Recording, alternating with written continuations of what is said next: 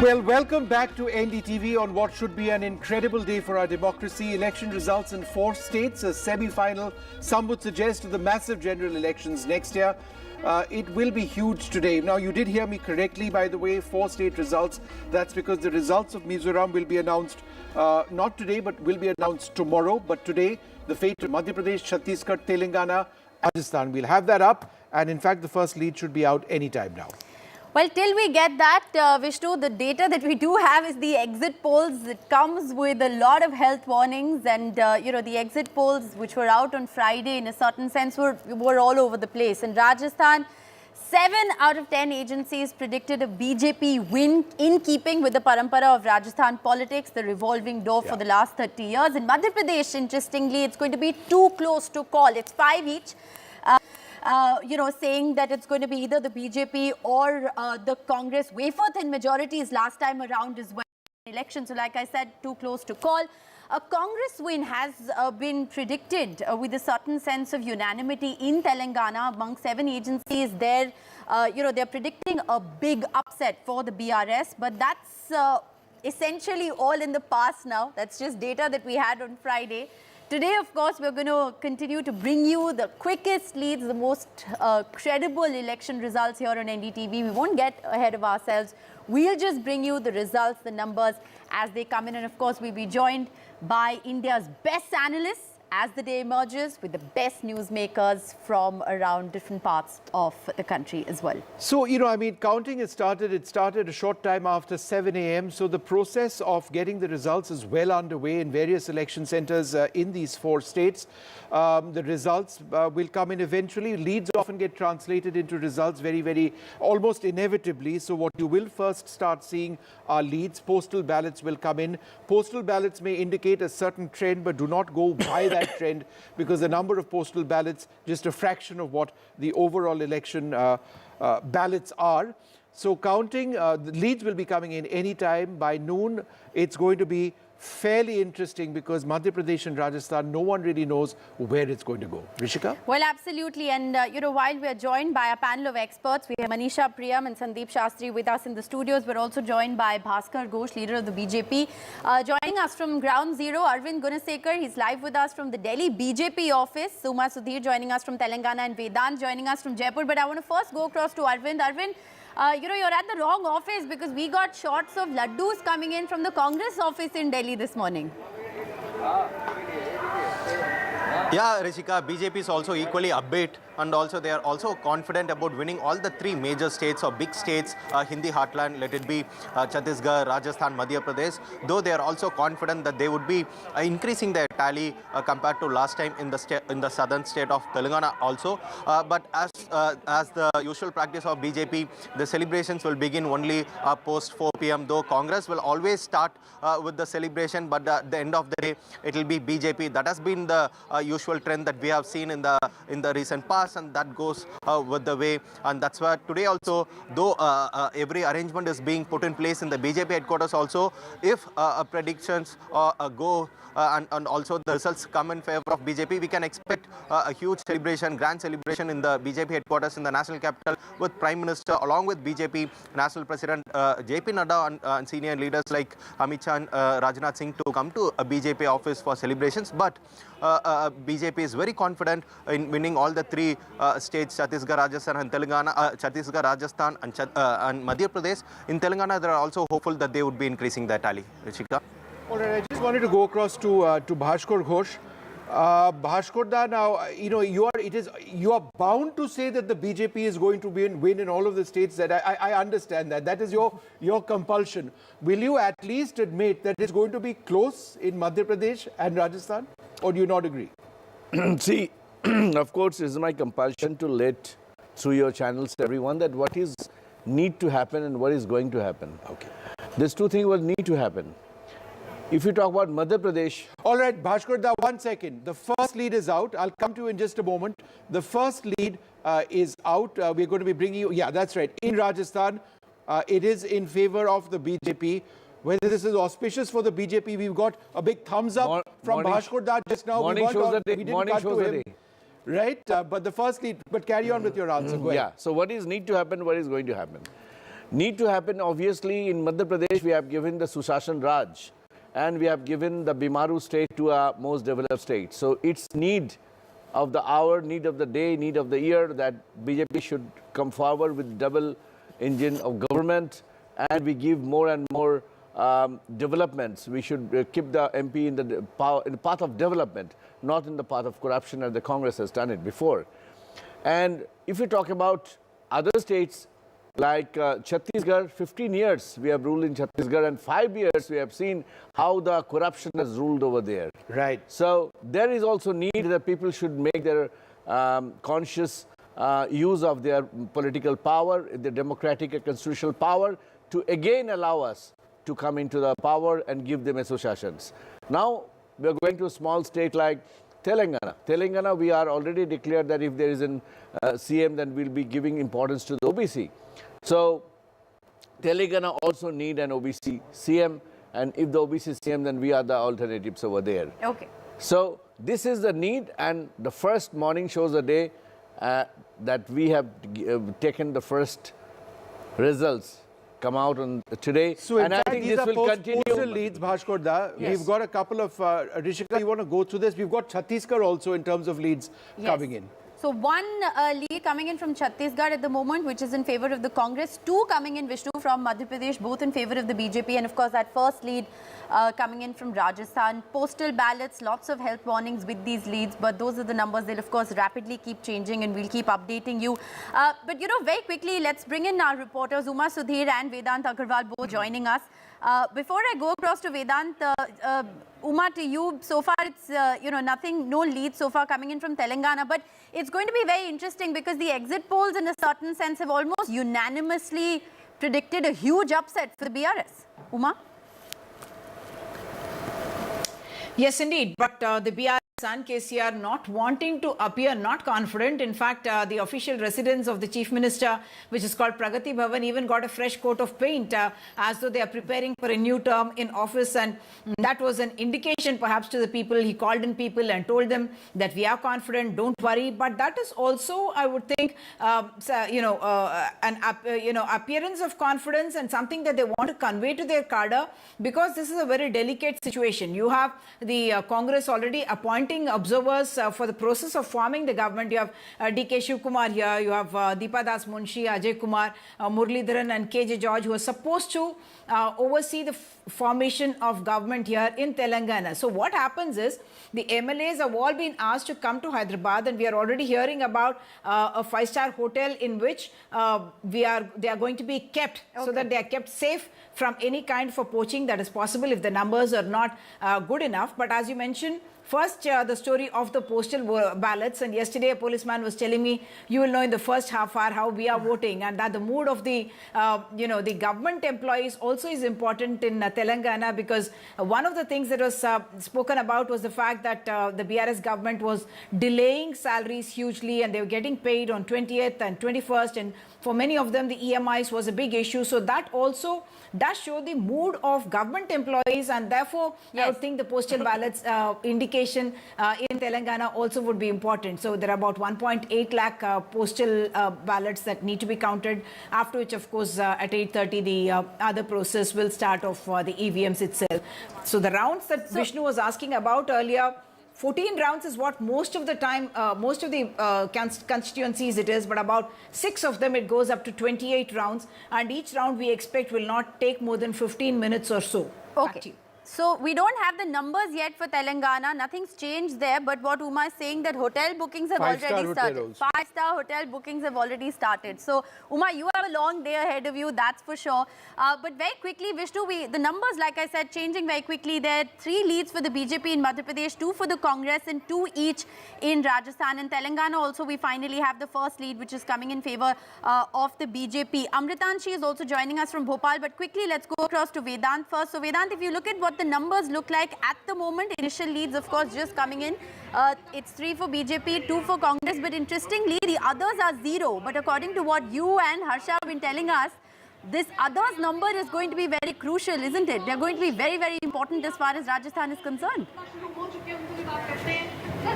Absolutely, Rishka. And before I come to that, let me quickly show you the mahal, as they say here in the BJP headquarters, where a big screen has been put up. It's all adorned with BJP flags, very different from how it was last night when I was here, when they had the Prabandhan meeting here. And it seems that the BJP is set to celebrate. So here, of course, supporters also coming in. It is still pretty early morning, but the BJP headquarters all set for celebrations. As you were talking about the others numbers, so I was mentioning the rebels, but apart from the rebels, the smaller players, including the RLP or the Azad Samaj Party or the BAP, these are parties that will also play a crucial role because remember, both the Congress or the BJP, none of them have actually formed a pre-poll alliance. Of course, the Congress has left one seat for the RLD, but these other players will of course play a crucial role as well. RLP, Hanuman Beniwal, Jat strongman, will be crucial when it comes to the caste equation. It's also, the Jat-SC combination is something that both parties will be eyeing for, because as we've been reporting, it could be a cliffhanger here in Rajasthan. So whether it's the RLP or the Azad Samaj Party, which has much of the, the backward castes, these parties will play a crucial role. Digvijay Singh is speaking. Let's quickly listen in. चार में लिप्त हैं, उनके खिलाफ तो कार्रवाई होना ही चाहिए। सर पोस्टर्स लगाए गए हैं शुभकामनाओं के कमलनाथ जी, पहले ही जीत से पहले ही पोस्टर लगा दिए गए हैं सर पूरे। लगाने वालों से पूछो सर 2018 में आप जो है पीसीसी में बैठे थे, आपने पूरी मॉनिटरिंग की थी, इस बार भी आप जी हाँ सर एक मिनट का ये आपने सर इनको मैंने क्या रुक जा यार, हट जाना इनका हो जाए। हमारे साथ खास तौर पर आज काउंटिंग के दिन दिग्विजय सिंह साहब है, क्या उम्मीद है आपका? Okay, so I'm unclear on what Digvijay Singh has said there, but I'm sure our experts here in the studio have a lot to say about his body language. But before we go into that, quickly, it's over to Vishnu. Vishnu, bring us up to speed with the leads. It's 8-12. What do we have? You know, Rishika, Digvijay Singh was fairly nonchalant, wasn't he, when asked about the posters of who they believe to be the next chief minister, Congress chief minister, already up over there. So he says, oh, so what? I mean, it's stating the obvious. Be that as it may, what we now bring you are leads. These leads usually translate into results. That will be a few hours later on. The fact that they are digital, though there are times when recounts take place, they are usually very accurate, our electronic voting machines. Remember, Madhya Pradesh, the majority mark is 116. It's 5-4 in Madhya Pradesh at the moment. The Congress down 2, the BJP up 3. The BSP down 1 at this stage. We'll update the BSP number at this stage. But it's the Congress down. Now, again, what we are looking at, possibly postal ballots. These are very early days. These might indicate some sort of trend, but these aren't firm trends. That would become much more actual by about 10 o'clock in the morning. So these are interesting developments. We've been waiting, and we're all very excited about this, which is why we're just going to reflect these numbers without making any assertions about where it's going. So the Rajasthan now, they're looking to get to a majority mark of 100. The BJP is up 1. The Congress is down 1.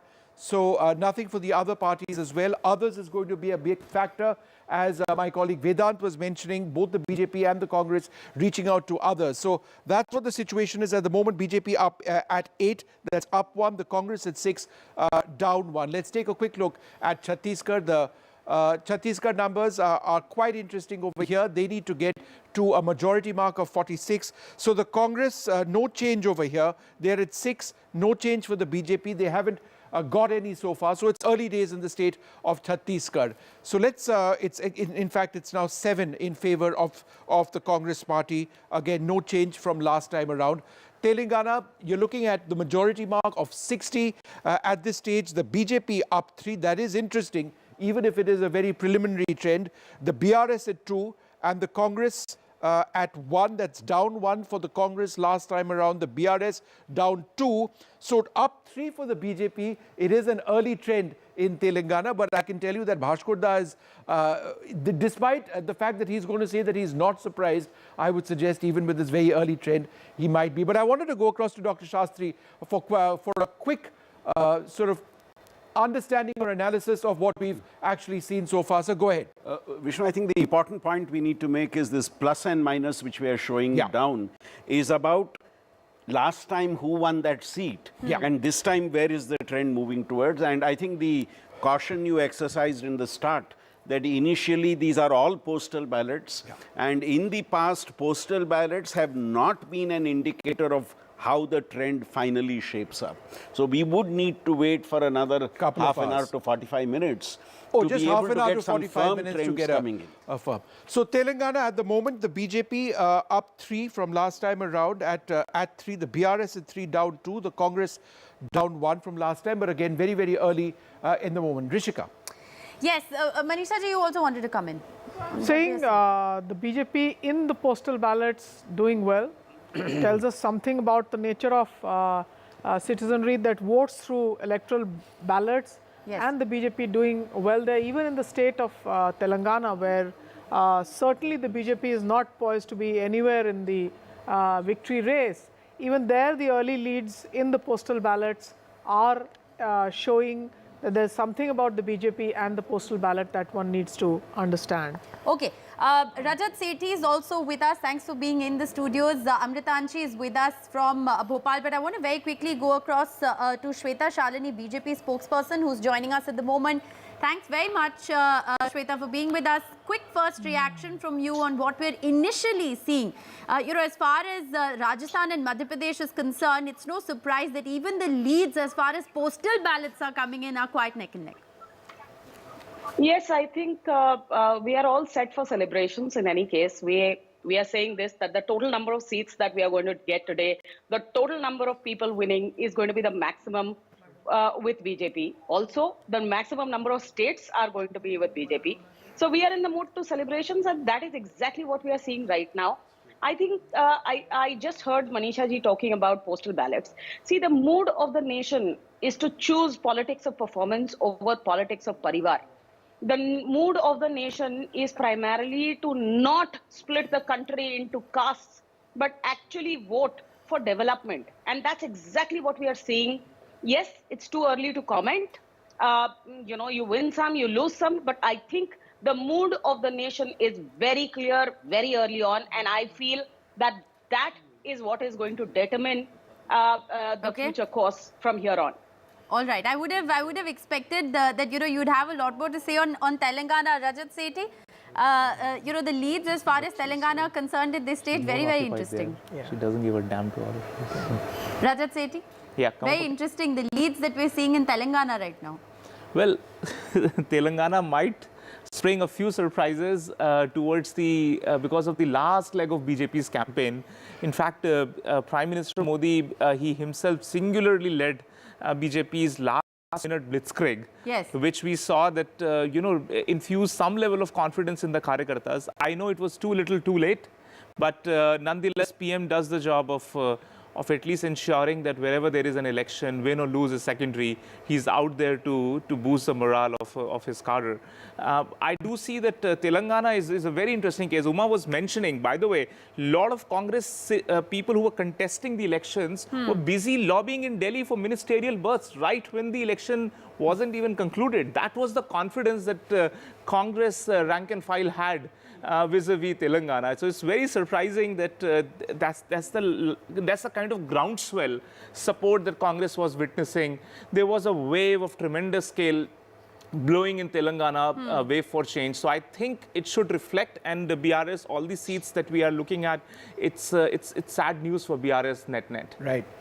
I can tell you that Rajat is a touch disappointed today because more than any of us, he tracks the Northeast very closely. He'd come all prepared to talk about Mizoram, but he's going to be back tomorrow to talk about that. In case you've just joined us, Sunday is an important day in Mizoram. Lots of people out in church. So the Election Commission said that no, not today, one day later for the Mizoram results. But I just wanted to go across to Manisha for a quick understanding of postal ballots. What constitutes a postal ballot, just for the benefit of our viewers?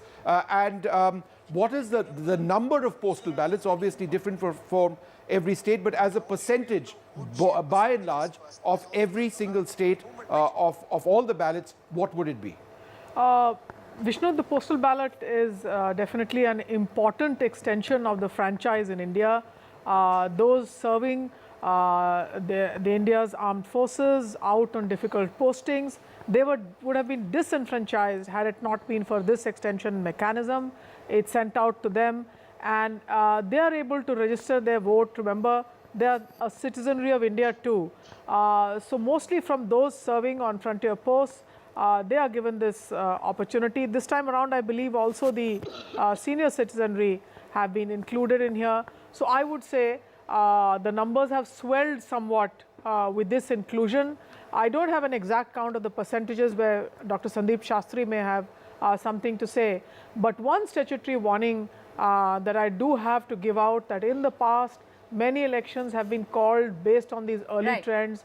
The electoral ballot, because of the fact that it's not a mixed type of voter population, and especially where rural votes are large in numbers, it just simply doesn't represent that. Sure. So nothing coming out of those Just half a second, Manisha. Just want to quickly go across to Sunil Prabhu, who's with the Congress leader, Pawan Khera. Sunil, across to you.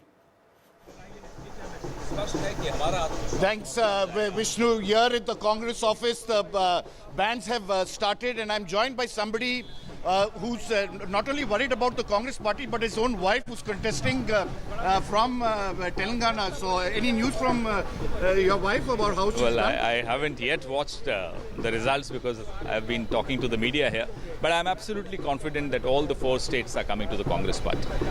So what does this election mean for the Congress party? Because, things haven't been really good for the Congress for many, many years. Do you think you all are in a fighting chance? Because going by whatever, poll predictions, by various surveys, where does the Congress stand? Well, things have been improving for the Congress party. You saw what happened in Karnataka and Himachal, so you can't say things haven't been good. But yes, things will only improve from hereafter. All these 4 states, I'm absolutely confident, are coming to the Congress party, especially because the kind of issues we've raised are the issues that affect the lives of common man and woman. The fact that, Mr. Kharge has worked overnight, doing video conferencing, speaking to various leaders across these states to, be on guard. You'll have sent observers. Do you fear that, some of your MLAs can be bought at this stage? Because, especially where you've seen in Telangana, the reach out by the BRS to some of the Congress. Well, we have to be cautious so that the mandate given to us by the people does not get compromised. That's our responsibility as a democratic party. But we are absolutely confident that these forces with loads of money won't succeed because the mandate will be with us. If this victory for the Congress does take place, do you give credit to Mr. Kharge or do you give it to Rahul Gandhi? Well, all of us, all of them, each one of our workers. Mr. Kharge has relentlessly worked in the last 1 year of his tenure as the party president. Mr. Rahul Gandhi walked 4,000 kilometers, for God's sake. Ms. Priyanka Gandhi has been campaigning and her campaigns are really drawing large crowds. So obviously the credit goes to all of them and each and every worker of the Congress party. And the greater reliance for Sunil Kulugul now, especially in Telangana, we've seen him calling the shots. Even in Karnataka he did very well. So of course he's one of our assets.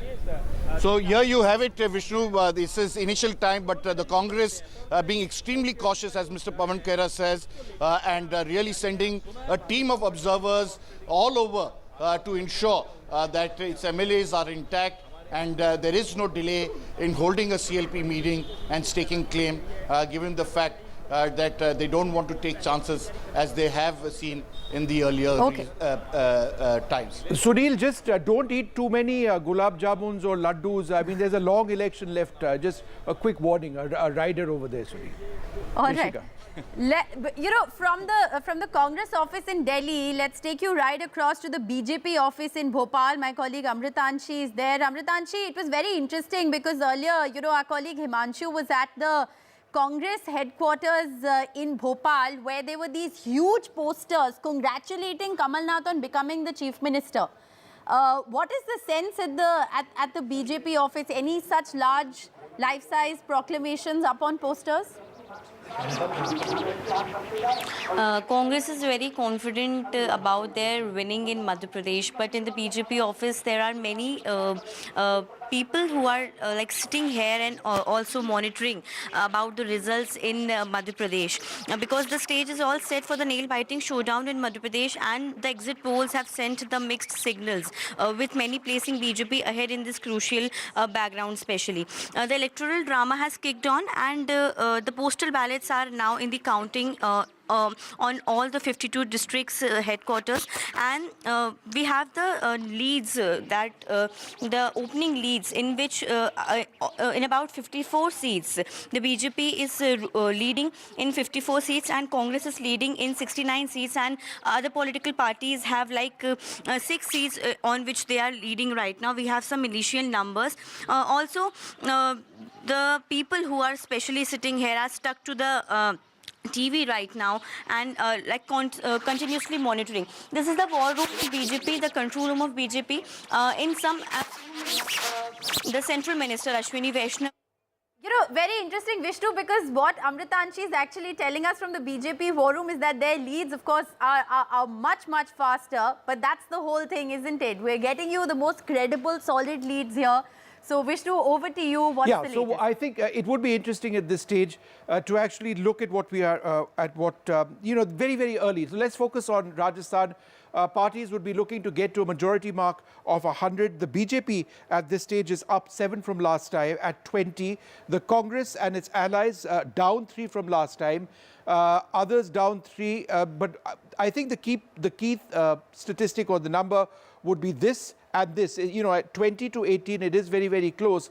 But I just wanted to go across to Dr. Shastri, who makes the point that these are likely postal ballots. And if so, they represent what percentage of the overall number? 0.4% of so not the even half a total percentage. Votes. If you look at the 2019 Lok Sabha elections, there were 23 lakh postal ballots, which is 0.4% of the total votes. So this is a small chunk, though, of course. I'm not undermining the importance of the postal ballot. But it doesn't give you any idea. It does represent a cross-section. Sure. But then it's a very small group. Not even half, not even 0.5%. I want to mention one thing. The composition of the electoral ballots are the special voters, service voters, then the electoral duty voters, and the electorals which are subject to preventive detention. That means the well composition is there. So if the trend is that maybe 0.4% as Dr. Shastri tells, but that shows the trend as a whole that the very balanced composition segment, people from all segments are representing it. Right. That could be, you can extrapolate it to the further let's see. I mean, the armed forces, the police forces are a very strong constituency for all political parties. Here also see the arrow's direction. BJP is always up and Congress is a down arrow, right? All right, let's just quickly move, Bhaskar, to the other states before I go back to Rishika. We've got the Congress spokesperson Lavanya Balal also joining us in a moment, but let's just go through the other states as well beyond Rajasthan. So let's take a look quickly at Chhattisgarh, and at this stage, this is interesting. The BJP up 12, the Congress down 11, again early days. They're looking to hit 46. Let's take a look at Telangana or Madhya Pradesh. What do we have up next? We'll have the next graphic up as well. This is Madhya Pradesh. The BJP up 8, the Congress down 7. Again, postal ballots, need to keep saying that. Very, very early days indeed. And finally, Telangana. And Telangana is interesting because it does seem to reflect what we've been saying all along, that it's the Congress which is doing well, the BRS is doing badly.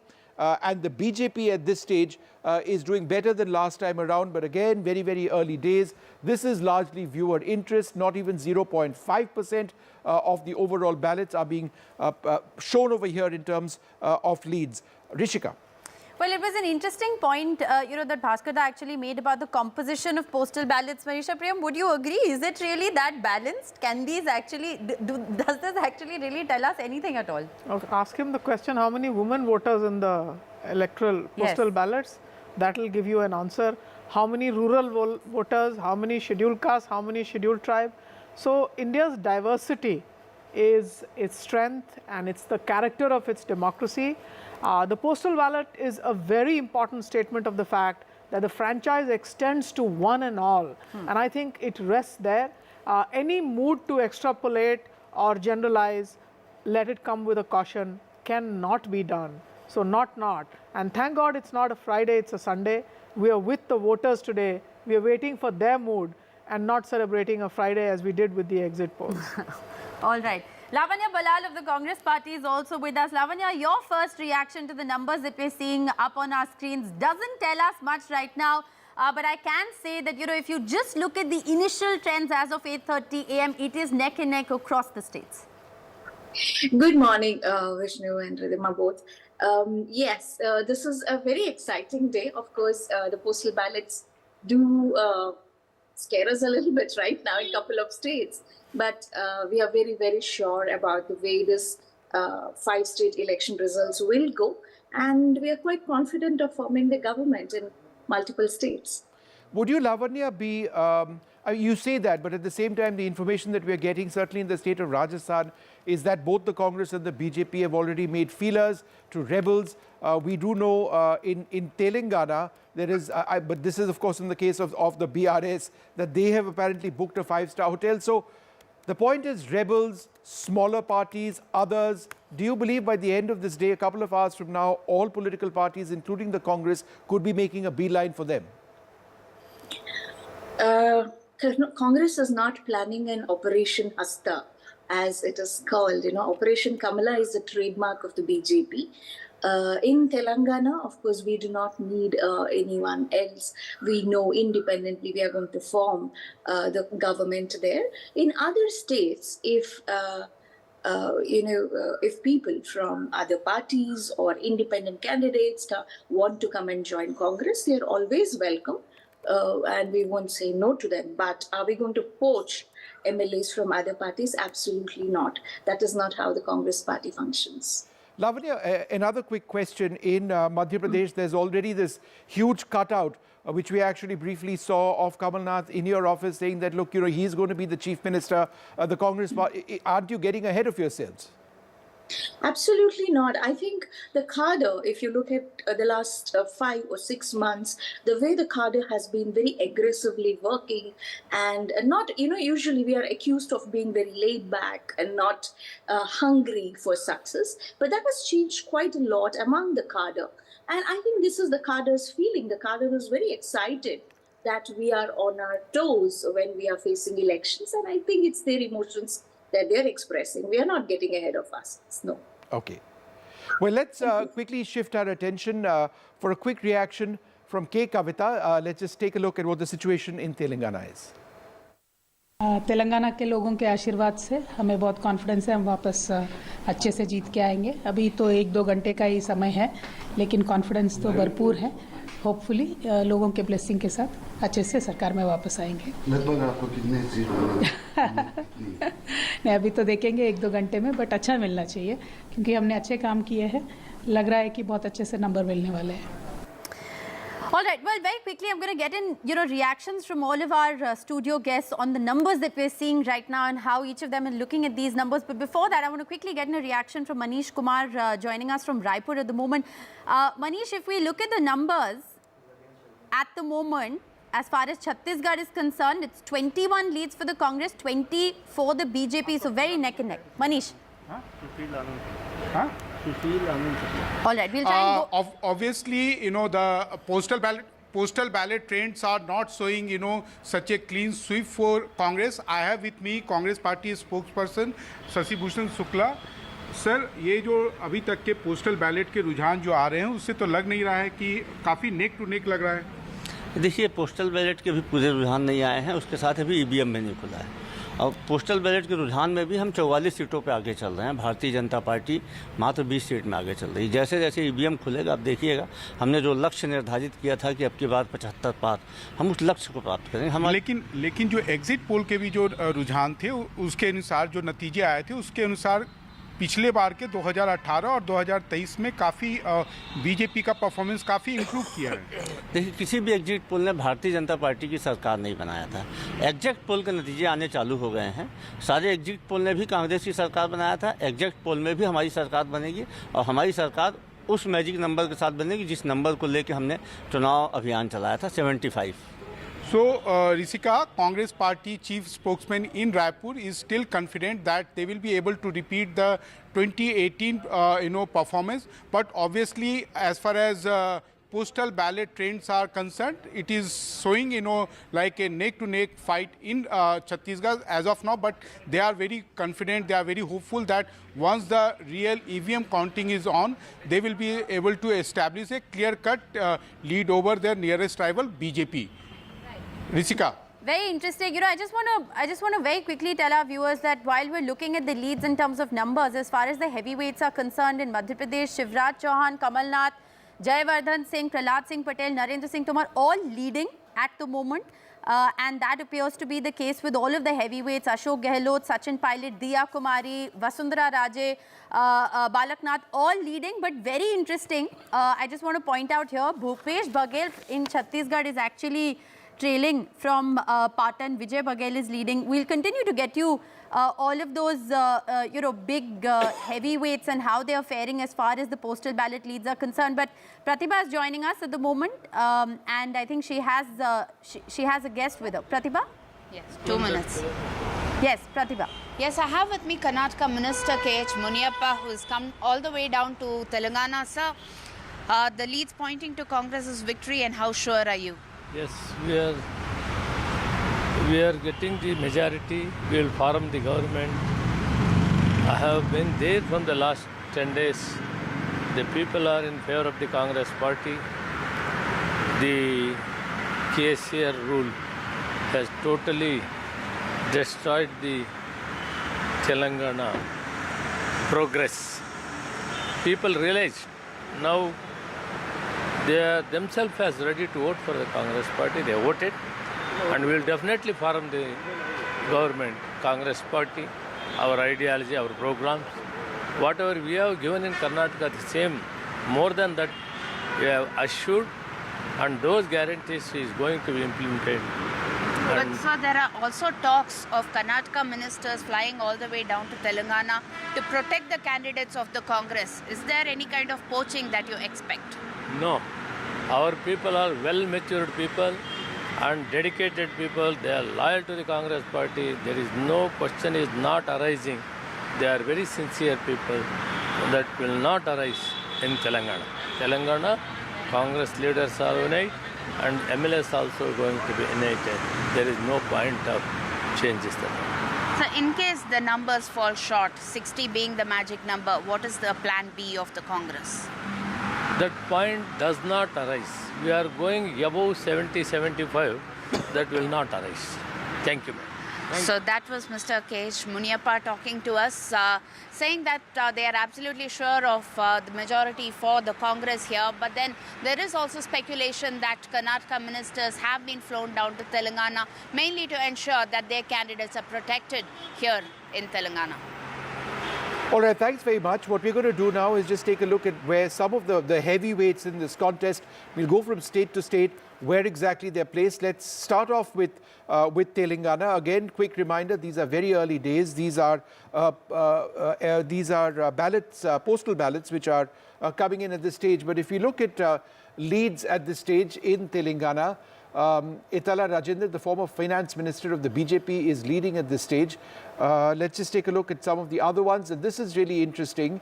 K. Chandrasekhar Rao, the sitting chief minister, presently trailing at a time when the BRS is expected to lose quite a significant number of seats. Akbaruddin Owaisi, the younger brother of Asaduddin Owaisi, the MIM, an important factor in the elections in Telangana, is leading at this stage from Chandragutta, and Raja Singh, a sitting MLA of the BJP, is leading from Gosha Mahal at this stage. Harish Rao, the nephew of K. Chandrasekhar Rao, also a cabinet minister, the important Sindipet is where he's running from and is leading over there. And KTR is leading. So KCR trailing KTR, the son of K. Chandrasekhar Rao, is leading from Sirsila. Again, this could quickly turn around in the case of all of the leaders. So KCR trailing at this stage may not mean very much. An important key leader of the Congress, the state Congress president Revant Reddy, leading from Kodangal.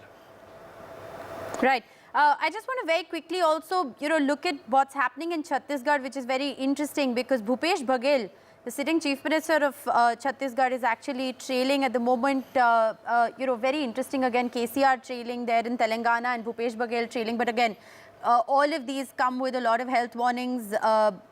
Raman Singh, former Chief Minister, yes, leading. He is, I mean, no one's projected faces as far as BJP is concerned, but is the former Chief Minister. T.S. Deo is also leading at the moment, the Deputy Chief Minister, sitting Deputy Chief Minister. Also, many people have asked whether he's in running for Bhupesh Baghel's job this time around. Amit Jogi is trailing, very interesting. It's going to be very interesting to see how this actually, plays out in Chhattisgarh. As far as, and again, we have one more lead that's coming in. Charan Das Mahant is also leading from the Congress. As far as Madhya Pradesh is concerned, no surprises, Vishnu. All of the, the political heavyweights seem to be in comfortable positions. Yeah, let's just quickly go through these. Narendra Singh Tomar, the Union Minister of Agriculture and Farmers Welfare, a heavyweight certainly of the BJP, is leading right now.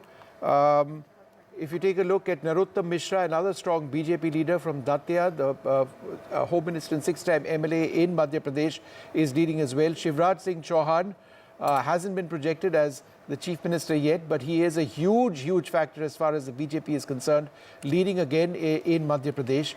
Kamal Nath is leading. So there are no surprises so far in the state of Madhya Pradesh at this stage. We can turn our attention to Kailash Vijaywargiya, the last the BJP General Secretary, also in the lead right now.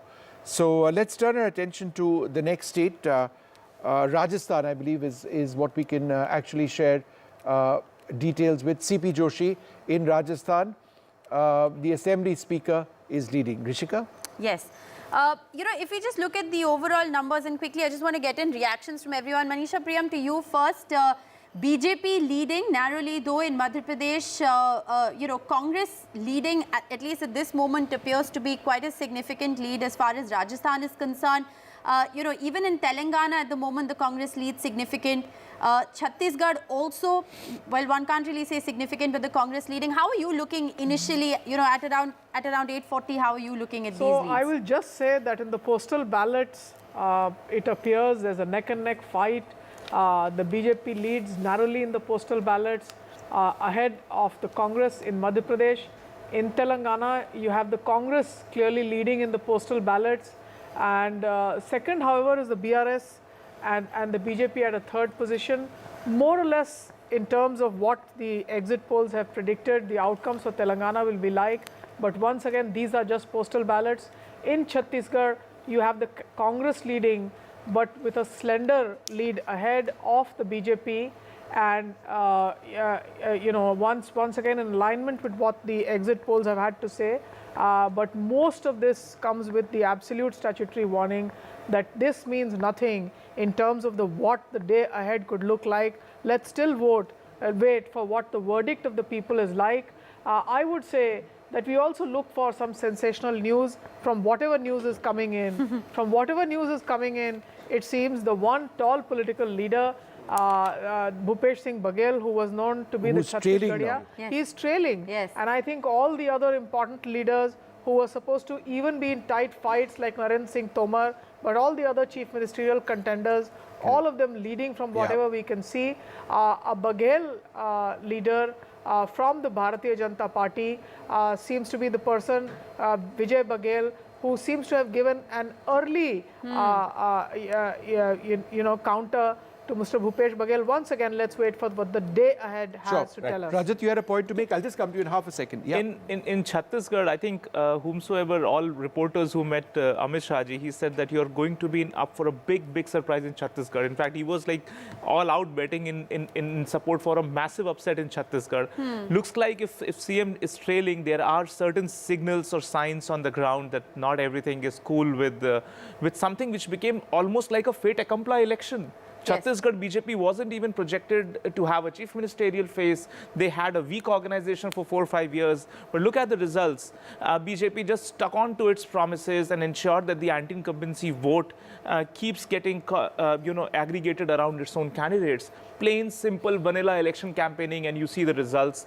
Chhattisgarh BJP is doing significantly better than what anybody would have imagined. In fact, with the others in the BSP not being factors earlier on, if this in a couple of hours from now is a trend which continues, then it's quite clear that the gains of the BJP are coming at the loss of the Congress party. I think Dr. Shastri, adding our standard caveat that it is still postal ballots, Yes. I think 3 trends are visible.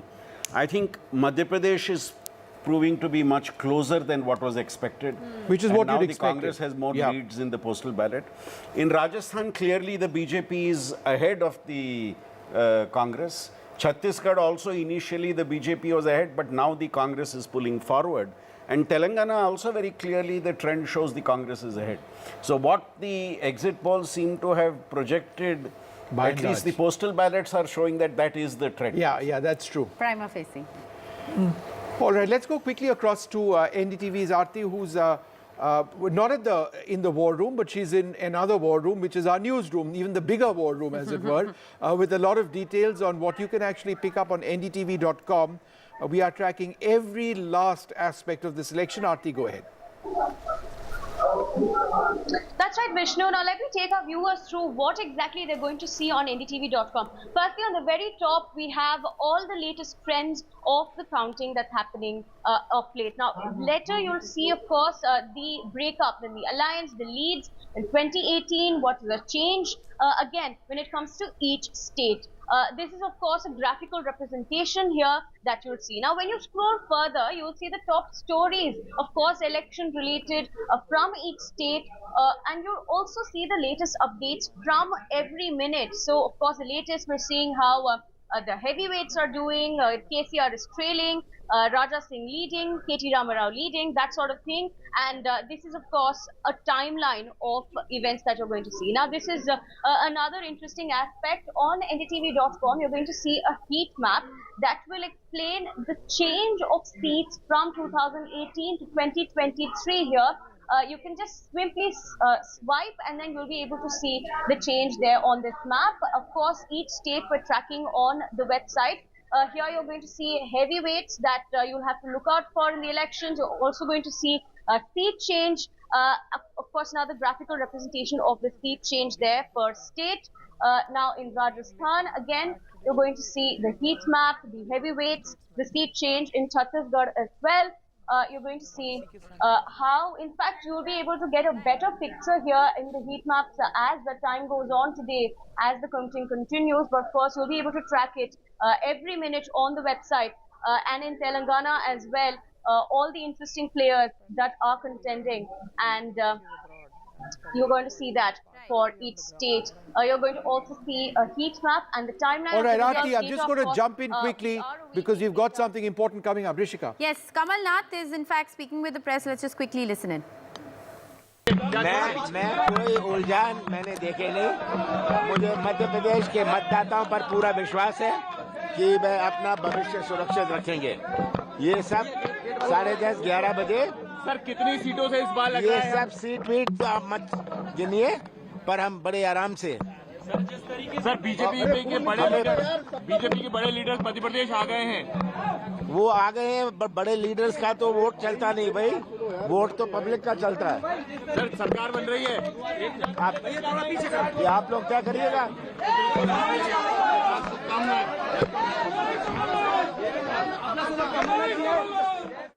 Can't help but notice at this point, you know, the difference in body language as far as Kamal Nath and Digvijay Singh is concerned.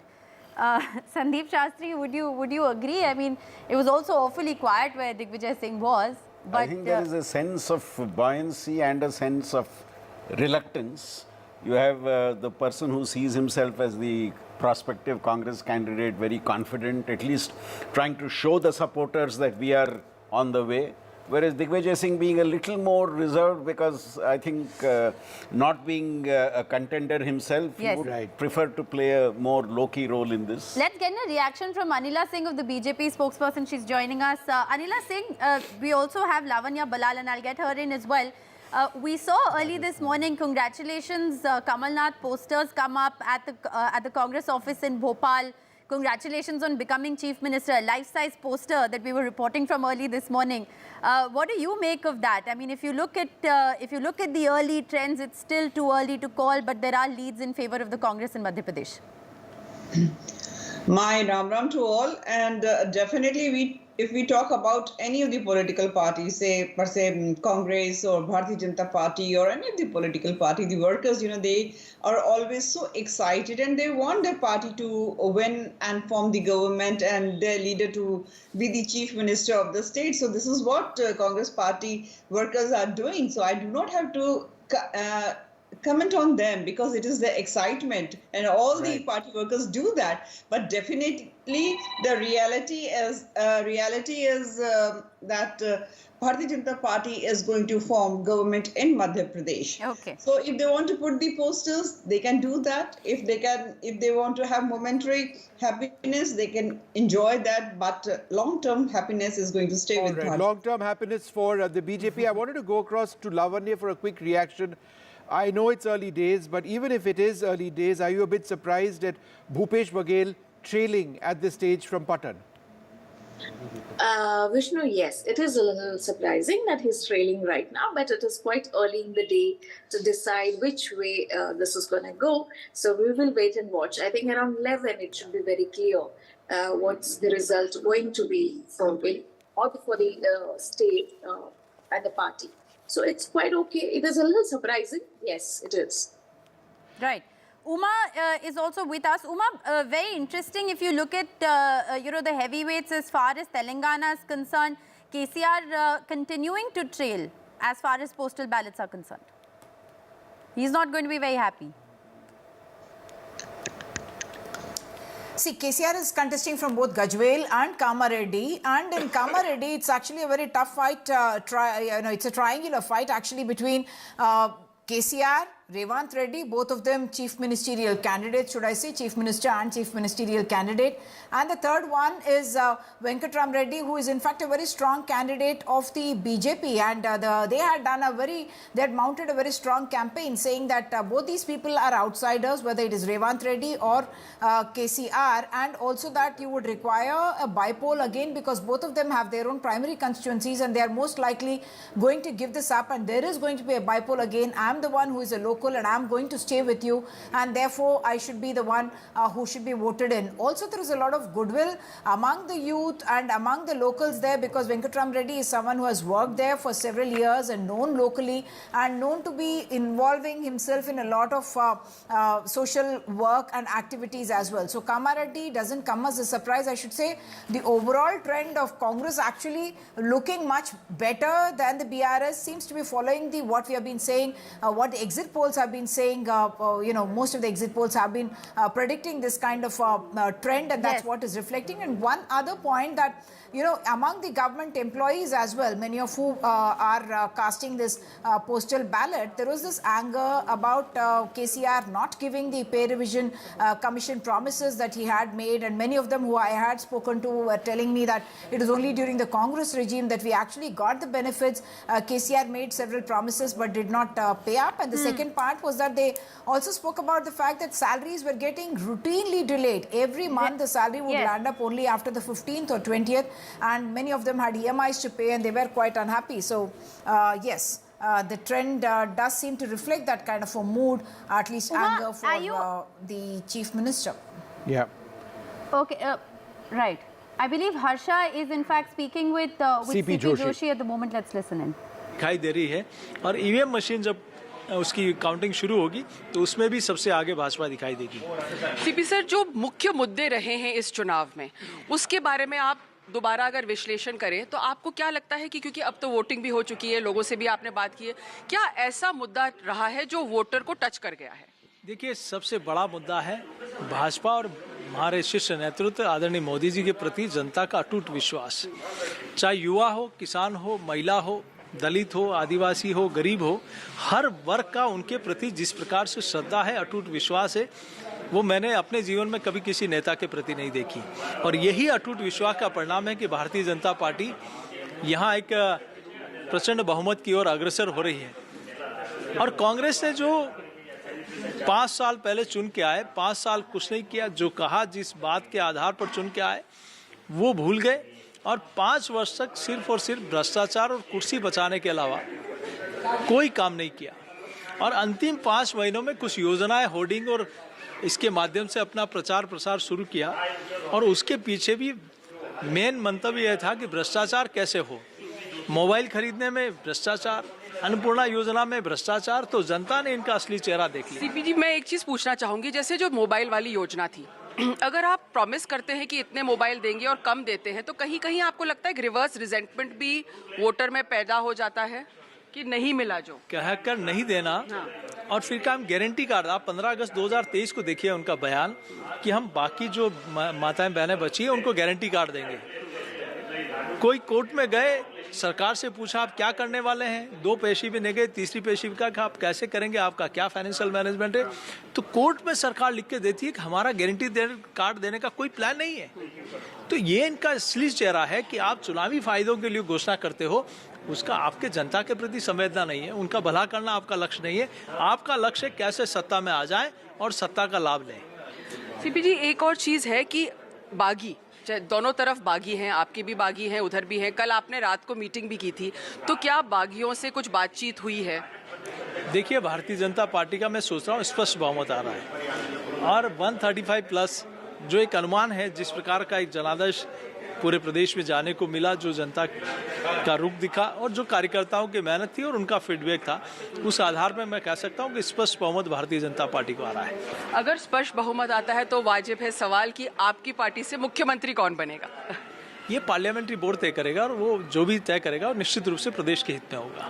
क्या आप भी हैं, क्योंकि आपने actually campaign को आप लोग ने बहुत अच्छी तरीके से, एक तरह से पिरो के रखा था, बहुत अच्छे से बुना है कैंपेन। देखिए, हमने हमेशा हमारे शीर्ष नेतृत्व जो हमारे वरिष्ठ नेता थे प्रदेश के, उन सब का मार्गदर्शन लेते हुए, उनके मार्गदर्शन में सभी कार्यकर्ताओं ने, पदाधिकारियों ने, जनप्रतिनिधियों ने एक टीम राजस्थान के रूप में काम किया। हमने कभी अपने आप को पीछे रखकर सारी हमारी लीडरशिप को आगे रख के काम किया और जो मेहनत की हमारे पार्टी के नेताओं ने, कार्यकर्ताओं ने, जनप्रतिनिधियों ने, वो कल्पना से परे है। आज सुबह में 4:30 बजे लोगों को, हमारी मॉनिटरिंग टीम और लीगल सेल को फ़ोन करना शुरू किया तो मुझे आश्चर्य हुआ कि सब लोग आगे अपनी नीचे की टीम को फ़ोन कर रहे थे।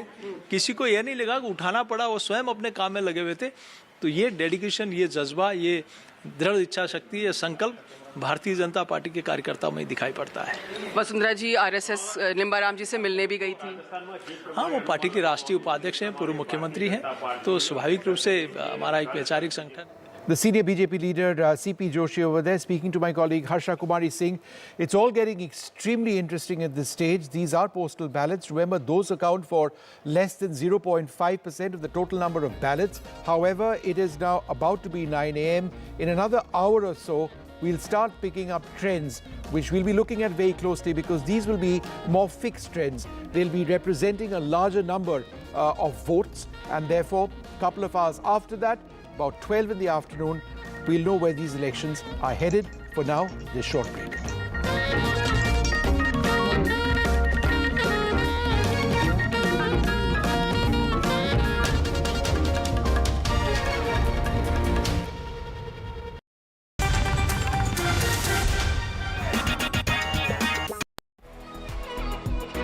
This World AIDS Day, join the fight against HIV.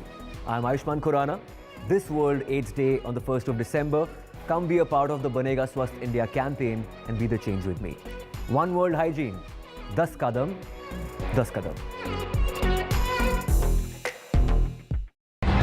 It's the semi-final before the big 2024 final. The high-stakes battles in the 5 states. Can Gehlot stop the Rajasthan revolving door this time, or will the Modi magic trump Gehlot का जादू। Is this the toughest political battle for Shivraj Singh Chauhan in 2 decades in MP? Will Kamal Nath turn the electoral tables this time decisively? This time, the BRS is facing a tough fight from the Congress, and the BJP's high-pitched campaign is making this a triangular contest in India's youngest state. Baghel banks on welfare scheme to retain Raipur for Congress, which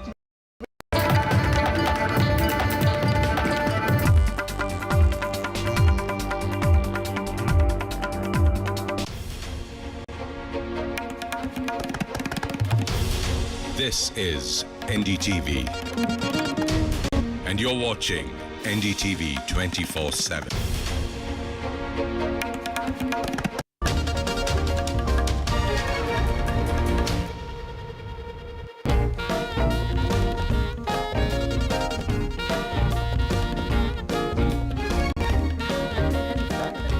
Well, good morning, everybody. Thanks for being with us. It's going to be absolutely fascinating going forward. It already is fascinating.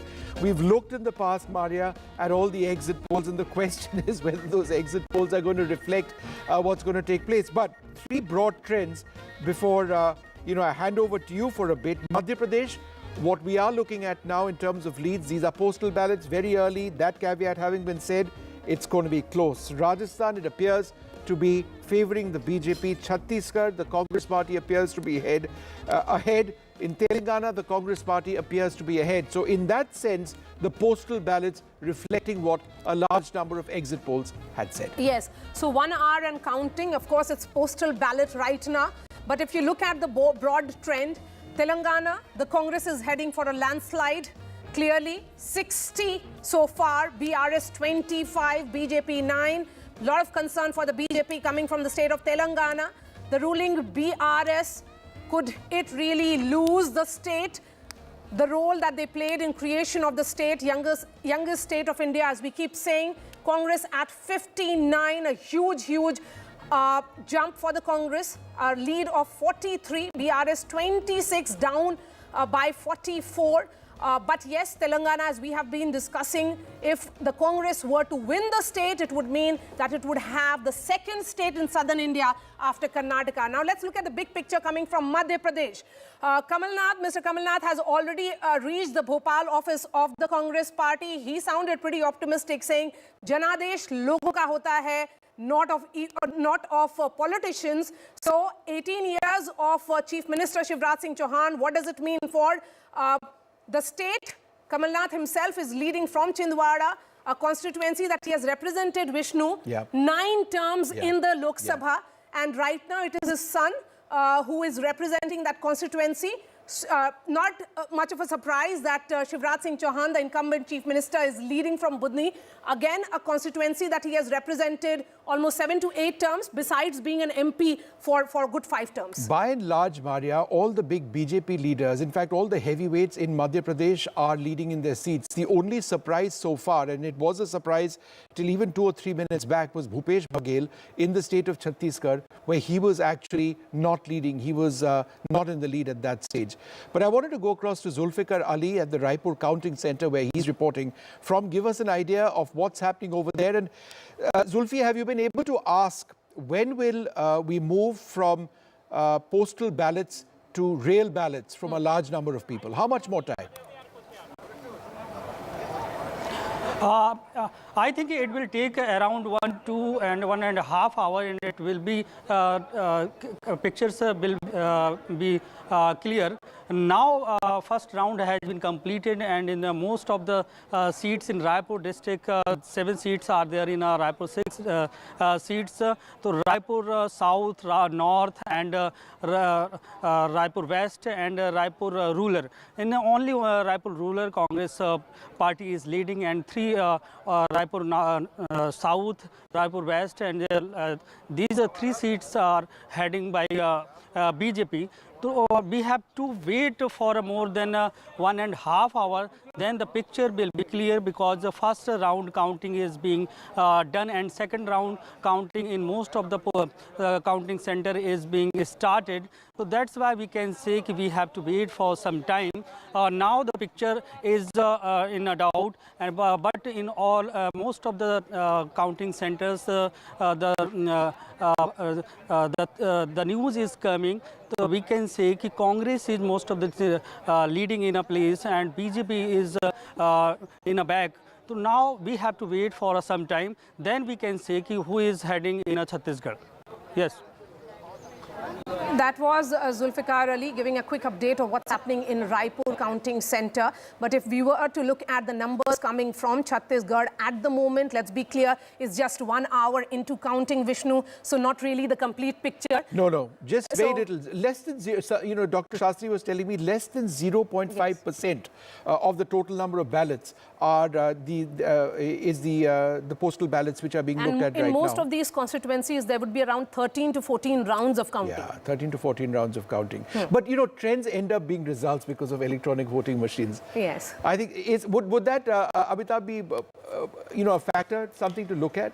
Postal ballots, you're saying? No, two questions. Firstly, postal ballots are just a tiny proportion. What proportion are they? And number two, when do trends get translated into results? Because these are electronic voting machines, errors are minimal, right? Yeah. So see, in Rajasthan, 4.66 lakh votes this time are postal ballot votes.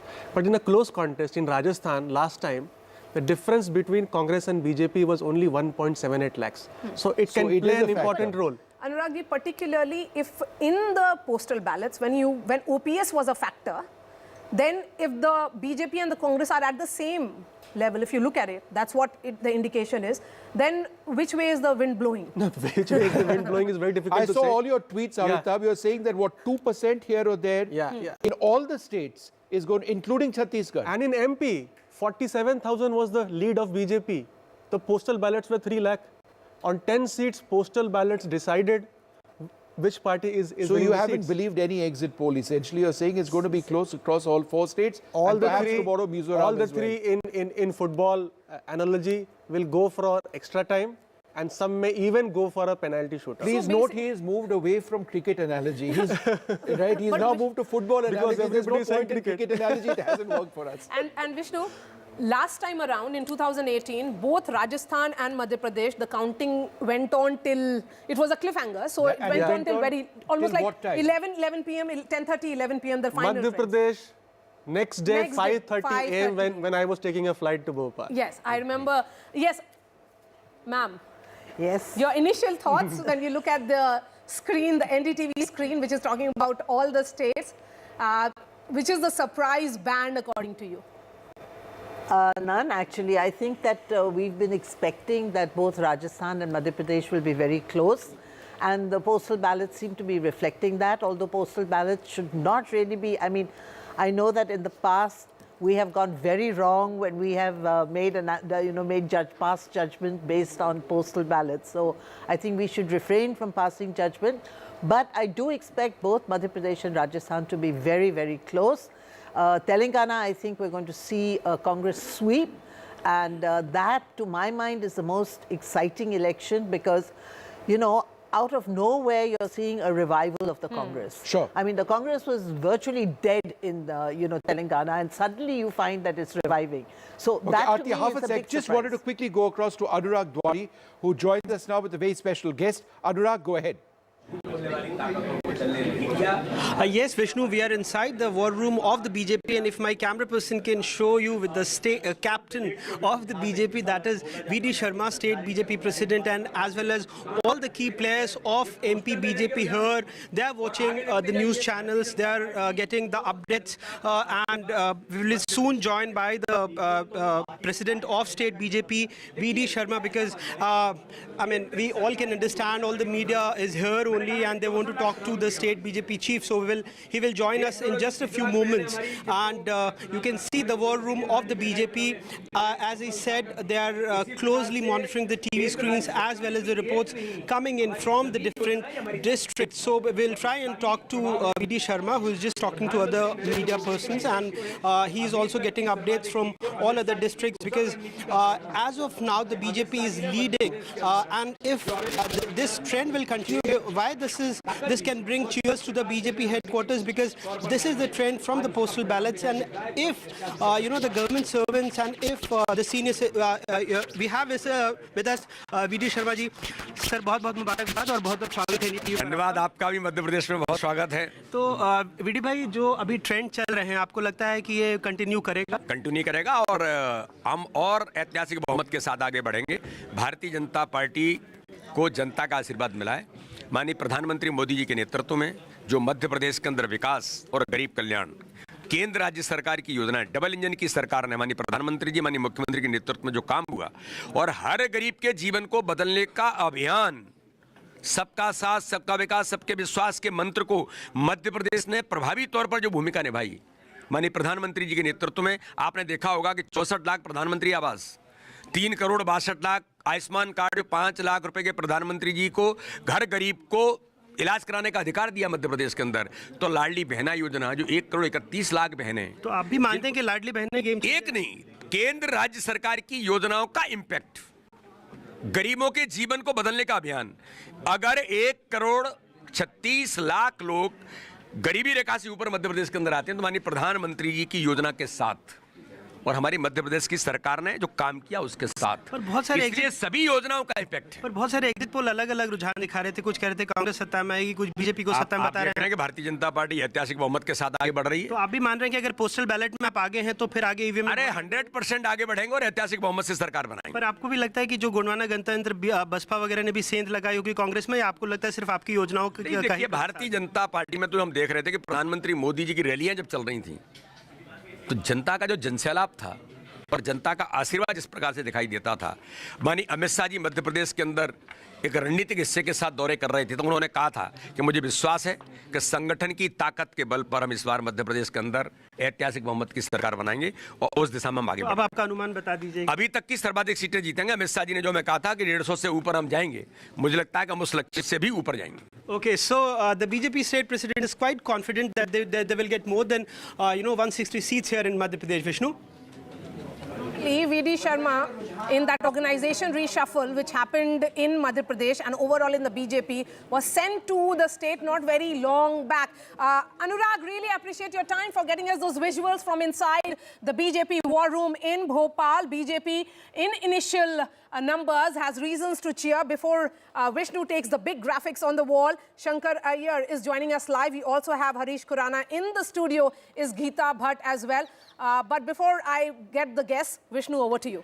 All right, thanks, Maria. Thanks very much. Let's just take a look on our big screen on some of the key developments over here. Once again, Ryder, that what you are going to see just represents a fraction of the counting of the ballots, as it were.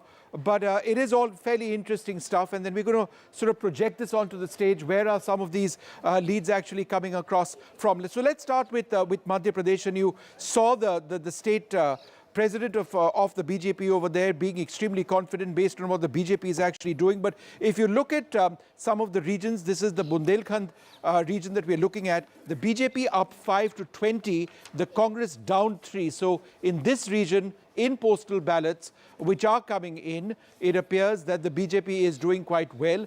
Let's take a look at the Chambal region next in Madhya Pradesh. That's to the north of Madhya Pradesh. The BJP again doing well, and it's coming at the expense of the Congress. Perhaps we haven't got the others with us, but it is essentially these two parties. The Congress down 6 at this stage. Mahakoshal, if we take a look at the Mahakoshal region to the southeast of Madhya Pradesh, again, it's the BJP which is doing well. The Congress would be worried by this. They may actually say that, look, these are postal ballots and they don't really have any bearing, and that argument may well prove to be correct. But as far as the BJP is concerned, this is going to actually translate into something substantial, because they say, why are you discounting postal ballots? They do reflect a mood or a sense of what is happening in the state. So we've got leads now in 66 of 88 seats in Madhya Pradesh. Let's take a look at the Malwa region. This is the huge region in the west of Madhya Pradesh. It is going to, in terms of the number of seats, the largest number of seats, it is going to have a definitive say as far as these elections are concerned. The BJP and the Congress. Now, this is interesting. Again, don't want to get ahead of ourselves. The Congress ahead of where it was last time. The BJP down 1. So even Stevens over here, common belief would have been that it is in this region where the Congress would need to do extremely well to overcome the BJP, or either party for that matter would need to do well. It's equal over there, not so elsewhere. The Western Madhya Pradesh, the only region, the Malwa region, where it's equal. Everywhere else, as we see in these numbers, by and large, the BJP ahead, not so much here. I should correct myself. In this particular area, Vindhya Pradesh, the Congress ahead of the BJP. All right, we're going to turn our attention now to Rajasthan, 56 of 64, Eastern Rajasthan. Many believe that Eastern Rajasthan and what finally happens here will have a decisive outcome as far as the elections in Rajasthan are concerned. It is relatively close, but the BJP has gained substantially in this area, up 90 in postal ballots at this stage. Let's just go through some of the other areas over here. Leads are now in for 41 of 48 seats at this particular juncture in the Marwar region, where the BJP is up 8, the Congress down 6. The gap over here is substantial between the two. And the others down 2. Others are important. An hour back, we were bringing you news about how both the Congress and the BJP were reaching out to potential rebels or rebels. We also told you in the context of Telangana, our colleague Uma Sudhir, saying that the BRS has actually booked out a 5-star hotel. So we'll come to that in a while. A look now at the north of Rajasthan, 39 seats here, 35 of 39 is where the leads are coming in from. No change for the Congress party over here. The BJP up 2. So let's just turn our attention after this. Let's just go straight across now to NDTV's Harsha Kumari Singh, who joins us now. Harsha, as far as postal ballots, Harsha, are concerned, it really depends on who you ask. So for the BJP, which is doing well in many of the areas in Madhya Pradesh and in Rajasthan, they'll say, no, postal ballots are it. It reflects a mood. The Congress would argue that, no, that's not the case. Very early days. Where you're standing right now, what are you sensing?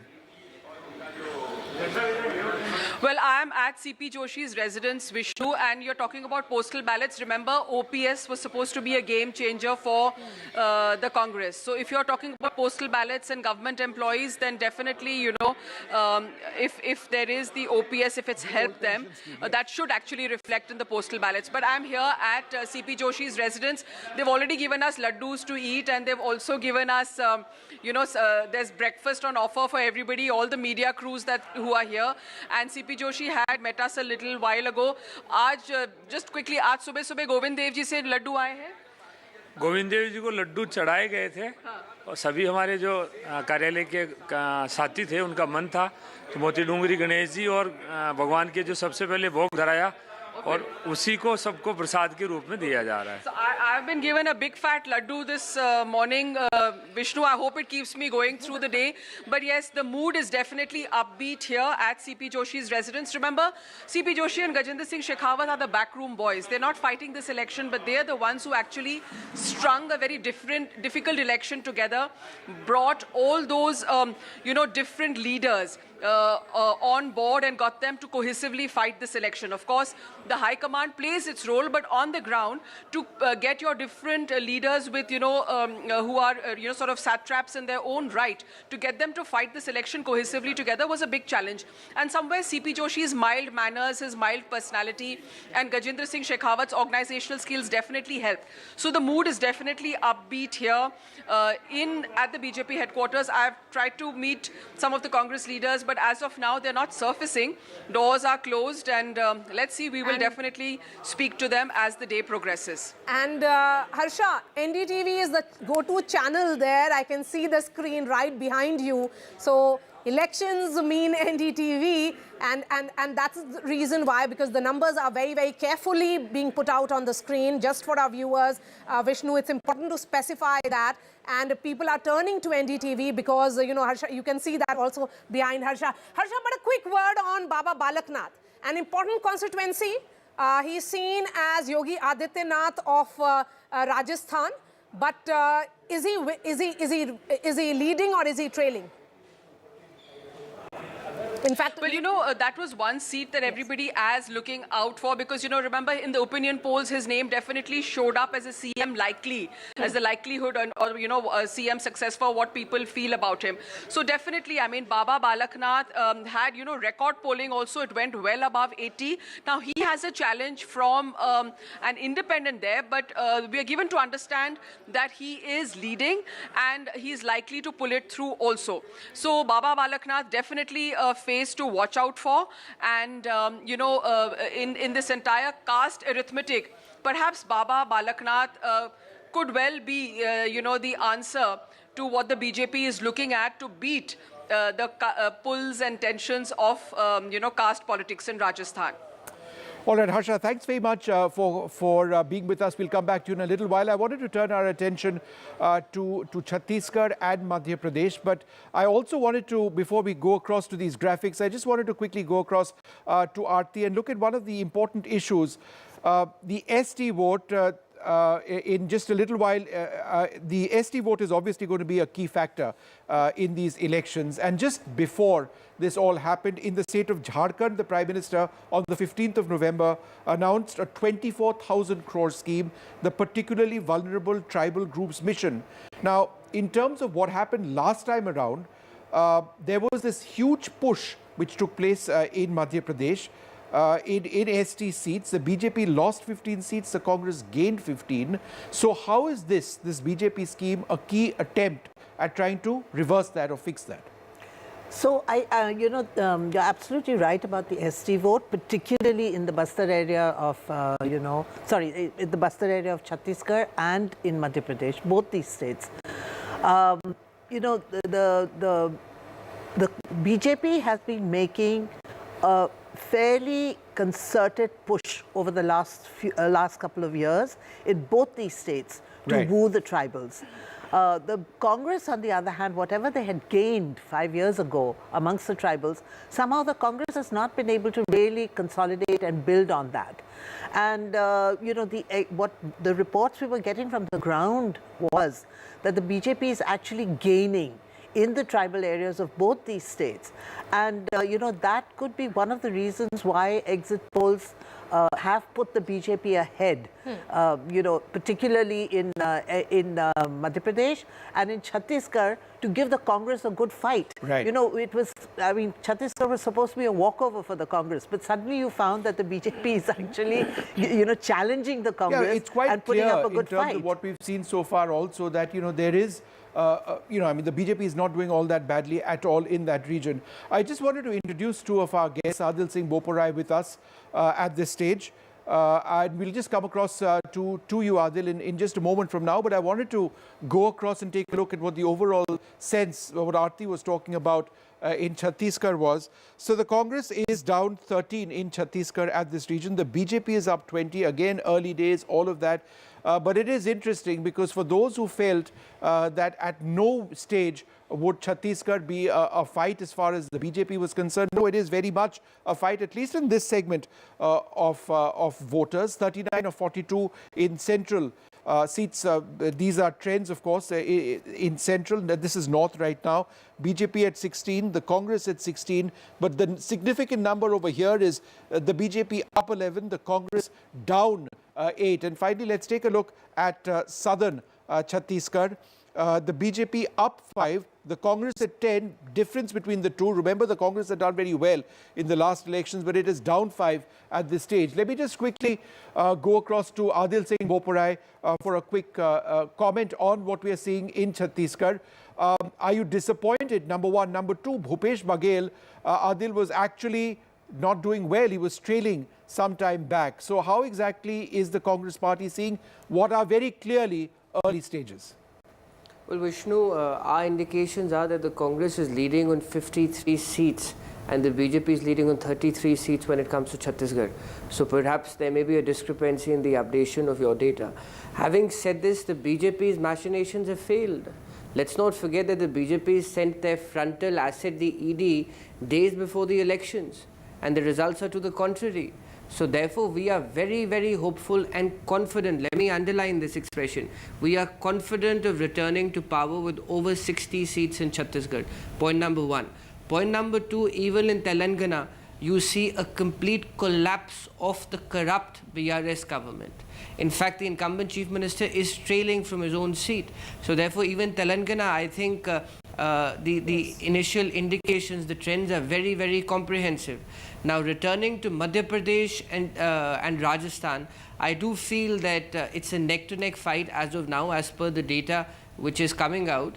But we'll get a clearer picture by about 11:30 because it's literally it's the same number of leads in both these states for each of the parties. Harish Khurana of the BJP, thanks for your patience, Harish. My question certainly would be on the numbers that are coming from Madhya Pradesh, really, really promising for the BJP, but also even Rajasthan looks pretty good in terms of the two cow belt or Hindi belt areas, if these numbers actually hold and they stabilize. See, if you see the numbers, we are pretty confident about Chhattisgarh also. If you see it's 1 hour time, you will see a reversal in Chhattisgarh also, and we believe the mood of BJP Karyakartas are upbeat, and we are pretty confident that we are going to win all 3 states. Apart from Telangana, we will be doing very well, and you will see in Rajasthan, Madhya Pradesh and in Chhattisgarh, BJP is going to form the government, which indicates Madhya Pradesh and Rajasthan in your data, in your things. BJP and in Rajasthan and Madhya Pradesh are coming in, but yes, as far as BJP is concerned, we are confident about Chhattisgarh also. In Madhya Pradesh in particular, it's a gap of 26 seats between the Congress and the BJP. So it's certainly not that swing of just, vote share gap of just 1 to 2%. It could be bigger than that. See, if you see in Madhya Pradesh, everybody was saying that BJP is coming into power, and we also believe that because we have done a lot of work. And believe me, Madhya Pradesh will be a new Gujarat now, that the Congress will not be able to make inroads in Madhya Pradesh. That is, we are pretty sure about that. Trust me, Madhya Pradesh will be a new Gujarat. Okay, Badri Narayan, please take that question. A gap of now 24 seats between the two sides. Yeah, I think, Maria, this gap which we are seeing now maybe become lesser or maybe become closer also. It is very clear that that BJP is leading, but it is still, I think we should wait for the EVS counting, and if this happen, if this kind of result comes, and BJP makes the government in Rajasthan and Madhya Pradesh, it means they have still very strong influence in Hindi mind of the Hindi party. Hindi is not right word, Hindi party. Because the largest state among these 5, largest population contains by these 2 states. On the other hand, Congress is going to take Chhattisgarh and the Telangana, which may be the symbolic representation of the South, and also a small part of the Hindi heartland. So I think it's still the same narrative that BJP is still influential in the Hindi party, and that may change the map of the elections in the.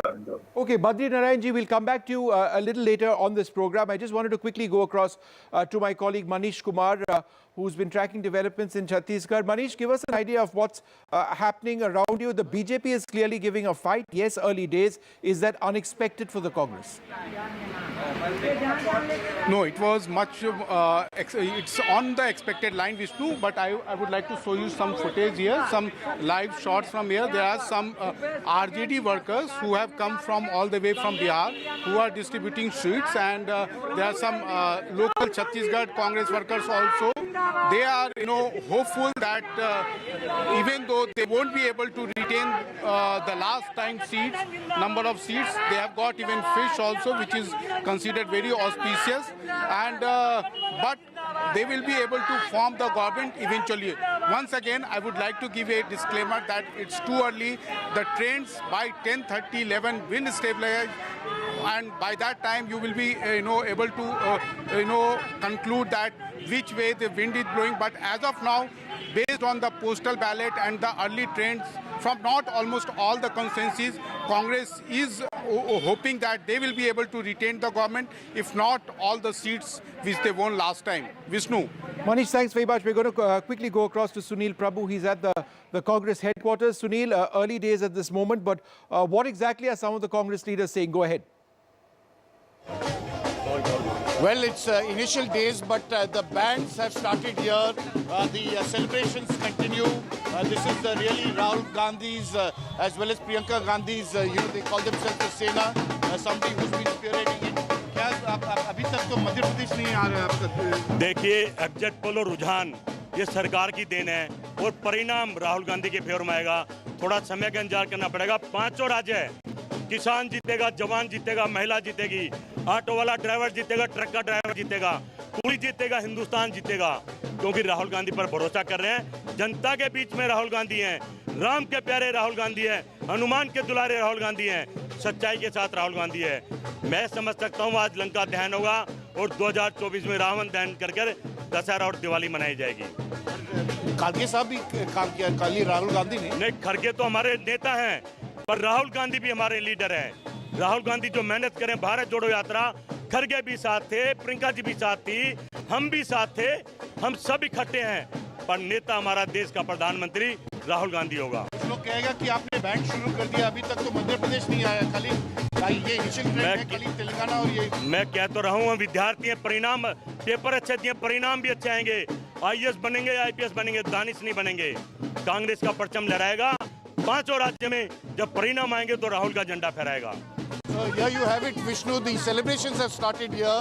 I don't know whether this is overconfidence, but as you are well aware, these are initial phases, and we'll have to wait and watch and see how things play out. But definitely the mood being extremely upbeat here at the Congress headquarters. Rare visuals coming in from the Congress, but we have seen that more and more. Did you see the fish in Raipur? Was it with Manish? Some JDU workers landed up over there with RJD workers with fish. Yeah. Fish is good news, Geeta, but fish right is क्या बोलते हैं, शुभ होता है। जी, yes, definitely. That was one especially big not fish. I can tell you that. Very cool the way that poor big fish was, put into a narrow bucket. I just want to quickly go across to Shankar Iyer as well, and then go across to Geeta ji in a moment. Shankar Iyer, I mean, if you take a look at Madhya Pradesh, and this is a statistic from last time around, which is interesting. In 2018, 33 seats were won by a wafer-thin majority, right? Less than 2%. If you consider that majorities up to 5% are close, are marginal, then almost a third of victories in 2018 were in that category. Therefore, the question is, how would seats with small majorities or wafer-thin margins actually potentially define these elections in MP? Well, the campaign has been pretty intense. On both sides. I think you're just unmute yourself, Shankar. I think you're. We want to hear you. We don't want you to be silent. Go ahead, Shankar Iyer. We'll come to you. We can hear you loud and clear. Go ahead. Okay. So what I was saying is that the campaign has been very intensive. You would have seen that on the ground, those who reported on it. For both the parties, it's a kind of existential thing. The BJP wants a succession plan to be in place there. The Congress is fighting for revival. So it's natural for the trends to be close. The way I look at this election, the interesting facet could be in Madhya Pradesh. One should look at what is happening in the Sindhya belt. How many of the seats that he had won last time are coming back? How many of the seats that are being influenced by the contest of national BJP leaders? In Rajasthan, I'm looking at what is happening in the eastern belt and the 3Ms, basically Marwar and aspect. In Telangana, what is happening in the northern side. And in all the states, the interesting thing would be to look at how the Dalit and tribal votes are moving, particularly the tribal. Yes, that shift that you're talking about, the tribal votes, if we were to look at Bundelkhand in particular, what had happened in 2018, Shankar and Geeta, but also Wayne on this particularly, we had seen a vote percentage gap between the BJP and the Congress roughly around 5%, Vishnu. And the seat conversion was BJP managed to win 20 and the Congress had won 10. Right now, Bundelkhand appears to be going the BJP way. Similarly, in Chambal, it's 41.3. That is what the Congress had got last time around. A huge gap of almost like 7 to 6% between the Congress and the BJP. They had won 24 seats in 2018. But now, that region of Chambal is not bringing good news for the Congress party. So, you know, Geeta, if we were to look at that influence, we have been talking about the Scindia factor in Gwalior-Chambal belt. If this number actually holds, like Chambal, there is a gain of good 9 seats for the BJP now, and the Congress down by 8, that means Scindia is a factor. Well, yes, definitely, Mr. Scindia, you know, in this area, he had his political presence earlier also when he was with Congress, and once he moved to BJP, we saw that a large number, you know, of the MLAs who moved with him, they again recontested, and most of them, they again won the seat. Yes, in the by-polls, yes. So, in the by-polls. Yes. Now, if we look at the overall picture, which Vishnuji was also mentioning in terms of, especially if we look at Madhya Pradesh and Chhattisgarh together. And we were talking about Jyotiraditya Scindia. In fact, he's speaking. Let's listen in, and I'll come back to you, Geeta Bhatt. शाबाशी की banners posters लगवा रहे थे और मैंने सदैव कहा था कि नतीजे का इंतज़ार करो। तो मुझे पूर्ण विश्वास है कि जनता का आशीर्वाद भारतीय जनता पार्टी के साथ रहेगा और समूचे मध्य प्रदेश की जनता को मैं नमन करता हूं और अभी रुझान आ रहे हैं, अंतिम नतीजे तक हम लोग इंतज़ार करें, पर मुझे पूरा विश्वास है कि भारतीय जनता पार्टी की सरकार बहुमत नहीं लेकिन पूर्ण बहुमत के साथ बनी। अब मैंने आपको सदैव कहा मैं ज्योतिष नहीं हूँ, तो मैंने कहा है बहुमत नहीं संपूर्ण बहुमत के साथ सरकार। क्या कारण मानते हैं जनता का इतना समर्थन मिला है, क्या वजह है? मैंने यही कहा कि हमारी डबल इंजन की सरकार, प्रधानमंत्री जी का नेतृत्व, प्रदेश में हमारी जन कल्याणकारी योजनाएं, इन सभी के आधार पर हमारा जनता के साथ एक व्यक्तिगत और हृदय का संबंध, सुशासन की सरकार, यही कारण है। मुझे पूर्ण विश्वास है कि दिग्विजय सिंह 2 दिन से आपको अटैक कर रहे हैं। कल भी उन्होंने कहा कि हमारे पास सिंधिया जैसे नहीं है, हमारी कांग्रेस नहीं टूटेगी, हॉस्टेडिंग नहीं होगी। उनके हर एक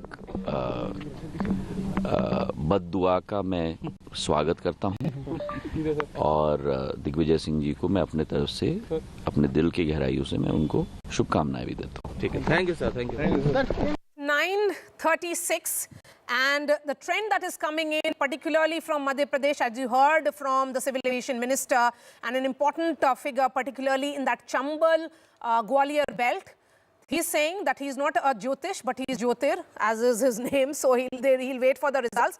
But Congress at 100, initial trends, of course. This is after the first round. Let's be clear, there's 12 more rounds to go. BJP at 124. Geeta Bhatt, please continue with your point.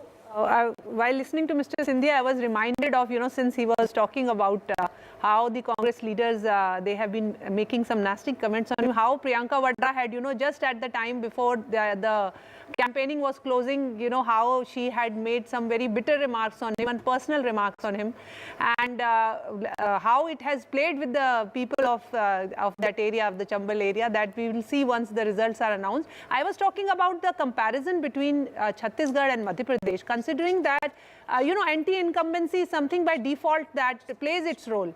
And in Madhya Pradesh, it is almost, you know, 1.5 decades of rule of BJP. And in comparison, vis-a-vis, if we look at Chhattisgarh, under Mr. Bhupesh Baghel for the last 5 years. But if you look at the comparison between the trends, in Chhattisgarh, we can see that BJP is doing pretty well for, you know, in comparison to how when the campaign had started and how the Bharatiya Janata Party was projected as that they won't be able to gain much strength over there.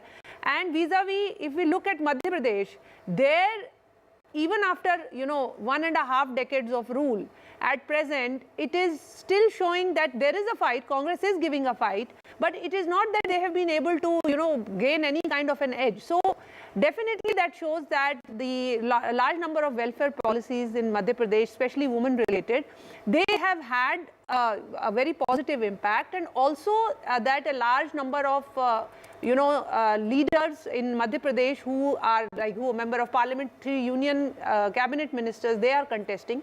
So that also, that ripple effect when leaders like these are being contested, being fielded in MLA seats, that also has a ripple effect over the seat that has been allotted in the nearby areas also. All right, I just wanted to, Geeta ji, go across to Amitabh for a quick moment.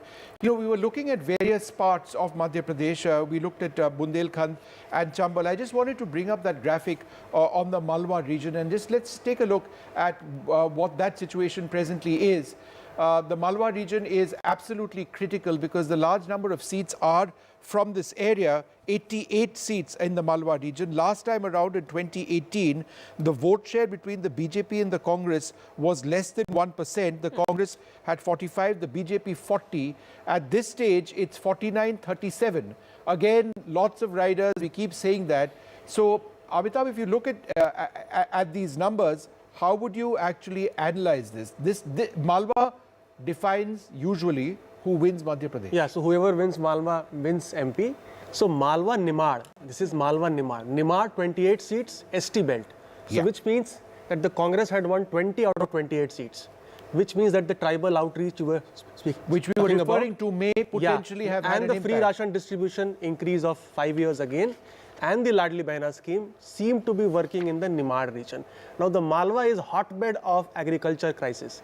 Last time the Mandsaur firing incident happened in this place, which also means that the PM Kisan Nidhi and the promises of the farm loan waiver of Congress party amongst the voters may not be working, because in Malwa BJP seems to be gaining. And in Mahakoshal it is losing.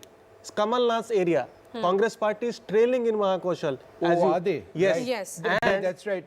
And no, they're up at the moment. This is the latest. Yeah, thing. but they are. But they're down 3. They are down 3. It is his BJP area. Up 4. His area, and Chambal, because of the Scindia factor, Congress party is gaining, and sorry, the BJP is gaining. Yes, but talking specifically about Malwa, but because that's a substantive ST and ST vote there, the tribal and the Dalit vote. Come in on this, Badri Narayan. Let's talk about it. What is it that the BJP may have done right if they were to win this Malwa region? I think not only Maria region, entire this Chambal and the Bhind, the SC votes are very important, and in Malwa ST specifically. So why this shift is happening? No, BSP had a strong vote in this region, and BSP is declining. It's nowhere, I think, in this election. A result which has yet come. So I think the two things is very important. One is this Garib Kalyan Yojana played very important role in attracting Dalits towards BJP. Secondly, recently the announcement and the founding pillar stone of the Ravidas temple in Sagar, led by the Prime Minister Modi, that attracted a lot to Dalit voters. And they are seeing that something is going on for their identity. So the identity and development at the both level, BJP is trying to move Dalit voters, SC voters, and because of Badri that, Narayan, in the context of Labhartis, we see that would be fair to say that it's largely the Labhartis that we are looking at. Labharti and the identity of making the statue of the Ravidas temple in Sagar. That matters for Dalit and marginal communities. I actually wanted to focus a little bit, sir, and I'm going to go up to the screen now on the ST sort of situation, because this is very, very important in the context of Chhattisgarh and Madhya Pradesh. Why is it important? Because we've been discussing this, and it's worth discussing once again.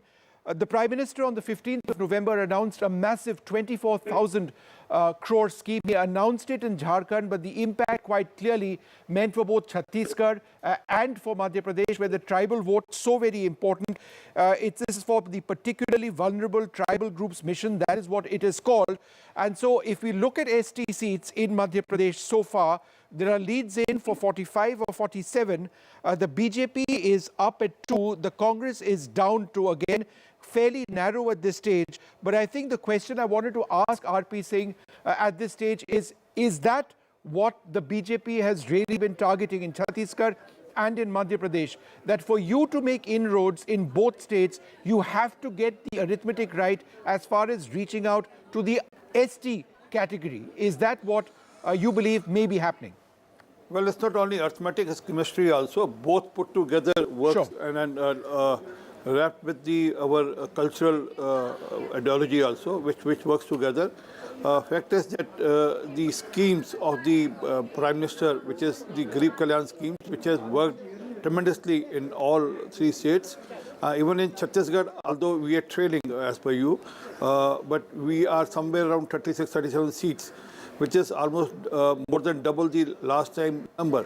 So just wait for another 2 hours. I'm very hopeful that we'll cross the midway mark in Chhattisgarh also. You know, Vishnu, but yes, you made that point, and it's very interesting, and I'll take that question also to RP Singh about Prime Minister campaigning in Jharkhand, but the impact being felt there. Felt in 2 states potentially. Huge. Right? Similarly, he was in some other place, and the impact is being felt in Rajasthan also. In fact, we should pull up the Chhattisgarh. If we can pull up the Chhattisgarh graphic on STs, but carry on, Maria, with your point. So the point again about Rajasthan, we saw that Prime Minister was in Mathura, and the impact is being felt in Rajasthan. What exactly is happening? So ये जो कहीं पे इशारे, कहीं पे निशाने जो चल रहे हैं, RP Singh. It's not without a reason that the Prime Minister visits a place on the last day or on the day of the campaigning. On the day the campaigning ends and a day before the polling. Maria, अगर किन्हीं पुण्य आत्माओं की पुण्यतिथि की तारीख हो तो उसको तो बदल नहीं सकते. And these are much programs which are pre-decided much in advance. Even before the Election Commission decides the date of their polling and detailing of the Election Commission. Sure. But fact is that yes, Prime Minister went to Mathura and then for Mirabai and in Jharkhand also. Obviously, his message there has some effect on the states also. Okay, RP Singh, hold that thought. I just wanted to go across to Aarti for a moment. Aarti, we were looking at the ST seats. Let's bring up the ST seats in Chhattisgarh as well. We were talking about how the scheme of the center of the BJP, which was announced in Jharkhand, might have an impact. Maria making the point that let's see what happens in Chhattisgarh. Look at the impact it is potentially having in Chhattisgarh. The Congress down 10 in a state where the number of reserve seats for Chhattisgarh for ST is extremely high in Chhattisgarh. In the ST category, down 10 is the Congress at 15, and the BJP is up 11. How would you look at this? And Vishnu, just to add to the point that you're making, because the gain that is coming from the BJP is coming from the area close to Jharkhand. Right, it is. But I suspect it would be all across the state with something as large as this. North and South. Aarti, go ahead. No, so I don't think it's just the announcement that the PM made. I'm sure the PM's announcement did have an impact, but it's not just that. There has been sustained outreach by the BJP and RSS amongst tribals over the last 5 years, especially after what happened in 2018, and they saw the tribal vote shift so decisively towards the Congress. There has been sustained outreach. It's been silent, quiet, but they have been working. And the Congress, on the other hand, somehow, it doesn't seem to have that ability for micromanagement of groups. What was their core voter base in Chhattisgarh? Yes, absolutely. The ST community, huge in terms of numbers, in terms of seats in that state. But they don't seem to have that capacity for work on the ground that the BJP and RSS display. And which is why this election has turned out to be so fascinating, because it was supposed to be, a walkover in Chhattisgarh for the Congress, a walkover for the Congress. And it's anything but that. There is no walkover. But it's anything but that. What the final results will be, I don't know. But it is turning into a contest. And I, really would say that it is a huge commentary on the BJP's network, organizational skills, and election winning machine, they are called. And election because the last mile push that we have seen. But the Congress somehow doesn't seem to have Maria, that. the point that Aarti mentions, I think, is really interesting. She says it's not just the scheme announced in Jharkhand, which could be resulting in the ST vote changing. It is because the Congress has perhaps taken for granted that, that they will be coming back. And the BJP has worked at it. You had a point to make. Yes, Congress had swept 25 out of 29 last time. That's right. Religious conversion is a big issue. Yeah. Religious conversion is a big issue in these districts, which the BJP has been raising for the past 5 years. Pretty effective. Could we just also take a look at ST seats in Madhya Pradesh has been as well? Quite deep in the tribal areas. What we're going to do is we're just going to take a look at ST seats in Madhya Pradesh, just to get this point out of the way before we move on, and then compare it with Chhattisgarh. So let's take a look at Madhya Pradesh and whether this is something which we can call a trend at this stage. It is 11:15, so I suspect that at sometime now, quarter to 10, and I suspect in a short while from now we can start looking at a few things which might be becoming trends. So the BJP gaining in ST areas, the Congress losing in ST areas. However, the gap between the two is still significant. The Congress ahead in Madhya Pradesh in this particular category, though they're down from last time. But if you take a look at Chhattisgarh, and this is what would be worrying the Congress a great deal, the gap in ST seats, and as Maria made the point, in both the north and the south of the states, very significant in favor of the BJP. Yes, and to add to what you're saying, Vishnu, this is the party which emphasizes on its organization. Yes. They have... So. That's at the heart of the BJP That is the heart of the new BJP that we keep talking about. The Modi-Shah BJP from 2014 onwards has been emphasizing on organizational strength. Chhattisgarh, Madhya Pradesh, Rajasthan, in all these three elections, BJP did not go with a face. They went with, the combined leadership or collective leadership we keep talking about. But the face was the overarching image of Prime Minister Narendra Modi. The messaging was that when it is about Birsa Munda, the larger image, the tribal icon in the state of Jharkhand, he understands that the tribals also of other states relate to him, see him as an icon, and if he appeals to Birsa Munda, makes that announcement on the day of Birsa Munda, birth anniversary, it will have an impact. Sure. So, when we look at this planning, yes, it's not without a reason that he traveled to Mathura. Yes, it's not without a reason that he chose a particular day to travel to Ranchi. But it is also about that party which is thinking ahead of time, and that's what is reflecting. Okay, well, we're going to actually go across from our Aarti in the studio to the Aarti, NDTV's Aarti, though Aarti Jairath is pretty much NDTV at this stage as well. The other Aarti in the NDTV newsroom, in the NDTV war room. We've got a newsroom and a war room. The war room is where all the data crunching is taking place. We've got numbers coming in all the time. I think, Aarti, what our viewers would actually like to know is how are we getting this data and how are we getting it so fast? Absolutely, Vishnu. Let's take our viewers through the war room that NDTV has set up. Now, all the information is coming here and we're taking our viewers through how the data is collected. In fact, Parmindu will be the best person to actually take us through how the data is collected and what happened. So what's happened so far, sir? And also take us through how the data is collected. How do you ensure that there's no margin of error? Yeah, we have our own reporters network, and we have partnered with the agency which is providing to a live data. So almost we have got the trends on every seats. You can see that right now. It means in Madhya Pradesh we have leads on 227 seats. So we are getting trends and we are getting live analysis. Means you can analyze the region wise which party is leading and what is the swing. Means what the change they have over to previous elections. Like in Bundelkhand, the BJP is leading on 26 seats, and they are from last elections they are gaining 7 seats.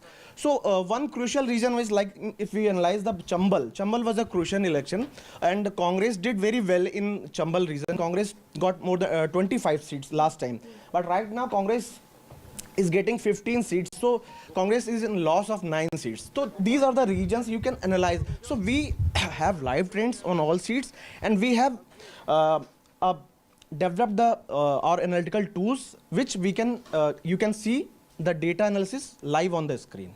Right, absolutely. So that's how the data is collected, it's analyzed, and they ensure that they double check and triple check before we get the data then that is being displayed on our screens, Vishnu.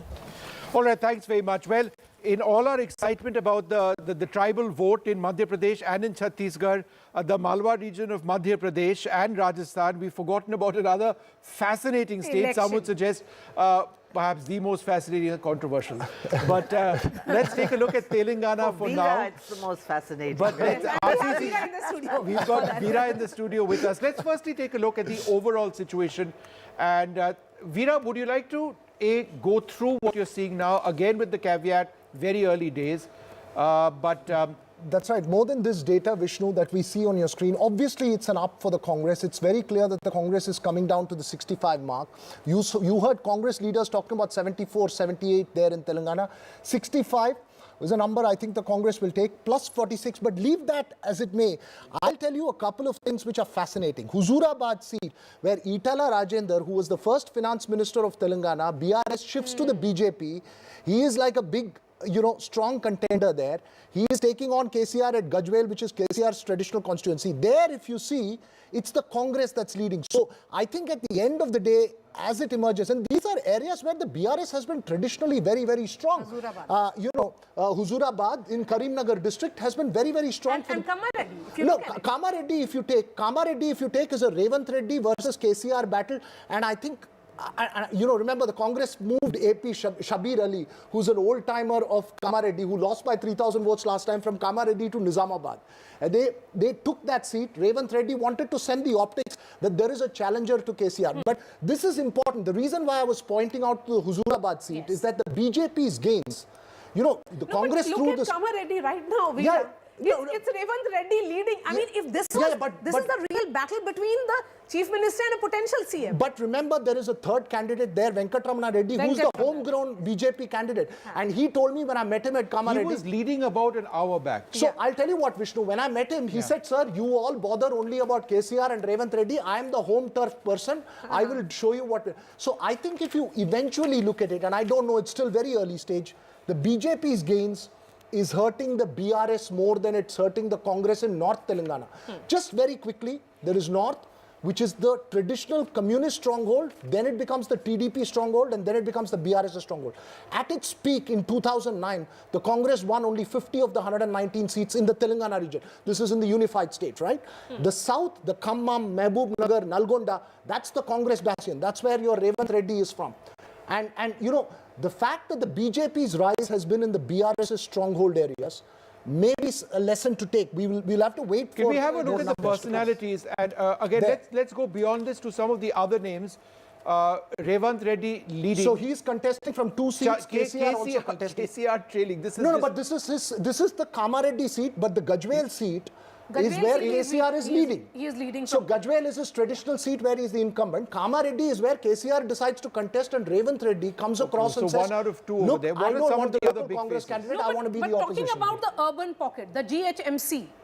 There you see the story is AIMIM losing 4 seats, and the BJP... I think that's the big story, because that means if you start losing the GHMC, which is good 27, 21 seats, and if you lose the urban pockets, which means BRS was seen as an urban phenomena. Okay, guys, hold that thought, both of you, for half a second. We need to take this urgent break from our sponsors. Top of the hour, as some of these very early trends become trends we can talk about with a definitive look towards where this is all headed. Do stay tuned. Lots of information coming in. Fast and furious. Stay tuned to NDTV.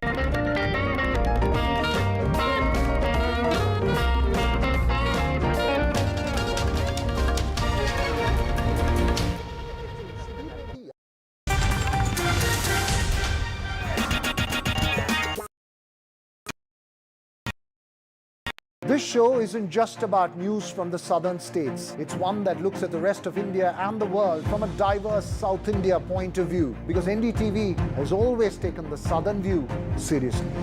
The Southern View with Veera Raghav, only on NDTV 24/7.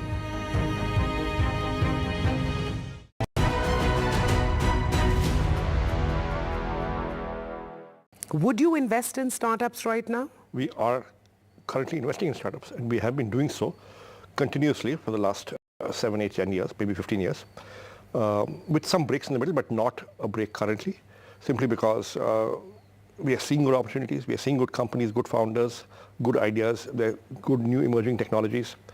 And we believe over a 7, 8, 10 year perspective, this is actually a good time to get in, because we believe entry price, entry valuation matters a lot.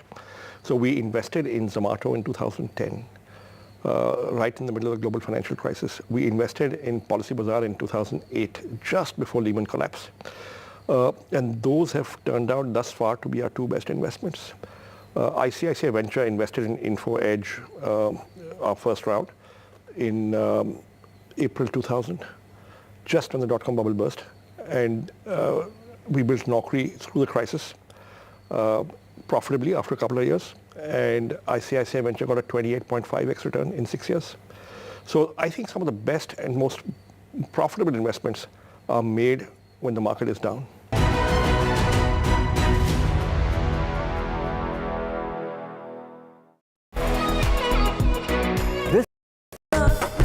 On your knees.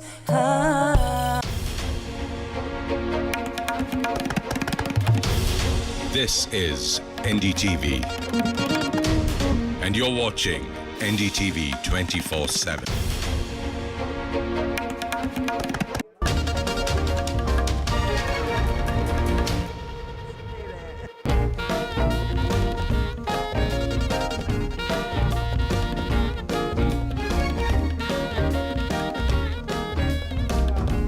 Well, it is an incredible battle for state results. In case you were asking what happened to the 5th Mizoram, those results are going to be coming up tomorrow. The Election Commission stating that there's going to be a delay by 1 day. We've got two Sanjays with us. Sanjay Pogalia, our editor-in-chief, with us. He follows elections as closely as anyone. And we've got Sanjay Singh as well joining us in the studio. I think at this stage what might be useful is taking a look at what the overall situation is in terms of leads. Now, we are still at that phase of the elections where the leads are very, very early. These are postal ballots gradually being transferred onto ballots. Remember, postal ballots account for just about 0.5% of all ballots.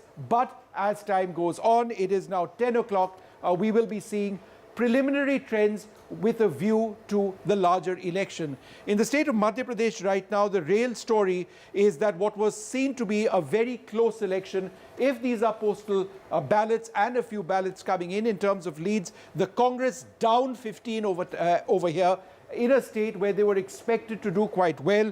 The BJP up 19. Remember, the magic mark, 116, the BJP already at 128. Let's quickly keep going through the states and these early patterns, early trends, as it were. In Rajasthan, the BJP again crossing the 100 mark. The majority mark is 100 exactly in Rajasthan. They're at 109, and just look at this, up 36. The Congress down 24. For those who felt that this would really tell a story of where the Hindi heartland, or what the Hindi heartland is thinking ahead of 2024, some initial patterns might be visible over here. The Congress down 24 at 76. Even if these are postal ballots, all of them, the Congress would be disappointed with this. What's happening over here in Chhattisgarh, somewhat more along expected lines for the Congress. They are above the majority mark of 46. But again, early days, early votes. They are down 11, however, and that is the key factor over here. The BJP up 18. As we've been trying to establish over the last period of time, it is the huge outreach to the ST group, which could be a factor, not necessarily just the scheme, 24,000 crores announced on the 15th of November by the BJP in Jharkhand. It could be the effort of the BJP in these areas over a sustained period of time. Was the Congress getting complacent? Finally, one of the most interesting, I would say the most interesting, but that's a bit controversial, I take that back. One of the most interesting states, Telangana, and yes, it is the BRS which is down 48 at this stage, the Congress up 47. And what is really interesting over here, if this pattern actually continues to emerge, is that 20% gap which actually existed between the BRS and the Congress seems to be on course to actually ensuring that they come out on tops. Let me go across to Sanjay as well. Go ahead, Maria. Yes, a quick word also on this. In 2018, the last time, because KCR had preponed the elections by 6 months, the BJP had won. That's and if you speak to any of the BJP leaders, they were saying that they would be somewhere between 5 and 10. So if it actually consolidates, they do not have completely, bleak picture even coming from this state. But coming to Sanjay sir, who is here in the studio. Sir, among all the states, 4 states that we have on our television screens, which is the number that you're watching very, very closely? Rajasthan first and then Madhya Pradesh. Very simple. If you zoom back, then the learning is politics of accommodation and assertiveness by BJP has won. And these 2 words we will examine for Congress in a different context. What has happened in Rajasthan? हम लोग ये कहते रहे मारिया कि वसुंधरा वाला issue है, क्या करेंगे, कैसे करेंगे, लेकिन वहाँ टिकट जब बांटी तो सब लोगों को इन्होंने अकोमोडेट किया। कांग्रेस हाईकमान ने क्या किया कि हम कुछ टिकटों को बदल देंगे। अब देखिए 40% के वोट शेयर के आसपास हैं दोनों पार्टियां, और वहां पर आप ये देख रहे हैं कि सीट का डिफरेंस कितना है।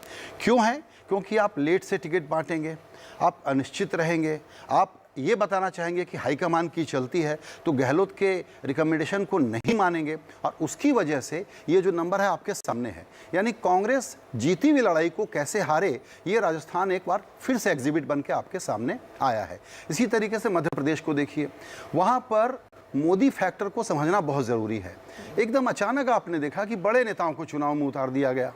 वहाँ पर आपने तुरंत देखा कि कैंपेनिंग किस तरह से मोदी जी जो हमेशा करते हैं, फिर उन्होंने ज़्यादा की। शिवराज की जो लाडली बहना स्कीम थी वो इस तरह से चल गई कि लाडली मामा आपको सामने दिख रहा है 4th टाइम इनकम्बेंसी के माहौल में। तो बीजेपी का जो प्लेबुक है वो और बहुत ज़्यादा इम्प्रोवाइज हो गया है। कांग्रेस उस प्लेबुक को देर से कॉपी करने निकलती है, और गलतियां कैसे करती हैं कि कमलनाथ को थोड़ा सा एक फ्रीडम मिला, लेकिन उस फ्रीडम के बावजूद उनको लगा कि हिंदुत्व की कार्बन कॉपी से हमारा काम चल जाएगा। उनको लगा कि फ्रीबीज की स्कीम से, क्योंकि डायरेक्ट बेनिफिट ट्रांसफ़र बीजेपी के लिए बहुत चलता है, उनके लिए चल जाएगा, ऐसा मानते हुए उन्होंने उसको कॉपी किया। तो कॉपी नहीं चलेगा, उनके पास कोई नया स्क्रिप्ट नहीं था, कोई नई रेसिपी नहीं थी। इसलिए दोनों जगह जहां कांग्रेस और बीजेपी मुकाबले में है, और ये कांग्रेस के लिए बड़ी लर्निंग है कि जहां ये दोनों पार्टियां आपस में डायरेक्ट फाइट में हैं, वहां ये क्यों हारती है, ये लर्निंग उनको देखने की ज़रूरत है। बीजेपी क्यों जीतती है, keyword assertiveness or accommodation. Sanjay, I would suggest that the issue of... Sorry, go ahead. 30 seconds, just to take this forward. जब भाजपा ने 3 सेंट्रल मिनिस्टर, 4 MPs और 1 जनरल सेक्रेटरी को मध्य प्रदेश में उतारा कैलाश विजयवर्गीय के शक्ल में, और उसी तरह से 5 से 7 MPs उतारे राजस्थान में, तो ये बोला गया कि नर्वस थी भाजपा। उसके अलावा कलेक्टिव लीडरशिप की कोई चेहरे पे नहीं, Modi ji and other leaders पे गई। तो ऐसा क्या सब बीजेपी म्युनिसिपैलिटी चुनाव में भी इतना ही नर्वस रहती है।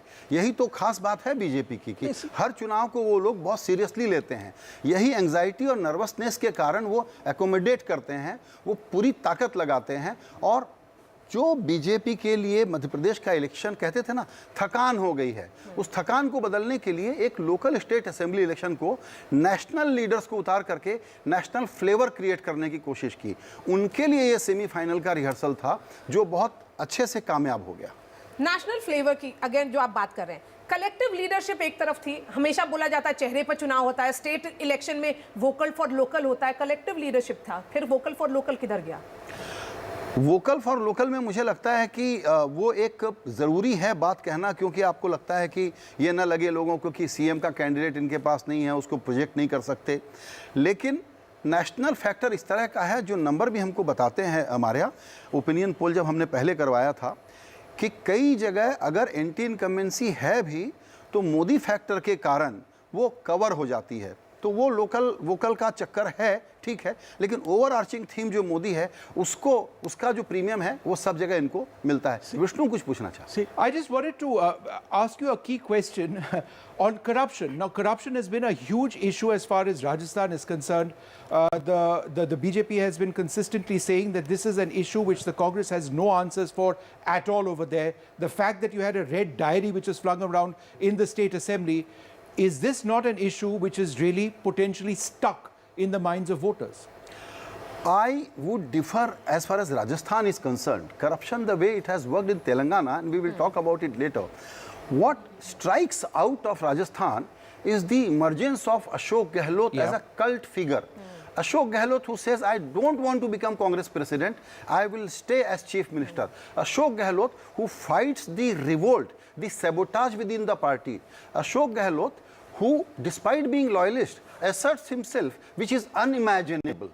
Corruption tag on Ashok Gehlot has actually not stuck. What has stuck? That he started late to copy Modi playbook of direct benefit transfer. Then his communication again faltered because you cannot match BJP's communication skills. And then you decided on tickets at a time when candidate did not get a good space to campaign. I would say, if at all Congress has got this damage, it is because of the confusion and the vacillation at the level of the Delhi leadership, number one. Number two, the communication at rural level. If we look at the data, and I don't have every number currently with me, I see that rural voters in Rajasthan has not supported Ashok Gehlot the way he would have planned and expected for. Let's just quickly go across to Supriya Shrinate, who also joins us at this stage. Supriya, you can still argue that these are early stages, but time is going on. Madhya Pradesh, one would suggest that this is a state where the Congress expected to do very well. Are you disappointed at seeing some of the trends so far? So let's start the day on a more positive note, and let's talk about what encourages us than disappointment first up. So thank you for having me on the show. And I think I would first want to explain how I read these numbers so far. I still think we should wait up until 12 noon for the leads to be clarified. These are early rounds. I think us wresting a state from a regional party like the BRS is huge news. So everybody, and remember, the regional parties and the emergence of regional parties is a function and was done at our cost. So I think winning Telangana the way we are winning it, hands down, I will still wait for the final leads from there by 12 noon is huge. And I think that's the big headline. I think Chhattisgarh, where the BJP employed every possible dirty trick, is big encouragement. The fact that we've already crossed the halfway mark there and we are in a comfortable position is very, very big. I think the pro-incumbency there is talking aloud. I will also speak about Rajasthan. Even though right now it looks like we are trailing, I will say the fact that this is perhaps one of the best elections that we fought for a second time in a row in Rajasthan. This is one of our best performances. People who were dissing us at 20 or 30 will be in for a surprise. And I do believe that the tide will completely turn in Rajasthan. I'm still very, very hopeful about that. And what about Madhya Pradesh, where the gap is significant at this stage? Vishnu, I have spoken about 3 states. I will come to the 4th. Be rest assured.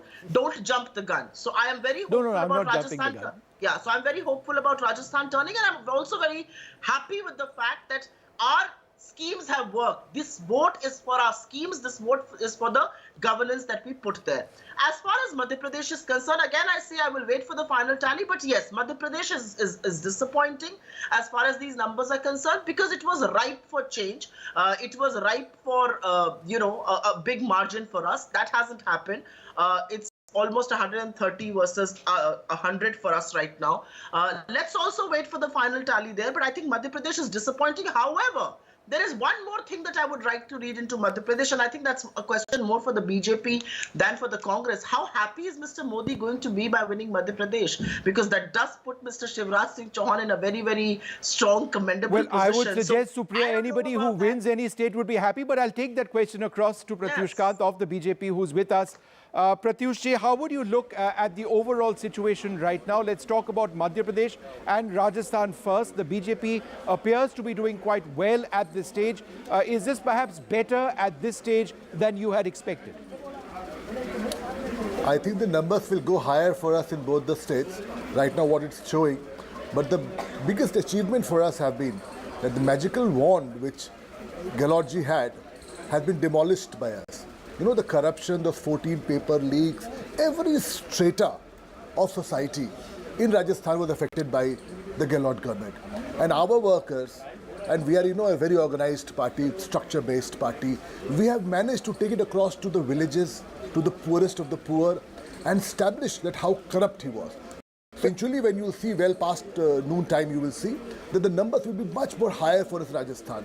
Farmers, women, 21% crime rate all over the country, only in Rajasthan. We were able to put across those figures very strongly to the people. And that is why you see we have managed to demolish and development. People see that how development has gone to other states, BJP-ruled states, and then we come to Madhya Pradesh, 20 years on, we are still doing so well because, again, we are not a family-run party. We are a party-run organization. That's why you will see we are so deeply embedded, you know. It comes at the subaltern level for us there. And that is why we are doing so well in Madhya Pradesh. Development, the schemes that were launched, all those things are paying dividends to us right now. It's more disappointment coming for the Congress party, particularly in the state of Madhya Pradesh. And if you look at the numbers, the gap between the Congress and the BJP is substantive now, almost 46. I'm coming to you again, Sanjay sir. When we look at these numbers, it's complete disappointment for the Congress now. Absolutely. And the problem is Congress party has not lost vote share in Madhya Pradesh this time again. So is the story about Rajasthan. So the atmosphere is ripe. Anti-incumbency was there for Shivraj Singh Chauhan. Kamal Nath is the tallest leader. You ran a good campaign. You did a Bharat Jodo. You thought there is a great traction that your party is gaining, and still you lose. You do not lose because people are not willing to vote for you. You lose because the last mile run that you have to complete, you actually go breathless, and you are not able to complete that exercise where BJP beats you completely all the time consistently, which is getting your supporters to vote. All right, what we're going to actually do now is take a look at some of the key. Look at this. In Chhindwara in Madhya Pradesh, we've got Kamal Nath presently trailing. In Budni, we've got Shivraj Singh Chauhan leading so far. Since 1983, so this is earlier on in the day, and this is interesting, Sanjay Singh, the Congress party had cutouts, or they still have cutouts of Kamal Nath in their office in Madhya Pradesh, basically saying, in Bhopal, essentially saying that, look, this is the Chief Minister and it's been pre-decided. He is now trailing. About an hour ago, Kamal Nath actually spoke to the reporters and he practically had declared his victory. The interesting thing here is, unlike this time around, Congress fought all these elections. Rajasthan, Madhya Pradesh and Chhattisgarh in presidential style. You have Kamal Nath trailing here. You have Baghel trailing in Chhattisgarh. And 8 of the ministers of Gehlot government are trailing in the state of Rajasthan. And Digvijay Singh's son also trailing in Madhya Pradesh. So that is Digvijay Singh-Kamal Nath combo has not worked. In fact, that has been detrimental to the organizational and... Just to be on the side of caution, is it a bit early to really depend on this trailing result, because it may change for Kamal Nath? Yes, absolutely. It's 2 hours. And it's 14 more rounds in all, because, you know, in these assembly elections, there are 14 rounds. What can we infer at this stage? If these trends are going to stabilize, I think in next half an hour, these trends are going to stabilize, unless there is some magical change. Because now this is holding consistent since morning. If this was to trend change dramatically, this should have happened by now. But if this holds for another half an hour, then perhaps this trend is going to continue. So basically, Congress when does this start becoming a trend? See, post-noon. See, Congress won all the 3 states on combined leadership in 2018. BJP and it has moved to a presidential contest, while BJP has moved to a combined leadership. So may I raise a question on this presidential style, you know, the BJP's Congress's decision to promote local leaders and so on, because this was a Karnataka template which worked very well for them. But if you look at the leadership in Madhya Pradesh, both Kamal Nath and Digvijay Singh, they are of 1980 vintage. I mean, Kamal Nath first came on in 1977. You know, Digvijay Singh in 1980. You know, that's like 30, 40 years ago. you know, they are both 75 No, but plus. the question is, so, what you know, worked for Siddaramaiah in Karnataka is not working for Kamal Nath in the state of Madhya But Pradesh. there are two phases. Two phases. Siddaramaiya Kuruba leader, Kuruba Ahinda leader, yes. plus Vokkaliga vote from JDS. That's right. And younger leadership, much more energy on the ground. Yes. Shiva Kumar's organizational skills. And perhaps you know, I'm sorry, Karnataka acceptability of Siddaramaiah. In this place, you have Mr. Kamal Nath, who's largely acceptable in Chhindwara. So So that is a matter of Karya, thing is correct, and maybe not even in Chhindwara. No, a quick FAQ question. In terms of if these results hold out, you're talking of Ashok Gehlot there, the old guard there. You've been struggling to change. There is an internal this one. Absolutely. Here in Madhya Pradesh, again, you're pointing out to the old guard. Yes. What if these results hold out? What is the end consequence? But then in Rajasthan, Sachin Pilot was training. I don't know about current situation. Sometime 15-20 the minutes points ago. you all are raising, actually that calls for another structured debate in this studio today. Congress problem is not a political problem. Congress problem is interpersonal HR management problem, and that continues for decades. And I think we need to really order some PhD and some research I'll on tell this. you what has been ordered, the laddus. These are shots from the BJP office in Jaipur, which are coming in now. As far as they are concerned, they're winning these elections. And it's convincing victory. Just look at those numbers that are coming in from Madhya Pradesh and Rajasthan. 137 is huge for Madhya Pradesh. It's almost similar to what the BJP had won These images in from Jaipur, 2013. Maria.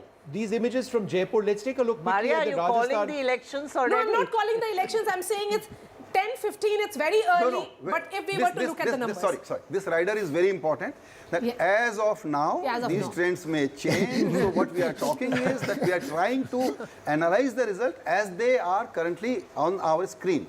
But to kind of bring a kind of conclusion to this conversation, can we have a quick opinion from everyone in the studio on Madhya Pradesh first? What has gone wrong for Congress? See, Kamal Nath is the strength as well as the weakness, I've already said. Always said. 76 years of age. How will he attract youth voters towards the Congress party? That's number one. And Maria mentioned BJP accepted and realized very early that they are behind.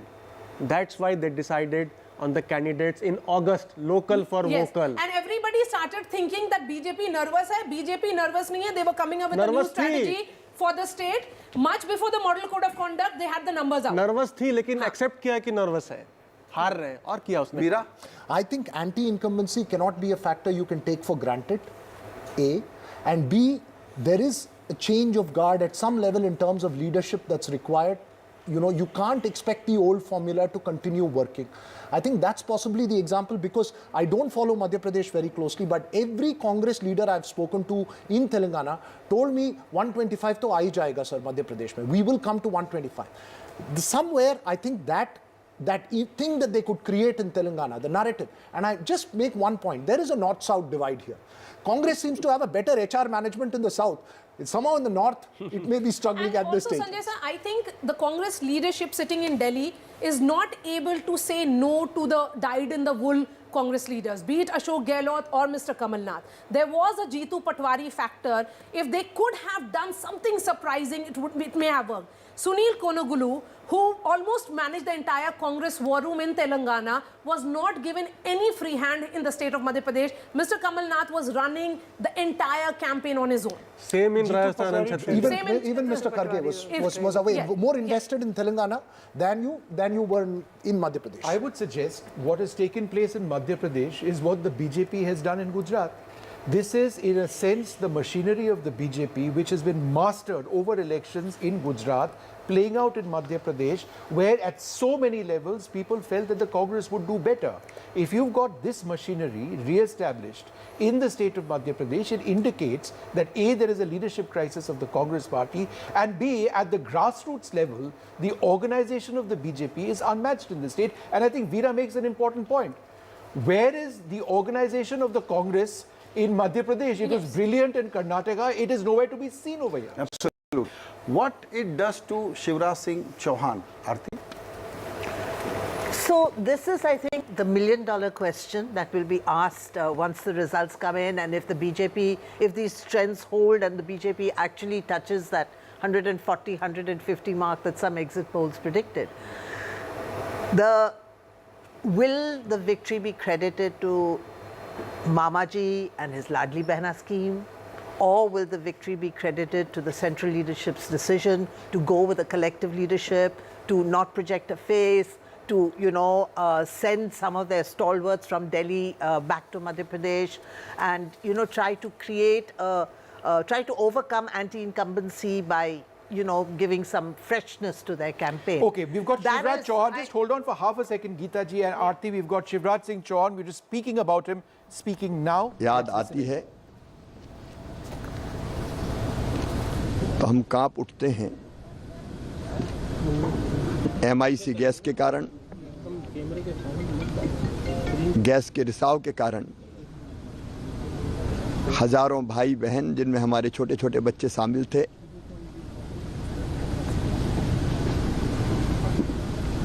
उन्होंने अपनी जिंदगी खो दी, असमय काल के गाल में समा गए। भोपाल का वो दृश्य भूलता नहीं है जब सड़कों पर अपनी जान बचाने अपने बच्चों को लेकर We'll come back to that in a moment. He's speaking about the Bhopal gas tragedy. I believe the anniversary was yesterday. But sorry, yes. Shivraj Singh Chauhan. But one point I want to add is that although, it's going to be $1 million question, personally, I feel that this is the end of the road for Shivraj Singh Chauhan. I think the central leadership will have to accommodate him in some way, but I do not think that they will make him the chief minister. लाडला मामा फिर से मुख्यमंत्री बनेगा। देखिए संजय जी, ये कह सकते हैं कि जो उनके द्वारा जो भी पहले जो खास करके महिलाओं को लेकर जो कल्याणकारी योजनाएं लाई गई, उन्होंने एक अपनी बड़ी छाप छोड़ी है। And we must acknowledge that, women as a voting section, above caste, creed, religion, has come up because of the welfare schemes that that have been implemented very well in Madhya Pradesh. So that credit goes to Shivraj Chauhan. And definitely, I think it's the central leadership will take a call on how, he is going to be positioned, Sanjay whether ji, in state but or... with this kind of result and the current context, even though big leaders were sent and Modi ji campaigned and Shivraj Singh Chauhan has a certain standing, but this fourth time victory almost guarantees that he should be again the chief minister. Guarantee, now that word is in coinage for various reasons. Everybody is talking in terms of guarantee. But इसमें मोदी की guarantee क्या है वो हमें देखना होगा. So, but Shivraj Singh Chauhan, of course, has an advantage. Madhya Pradesh has emerged as second state after Gujarat for the BJP, where they are very strongly rooted on the ground and also kind of taking it higher and higher. The central leaders who had been sent from here to fight elections in Madhya Pradesh, unfortunately, two of them as of now are trailing, Narendra Singh Tomar and Fagan Singh Kulaste. Though in their area, their respective area, Fagan Singh Kulaste, it was said, had done some very good work and he was mobilizing people at the same time. What it says about Modi ke man mein MP, MP ke man mein Modi, how that translates actually into the picture in days to come. When Modi ke man mein MP, to whether that will be Shivraj Singh Chauhan, but that is again a very interesting situation when you have a plethora of issues. Shivraj Singh Chauhan, of course, very popular across the state, particularly among women. Women, I have also noticed, they are not just a voting bloc on their own. They have an entirely different set of thinking than being guided by family members, male members in the family. Shivraj Singh Chauhan scores there. Also, when you go for collective leadership, people who were BJP supporters or voters, but at the same time were not very happy with Shivraj Singh Chauhan for various reasons. Some even said Shivraj Singh Chauhan backward ki politics काफी ज़्यादा करते हैं. Therefore, they were not happy. And therefore, when you open this leadership question that somebody else can become BJP leader or the chief minister, that voter does not go away to Congress, that sticks to you. Vishnu, is Shankar Iyer still with us? We've got Shankar Iyer with us. In fact, I wanted to go across to Shankar next. I think, Shankar, despite all of the polls, some of the polls suggesting that the Congress would actually do reasonably well in Madhya Pradesh, the fact of the matter is it is the BJP which appears to have pushed ahead decisively.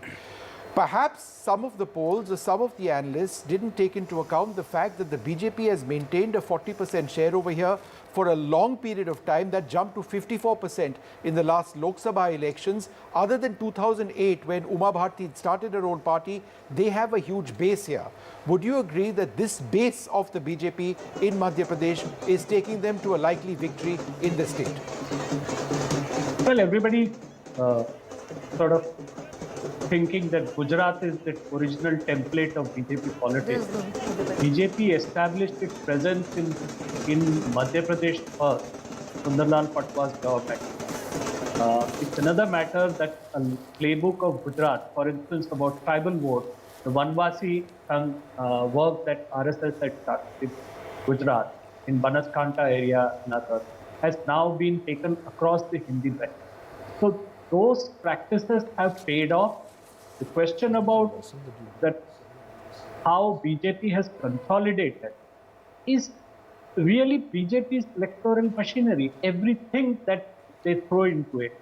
The difference between the Congress and the BJP is the Congress plays the match like a T20 match, and that too they think if they have done well in the power play, they will win the match. If BJP organization fears defeat, and therefore they will play till the last ball. And that's the crucial difference, that amount, the detailing that Maria and others mentioned about Birsa Munda, about the temple visit, about the announcement, the timing of the announcement, all of those matter. But what matters is the ground machinery. The Congress, I think, declared victory before the match.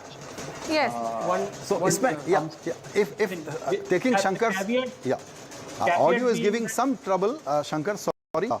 Just to take this argument forward, Sanjay ji se bhi main jo baat kar raha tha, Amitabh, if I come to you, my question is, actually there was an anti-incumbency, there was a tiredness in Madhya Pradesh. It is only Modi's strategy, many would argue, that changed the game, and this is what you get. So essentially, what BJP did is that it went for local for vocal, initial candidates, then did not project Shivraj as CM. So there was a buzz of परिवर्तन.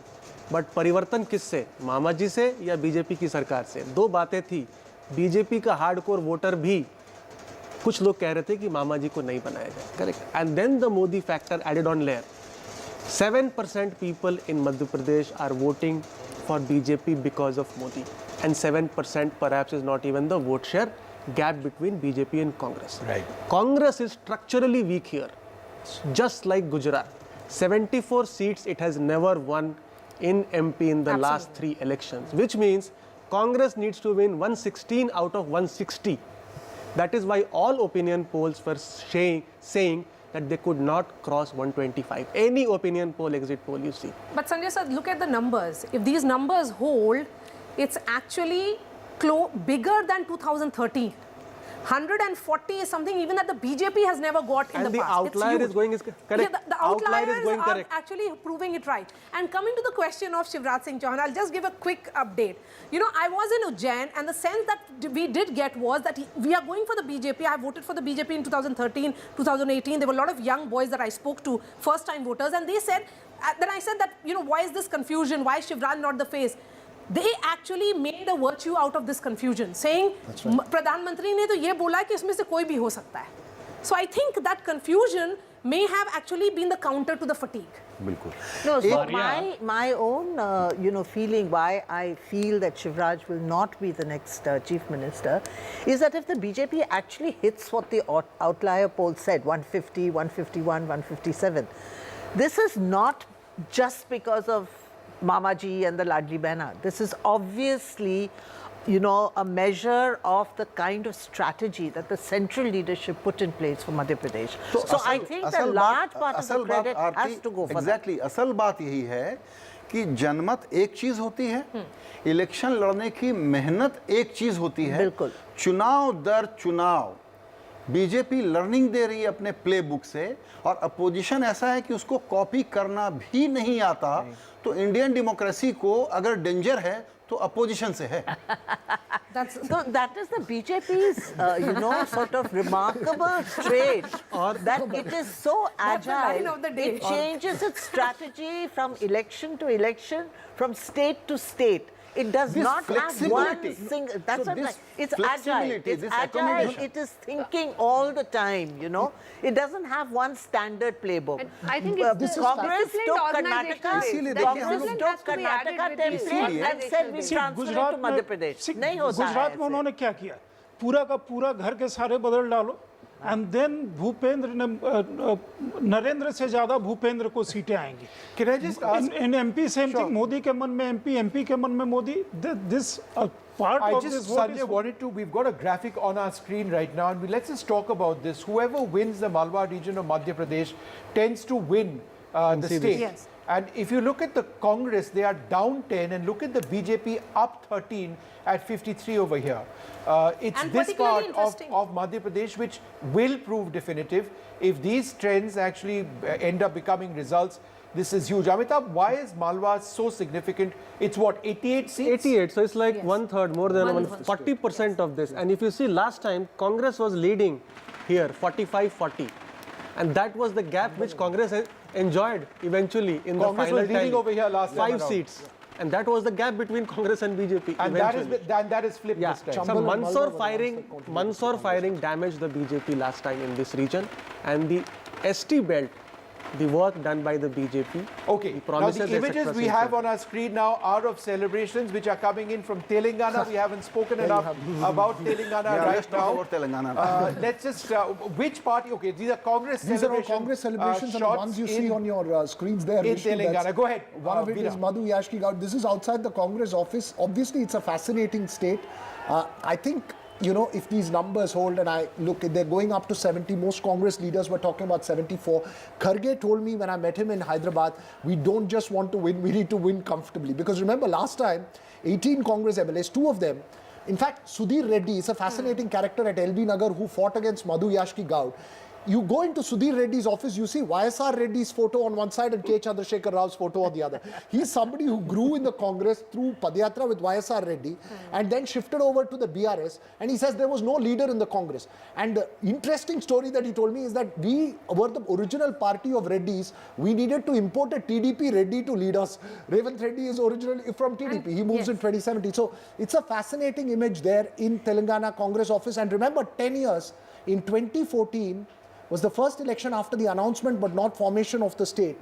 In 2014, I think Umar, we can go across to Umar really quickly. Umar, we've got these celebration shots behind you. The Congress, it appears, has declared victory almost. Is that the sense that you're also getting? Yes, indeed, Vishnu. Much before these results start coming in or leads start coming in itself, the Congress extremely confident. In fact, many of those leaders were telling us that if we don't get 80, Komti Reddy, Venkat Reddy, in fact, said that to us, saying that if we don't get 80, I will resign my post, and therefore now he can probably, feel complacent about what he had said to us. But what I must also point out is very interesting that the Congress is doing very, very well. That is very obvious. But the fact also is that the BJP seems to be doing well in the old city areas, in the Nizamabad area, so that in those areas where you actually have a significant Muslim population. So if you're talking about the Hindutva card that the BJP may be using, it does seem to be working, because in several areas of the old city, the constituencies of the MIM, whether it is Bahadurpura or Charminar, and then you have Nizamabad urban, Nizamabad rural, Armoor, all those areas where there's a significant Muslim population there, the BJP seems to be in the lead as well. And if they are in the lead in double digits, they should be happy about the kind of performance that they have had in these elections. The other interesting aspect, of course, is the key candidate, the CM, in fact, trailing in Kama Reddy, where it was, in fact, tri-cornered contest. It is a tri-cornered contest where Revant Reddy is there, the CM is there, and also Venkatram Reddy, the BJP candidate. He has been someone who's been campaigning saying that I am the local.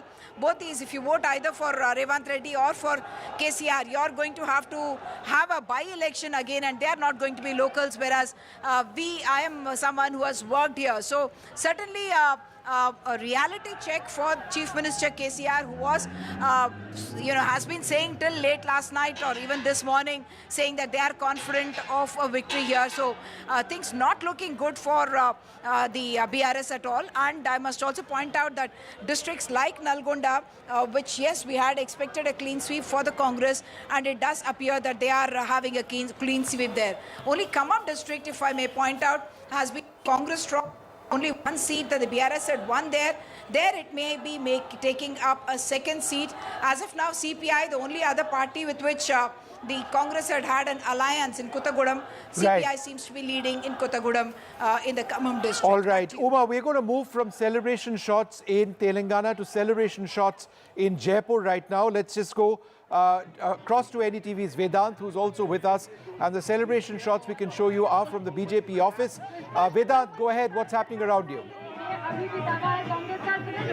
Well, Vishnu, I come to you from right outside Diya Kumari's office, and well, dhols are out, so are BJP flags here, celebration. But of course, when we were on the campaign trail with Diya Kumari, she was pretty confident that she will win her seat here in Jaipur. Of course, the princess that owns the city palace here in Jaipur, she has a decisive lead now, and let me say that she could be perhaps a possible front runner as far as the BJP CM choice is concerned. Of course, the BJP has a lot to balance in terms of the dance arithmetic, but here you can see there are a lot of celebration, colour, and this has just sort of begun because of the kind of lead that Diya Kumari is now gaining here. And very interestingly, there are Modi chants that you can hear here, and of course that was the BJP's key political flag, double engine Sarkar plan, and that is something that is very visible here. Whether it's the welfare schemes, whether it's the fact that the Modi magic was sort of fielded against Gehlot ka jadoo, that is something that is visible here. So a lot of celebration here in Jaipur outside Diya Kumari's office. Where is Diya Kumari herself? Because she is seen as a potential CM. In that confusion in leadership that is there in Rajasthan, there could be another woman emerging from Rajasthan.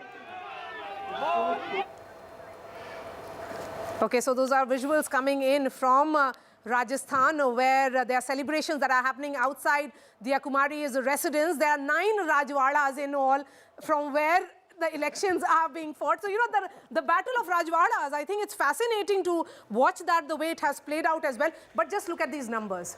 Rajasthan, we have the image also of Vasundhara Raje, prominently displayed. She is leading from Jhalara Patan. Diya Kumari also leading from Vidyadhar Nagar. Then overall, the party performance, if we were to look at it, yes, Vasundhara Raje prominently displayed in all the images along with Prime Minister Modi and BJP President. But here it is about the Congress which is going down in Rajasthan, like really going down. It is not a close contest in Rajasthan. So, Maria, basically you are hinting that selecting Chief Minister for Rajasthan is going to be a bigger headache for BJP than Madhya Pradesh? Possible, sir. Same in Telangana for the Congress. Yeah. Okay, on Telangana, can we come back to Telangana, or you have some other order to follow? We can come back to Telangana, but I had a question to ask you, Sanjay. Would you say that the mood of the Hindi heartland, which is going to be decisive in 2024. I know that assembly, elections are, general elections are different, but be that as it may, the mood of the Hindi heartland is being decided, which will have some sort of an impact in 2024. Yeah, absolutely important point to discuss, Vishnu. This election result very clearly tells that for Congress, there is only one game for revival. Yeah. And for BJP, to challenge BJP, there is only one area, which is North India. Yeah. So in North India, if Congress doesn't have a script and a story and some degree of success, there is no story for Congress in 24. I know I'm making an extreme statement, but if you look at the result carefully, Congress can be revived not based on Karnataka and Telangana. Okay, Karnataka, great victory, Telangana, great victory, give Kerala to them. How many seats? If you want to extrapolate Telangana based on 17 Lok Sabha seats, then how do we react on Rajasthan and Madhya Pradesh? So this is in emphatic fact victories? looking fairly disastrous for the Congress right now. If you look at the fact that in UP they remain very strong, if they're losing Madhya Pradesh now, if they're losing Rajasthan right now, it's a white. So now the danger is, Telangana, it is a positive news for Congress. Veera, I want to ask you, positive news for Congress, but I am guaranteeing they will learn all wrong lessons from Telangana. Yes. Why? Because there is a positive news for BJP. Negative news is for BRS and the regional party, and the real issue there was corruption. Counter my statements. Well, I agree with you that you can't take one assembly victory and extrapolate it to the rest of the country. The formula doesn't work, and I think they ran a strong campaign. And I think one needs to give credit also to the fact that there were local leaders. Whether you take a Siddaramaiah, who's from the Janata movement, comes down here, Revanth Reddy, as I pointed out, from the TDP as well, they built and ran a campaign which was extremely cohesive there. I also have one very humble submission to make here, Sanjay. It's, I think, the old Congress strategy that the BJP is following of not projecting chief minister. We were at one time always accused the Congress of never projecting a chief ministerial candidate. Even in Karnataka, they never projected Siddaramaiah clearly as the chief ministerial candidate. They wanted to take all castes along. Where they've projected chief ministerial candidate, it doesn't work. So I think there is no hard playbook. It is an election by election phenomenon. Where you need to project someone, you need to project someone. Where you don't need to project someone, you don't need to project someone. I think that's possibly the lesson. Even in Telangana, they've not projected Revanth Reddy as the CM candidate. In fact, even the other day, he said, look, on the 9th of December, we will have swearing in, but as Adhyaksh, I will take care of whoever is being sworn in. That's the level that they're following out. So I think that's also a possible lesson. I don't know how this plays out. BJP is up 8, Veera. They were what, 1 last time around? Yes. No. They were, Yes, it's they had not, one, it's but not just then one. they won 4 parliament seats in 2009. It's not just one, Vishnu. I think it's psychologically, and to me, from South India's point of view, and I'll tell you this, 2014 when Telangana was created, and as I pointed out, Telangana area was an original TDP stronghold. It was never a Congress stronghold. 50 out of 119 in 2009. When Telangana was created, there was a sense within the Congress, we created Telangana, we are the ones who are going to take over it.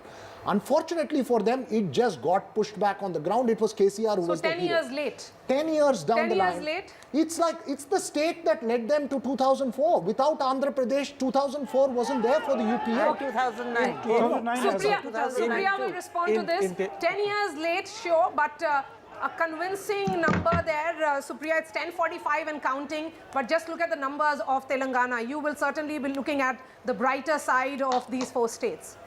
Oh, yes, absolutely. And I think Telangana, more than just the numbers, I think Telangana is going to be one of the first where we will perhaps be, trouncing regional parties, and I think that's a huge that's a huge phenomena, because and I say it at the cost of sounding far more objective than I should in my political role, but the emergence of regional parties, or the emergence of smaller regional parties, has been at the cost of the Congress. So the fact that we can trounce one in a state like Telangana, and with such a convincing majority, we read a lot into this verdict, and it says a lot. Yes, 10 years too late, but I think the fact that people, Telangana was formed with a vision, and that vision was never fulfilled, and the fact that we had a track record in neighboring Karnataka to prove that we will do what we promise. I will go back to Rajasthan, because I think that's an election that everybody is giving a lot of 2 cents gyan on. I will go back to it and say, I will still wait for the final numbers,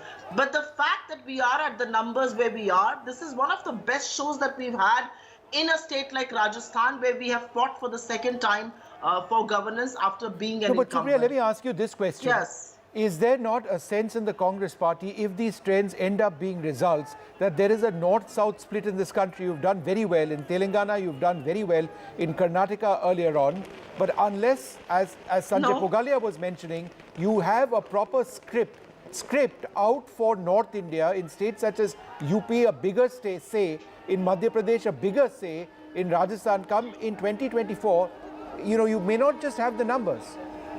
I disagree with Sanjay on a lot of things that he has said on this show, and very vehemently so. I'm not going to get into a point-by-point rebuttal, but as far as your larger question is concerned, that do we need a different script and is there a north-south divide, then what is Chhattisgarh all about? Supriya, half a second. We've got some breaking news coming in. Shivraj Singh Chauhan speaking. Let's just quickly listen in. ये प्रमुख कारण है double engine की सरकार। दिल्ली में प्रधानमंत्री जी के नेतृत्व में केंद्र सरकार ने जो काम किया उसको यहाँ ठीक से हमने इम्प्लीमेंट किया, और जो यहाँ योजनाएं बनी, लाडली लक्ष्मी से लेकर लाडली बहना तक का एक अद्भुत सफर जो मध्य प्रदेश ने तय किया, गरीबों के लिए, किसानों के लिए, भांजे भांजियों के लिए जो काम हुए वो भी जनता के दिल को छू गए और एक परिवार मध्य प्रदेश बन गया। अमित शाह जी की अचूक रणनीति, उनका जिस ढंग से यहाँ साथ मिला,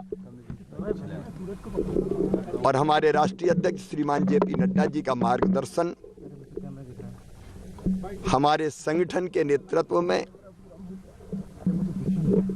कार्यकर्ताओं ने अनथक परिश्रम किया, प्रदेश अध्यक्ष, संगठन महामंत्री, उनके साथ टीम जुटी रही, और जैसा भूपेंद्र यादव जी ने, शिव प्रकाश जी ने, अश्विनी वैष्णव जी ने जो मार्गदर्शन किया, उससे चुनाव के अभियान को सही गति और दिशा मिली।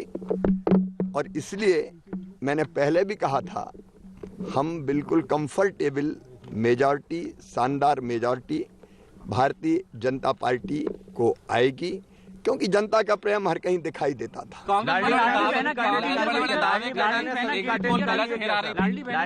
सभी कांटे निकाल दिए, आप कह चुके थे पहले भी, अभी भी आप।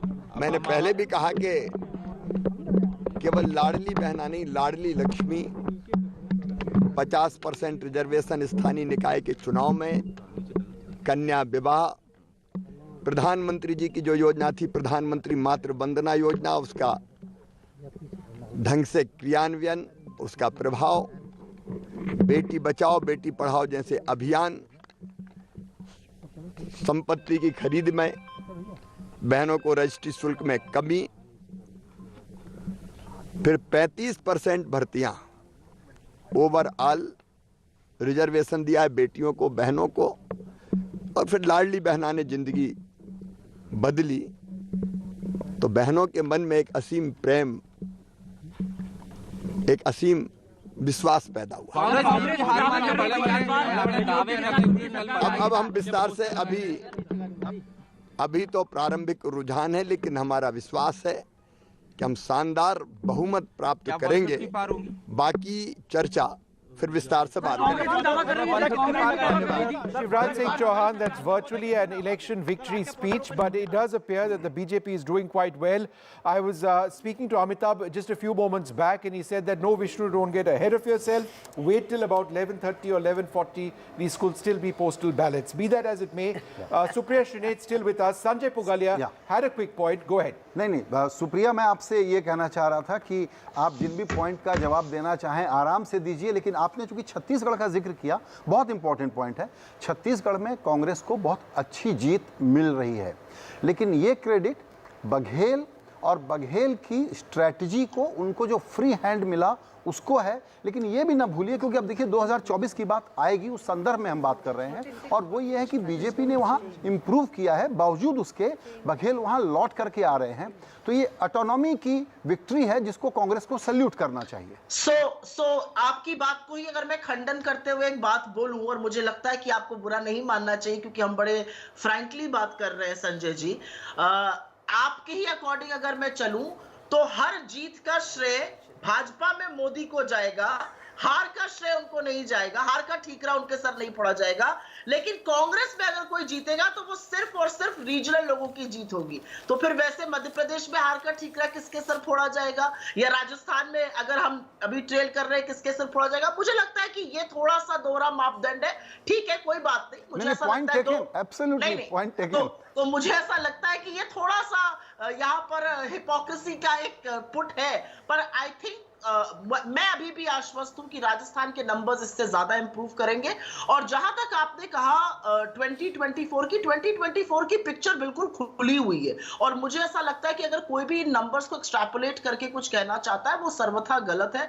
अगर हम एक बहुत बड़ा ट्रेंड है, और मुझे लगता है कि आज से 24 घंटे बाद आप लोग फिर से एक डिस्कशन करेंगे, और द फैक्ट कि एक रीजनल पार्टी की हार हो रही है, ये बहुत बड़ी बात है एक नेशनल पार्टी के हाथों। चाहे वो हम होते या चाहे वो बीजेपी होता, रीजनल फिनोमेना यहां पर है और वो स्थायी दिख रहा था, और अब उनकी हार हो रही है, ये एक बड़ी बात है। छत्तीसगढ़ में हमारी वापसी प्रो इनकम्बेंसी है। राजस्थान में अभी भी जो नंबर्स आप दिखा रहे हैं वो मेरे लिए बहुत एनकरेजिंग है, क्योंकि पिछले कुछ दशकों में इस तरह के नंबर हम जब सेकेंड बार मत देखने जाते हैं तो नहीं मिले हैं हमें।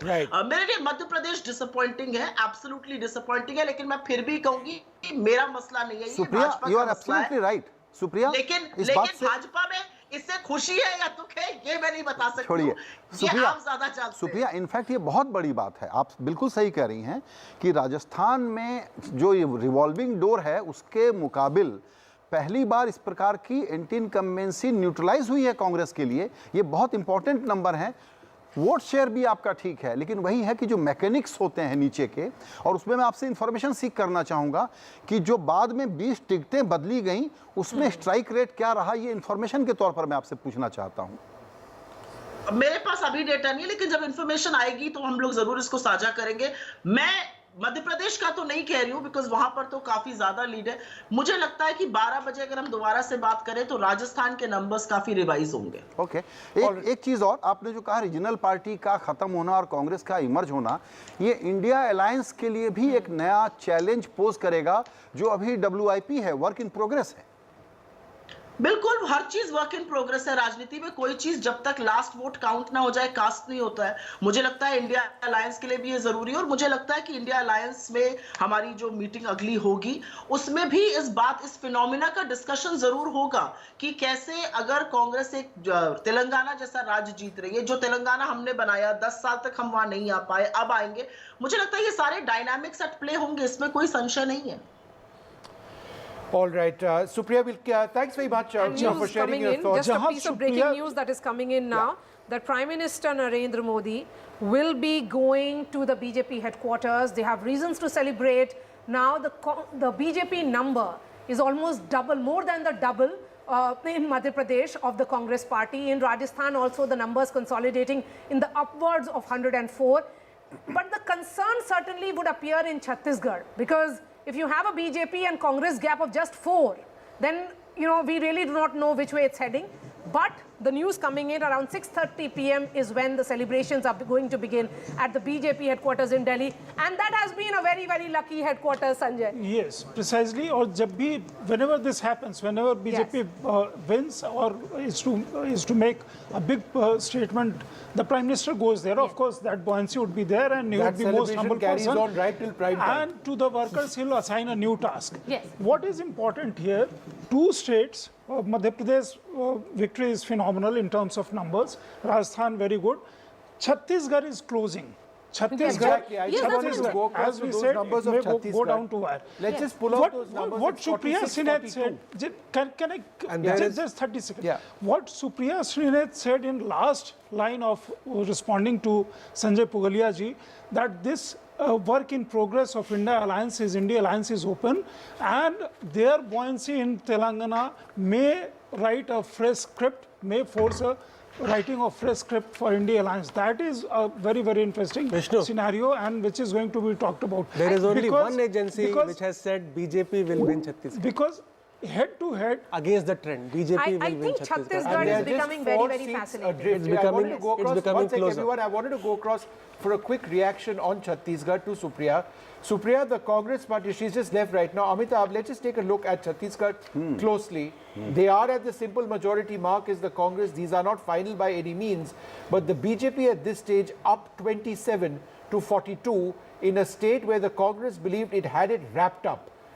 This tells, even if the Congress were to win, right, the margin would be extremely slender. Yeah, so Chhattisgarh has always been a very close election. Only 2018 was an outlier. Yes. So this shows that the state will revert to the mean of closer elections. And in the regional analysis you showed, BJP gaining in center, south, north, all the regions because of different factors. Everyone just hold on for half a second. I need to interrupt this because I do need to take a short break at this stage. These are important. This is what keeps us going. And we're getting a bit hungry as well. So there's some chai pani coming in. So do bear with us. We'll be back in about 2 minutes from now. Do stay tuned. Okay.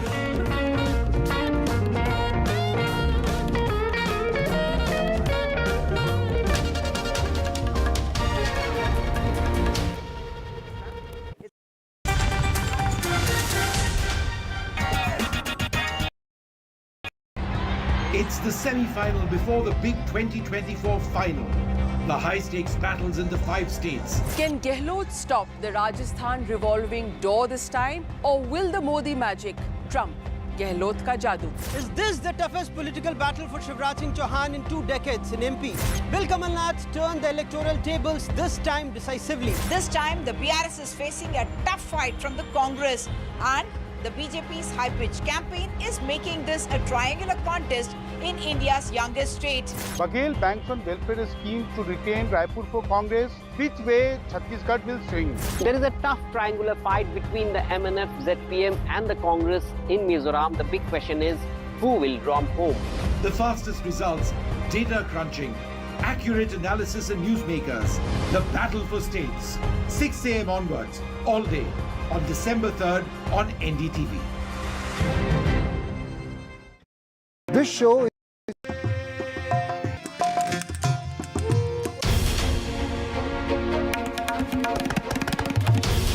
This is NDTV. And you're watching NDTV 24/7.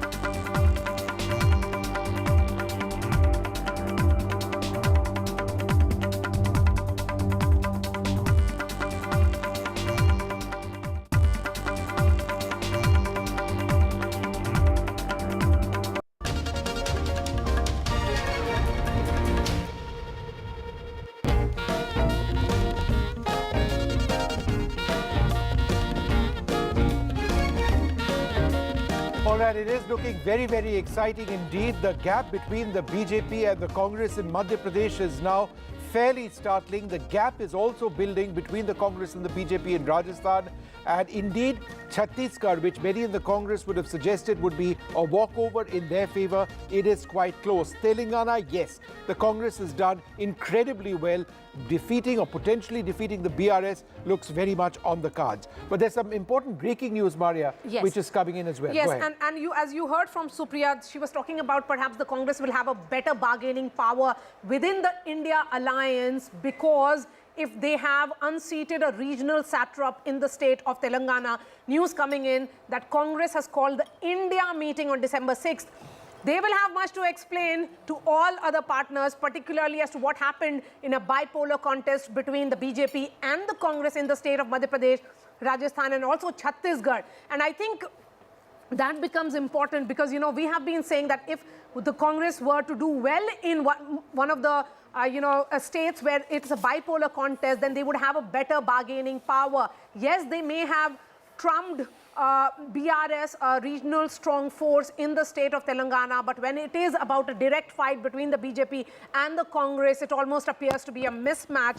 BJP winning with almost the double and perhaps bettering its number ever in the state of Madhya Pradesh, a state that they have been in power for 20 years, a chief minister who has been in power for 18 years, and in Rajasthan, which is following the revolving door process. But look at Chhattisgarh number. Sanjay, the question here is 45-43. This is too close an election for the Congress party's comfort. Chhattisgarh, not just Congress party, but many others kind of declared the election to have been won by the Congress for many months ago. Since then, there are not many people who actually were given any chance to the BJP. These numbers, of course, are closing because morning when counting started, Congress was leading very comfortably in terms of the trends that were coming in. This is only election in terms of 3 other places where counting is going on, where we are seeing kind of a reversal of a trend. A total reversal has not happened, but that is the closing of gap is actually happening in Chhattisgarh. This is very, very interesting. These elections would go to the wire as the numbers start coming in and counting still in process. I think Mr. Baghel was trailing. I don't know whether he is still trailing or not. T.S. Singhdeo also is trailing. That again becomes very interesting because both Chief Minister and Deputy Chief Minister trailing. In a situation where Mr. Baghel, on behalf of Congress Party, was actually touring every other state and was acting as Congress's troubleshooter, both in terms of with all kinds of resources. Sure. But just Sanjay, one important development that's just come in. Bhupesh Baghel is now in the lead. So that's changed in the last little while. I'd like to make a point. Yes, please.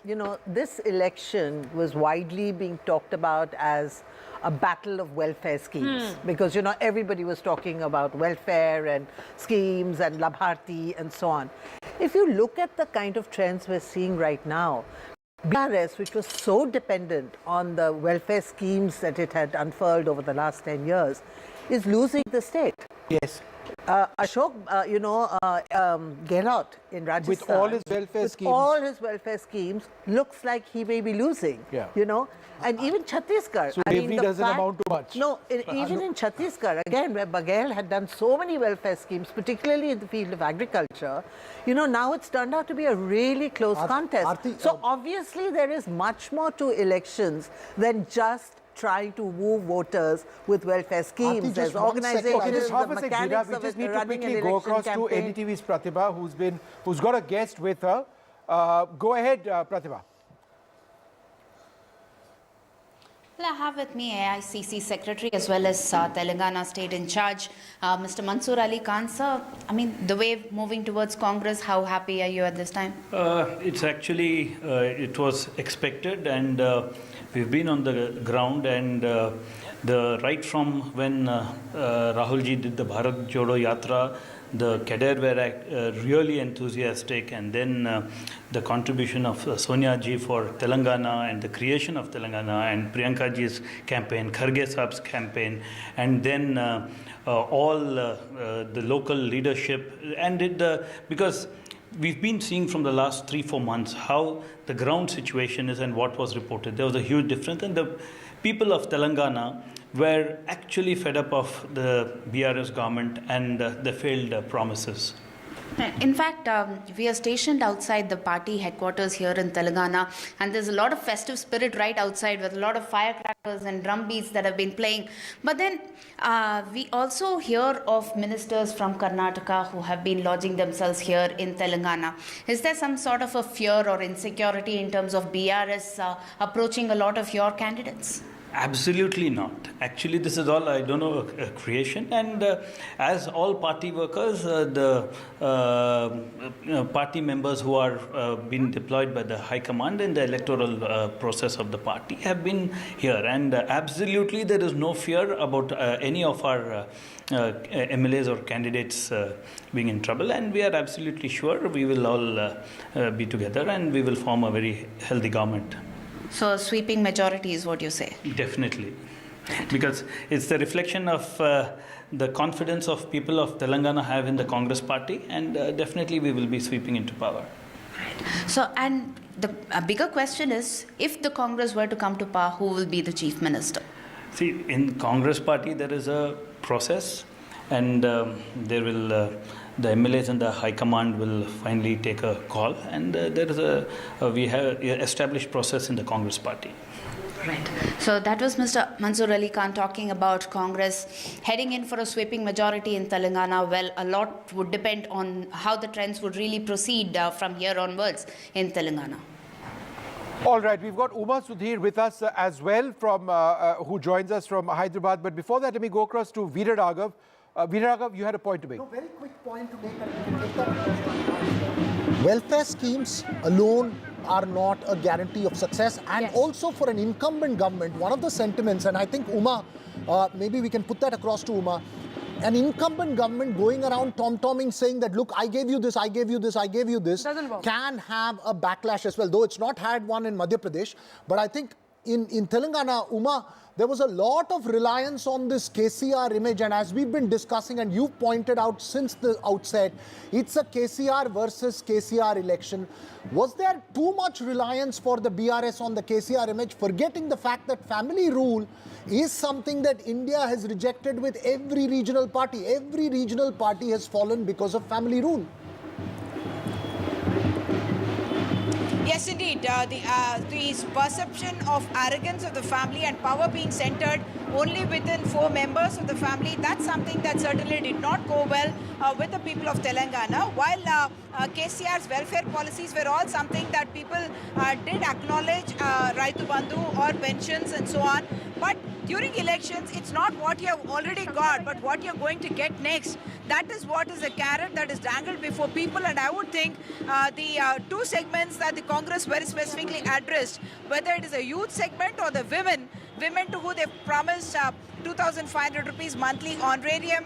They also promised free bus travel, and they also promised the gas at 500 rupees. And the debate, even rural women actually were, I was surprised that they were able to point out that it was the Congress which did it first, and why didn't they do it earlier if they really thought that we needed cheap cylinders, because they also had heard that KCR had then announced that they would be getting gas cylinders for 400 rupees. So it's not what you've already got, but what you're going to get that perhaps has that attraction, has that kind of, yes, so these are the kind of vehicles you'll find where people are... Sure.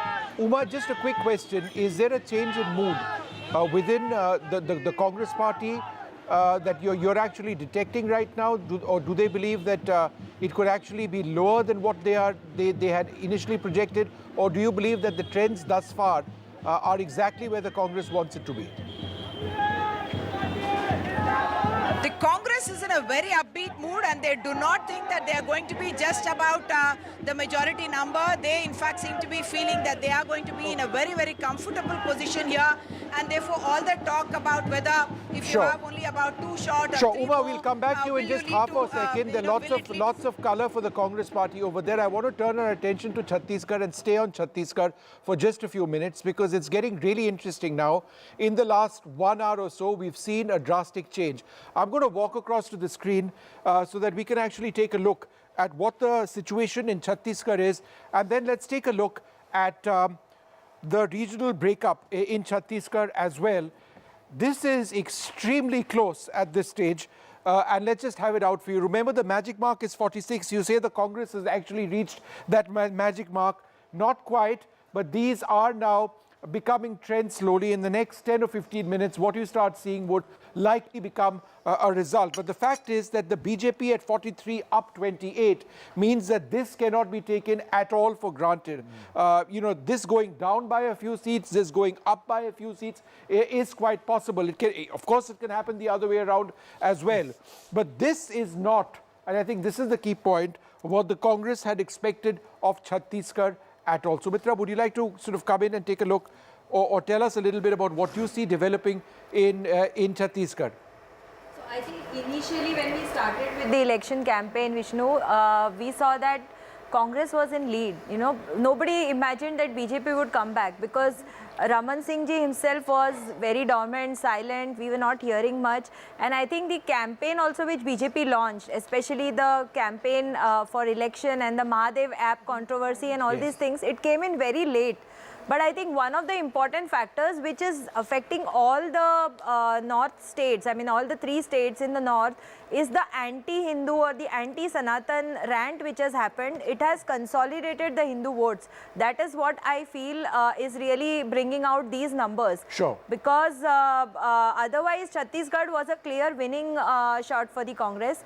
But now I think BJP might just be in the ascendancy. Let's just take a look at the region-wise split of Chhattisgarh. This is north. And the number is a whopping 12 up for the BJP at 17 at this stage out of 32 seats in this area. The BJP, the Congress, I should say, down by 9. If you take a look at South Chhattisgarh, there are 3 regions in the state. In South Chhattisgarh, 16 out of 16. The Congress down 7, the BJP up 6. So in all of these areas, yes, it's very much the BJP which is on the ascendancy. And finally, though it is narrowly in favor of the Congress in the center of central Chhattisgarh, just look at the BJP up 11. So it's neck and neck. Yes, but look at the southern part. Let's bring in the Let's go back to the southern part. In 2018, Vishnu, the Congress had 48.8% vote share. Yeah. They had won 15 seats. And the BJP had won only one seat with 33%. Now look at the shift. 48, that means they had an upper advantage of 15% in 2018. Look at the north now. In north, there was an 8% gap between the BJP and the Congress in 2018. The Congress was at 40.6 with 24 seats. Now they are down by 9 seats.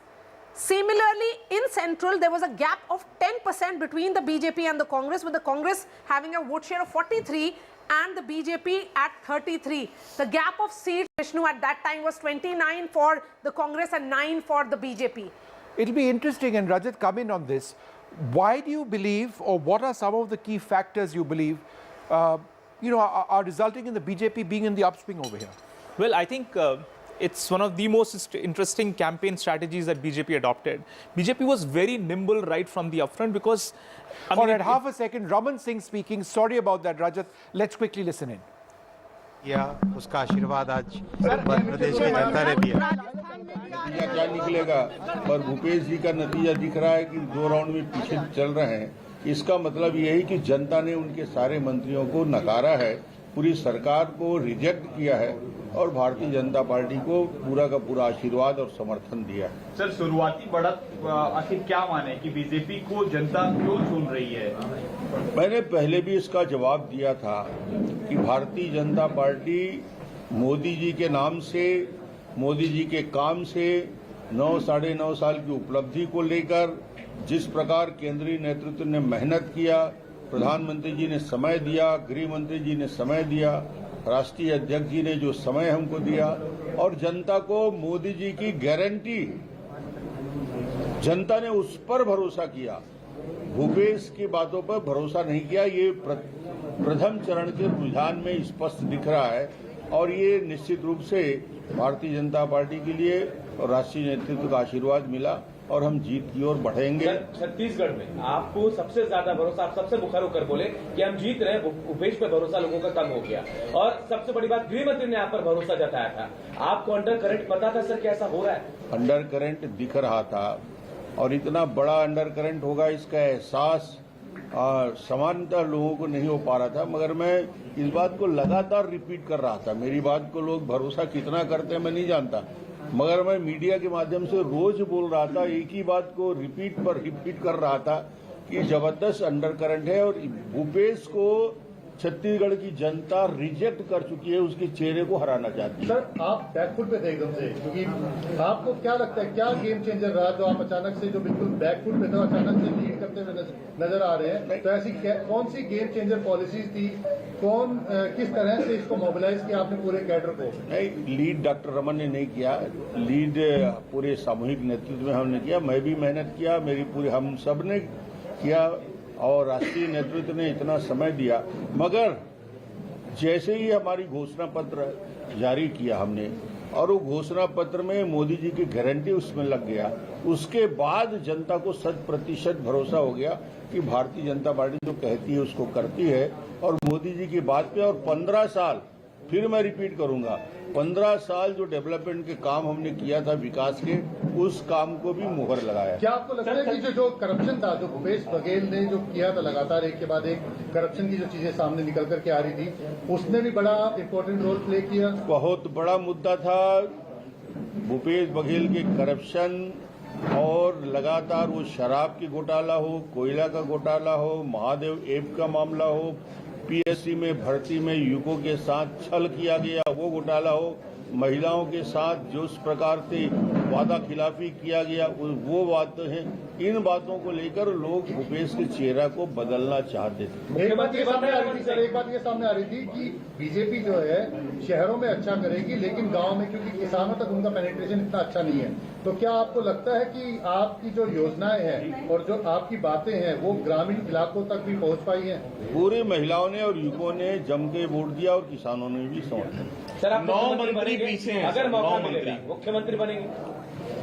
ये party का निर्णय है, party जिसको भी जवाबदारी देगी। हम लोग एक सामान्य कार्यकर्ता हैं, जब जैसी जो जवाबदारी दी गई उसका पालन किया, आगे जैसे पार्टी का निर्देश होगा और जिसको भी जवाबदारी दी जाएगी सब मिलके उसको छत्तीसगढ़ में एक बेहतर सरकार बनाने का काम करें। आप चौथी बार ये जिम्मेवारी संभालने के लिए तैयार हैं?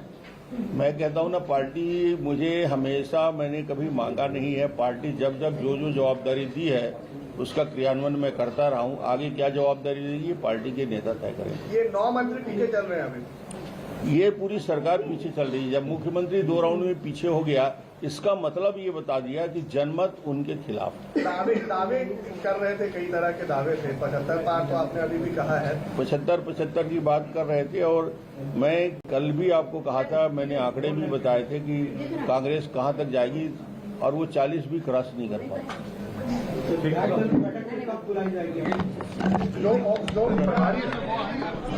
All right, so breaking news now coming in. If you look at the latest lead situation in Chhattisgarh, we've got it up 47 now. It's swapped, change between the BJP and the Congress. It's the BJP which is above the halfway mark now. The Congress has gone down a little bit. You saw Raman Singh speaking just a few moments back. It's changed again. It's 49. The BJP pushing towards that 50 mark. Remember, the majority mark is 46.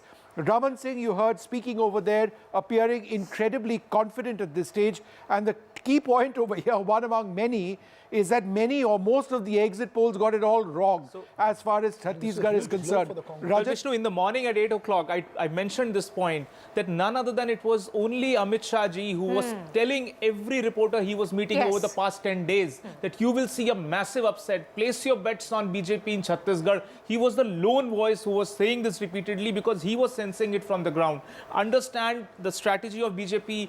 It became a fait accompli 3 months back that Congress is winning. There is no leadership, but BJP started a very, very micro campaign. They picked up very small but genuine issues. They picked up the PSC scam, the civil services scam in the state. They picked up the agrarian crisis issue. They picked up the huge unemployment crisis right now in Chhattisgarh. And all of these simmering was happening, and they used a plain vanilla campaigning. They did not go out to try extraordinary things. And then there was the entire thing for the SGs. which was announced by the Prime Minister in Jharkhand. Aarti, you had a point. You had a point to make on this. Maninder Singh, on what exactly is happening over here. Just quickly before we go to Mr. Sirsaiya. On the ST issue, I just want to point out that the Prime Minister made that remark, that announcement on the 15th of November. But the Bastar region in Chhattisgarh had already voted. So that may not have been a factor. No, I would say it is the work on the ground that the BJP and RSS have done over the last few years, sustained work amongst tribals, and I think that there was a polarization between Christian Adivasis and non-Christian Adivasis, which has worked to the BJP's advantage very clearly. Yes, I will. Just a quick word from Maninder Singh Sirsa, who's joining me from the BJP office. Maninder ji, आदाब. आपके चेहरे पे मुस्कुराहट लाजमी है क्योंकि अगर 11:30 बज गया है और ये नंबर्स दिख रहे हैं. Give us what do you think is working for the BJP in Chhattisgarh? We are understanding what worked in Madhya Pradesh and Rajasthan as well. What do you think worked or perhaps is working if these numbers hold?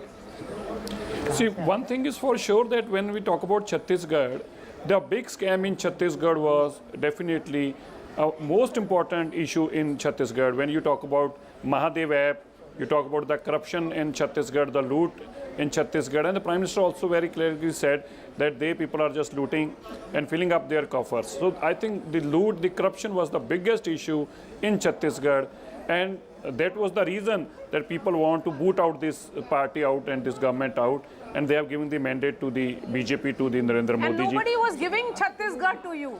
I remember I did speak to a lot of BJP leaders, and I agree with what Rajat here is saying, that Home Minister Amit Shah, who has been crisscrossing Chhattisgarh, has been telling everyone that be prepared for a surprise in Chhattisgarh. So perhaps they had sensed that. I want to understand from you, what do you think BJP did right, besides, of course, taking on the Congress party on the issue of corruption?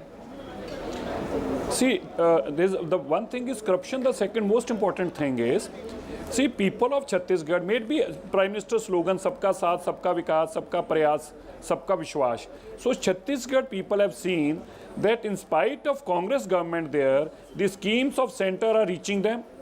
The government of India is doing their best to get them, reach them, the scheme should reach them. And at the same time, the Chhattisgarh CM is just looting them like anything.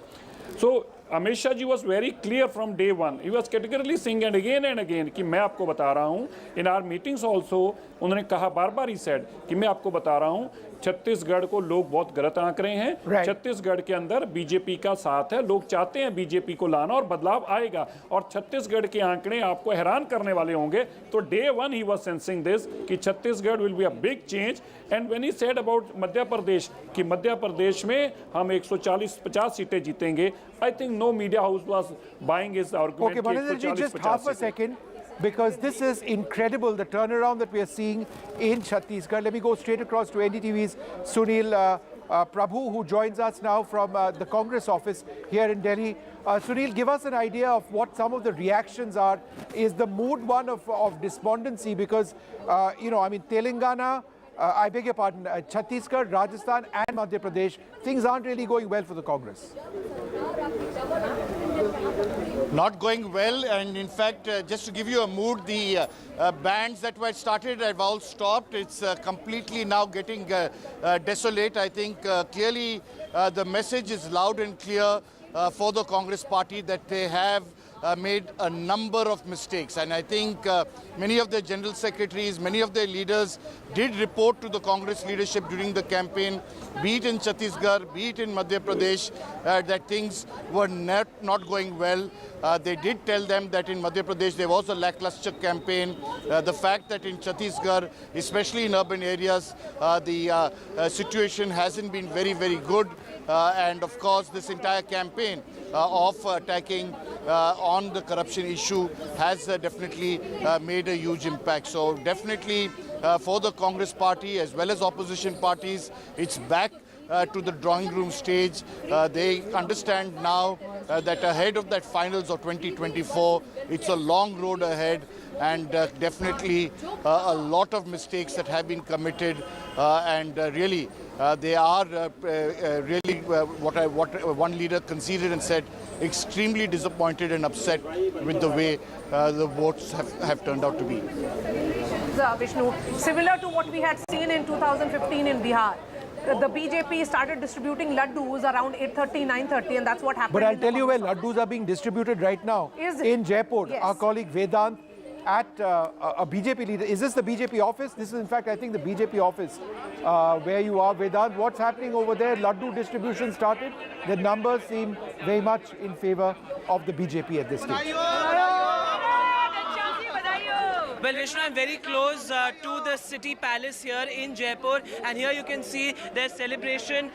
The dhols are out, and BJP flags are out. In fact, a lot of women from the Raj Mahal, as it is called, are here as well. Let me try getting a word from them as well. आप बताइए, दिया कुमारी जी अब लगभग 20,000 वोटों से आगे चल रही हैं। क्या लड्डू बंटना शुरू हो गया ऑलरेडी? बिल्कुल लड्डू बंटने शुरू हो गए। दिया कुमारी जी आनी चाहिए, क्योंकि हम तो ये चाह रहे हैं कि राजस्थान में मुख्यमंत्री दिया कुमारी जी बने, क्योंकि हमारी महिलाओं की जो पीड़ा है वो सिर्फ महिला ही समझ सकती है। और अभी हमें अगर युवाओं का उज्जवल भविष्य चाहिए, ये अपने ये जो वंशवाद, जातिवाद जो ये चल रहा है, तुष्टिकरण की नीति से मुक्ति पानी है, तो हमें दिया कुमारी जी जैसी इनके जैसे हमें जो प्राइम मिनिस्टर ठीक है। चलिए आप बताइए अभी रुझान है, परिणाम नहीं आए, लेकिन अगर बीजेपी आती है पावर में तो ये किसकी जीत आप देखती हैं? ये मोदी की जीत है, दिया कुमारी जी की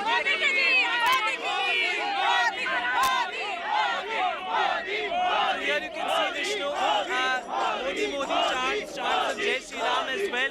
Let me try and get the word from some more people. आप बताइए सर, लड्डू बंटना शुरू हो गया है, अभी आप आश्वस्त हैं कि बीजेपी यहाँ पर पूर्ण बहुमत के साथ आएगी? मेरे हिसाब से बीजेपी राजस्थान में अभी 115 के आसपास जीत रही है। हो गया? ये जीत हमारी आप हो गया? From the people here, BJP supporters out in large numbers here outside BJP Karyalayas, and they've planned huge celebrations. Vedant, prominent faces like Diya Kumari. Vedant, I want to understand from you who all are there at the BJP office. You know, the leader who arrives first may have got some indication from the central leadership. Absolutely, Maria. In fact, sources within the party here tell us that two senior leaders are expected by today evening. Of course, Gajendra Singh Shekhawat has been here holding the fort, for the BJP.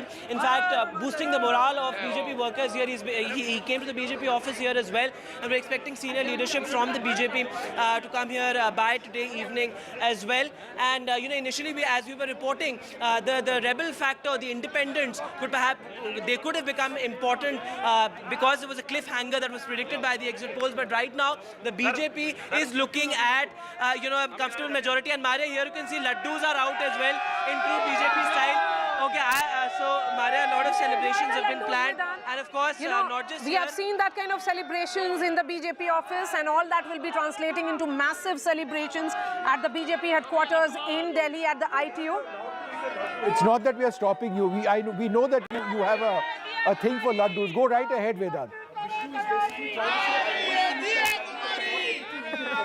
Okay, Sanjay, when we look at these images, yes, state after state, it's a convincing victory. Madhya Pradesh 72 plus another 15. That is what the Congress, BJP has. In the state of Rajasthan also, a massive victory, a convincing victory.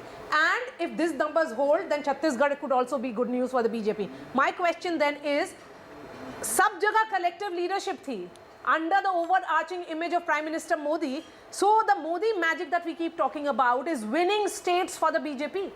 Precisely. Modi magic has held, and Maria, very honestly and frankly, nobody outside of Amit Shah's strategy group believed that they were going to win 3 out of 3 in the heartland. That is again very interesting. You mentioned about Amit Shah telling everybody, and I had a small chat with him when he said that people won't believe now, but Chhattisgarh we are going to win. Sanjay sir, मैं एक चीज बस add करूंगी. There is this party that we have seen in action since 2014. Prime Minister Modi and Home Minister Amit Shah, who started as the BJP president. In those 5 years that he was the BJP president, he has traveled to each and every state of India. He is the person responsible for ensuring that every district of India has a BJP office. Yeah, every district now they are going. Yes. They are going district wise. The fact remains that Rajasthan people were talking too much about Gehlot, the welfare schemes initiated by Gehlot, and so on and so forth.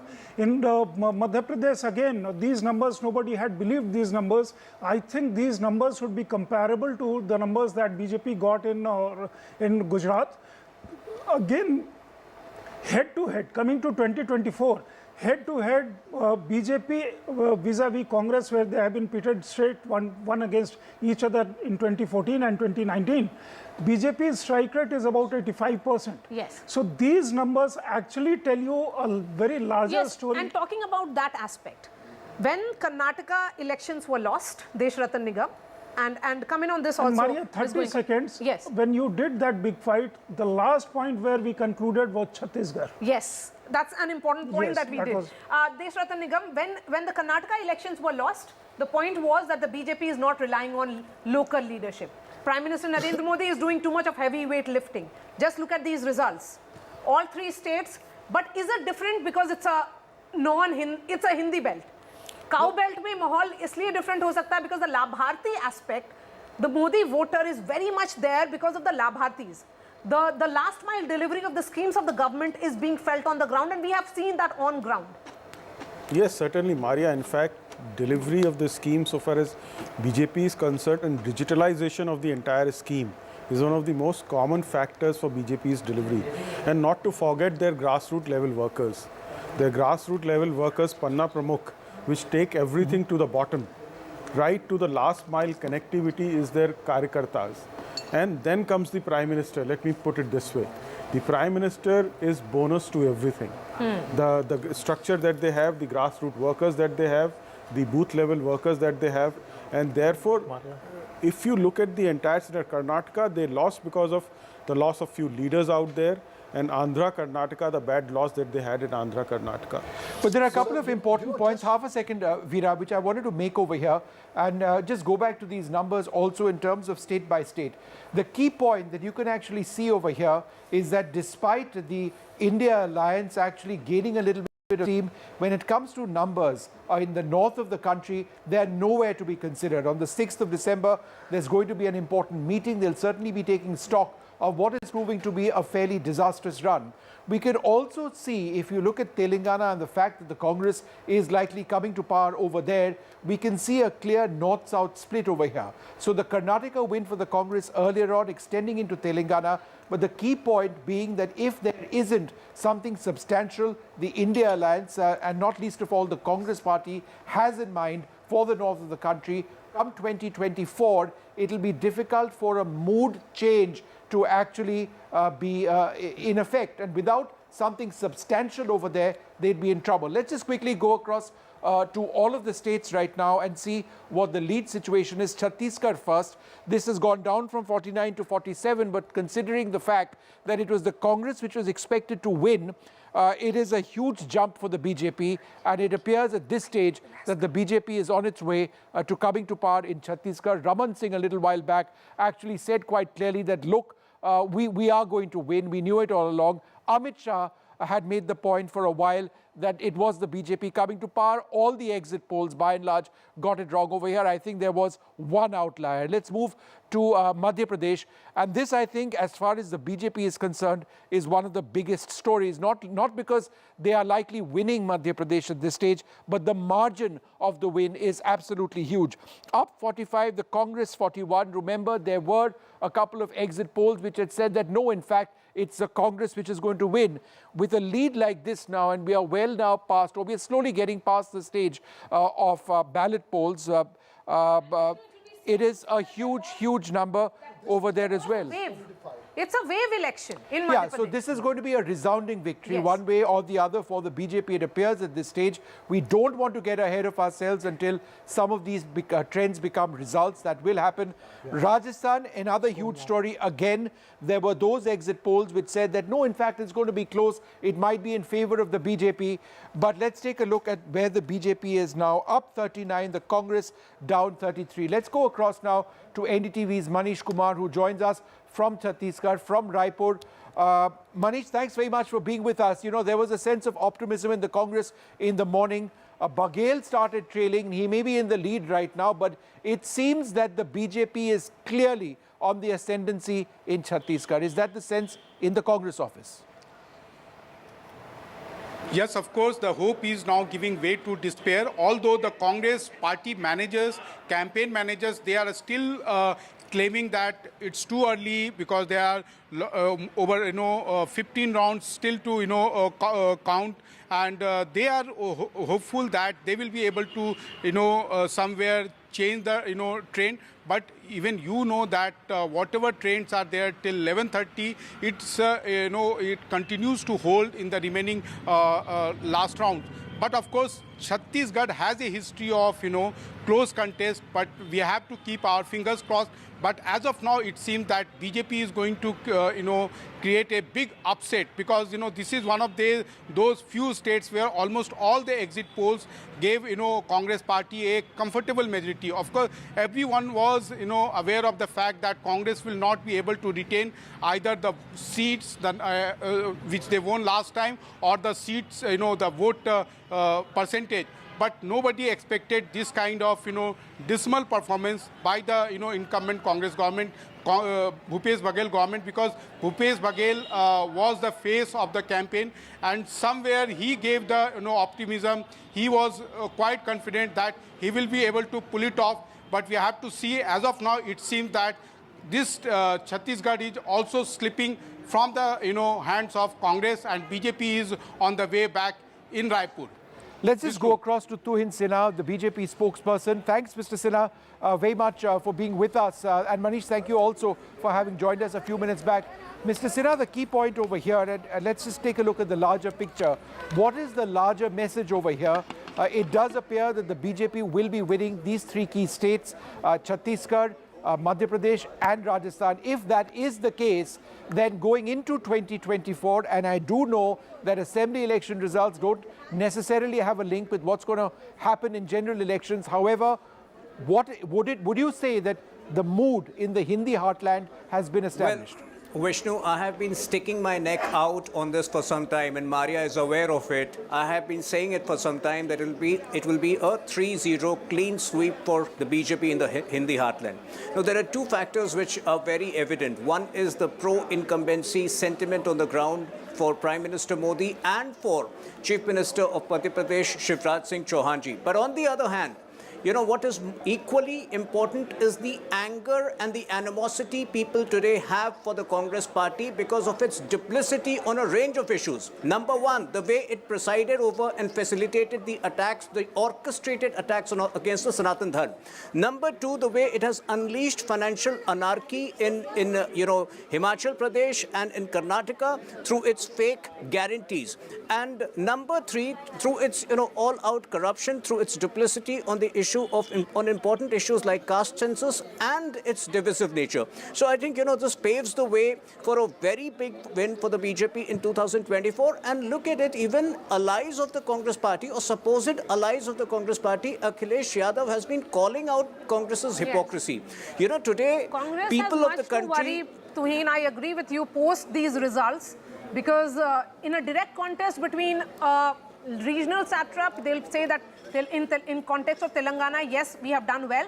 But Veera, you wanted to come in. No, Maria, I was just going to go back to the point that you made about leadership and the Prime Minister being the star campaigner, and we were juxtaposing it with Karnataka. The lesson I think the BJP has learnt from Karnataka is that even if you want to move forward, don't give a public image of sidelining the leader. What happened with Yediyurappa is very different from what you saw in Madhya Pradesh, where Shivraj Singh Chauhan... And what happened with Vasundhara Raje? Yes, in the last moment, You did not send the message that you have alienated them. You kept the regional satrap as well as you went out, and I think that's part of the strategy. But I think the bigger lesson as far as the Congress is concerned is what Vishnu was also pointing out, that there is definitely clearly seeming to be a north-south divide, at least from the way I see it down south, because several Congress leaders, Vishnu, who we met in Hyderabad, were supremely confident about Chhattisgarh. They were slightly nervous about Madhya Pradesh. Rajasthan, they weren't willing to talk too much, but Madhya Pradesh, they were nervous, and I remember them saying 125. So I think that would be a hit, and Chhattisgarh, I think a lot of Congress leaders were extremely confident that they were going to I've just got a message from those close to Jyotiraditya Scindia coming in, and then I'll go across to Deshratan Nigam on how the Scindia factor, they say, has actually won. It's based on their analysis of the situation in the state, in the counting, on almost all seats where Jyotiraditya Scindia's loyalists were contesting or where he campaigned heavily, which would be in the Guna, Shivpuri, Gwalior area. It's 15-1. According to Scindia loyalists on the BJP versus the Congress, they say it is an impressive lead for the BJP in these areas. Now, this is interesting because Deshratan Nigam, there were those who questioned what would actually take place with Jyotiraditya Scindia. Was he actually making the mark for the BJP in the state? If this is true, and I'm telling you off the top, this is coming from his supporters, but if it is true, then, you know, it just goes to show that he remains very strong in the state. I'll just take that question forward with one more thing, that in this belt of Chambal and Gwalior, the point was that the workers of the BJP had done anti-Maharaja politics. That was the sense.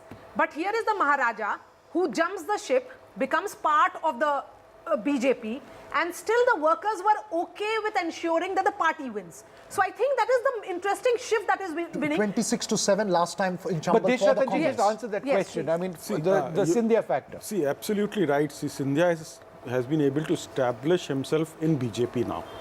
And especially the kinds of trends that are showing. And there he's completely, you know, assimilated himself in the BJP. He is also transformed. It is not that the BJP is the only person who's adjusted with Scindia. Scindia is also very well adjusted, and he's a young dynamic leader, no doubt about it. He has a hold in that particular region, and combining it with BJP's, you know, workers, the strength of the workers with the BJP has, and the Prime Minister's charisma, I think all the three factors in that particular region has done wonders to BJP. Right. There's no doubt about it. So far as North-South divide is concerned, let me tell you, even in the last elections, the BJP had lost the Karnataka elections. But there was a sweep in the Lok Sabha elections. So you cannot have that North-South divide in the Lok Sabha elections. Please remember that. It could be the other way around as well. Who knows? Yes. No, but last time in 2018, just a quick point, sir. 2018, BJP was the single largest party in Karnataka. Yeah. In 2019, they swept the parliamentary election. This time, of course, you have an alliance with Okay, JP, I know everybody wants to come in. I'm just going to have to wait for a moment. Again, the sponsors, Veera Raghav, important. We need to keep the business running. We need to take a short break at this stage. We'll come back with the very latest. And Aarti has a couple of key points to make. We'll be back. Stay tuned.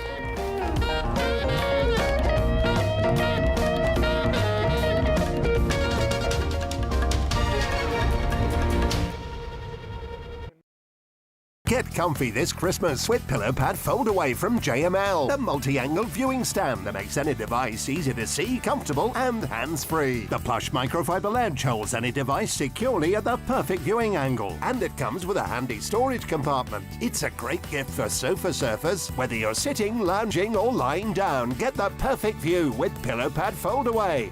Only $19.99 from Asda, Argos, Boots, Tesco and JMLDirect.com. More broadband switchers? Choose us. And this Black Friday, EE Broadband is free.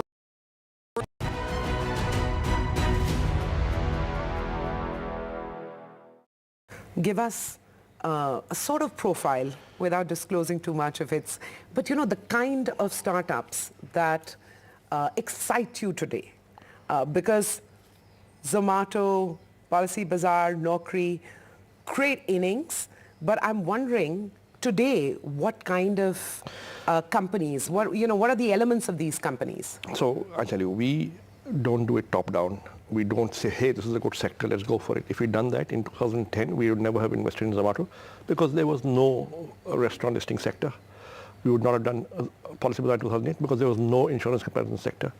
We look at companies that are creating new categories, entrepreneurs, breaking new ground, and therefore we do it bottom up. We meet 1,000 startups a quarter, or at least look at 1,000 startups a quarter, meet maybe about 500, and we invest in 3 or 4 a quarter. Okay. Okay. And we start with first principles, bottom up.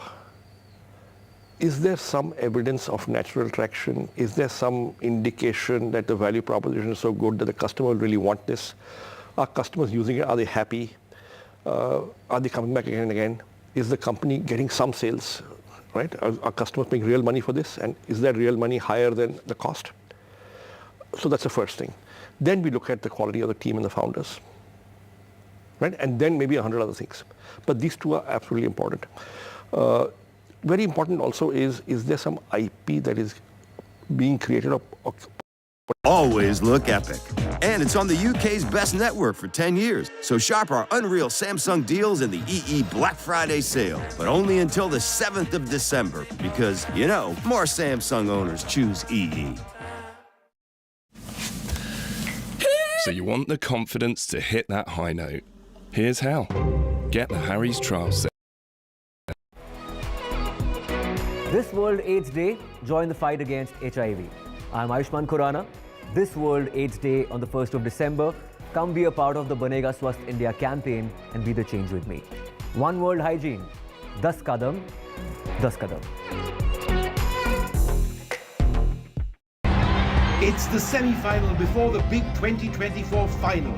The high-stakes battles in the 5 states. Can Gehlot stop the Rajasthan revolving door this time? Or will the Modi magic trump Gehlot ka jadoo? Is this the toughest political battle for Shivraj Singh Chauhan in 2 decades in MP? Will Kamal Nath turn the electoral table to call Madhya Pradesh in favor of the BJP with a 157 to 70? We are well into the counting at this stage, and the Congress down 44 at this stage. The BJP well above the majority mark of 116. If you take a look at Rajasthan, again, some had suggested it would be close, but this isn't close at all. The BJP well ahead of the Congress.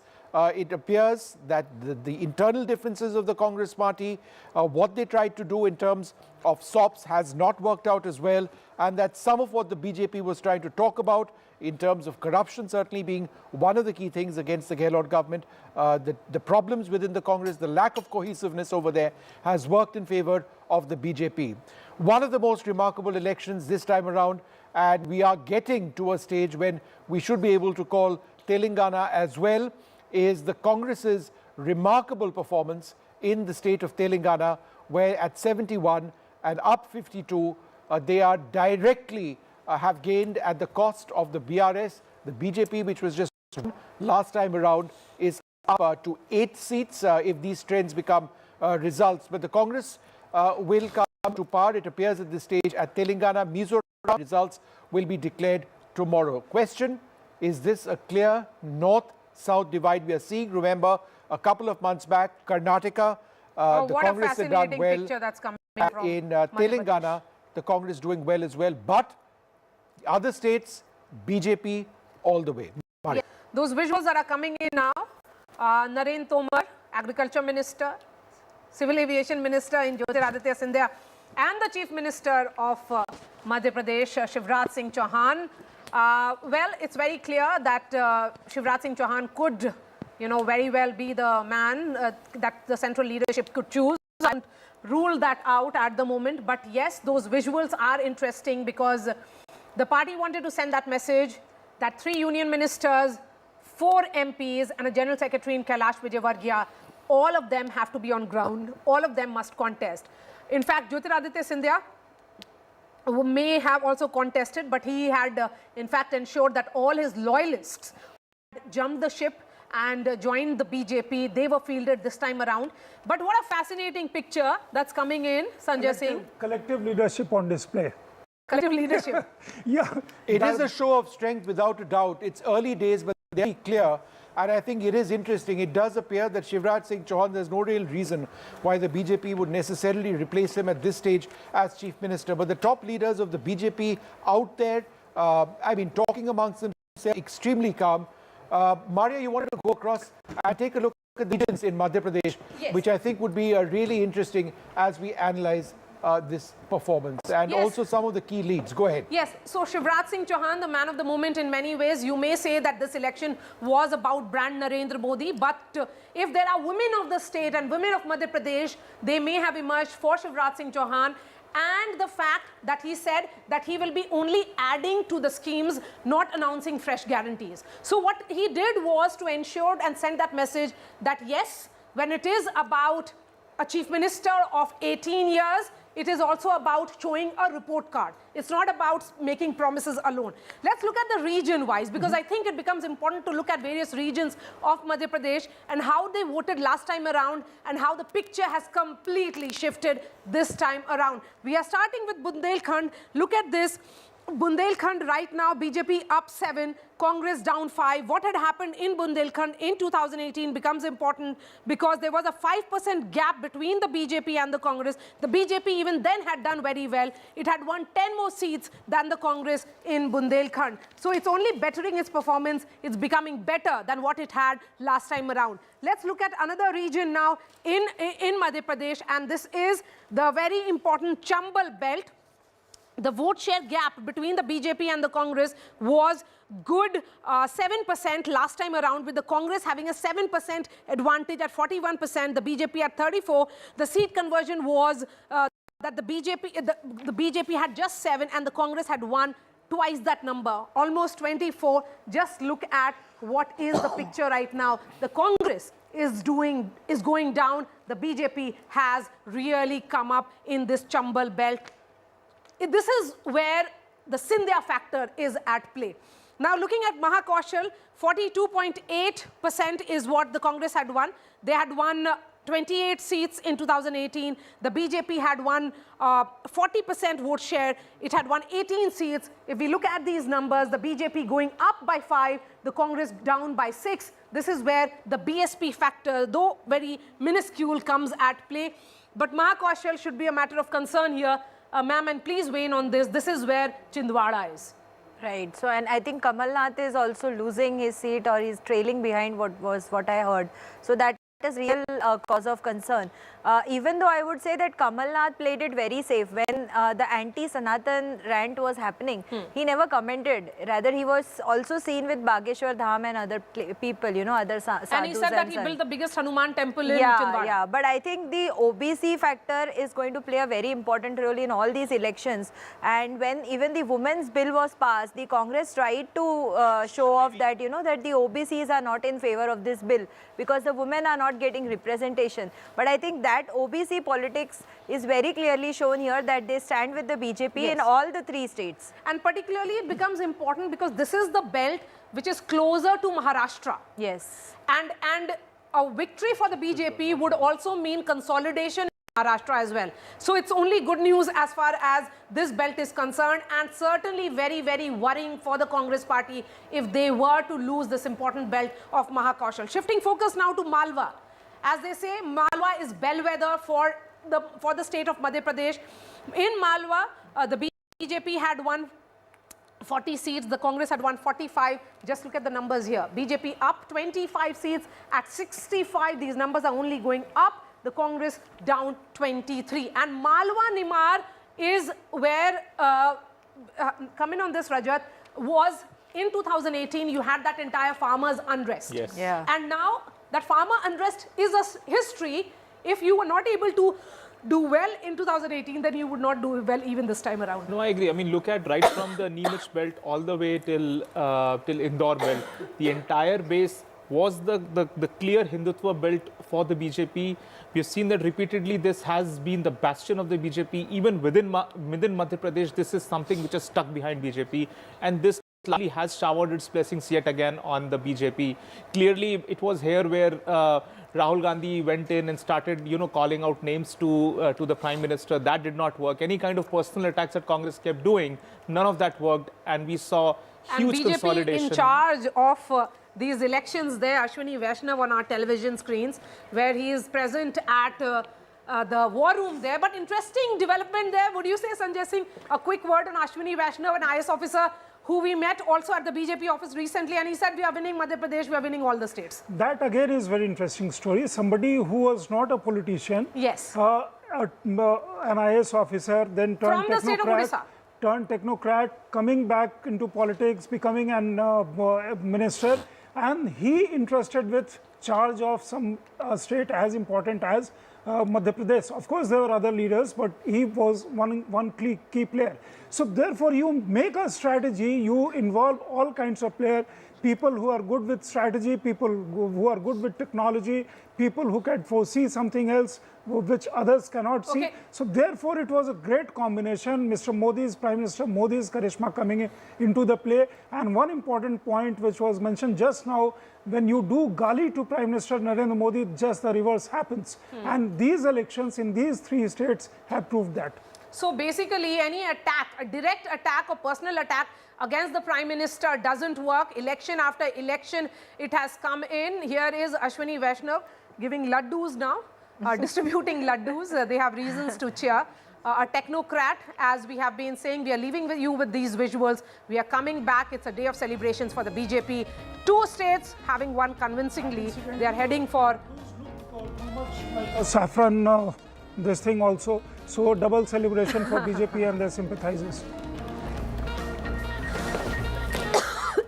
Okay, bye-bye everyone. Madhya Pradesh में बहुत शानदार जीत है भारतीय Janata party तो मध्य प्रदेश में भारतीय Janata party की सरकार ने काम किया है डबल इंजन की सरकार के प्रति जो जन जन का विश्वास है मोदी जी के नेतृत्व के प्रति जो जन जन का विश्वास है और जिस तरह से शिवराज जी की परफॉर्मेंस रही काम हुआ है उसके आज परिणाम सबके सामने है संगठन ने जो काम किया उसके परिणाम सबके सामने है बहुत अच्छी जीत है मध्य प्रदेश की जनता को सबको बधाई सर राजस्थान और छत्तीसगढ़ में भी लीड मिल रही है सब उसको लेकर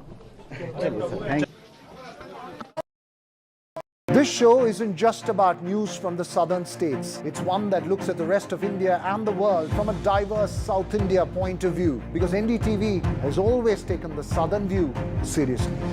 The Southern View with Veera Raghav. Only on NDTV 24/7.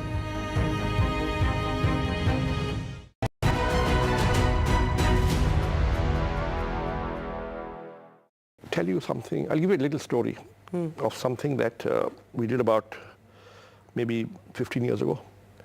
At that time, we didn't know we were doing AI. It just looked like a smart algorithm. Now, it'll probably be classified as AI, okay? Or borderline AI, right? So at Naukri, we've got 80 million resumes. Recruitment managers come, log in, and they search this database of resumes to try and identify candidates they want to contact to hire them. Now, because the 80 million resumes, we have a problem of plenty. So the HR manager, the recruitment manager puts in some criteria, say B.Tech computer science qualification, 3 to 5 years experience, and keywords Java, C++, right? Location Bangalore, right? He puts these in the structured fields, and maybe 500,000 matches are found. Now, there are many, many, many unarticulated criteria which the recruitment manager cannot put in the form. But the moment he sees the CV, he says yes, no basis, judgment. So and therefore what used to happen was that in the first page of the finds, he'd find 2 relevant resumes, although they all matched the criteria he put down. Page 2 and 3, nothing. Page 5, 3 more. So it would take him about 100 pages to get 50 good resumes. That would take him maybe half an hour to 45 minutes, right? And we said, is there a way we can identify these unarticulated criteria and somehow put all the relevant ones at the top on the first page? If you can save about a half an hour of your client's time. And you managed to do that successfully? Yes, we developed an algorithm. It took us a couple of years. We developed an algorithm that did precisely that. And it worked like a miracle because only 5 people in the company knew how it worked. And the moment we introduced it, our sales team all got calls from clients saying, what is this? What have you done? This is fantastic, right? Now, that's how smart programming, AI, ml can help you. And proprietary. And proprietary.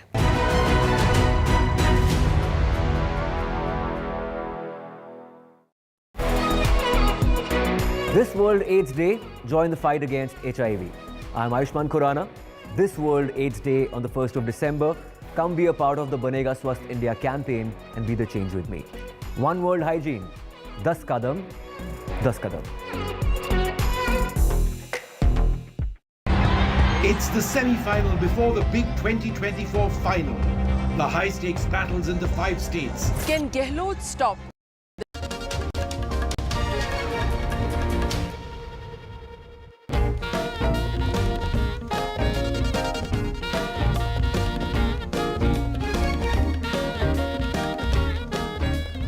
Well, the only bit of good news today for the Congress is coming from South India in Telangana, where the party, as you see on your screen, leading in 70 seats. The BRS, a mighty blow for the mighty K. Chandrasekhar Rao. Until 6 months ago, Maria, I don't think anyone even thought that BRS and KCR were in shaky ground. And until 2 weeks ago, the BRS did not believe that they were in shaky ground, but anti-incumbency, 10 years of anti-incumbency, family rule, doing in that regional satrap. And just look at Chhattisgarh now, Veera. Yeah. In 2 minutes break that we took, BJP is 51. They have crossed the 50-itch. Congress at 37. So if these numbers hold and the momentum building for the BJP in Chhattisgarh, then it appears certainly that they'll have much to celebrate in the next 1.5 hours, because nobody got Chhattisgarh right. That's right. Professor Sandeep Shastri, a quick word on Chhattisgarh, and also Sanjay Kumar. Just look at that Chhattisgarh number. Chhattisgarh was always seen as a tough fight, and given the Congress history of the last 10 years of not being able to hold on to a seat that they were in power in, I think Chhattisgarh only reconfirms that trend. And I think it also is indicative of the fact that a large chunk of the tribal vote in Chhattisgarh has actually moved to the BJP. Yes. If this trend were to hold, I think these factors will be important to keep in mind. So Birsa Munda celebrations that happened in Jharkhand, timed with they always have their impact in a neighboring state. Chhattisgarh, Maria, because Chhattisgarh Bastar election took place before the Birsa Munda. Yes, so but the substantive chunk, because that was 20 seats before that. That was and all the 70 those were the tribal areas, yes, largely. I think the Birsa Munda function may have had an impact in Madhya Pradesh. Amongst the tribals. Okay, yes. Sanjay sir?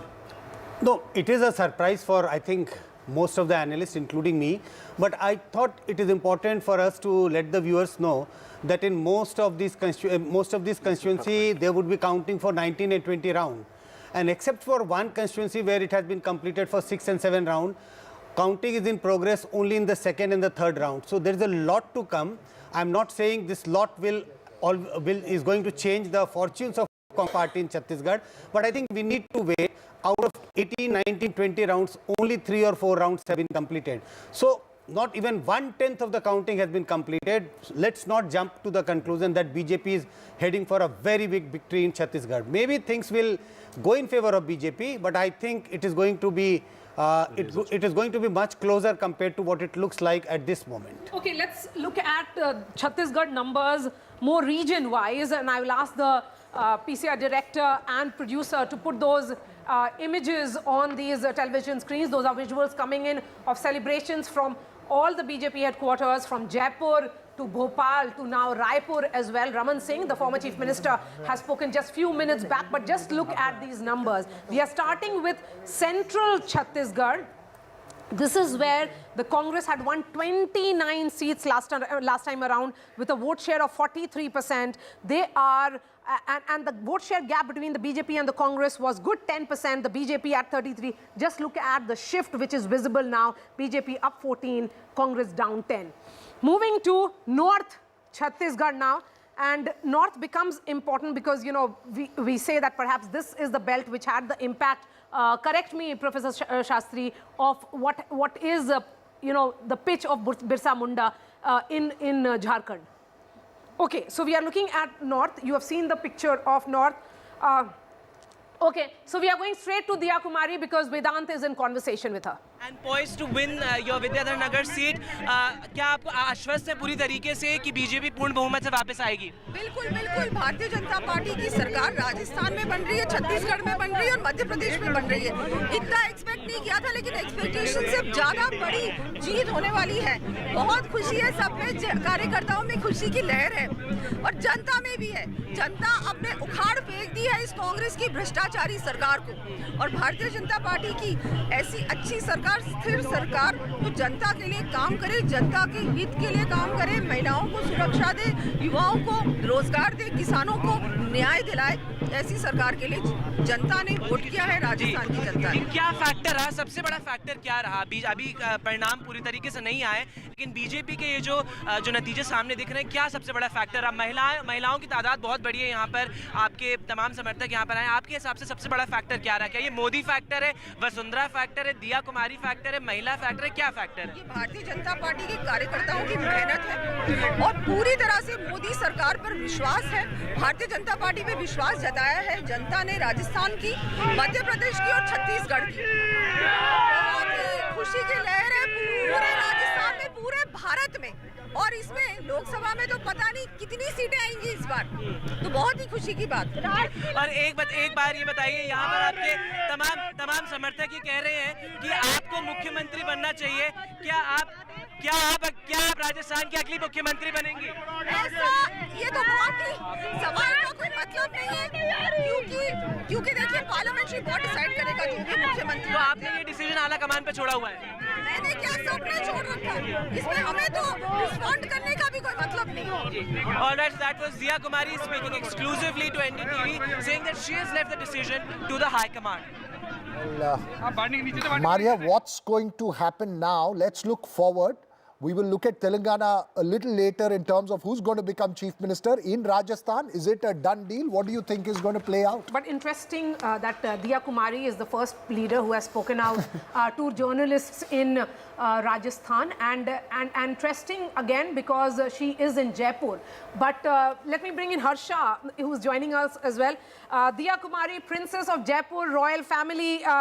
Harsha, and someone who stepped into Rajasthan's political arena only 10 years ago, but played an important and interesting role in the last 10 years, and particularly in these elections. Is she the new woman factor in the state? Well, I think definitely, she's definitely been promoted by the central leadership, and it's definitely to offset royal versus royal, woman versus woman. So if they were looking for someone who had Vasundhara Raje's charisma and perhaps would not be as, uncomfortably strong, then they may have just found it in Diya Kumari. Just look at the fact that she got Vidyadhar Nagar. It was an absolutely safe seat. There was talk in the BJP circles that lots of people were trying for Vidyadhar Nagar, but apparently it had been, kept for her. So safe seat from Rajsamand, Vidyadhar Nagar, definitely a rising star on the political horizon of the BJP. And here, of course, the BJP moved very, very upbeat here. You can see behind me, those garlands are being put up here at the BJP office. So they're getting ready now because the results are more or less in. And let me also tell you that there's an important meeting that's going on here. Gajendra Singh Shekhawat and other senior BJP leaders are here at the BJP office, in a meeting, while of course the Karyakartas and the workers are celebrating outside. Yes, so Dol Nagada at the BJP office in Jaipur, and you had heard from Jaipur ki beti, that's what Diya Kumari is often called, and she is among the 7 MPs that the BJP had fielded this time around. And as Harsha was saying, that Vidyadhar Nagar is a safe constituency, but the larger message is she the one? We really do not know who the one is. Who is the one now, because the story of Jaipur and particularly of Rajasthan will move ahead. I believe we can go across to Arvind as well, who's there at the BJP headquarters here in New Delhi. Arvind, what are you picking up? Any word on who is going to take the top job there in Rajasthan that you can hint us with? Veera, when it comes to BJP, no one can speculate or no one can report the name unless until it's officially announced by the BJP leadership. So let's not take the risk of second guessing when it comes to a party like BJP. So let's leave it for the party to officially announce the name. So keeping that aside, so preparations are underway for grand celebrations here at BJP headquarters in the national capital. So post 6 p.m. we can expect all the senior leaders of BJP arriving at the party headquarters from BJP National President JP Nadda, followed by Home Minister, and somewhere close to 7 p.m. we can expect Prime Minister also to arrive here at BJP headquarters, where the party will celebrate the victory in all the 3 states. Party is very hopeful that they'll be winning all the 3 states, Rajasthan, Madhya Pradesh and also Telangana. So close to 7 p.m. we can expect Prime Minister to be here, and then Prime Minister will be addressing the gathering also. That will be somewhere around 8 p.m. So as usual, though Congress started the day with crackers and with celebrations, as the tradition or as how things were has always been in the last 7-8 years. Again, at the end of the day, it will be BJP which will be celebrating in a grand manner, bagging almost 3 out of 4 seats or 4 states, something that's a huge victory for BJP. So we can expect the celebrations to kickstart here post 6 p.m. But as expected, that BJP was confident throughout that they will be winning all the 3 states, but Rajasthan and Madhya Pradesh making it clear that the party will be winning handsome. But when it comes to Chhattisgarh, things are quite, we did go through the Election Commission data, almost 15 to 16 seats, where the margin is somewhere around 1,000 between. Yes, Arvind. So Arvind there was saying that around 15 to 20 seats is where the margin between the BJP and the Congress is less than 1,000. But just look at the numbers of Chhattisgarh, because, you know, nobody gave BJP a chance in Chhattisgarh. And if we were to look at the gap, it's only consolidating for the BJP going ahead. Aarti is joining us from our election war room. Aarti, let's look at the Chhattisgarh big numbers. What are the big data center of NDTV? Give us a sense of how many seats between the BJP and the Congress are in the gap of less than 500, and how many rounds are over in Chhattisgarh, how many more rounds to go? Absolutely. Now, this is the data center that NDTV has set up, where, of course, the numbers are now stabilizing. And Parmedu will be able to tell us exactly how these numbers have worked in Chhattisgarh. A big turnaround for BJP in Chhattisgarh, sir. Could you explain to us how that's happened over the course of time, and in the following rounds of counting, what we are yet to see? Yes, in Chhattisgarh, everybody was expecting that the Bhupesh Baghel will form another government. He will repeat as a CM, but the things got changed. And if you look the tally into the region-wise, it is the Congress who got set back in the southern region, which includes the Bastar and Sarguja region. So Congress did very well in last time, almost they clean sweep. So this time, out of 16 seats, Congress is getting only 6 seats. So loss of 9 seats in the southern region.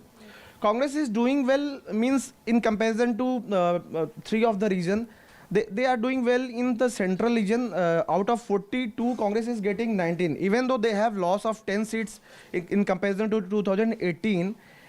But in north and south, they are doing really poor. BJP is leading on 21 seats out of 32 seats, which comes in northern Chhattisgarh. So, and the Congress CM Bhupesh Baghel, he himself is trailing in the Patan seats. And the BJP, they gave ticket to their 4 MPs, and the 4 of them now leading.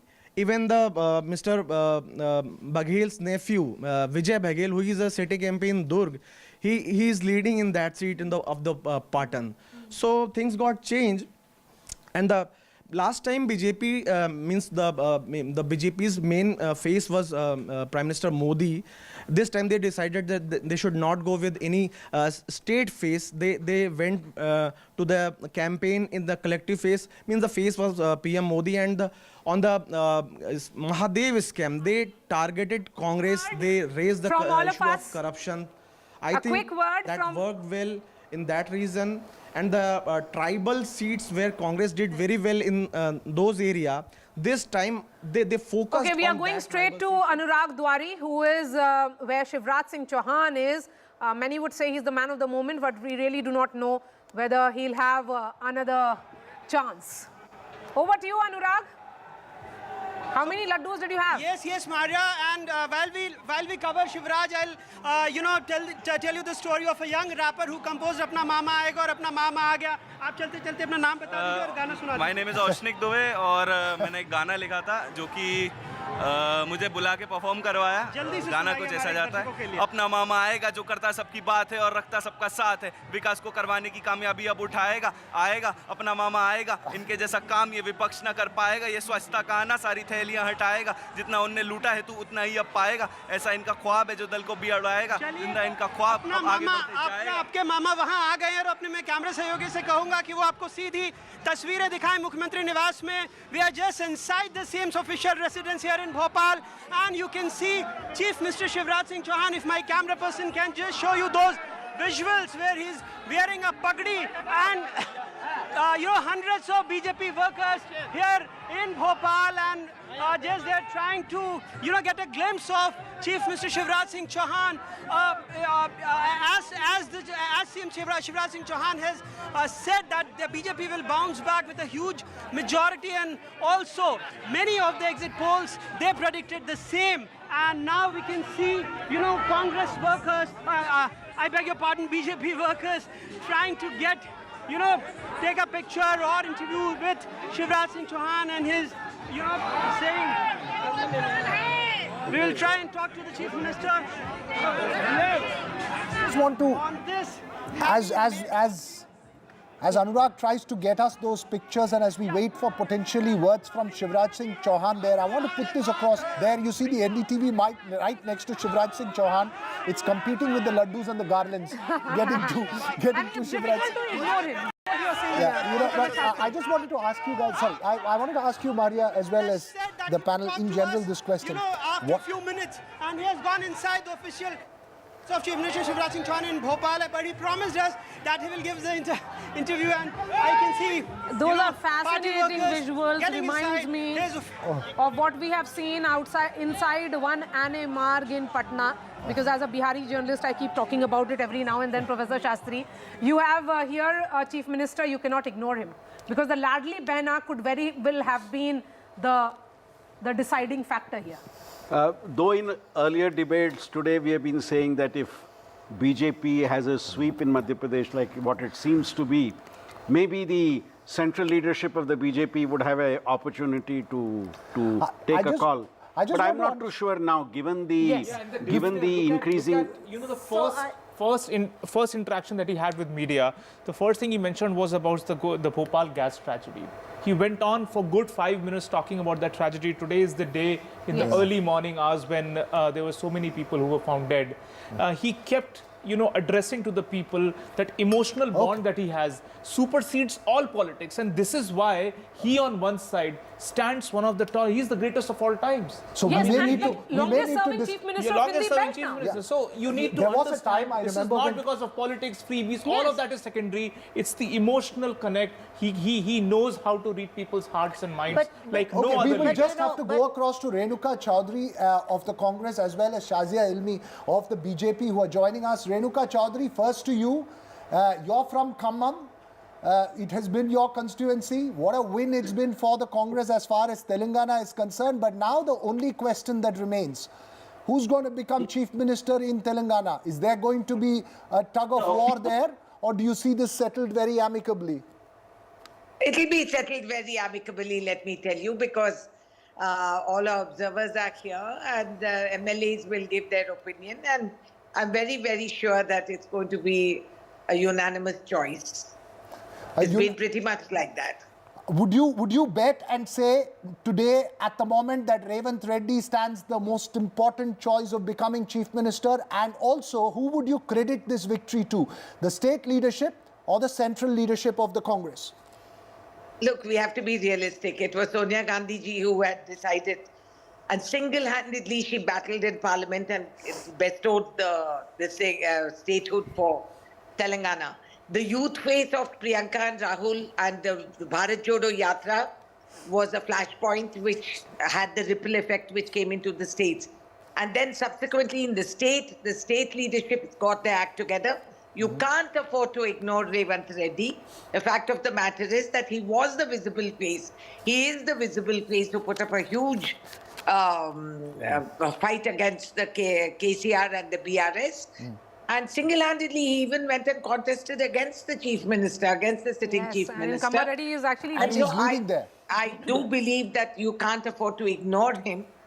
And of course, we are lucky that we have so much talent in the Congress party. We have many aspirants for this post. But the talent is restricted to the south, ma'am, and the north. In Madhya Pradesh and Rajasthan, there seems to be trouble. Rajasthan, even Chhattisgarh, seen as a popular chief minister. I mean, as far as the popularity quotient is concerned, you did not have an unpopular chief minister in Bhupesh Baghel. Yes, that came as a nasty surprise. Let me tell you, because Bhupesh Baghel has been very steady and he's delivered on many fronts, and so that has come as a very rude shock if indeed, I don't know how many rounds are left because I've been on TV all the while, but that is a nasty surprise, and we'll have to quickly introspect and get back on the ground. 20 seats gap between the BJP and the Congress in the state of Chhattisgarh, Shazia, and now the Congress below 70 in Madhya Pradesh. You know, you may say I told you so. If these numbers hold, then BJP has much to cheer. Nobody was giving Chhattisgarh to you.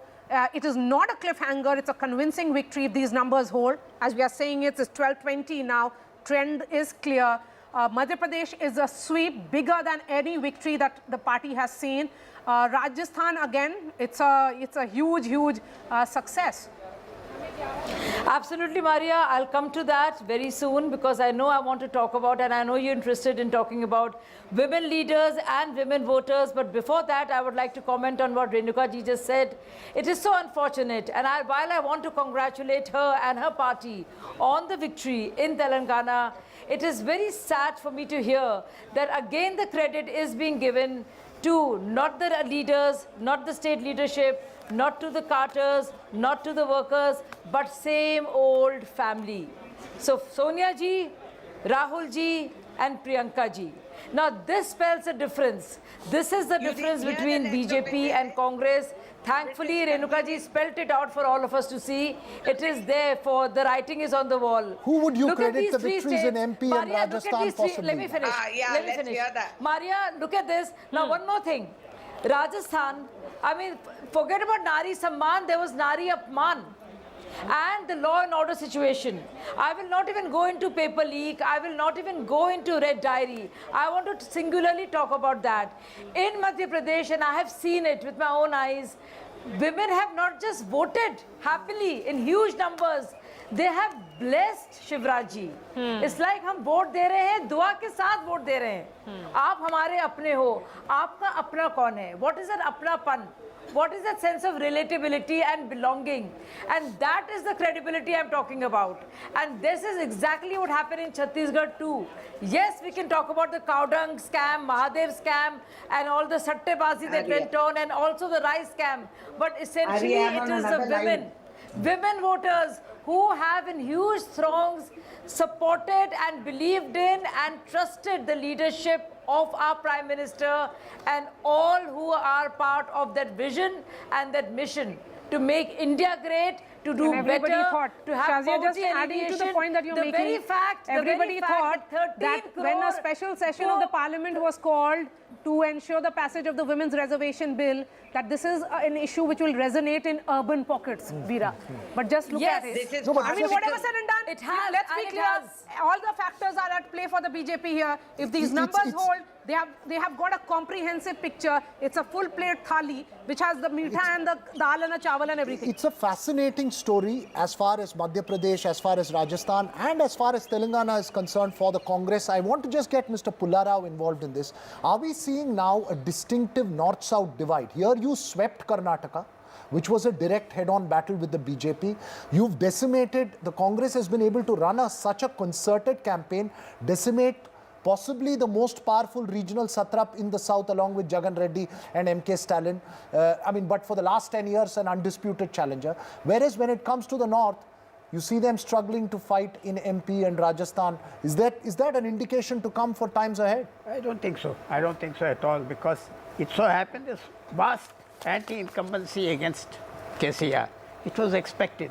And to be very fair, 2014, 2018, the Gandhis canvassed and said, we gave you Telangana, we gave you.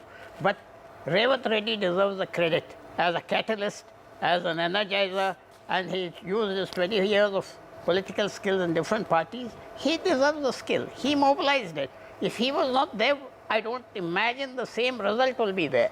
What's your prognosis for K. Chandrasekhar Rao and the BRS? Chandrasekhar Rao, if he has a vote percentage, he has to fight now. He is sandwiched between two national parties. And that's a very uncomfortable place for a regional party. Quickly, do you see Telangana becoming a BJP versus Congress battle? A bipolar state, like we are observing that in Karnataka. JDS has formed an alliance with the BJP. There is a large sense that the Kumaraswamy will have to merge or enter the BJP at some point of time. It's becoming a bipolar battle there. Do you see Telangana also becoming a bipolar battle? Is that the takeaway this time? The decline will take quite some time. The decline will not be precipitous in the sense that KCR vanishes from the scene. It will be there. He will be there. Can I say one small comment? See, I think one thing is very clear that's coming out of these trends so far is that Narendra Modi has established his dominance in North India. I think that is really, really clear. And we may go on speculating, will Shivraj Singh Chauhan be the Prime Minister, will be the next Chief Minister or not?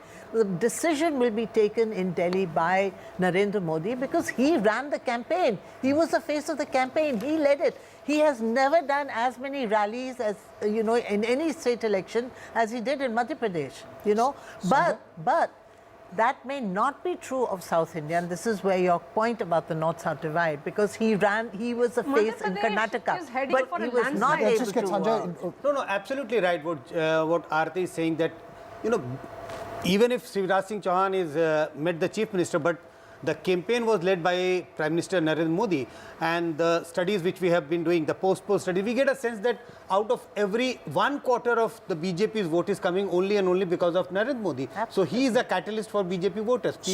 People have voted, a sizable number of people have voted for BJP because I believe the Karnataka Congress Vokkaliga strongman DK Shivkumar, who is in charge of Hyderabad, they had kept him there, hoping that, if it's around 60-62, they needed his support to hold the MLAs. He's speaking there. They should have sent him to some other state. Maybe.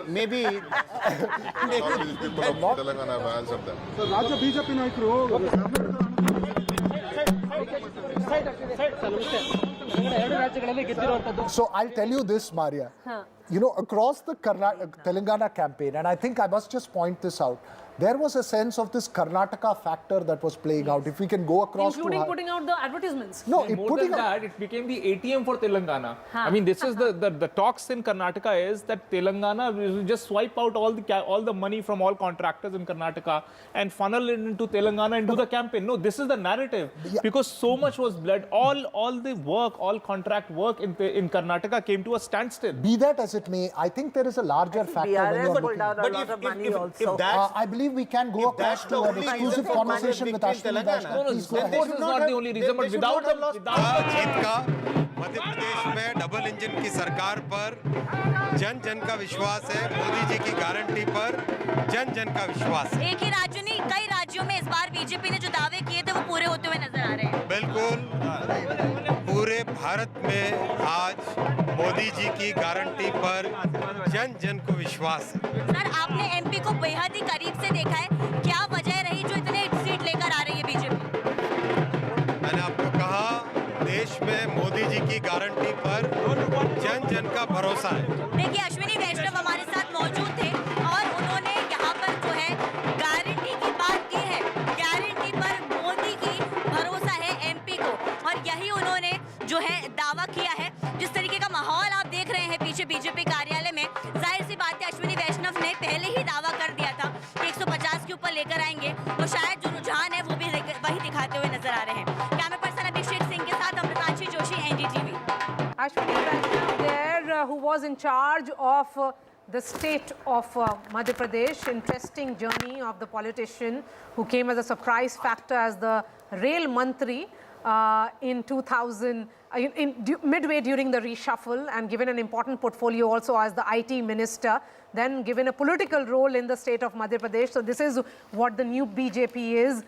They believe in having all hands on deck. Yeah. Party leaders, MPs, ministers, chief ministers of various states, all of them are brought in to ensure that they play their role. You had a Himanta Biswa Sarma campaigning extensively in these poll-bound states. Many would say, what role does an Assam chief minister have to play? What role will an Assam chief minister play in these elections? Deshrathan Nigam. So, Well, you know, this is also called micro picture that yeah, we not keep even talking that. about. They caught Shinde also. Shinde? From Maharashtra. He's from a different party. He was coming in campaigning for the BJP in Madhya Pradesh. So that's how they kept the engine. Increasingly, when rolling. I hear your conversations, I feel like there is the South-North divide becomes even more, because exactly the same thing happened for the Congress in the South. You had DK Shivkumar, you had Siddaramaiah. You know, the day Revanth Reddy went to file his nomination, Siddaramaiah went along with him. They wanted to send out an image of the OBC push, you know, in that sense. So it's quite fascinating how it's coming out. But I just wanted to bring focus, since you were mentioning Madhya Pradesh, Maria, and to you, sir, is, you know, how much has the Scindia factor really affected? Because Chambal was a region where the Congress swept last time, 26. This is Jyotiraditya Scindia's region of influence. How much, Maria, has that mattered? Is that a factor, A? And B, in Rajasthan, when you come down to Rajasthan, what has been the one that's tipped the sides? Yes, I will take that question, particularly of the Chambal region, if I'll ask the producer to put that on There, our television screens. That's there. up, That's on it. So Congress in 2018 had 141.3% vote, and it had translated into 24 seats. The BJP had just 7. Look at the numbers now. The Congress is up to 16, which means they have gained 9 seats. It was being talked about as to what is the factor of Jyotiraditya Scindia. He sounded visibly confident. He says that, you know, he has played a role. How should that be read? I think a lot would depend upon which are the 9 seats that the BJP has gained. Has it been seats which came to them when Scindia moved over to the party? That, I think, would decide. But I think in larger Madhya Pradesh, if I could put it in 3 words, there are 3 M's which have decided this verdict: Modi, Mamaji and Mahila. It is these 3 factors across the state which has won them the verdict in Madhya Pradesh. I think you'll have to add T also, tribals. Tribals as well. You know, MMT, MMT. Triple MT. And you know, when we talk about the Mahila voter, and I would ask, ma'am, please pitch in on this, because the Mahila voter is actually coming out with fascinating trend. They are going with an incumbent here, but they are not going with an incumbent in Rajasthan.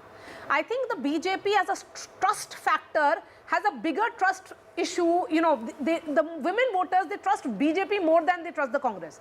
So, ek taraf to guarantee thi that you're making some promises. Here it was Mamaji talking about the report card. This is what I've done. This is more I will do. And the fact was that the Ladli Lakshmi, the last disbursal, happened 3 days before the polling. So, see, if you look at the 9 years which Modi ji has delivered, I think the focus has been completely on women. And look at the number of gas connections, look at the number of toilets that he has built. If you look at the number of other facilities, women's safety and other things, I think they have done tremendous work in keeping the women in focus. And that is what has, you know, benefited them. And like you said, that Shivraj ji is called as Mama ji, and Mama ji is supposed to take care of the girl child basically. So that sentiment has been, that emotional connect has been built, and I think that has added a lot to this particular thing. One more thing I would like to say in Rajasthan. In Rajasthan, what has happened is there has been lack of employment opportunities, and the male members of Rajasthan have been missing from Rajasthan. So if you look at the age group from 16 to 70, they have left Rajasthan and gone to other states. That's a good So because of that, the women have been left alone and they have to fetch on their own. So I think they have not got the benefits. Factors that work out in an election. We'll go across to Shama Mohammed of the Congress as well. Shama comes from my part of the country, which is the south of India. Are you smiling or are you sad, Shama? You got Telangana, that's the only reason to smile. The other 3 have gone kaput for the Congress. No, I'm happy, very happy with Telangana. I had predicted 70 and I think we will be there. So I'm very happy. But of course, as a congresswoman, upset about the three North Indian states, that is Rajasthan, Chhattisgarh and Madhya Pradesh. More so with Rajasthan, as we all know, it's 5 years, like Himachal Pradesh. But I think Chhattisgarh is which I must say I'm shocked. Because that was a winning state. Exit polls also said that we are winning Chhattisgarh. So real introspection needs to know what happened there. Maybe, I believe, overconfidence. But in unlike the other states, I can just talk for Telangana, where I was there was micromanagement of the elections. I can tell you that about Telangana. Every aspect was looked in.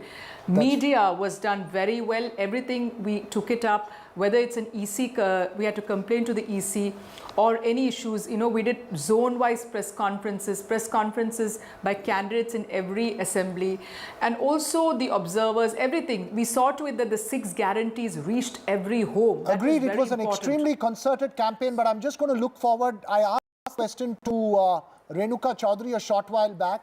Do you believe Revant Reddy will be now the Chief Minister of Telangana? I know there is a process, let's not be diplomatic, but ultimately, do you believe that he is the most important factor as far as Telangana was concerned? A young energy, a campaign, image of Revant Anna, all that at the grassroots, something to solidify the anti-incumbency and the family rule allegations against KCR.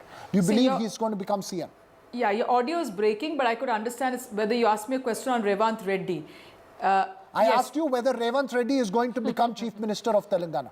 Okay, so I can't say that. We all have a process in our party. It's a very democratic party. The MLAs will get together. There will be a CLP meeting. They will decide on the candidate who will be the Chief Minister. It comes to Delhi and the decision will be made. But I can tell you that being there, Revant Reddy ran a fantastic campaign. I saw his rallies myself. Lot of people, lot of vibrance. It was very good. Right. I must say that he led the campaign from the front, and no denying it. A lot of life and Revant Reddy, just he did a good job. No denying it. There were other leaders also. He has beaten K. Chandrasekhar Rao in Kamareddy constituency, where the third candidate is Venkatramana Reddy. I believe our colleague Uma Sudhir. And he's also leading in Kodangal. Kodangal is his traditional seat. The fact that he went to Kamareddy, where Shabir Ali, who was the candidate, was asked to shift to Nizamabad, and Kamareddy, Revant Reddy contested to take on KCR, to send out an image of optics of challenger to KCR. I believe we can go across to Uma Sudhir as well. Uma, what are you picking up in terms of what we expect in the next few hours in Telangana? Do we expect all the legislatures? Obviously, they'll have to collect their certificates, the winning legislatures. Do we know when a CLP meeting will be held? Revant Reddy had said that December 9th, wasn't it, that the swearing-in will be there? What is so special about December 9th? His swearing-in, he said. He didn't say his swearing-in. He said swearing-in will be there, whoever. What I understand from other contenders is that they are, like you mentioned, many of them are going to be going to their constituencies to get their certificates. I have spoken to a couple of them who are being mentioned as the chief ministerial candidates, and one of them wanted to put his, put his candidature forward by arguing that he is going to be the person who is winning with the largest margin. In fact, he's spoken about the fact that in Nalgonda, Komat Reddy, Venkat Reddy is one of the most senior-most leaders of the Congress, and he is also talking about the fact that he is someone who is going to be winning with a margin of almost 60,000, he says. And besides, he's also pointing out that he is someone who has delivered all the assembly constituencies in his district, Nalgonda district itself, 12, and he believes that he is the one responsible for being able to deliver. And as a comparison, if we were to look at Revant Reddy, he's talking about Malkajgiri Lok Sabha constituency, from where Revant Reddy is the MP, Komat Reddy is the MP from Bongir, and he's saying that Revant Reddy has not been able to deliver the same number of seats from his constituency. So, you've already started seeing that. Maria just asked me a question, Uma, on why 9th of December? 9th of December, because that's Mrs. Gandhi, Sonia Gandhi's birthday. So, he said the swearing-in will be... Also, when contesting in Kodangal, he asked the question in the rally. Just as Rajshekar Reddy's constituency became famous when he became chief minister, just as Chandrababu Naidu's constituency became famous when he became chief minister, don't you want your constituency to be famous? He asked this question in the rally at Kodangal. Oh, the games will begin. I think the games will begin in the BJP for Rajasthan. Madhya Pradesh seems very clear, if I may dare say so. No, I think Chhattisgarh is still game out open. No, I think if you look at the numbers, Chhattisgarh, if it is at 54 at 1240, I think it's more or less consolidated. Done and dusted. It's done and I think dusted. it's also time we need to start calling an election. But let's just listen to DK Shivkumar, Maria. Yes. I believe we have a soundbite from DK Shivkumar. We'll play that out for you and then we'll carry on this conversation. For Telangana as well, do you call this a personal win for yourself? Please keep the mics down, please. I don't His face is not seen. I don't want to tell this is a personal win. This is a win of the people of Telangana. People of Telangana has paid their gratitude to Sonia Gandhi for giving them the Telangana. They have seen the last 10 years rule. They are fed up with the rule. They have decided that there should be a change, and change for a progress, change for a development, change for a gratitude. This is what I could say. I thank the voters of Telangana for having shown the confidence on us. We will restore the confidence. But you think that Mr. Revant Reddy should be credited for the big... I think the one question everyone's asking is, will Revant Reddy be the chief minister? There are contenders. There are very, very serious contenders in Telangana. Sitting in Delhi, we don't come to know. But anybody who's been looking at Telangana would be betting equally on Bhatti as well. No, I followed Telangana very closely. No, and not you. I'm just talking about general perception. No, but I'm just saying this. I'm just saying this, the difference between a Siddaramaiah versus a DK Shivkumar or a Bhatti versus a Revant Reddy is that Revant Reddy is not the old world congressman who's come here. I think it will be very difficult for the Congress to deny somebody like that. If I could just make a small point. Given the nature of the Congress High Command power today, I think it will be very difficult for the Congress High Command to negate the chances of Revant Reddy to become this I agree. Had they won any more heartland state, I think I don't have leeway. Irrespective of where it is, what the heartland states are, there are caste dynamics. I think there will be deputy chief ministers. It will not be a categorical thing. But at 70, you see the difference in Karnataka and Telangana but here, then, right? Then this falls directly into the trap of Congress's own thing, BJP, own doing. See, they kept saying that now they are in double digit. And that's a fascinating story to discuss. That's a fascinating story. I believe Shivraj Singh Chauhan is speaking. Yes, at the cost of the MI. I believe Shivraj Singh Chauhan is speaking to the press. Let's shift focus to Madhya भाई ने Pradesh. जो रणनीति बनाई, ये उसका परिणाम है। नड्डा जी का हमें मार्गदर्शन मिला। मैं केंद्र को प्रणाम करता हूं। फिर हमने पूरे चुनाव को पूरी ताकत से सामूहिक नेतृत्व में लड़ा। हमारे प्रदेश अध्यक्ष वीडी शर्मा जी और संगठन के बाकी सारे कार्यकर्ता भी काम में लगे। और सबसे बड़ी एक बात और है कि डबल इंजन की सरकार, नरेंद्र मोदी जी का आशीर्वाद सदैव मध्य प्रदेश को मिला, तो केंद्र सरकार की योजनाओं का भी आदर्श क्रियान्वयन हमने मध्य प्रदेश में किया। और मध्य प्रदेश सरकार ने इतने वर्षों में, चाहे सड़क हो, बिजली हो, पानी हो, शिक्षा हो, स्वास्थ्य हो, सिंचाई हो, कोई भी क्षेत्र ऐसा नहीं छोड़ा जिसमें बेहतर काम ना किया हो। ये एक दिन में परिणाम नहीं आता, लगातार बेहतर काम करने के कारण परिणाम आता है। और महिला सशक्तिकरण के लिए लाडली बहना योजना एक कड़ी थी, अगली कड़ी लाडली लक्ष्मी, कन्या विवाह, रिजर्वेशन महिलाओं को, बहनों को, ऐसी श्रृंखला थी। उसकी एक अगली कड़ी थी लाडली बहना, और अब होगी लखपति बहना। तो उनका भरपूर आशीर्वाद मिला, लेकिन समाज के हर वर्ग का आशीर्वाद मिला। मैं तो सौभाग्यशाली मानता हूं कि जनता का स्नेह, प्रेम और विश्वास हम सबको भारतीय जनता पार्टी को मिला।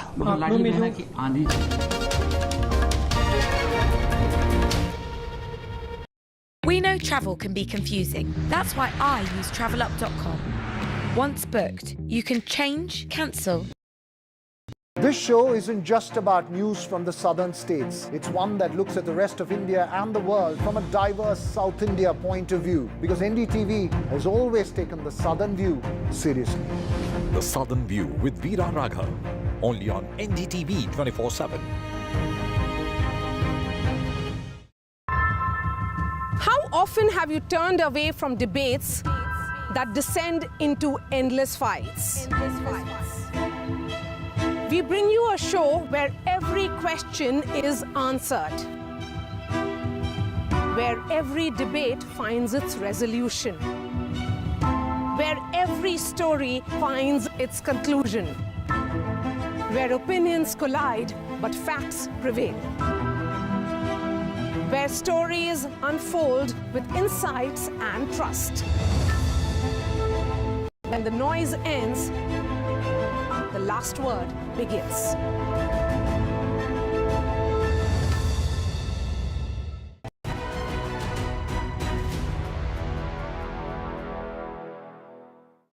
What is it about the governance lapses that we've seen in recent times that have been allowed to escalate in the Indian startup universe? And we're not getting into specifics here, but you have boards and you have hefty investors, and you think there's a lot of wisdom sitting around the table, and yet these things happen. Why?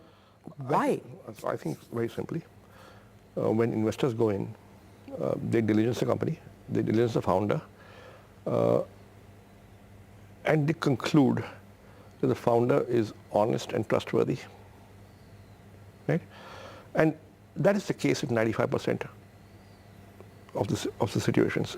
Most Indian founders are trustworthy and honest, right? But there are maybe 2, 3, 4, 5% who perhaps are not that clean, right? And those are the cases that have got highlighted actually. And now having said that, I think a lot will depend on what actions investors take after they discover this. And you certainly can't let things be. That's not a good idea in my view. Is there a middle sort of category of governance lapses, which is, you know, chasing growth at the cost?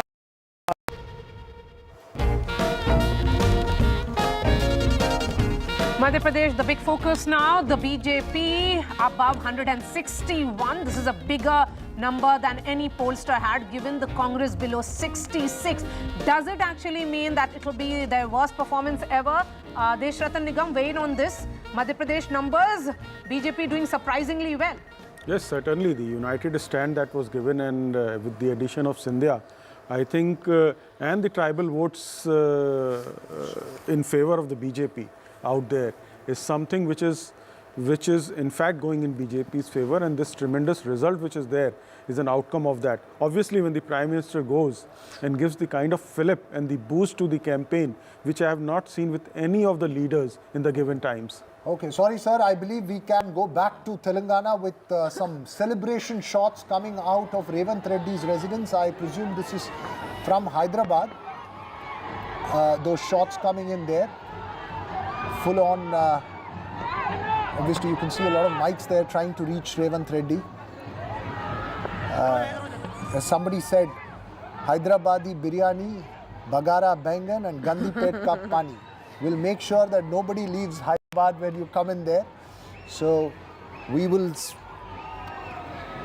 those shots of course coming in there. Obviously you were talking, I believe we can go across to Shehzad Poonawala as well. Shehzad. What a day for the BJP, Shehzad. The Prime Minister expected to arrive at 6:30 for the big celebrations. Nobody, you know, while Madhya Pradesh and Rajasthan was deeply contested, nobody gave you Chhattisgarh. Look at the numbers that are coming in from Chhattisgarh now. BJP consolidating at 53, above 50 definitely. Maria, thank you very much for having me on your panel. Veera Raghav, after a very long time, it's good to see you back into the drill. We were always confident of these three states, Maria, and the reason behind this is that today is an endorsement of Modi's magic of delivery and performance. Modi's guarantee people's lives becoming better, whether it's on the economic front, whether it's on the social welfare front, whether it's on the women empowerment front, and therefore, even after 18 years, today we have a new terminology in political vocabulary, pro-incumbency.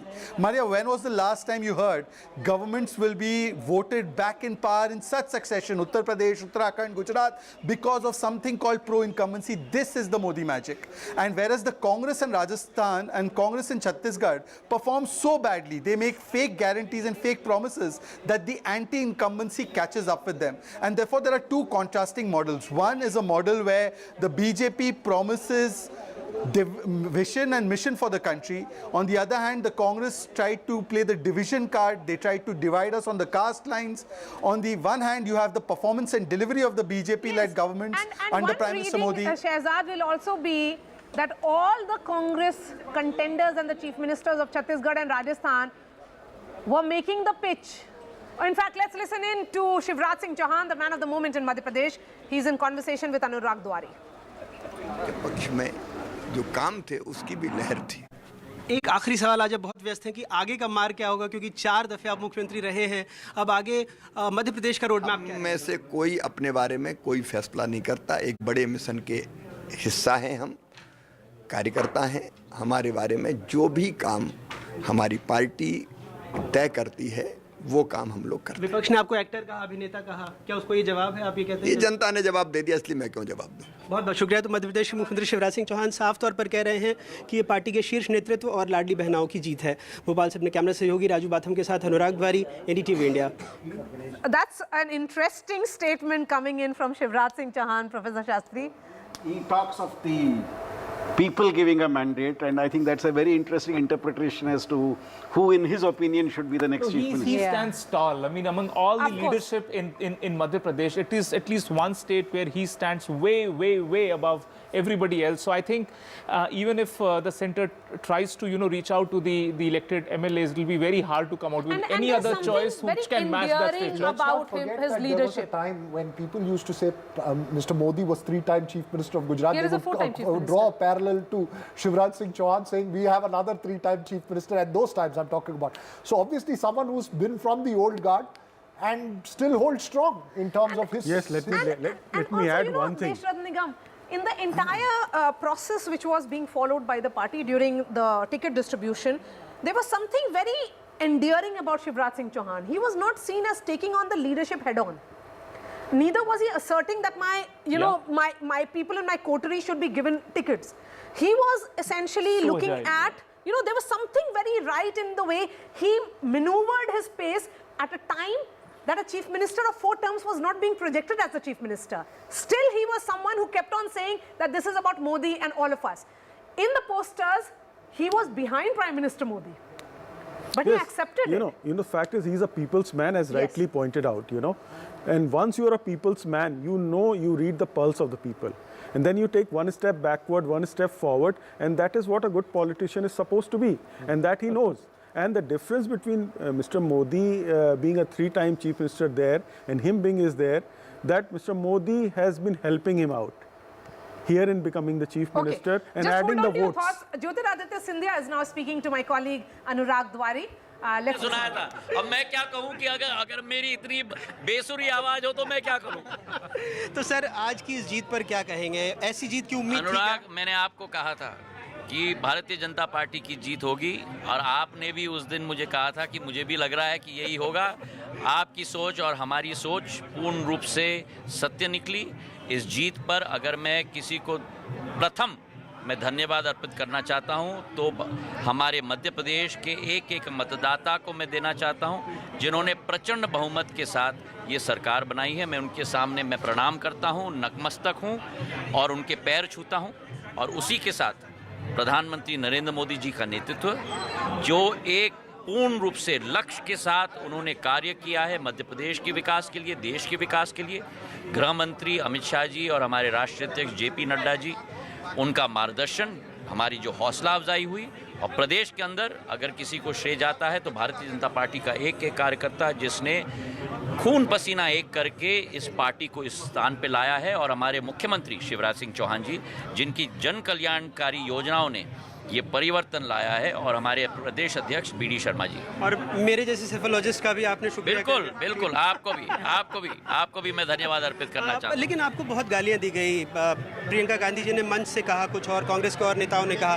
क्या आपको लगता है ये जवाब ग्वालियर चंबल की जनता के साथ पूरे प्रदेश ने दिया है? मुझे 3 साल जो गालियां दी गई, बद्दुआ दी गई, मैंने सबको अपने छाती पे लिया। मैंने एक शब्द जवाब में नहीं दिया। नहीं, यहाँ तो मेरी छाती में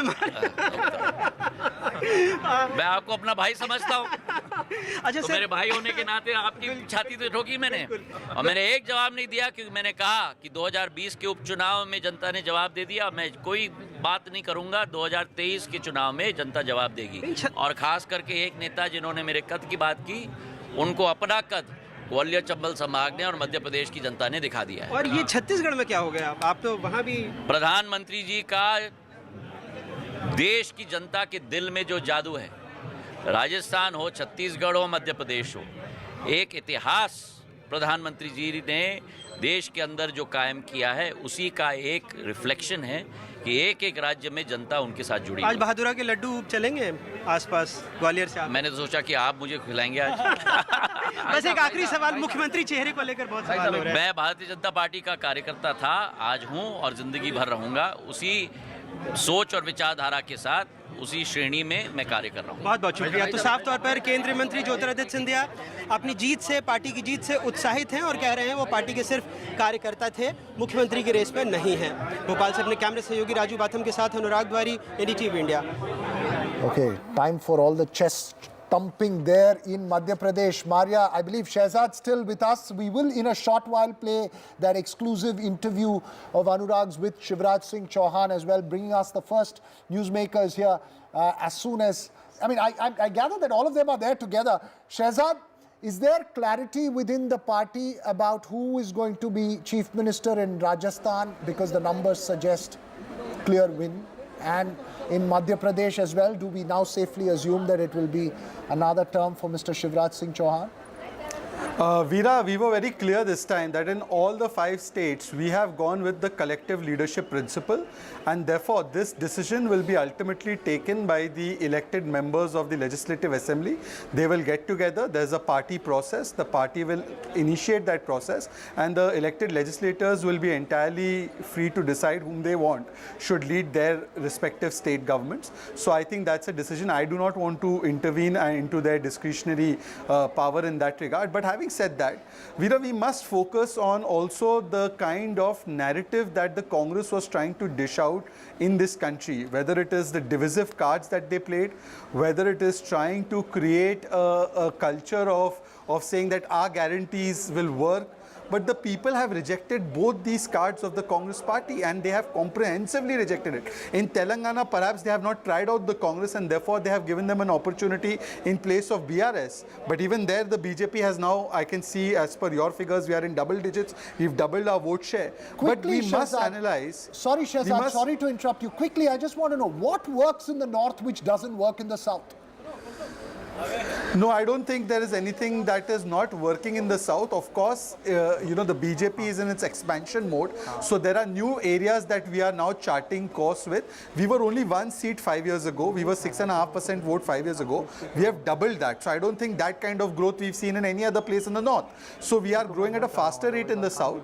But having said that, the common factor is that when Modi ji says that he is going to do something, he does it.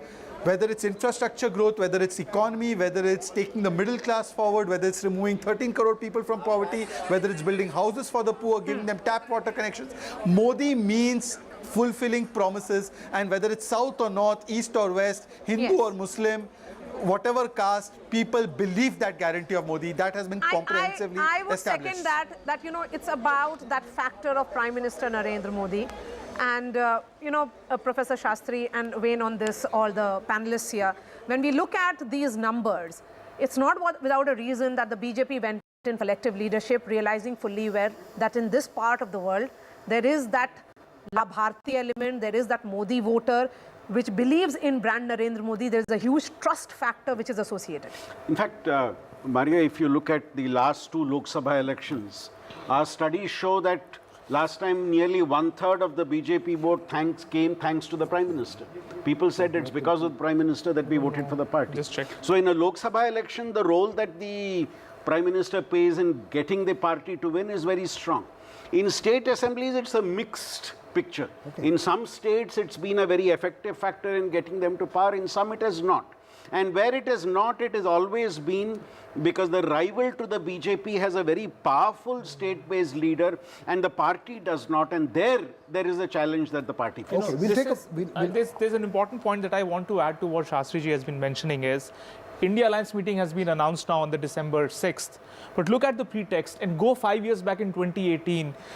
You will see that, whenever Congress grew confident, it tries to trample upon all its allies. Look at what Kamal Nath said. Kamal Nath said, Akhilesh kaun hota hai?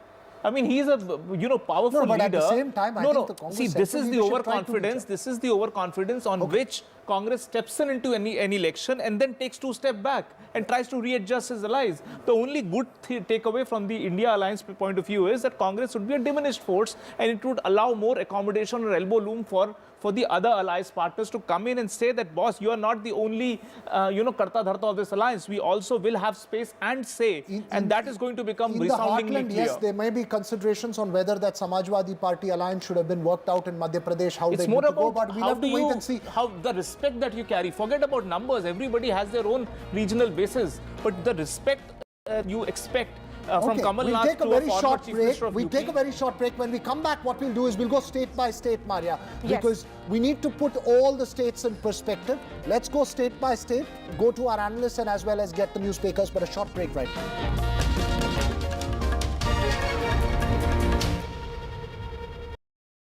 Health isn't someday in the future, it's now. Without GP referrals, cancer testing, scans.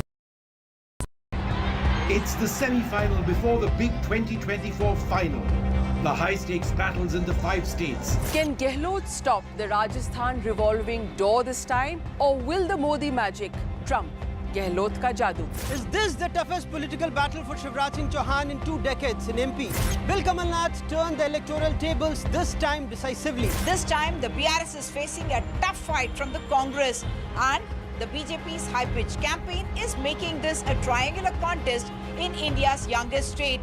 Baghel Banks on Welfare is keen to retain Raipur for Congress. Which way Chhattisgarh will swing? There is a tough triangular fight between the MNF, ZPM and the Congress in Mizoram. The big question is, who will romp home? The fastest results, data crunching, accurate analysis and newsmakers. The battle for states. 6 a.m. onwards, all day, on December 3rd on NDTV. This show isn't just about news from the southern states. It's one that looks at the rest of India and the world from a diverse South India point of view, because NDTV has always taken the southern view seriously. The Southern View with Veera Raghav, only on NDTV 24/7. Welcome to Serious Business on NDTV. $1 has only secured 0.6 cents of private capital. That needs to fundamentally change. By mid-century, India's economy will grow 8-fold. One topic. When a family comes out of the poverty line, what would be the first asset class they would buy? It's gold. One speaker. It's the biggest attack on Jews since the Holocaust. If you want to control inflation, you need to play the trade policy. UPI, Aadhaar, all of that, where India is well ahead of the West. $5 trillion is a short-term goal. I would like to see India becoming a $30 trillion economy.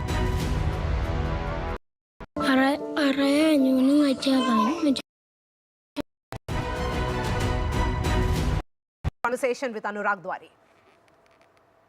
Madhya Pradesh के मुख्यमंत्री शिवराज सिंह चौहान जी इस वक्त हमारे साथ हैं। Sir, बहुत बहुत मुबारकबाद। पहले तो आप इस ऐतिहासिक जीत पर क्या कहेंगे? नहीं, धन्यवाद। हमारे प्रधानमंत्री श्री नरेंद्र मोदी जी जन जन के मन में हैं, मध्य प्रदेश की जनता के मन में है। उनके प्रति अगाध प्रेम और विश्वास। डबल इंजन की सरकार ने जो काम किए, चाहे वो केंद्र की योजनाओं का आदर्श क्रियान्वयन हो या मध्य प्रदेश में हमने बनाई लाडली बहना जैसी योजना हो, समाज के हर वर्ग का कल्याण किया और विकास किया, तो जनता का आशीर्वाद मिला। अमित जी की अचूक रणनीति, नड्डा जी का मार्गदर्शन, कार्यकर्ताओं का परिश्रम, हम सब लोगों ने मिलकर काम किया, उसी का ये परिणाम। लेकिन इतनी बम्पर जीत की उम्मीद थी लाडली बहनों? मुझे तो शुरू से थी। मैं हमेशा कहता था कि हम शानदार सफलता प्राप्त करेंगे, क्योंकि जनता में स्पष्ट दिखाई देता था एंटी इनकम्बेंसी नहीं थी, या प्रो इनकम्बेंसी थी। कुछ लोगों ने हवा खड़ा करने की कोशिश की थी कांग्रेस के, लेकिन सच तो यह है कि ये सरकार के पक्ष में जो काम थे उसकी भी लहर थी। एक आखिरी सवाल, आज आप बहुत व्यस्त हैं कि आगे का मार्ग क्या होगा, क्योंकि 4 दफे आप मुख्यमंत्री रहे हैं, अब आगे मध्य प्रदेश का रोड मैप क्या है? में से कोई अपने बारे में कोई फैसला नहीं करता। एक बड़े मिशन के हिस्सा हैं हम, कार्यकर्ता हैं। हमारे बारे में जो भी काम हमारी पार्टी तय करती है वो काम हम लोग करते हैं। विपक्ष ने आपको एक्टर कहा, अभिनेता कहा, क्या उसको ये जवाब है? आप ये कहते हैं ये जनता ने जवाब दे दिया, इसलिए मैं क्यों जवाब दूं। बहुत बहुत शुक्रिया। तो मध्य प्रदेश के मुख्यमंत्री शिवराज सिंह चौहान साफ तौर पर कह रहे हैं कि ये पार्टी के शीर्ष नेतृत्व और लाडली बहनाओं की जीत है। Right, interesting comments there. We'll keep a close track of how things are going to evolve now. Now you see the political tug of war happens, this discreet politicking for chief ministership happens everywhere. But for the moment, Maria will take us through state by state on how the results are panning out at the moment. But Veera, quick word on Shivraj Singh Chauhan. He has conducted himself with immense grace throughout these elections. Undoubtedly the leader for whom the women of the state would have certainly voted. So if there is a women constituency which has undoubtedly emerged in these elections, it is for Shivraj Singh Chauhan. Mama Ji, as he is fondly called. So these are the numbers we are looking at now. Total number of seats 230, the majority or the halfway mark is 116. The BJP up 52, just look at these numbers, 161. Congress down 48, just at 86. It's one of their worst performances ever. BJP's phenomenal gain in Madhya Pradesh is because of collective leadership, many would say, and of course that faith in brand Narendra Modi. The state of Madhya Pradesh is the first state that the BJP had won. Historically, a young party which was formed in 1980, and just look at the growth of the party. A state that they have been winning convincingly for 4 terms is a state where they are returning with a pro-incumbency vote. And just look at these numbers again. I'm emphasizing because I think the Madhya Pradesh elections and the victory of the BJP is sending a message of what pro-incumbency means, a new lexicon in Indian politics and Indian political history. Looking at the state of Rajasthan, another fascinating story. One would say that it's a state which follows the revolving door process. It has been the case since 3 decades, so 30 years. And here is the BJP, which is returning to power, but up 40 seats from what it had last time around. Congress down 29, but this number is of course not as bad as several had thought, because this is the number that Ashok Gehlot, the outgoing chief minister, managed on his own. Perhaps their numbers would have been far worse than this, but the BJP victory of 113 again would be seen as part of their strategy in which they went with MPs being fielded on the ground, and at the same time sending a message that when it is about promises, people believe in their promises more than the report card of the previous chief minister. Looking at Chhattisgarh now, look, it's already 1 p.m. and these numbers are only consolidating for the BJP. BJP up 38, 53, the halfway mark in the state of 90 seats. It's a small assembly of just 90 seats, is 46. BJP at 53. Congress down by 33 seats. So Bhupesh Baghel factor hasn't worked. It is brand Narendra Modi which has worked again in the state. Remember, if we were to look at this number, it is the scheduled tribes, the ST factor, which has worked for the BJP. The OBCs have voted for the BJP. And just look at this number. This is showcasing that just about every caste and community may have voted for the BJP. So it is very much going the revolving door process. Looking at another state, this is the state that Veera loves to talk the most about, and rightly so, I would say, the state of Telangana. 119-member assembly, the halfway mark is 60. Congress at 65, above 46. But the real story is also that the man who played the role of creating the state in 2014, he is out. He is out with his party now gone below 41. I mean, just look at this number. It's going to be a humiliating defeat, certainly for K. Chandrasekhar Rao. Nobody would have thought about that. But Maria, I think you need to those images. I think that's Revanth Reddy there the man on of the his moment. chariot. on his chariot there in Hyderabad. The And what is Reddy this from chariot? It's you call it a chariot. Today, anything is a chariot. Anything you move on for Revanth Reddy is a chariot. It's his open, it's his car. He's stepping out of his sunroof in the car. Now, you see, this is a fascinating story on Telangana, but I must put a red herring here. At the moment, the number that you put up, 65, yes, it's comfortable, but 70 would be something where you breathe easy. And as far as BJP is concerned, getting up those 9 seats is also an interesting aspect there. Those pictures coming from Telangana, you know, Congress in Telangana has not seen images like this. The last images in the Congress party of Telangana, Sandeep Shastri, was in 2014 during formation time. And I remember during the 2014 parliamentary elections, the Congress really believed that it was going to win Telangana because it believed that we've created the state at the cost of Andhra Pradesh, which is the remaining part of Andhra Pradesh, which is 175 assembly seats, is the part 21 parliamentary seats. That was the more, that was the 22 parliamentary seats. The dividend has come 9 years later. The dividend has come 9 years later, but it's come in the form But it's not come in the form of the Telangana emotion, but much more in the form of a very strong anti-BRS. I just want to take a little bit about Revanth Reddy. Now, and I want to put this in perspective, right, to those who don't follow Telangana so closely, which gets clobbered in the midst of Madhya Pradesh, Rajasthan and Chhattisgarh elections. He decides to contest from Kamareddy only because KCR decides to contest from Kamareddy, because they wanted to send out an image that, look, there is an opponent in place there. There is a challenger in place to K. Chandrasekhar Rao. And until 6 months ago, there was absolutely no sense of question over KCR's might.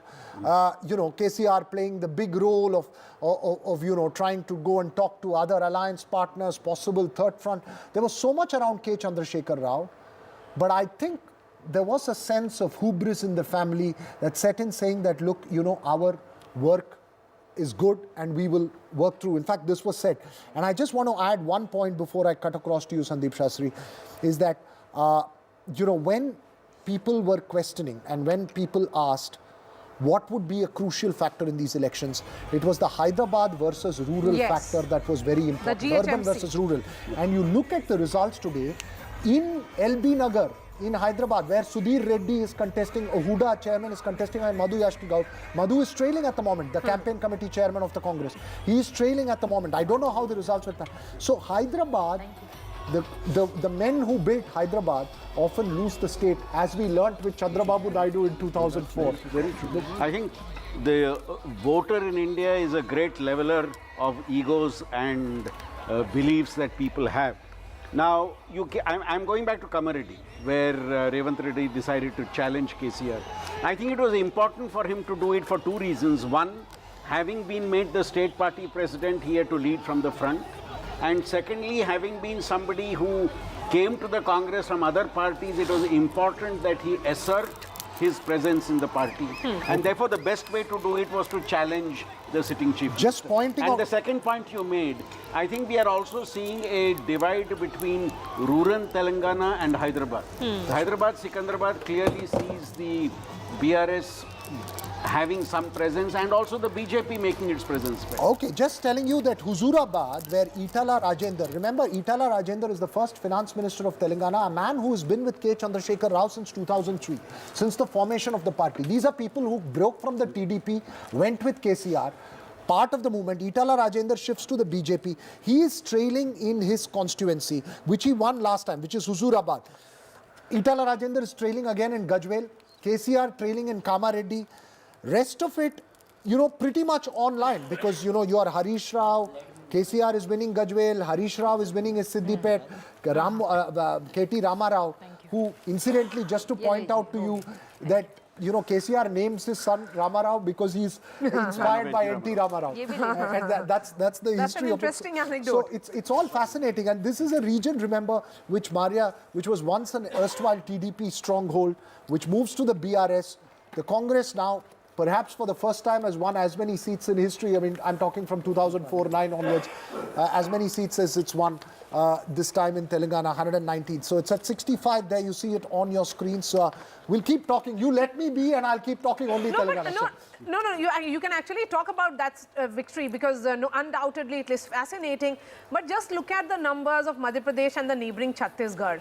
It's a landslide. Madhya Pradesh is a landslide. Well, there is no question that if you look at Madhya Pradesh, it is a massive drubbing. Yes. It is not just a defeat, it's a massive drubbing, which looks even worse for the Congress because the Congress hyped up Madhya Pradesh as miraculously somehow they have managed to reinvent themselves in Madhya Pradesh. Now, mind you, this is something which I always felt strange because after Jyotirādittya Scindia walked out, there is no question that the Congress looked in tatters in Madhya Pradesh. Okay. And suddenly, about 5 months ago, there was this buzz that the Congress is making a comeback. And then it was so much so that there were all these reports that the BJP will lose. Now, Rajasthan is something which is also something which the Congress... But just look at these numbers. I think the Congress has done better in Rajasthan in comparison to Madhya Pradesh. True. You know, and that's even more shocking because here is another state which follows the revolving door. But in the first one, in Madhya Pradesh, the Congress had presented a picture that they had, you know, Mr. Kamal Nath has been on ground zero for the last few years. He had almost recreated that machinery. He had, you know, Zameen se party ko khada kiye is the buzz that was going on. But Meeta, which is the bigger shocker for you amongst the three?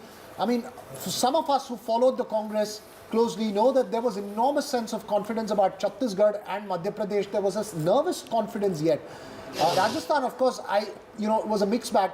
Which was the biggest shocker for you this, I mean, at what, 110? Meeta. Hello. Meeta, which was the biggest shocker for you? What are you messaging? Who are you messaging? Namaskar, and yes, I was waiting for my turn.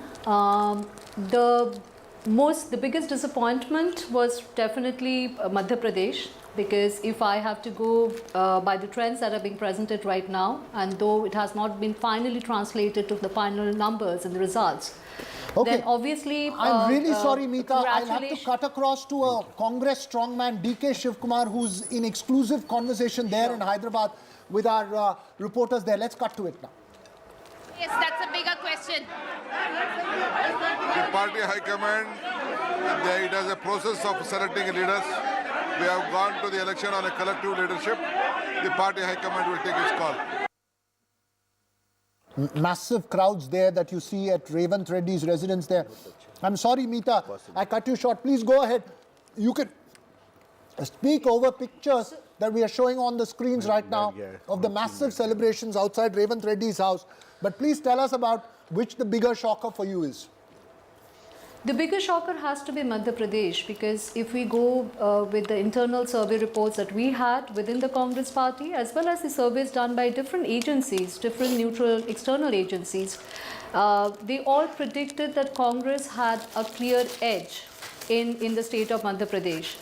And the results obviously do not match our expectation, and we will have to have a very closer look at the victory margins and at the data analytics, and we will do that. And we'll have to do a proper analysis of the results. In Chhattisgarh, I was just having a look at the results, and even now, though these are trends, these are not consolidated as final results, but there are many constituencies where the victory margin is less than 1,000 votes. In certain places, even less than 500 votes. So it's a very closely fought contest, number one. In Rajasthan, yes, Rajasthan had this revolving door custom. Every 5 years, we have seen change in government in Rajasthan. Given that, the fact that Congress as of now is leading on 73 seats, the majority mark remains around 100, shows that Ashok Gehlot ji had been a popular chief minister in the past 5 years. And there had been no clear, massive anti-incumbency against the Congress government in Rajasthan. So I wouldn't say Rajasthan's results completely disappointing. But yes, we definitely expected to do better in Madhya Pradesh and in Chhattisgarh. And obviously, we are very elated with our performance in Telangana. Bear in mind that even 6 months back or 1 year back, we were kind of written off. We were not even considered as the principal opposition party in the state of Telangana. From there, the way the regional leadership under the PCC, under the leadership of Revant Reddy ji and the combined leadership of ACC, the way we have rebuilt the party and the way we have posed a challenge to a very powerful regional party as you're speaking of Telangana, may I just ask you this question? I see the numbers on the screen. They were about 70 earlier. It's now at 65. I don't know where they will solidify at. Possibly there are some very close contests. What's a number the Congress will feel comfortable in Telangana? And I'm not talking today or tomorrow, I'm talking for the next 5 years, because several Congress leaders suggested to me that, look, we're not just looking at a majority, we need a comfortable majority given the history of party breaking that happens across all states of India, but especially in the southern states. Okay, the majority mark is 60 in Telangana and we have crossed it. And we hope to get a higher number in Telangana. I think we are in a comfortable position as of now. Bear in mind, BJP had fought this election against the BRS government. Their entire narrative, the entire campaign that they put in Telangana was anti-BRS. And the fact that BRS is only in 40-something, I think in 41, I think they are far away from the 60 mark. Even if you include the others into that. Even then, it is far away from the majority mark. In Telangana numbers, but these elections will add to the headache of the Congress party. You are not a challenger when it is about a direct contest, and Modi factor works in states as well, particularly in the northern India and the central India. We are going straight to Harsha Kumari, who's joining us live from Jaipur. Harsha, who are the leaders who are arriving in Jaipur? It's a day of big celebrations for the BJP. Well, yes, it's a day of big celebrations, and in fact, all the leaders are closeted at this BJP office right on top. They are having a meeting here. As you can see here in the office at the BJP Karyalaya, all the garlands are have been put out. Balloons are out in nice numbers, all orange and bright. So who all are here? Well, definitely all the big leaders of the BJP are here, and they are in the party Karyalaya having a meeting because now they have to move ahead perhaps with a press conference. Vasundhara Raje has not come to the party Karyalaya yet. She is at her residence. CP Joshi is also at his residence, the BJP president, and we believe that even senior party leaders could be coming in tomorrow here, looking ahead at government formation. So what really... So BJP women workers breaking into a spontaneous dance right here behind me.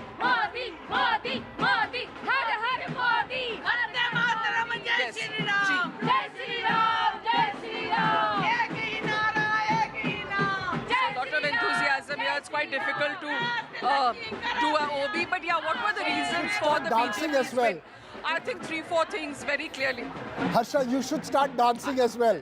So you stuck your neck out. You predicted this, well, right? Absolutely. Now, I'm going to come and ask all my friends what are the number I said, and I think we are quite close to that. Thank you for saying that, Veera. Thanks so much for that. But yeah, what were the reasons? You know, I think more than anti-incumbency, there is a sense in Rajasthan that they just need to change the government. They want a fresh face, and I definitely get that feeling that let's have someone new. And somewhere or the other, perhaps when last time when the Congress also won, there was a certain attraction to Sachin Pilot as a fresh face. That was definitely there. Of course, the social welfare schemes were there. But if you look at somebody like Ravindra Bhati, he's an independent from the BJP, left the BJP. He's one from a small constituency called Shiv. And he's been a sensation on social media, on Instagram, and also on the ground. So I think sometimes what political parties should also realize is about how they need to just freshen up a little bit and maybe come across with new faces, because that, I think, somewhere is what the voter also wants. That's an important question. Harsha, I just want to point out you're wearing a pink jacket which would work for the BRS in Telangana. Of course, no pink there in Telangana today. You know, in terms of the Congress's internal power dynamics, I know a few leaders had suggested at that time, and I mean off the record obviously, that if the Congress loses in Rajasthan, it may make the move simpler for a change of guard there to transition into a newer leadership. Do you see that happening, or do you think it's a body blow to everyone?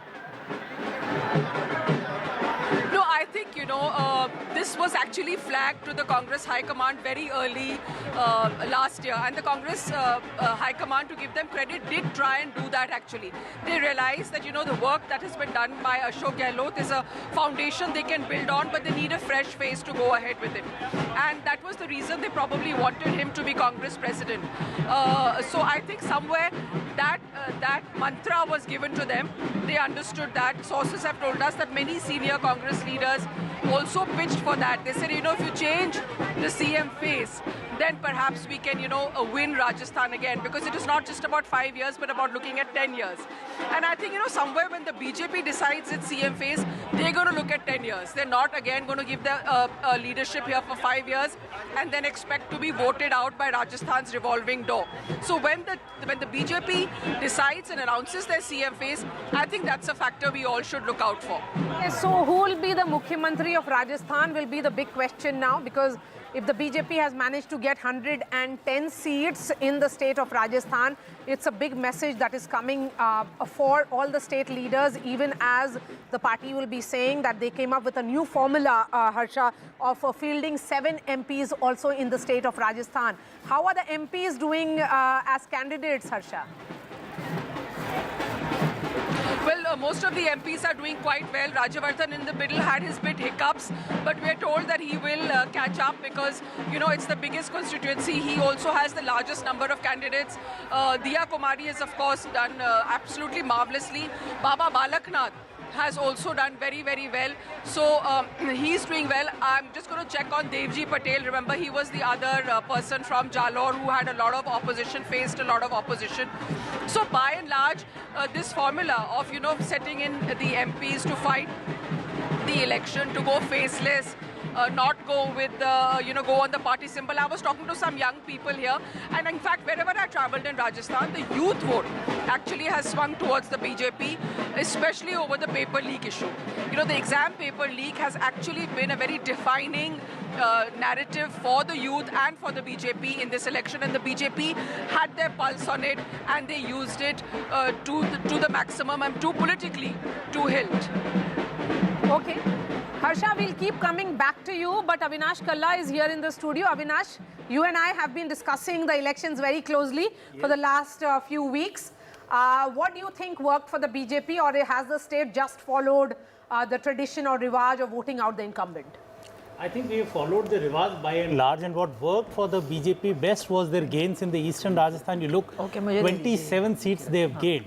So it's more of a loss for the Congress than the gain for the BJP. Because the caste combinations worked very well for them and they look comfortable as of now. So more than anything.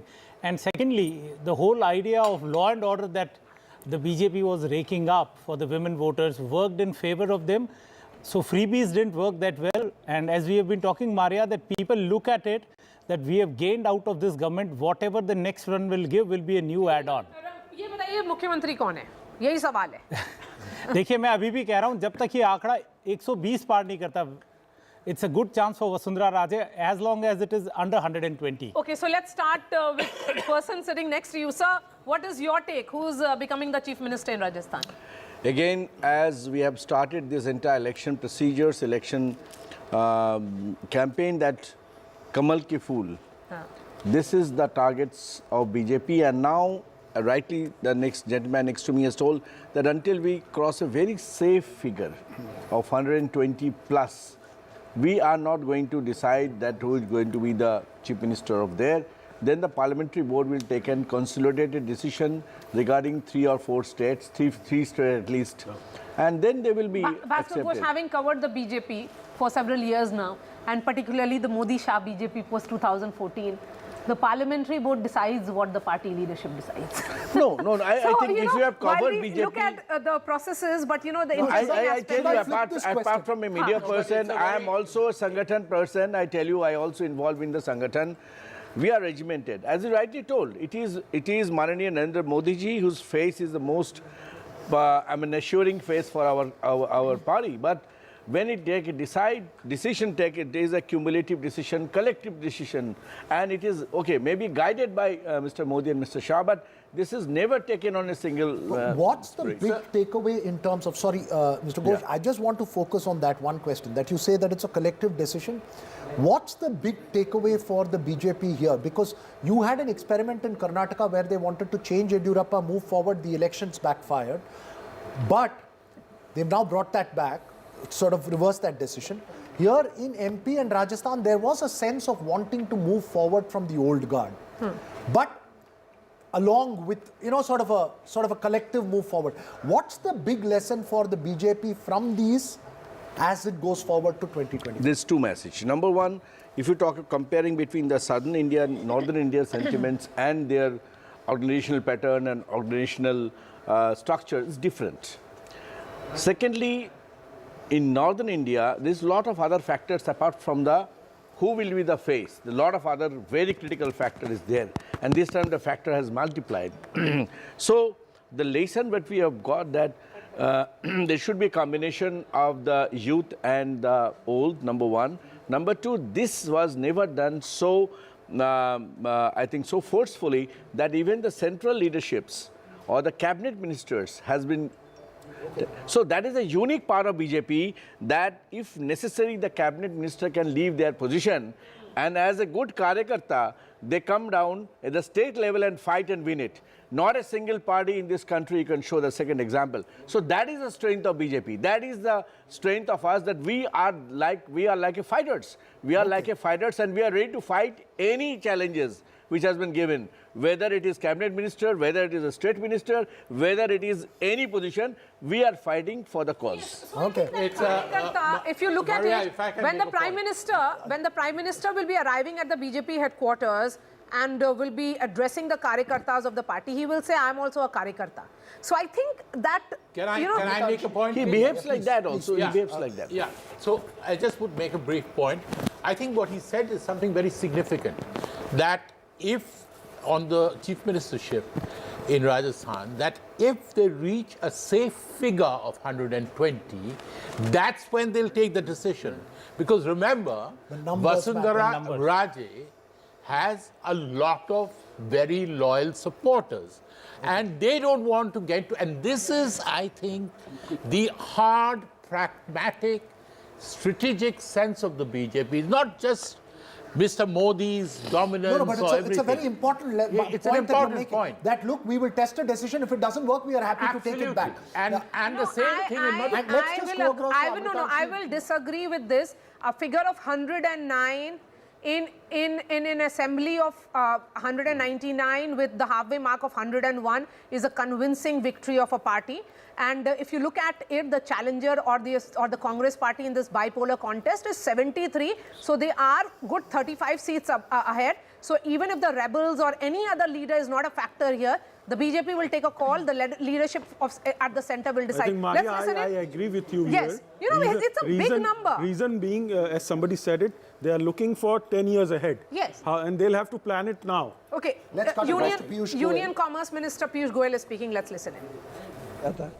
लेकिन जिस प्रकार की शानदार विजय भाजपा की हुई है और जो प्रधानमंत्री नरेंद्र मोदी जी के अलग अलग सभाओं में स्पष्ट देखने को मिलता था, तेलंगाना में भी आप देखिए जिस प्रकार से बढ़त भाजपा की हुई है। पिछली बार तो हम एक सीट पे थे, एक सीट से डबल डिजिट पे जाना ये स्पष्ट करता है कि देश भर में प्रधानमंत्री नरेंद्र मोदी जी के प्रति लोगों का विश्वास दिनों दिन बढ़ते जा रहा है। प्रधानमंत्री नरेंद्र मोदी जी जो कहते हैं वो करते हैं, ये बात लोगों के जहन में आ गई है। और मोदी है तो मुमकिन है, ये आज देश का हर युवा, देश की हर महिला, देश का हर गरीब इस बात से सहमत हो चुके। जी सर, हमेशा की तरह कांग्रेस फिर से ईवीएम को लेकर हो रही है। बड़ा दुर्भाग्य है, कांग्रेस पार्टी इतना विषयहीन हो गई है और जिसको बैड लूजर्स कहते हैं उसका परिचय फिर एक बार दे रही है। पूरी दुनिया में आज भारत के ऊपर, भारत के राजनीतिक प्रणालियों पर, भारत के चुनावी प्रणालियों पर पूरे दुनिया में भारत की वाहवाही होती है। ऐसे में कांग्रेस शायद चाहती नहीं है कि भारत का गुणगान हो, भारत के नाम आगे बढ़े। ये दुर्भाग्य तो है ही, पर मुझे लगता है कि जनता में ये हंसी मजाक का विषय है, उसके अलावा कुछ नहीं। जी sir, thank you. The BJP office will begin shortly when Prime Minister Narendra Modi will arrive in few hours from now. He has ensured that the party wins and wins big in the states. And Desh Ratna Nigam, let's make it clear that a number of 111 and a good gap of 40 seats between the Congress and the BJP is a convincing victory. This will not be seen as any kind of confusion among the voters. Yes, certainly. And you have to keep an eye on who are the 17 others as well. Yeah. Now, if you look at the gap, now there is 113 as I see in some channels, 113 to the BJP and 69 to the Congress. That gap is very material to decide who is going to come into power. And BJP is not looking for a short-term gain. Immediate prospect is for 2024 elections, general elections, and then the planning for next 10 years, so that this revolving door policy goes for 6. Because BJP should certainly be considering to bring out some kind of a new face out there who builds BJP for future in Rajasthan. Yes, and I'm sure 2024 elections, the number of seats that the BJP is going to get in Rajasthan or Madhya Pradesh will be humongous, almost sweep will be there.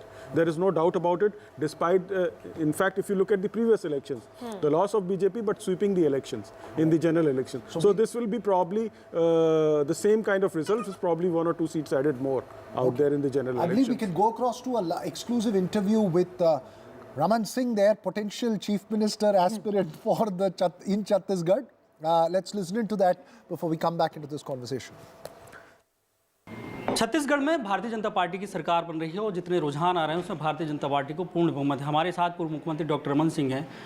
आप पहले भी बोल रहे थे कि 52 से 55 के बीच में अब वो आंकड़ा पहुंच रहा है। बिल्कुल लगता था और पूरे छत्तीसगढ़ को घूमने के बाद एहसास हो गया था कि भूपेश सरकार के भय और आतंक से जनता ऊब चुकी है, भ्रष्टाचार से ऊब चुकी है और बदलाव होगा। अब आगे का क्या होगा, क्योंकि अब पूर्ण बहुमत आ गया भारतीय जनता पार्टी को। अब जो चर्चाएं हो रही हैं कि मुख्यमंत्री कौन होगा, तो क्या माना जाए कि अब डॉक्टर रमन सिंह ही मुख्यमंत्री होंगे?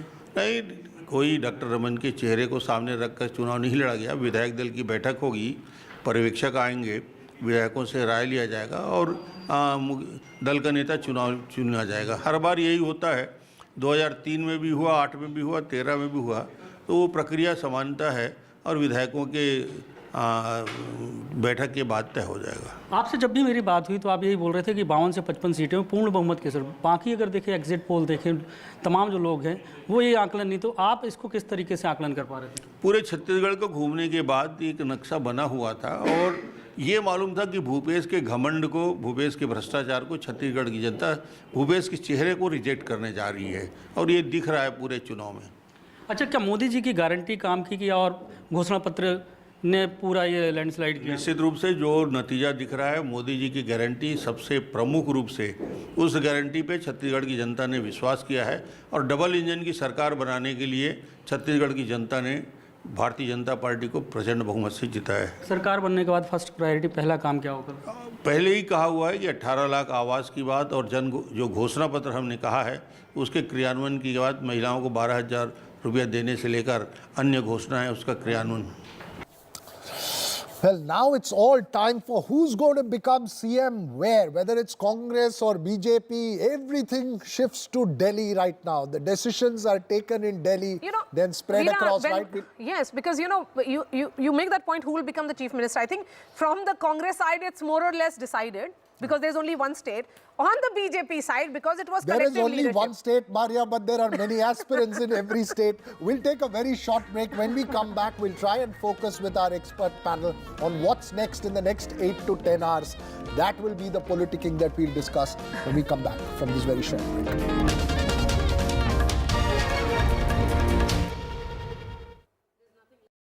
This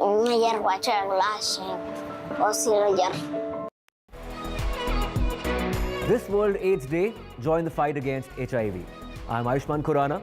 This World AIDS Day on the 1st of December, come be a part of the Banega Swasth India campaign and be the change with me. One World Hygiene, 10 Kadam, 10 Kadam. It's the semi-final before the big 2024 final. The high-stakes battles in the 5 states. Can Gehlot stop the Rajasthan revolving door this time? Or will the Modi magic trump Gehlot ka jadoo? Is this the toughest political battle for Shivraj Singh Chauhan in 2 decades in MP? Will Kamal Nath turn the electoral tables this time decisively? This time, the BRS is facing a tough fight from the Congress, and the BJP's high-pitched campaign is making this a triangular contest in India's youngest state. Baghel Banks on Welfare is keen to retain Raipur for Congress. Which way Chhattisgarh will swing? There is a tough triangular fight between the MNF, ZPM and the Congress in Mizoram. The big question is, who will romp home? The fastest results, data crunching, accurate analysis and newsmakers. The battle for states. 6 a.m. onwards, all day, on December 3rd on NDTV. This show isn't just about news from the southern states. It's one that looks at the rest of India and the world from a diverse South India point of view, because NDTV has always taken the southern view seriously. The Southern View with Veera Raghav, only on NDTV 24/7.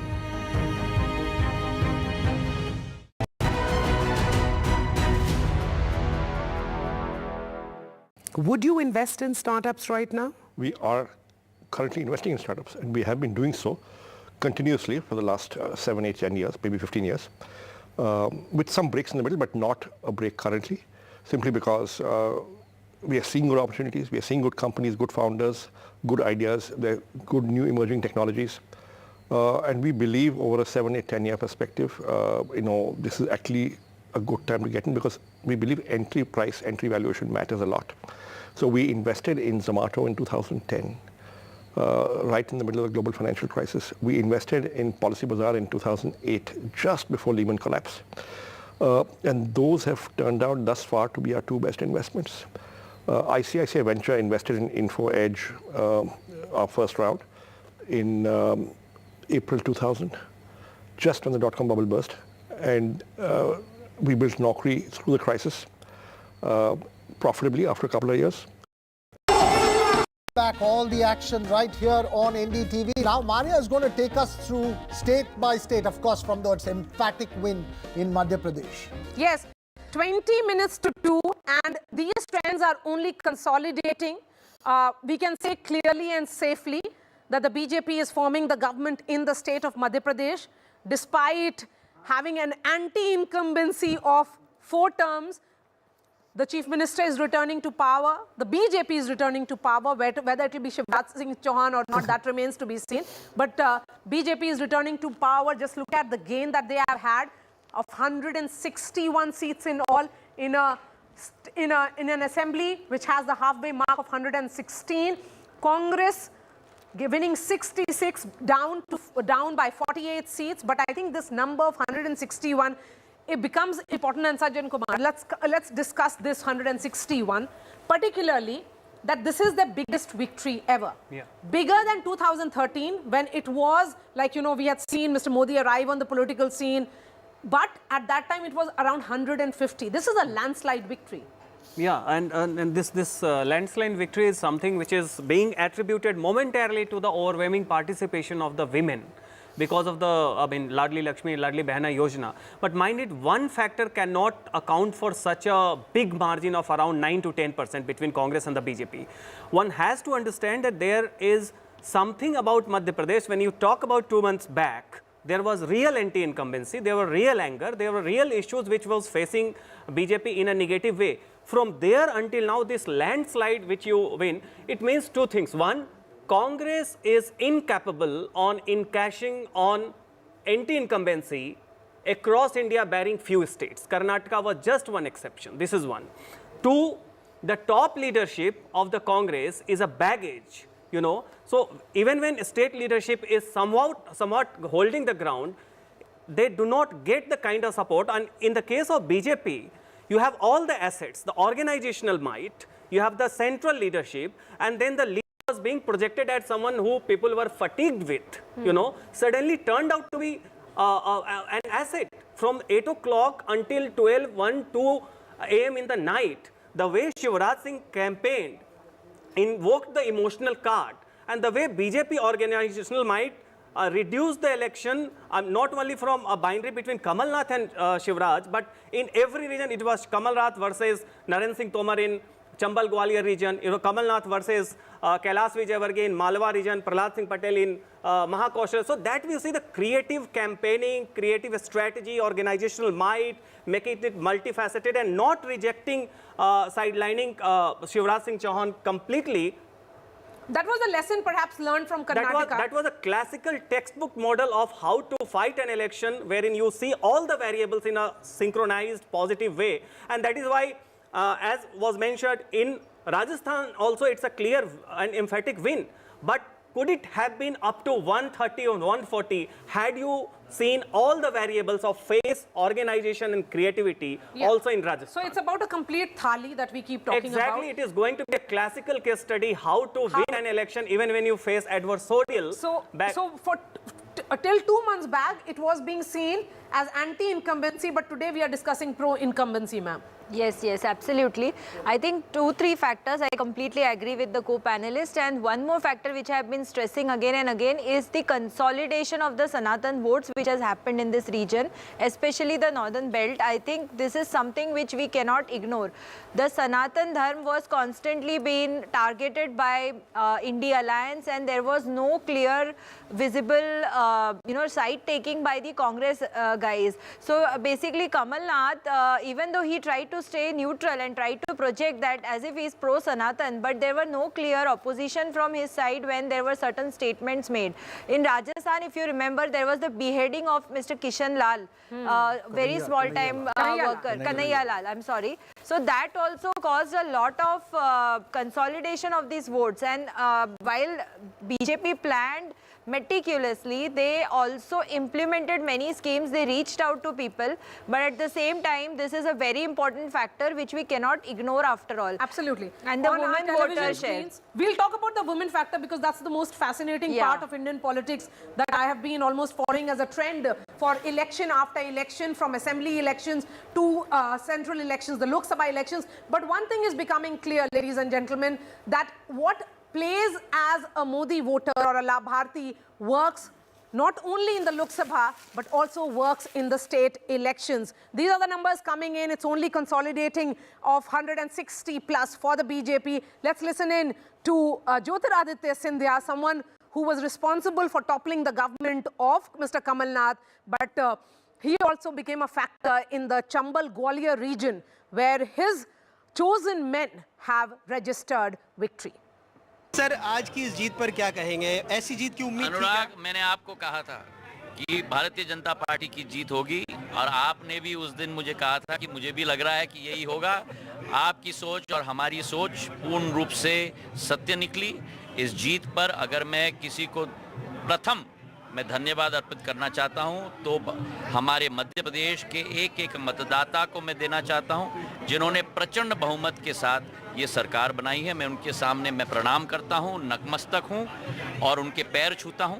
और उसी के साथ प्रधानमंत्री नरेंद्र मोदी जी का नेतृत्व, जो एक पूर्ण रूप से लक्ष्य के साथ उन्होंने कार्य किया है मध्य प्रदेश के विकास के लिए, देश के विकास के लिए। गृह मंत्री अमित शाह जी और हमारे राष्ट्रीय अध्यक्ष JP नड्डा जी, उनका मार्गदर्शन, हमारी जो हौसला अफजाई हुई, और प्रदेश के अंदर अगर किसी को श्रेय जाता है तो भारतीय जनता पार्टी का एक एक कार्यकर्ता, जिसने खून पसीना एक करके इस पार्टी को इस स्थान पे लाया है, और हमारे मुख्यमंत्री शिवराज सिंह चौहान जी, जिनकी जन कल्याणकारी योजनाओं ने ये परिवर्तन लाया है, और हमारे प्रदेश अध्यक्ष BD शर्मा जी। और ये छत्तीसगढ़ में क्या हो गया? आप तो वहाँ भी प्रधानमंत्री जी का देश की जनता के दिल में जो जादू है, राजस्थान हो, छत्तीसगढ़ हो, मध्य प्रदेश हो, एक इतिहास प्रधानमंत्री जी ने देश के अंदर जो कायम किया है, उसी का एक रिफ्लेक्शन है कि एक एक राज्य में जनता उनके साथ जुड़ी है। बस एक आखिरी सवाल, मुख्यमंत्री चेहरे को लेकर बहुत सवाल हो रहे हैं। मैं भारतीय जनता पार्टी का कार्यकर्ता था, आज हूं और जिंदगी भर रहूंगा। उसी सोच और विचारधारा के साथ उसी श्रेणी में मैं कार्य कर रहा हूं। मध्य प्रदेश में डबल इंजन की सरकार पर जन जन का विश्वास है। मोदी जी की गारंटी पर जन जन का विश्वास है। एक ही राज्य नहीं, कई राज्यों में इस बार बीजेपी ने जो दावे किए थे वो पूरे होते हुए नजर आ रहे हैं। बिल्कुल, पूरे भारत में आज मोदी जी की गारंटी पर जन जन को विश्वास है। सर, आपने एमपी को बेहद ही करीब से देखा है, क्या वजह रही जो इतने सीट लेकर आ रही है बीजेपी? मैंने आपको कहा, देश में मोदी जी की गारंटी पर जन जन का भरोसा है। Is now all in celebration mode, and rightly so. Their performance in Madhya Pradesh is perhaps the best among all the states, but the Congress performance among all the states is worst in the state of Madhya Pradesh. Clearly, best and worst, you can clearly sense that. Ajoy, coming to you, is this now the end of road for Mr. Kamal Nath? 78-year-old leader, what will happen to him and his politics after this? I really think so, because I think Kamal Nath doesn't bring anything to the party. He's not a mass leader.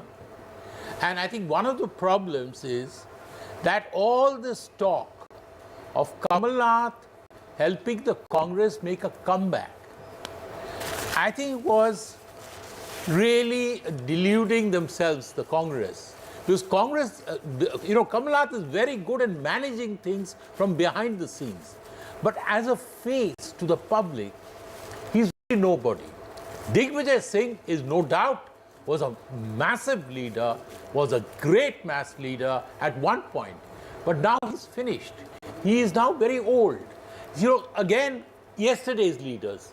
So they do not have somebody really which is strong. They had Scindia, but he's left the party. So I think that's a big problem. So my question to Maria as well as to you, in hindsight, for instance, you have a Sachin Pilot in Rajasthan. Who is going to be the next guard? Scindia was potentially that. Now, parties need to transition well in time. And what's the bigger lesson as far as regional satraps is concerned? You have a Siddaramaiah, you have a DK Shivkumar which work up, you have a Revanth Reddy which works out in Telangana, but you don't have these old regional satraps working out in MP and Rajasthan. Can I make a point on that? I think to look at what forward for Kamal Nath, we need to go backward.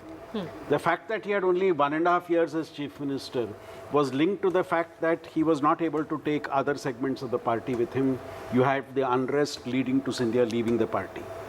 I think the time has come where the Congress has to look at younger leadership.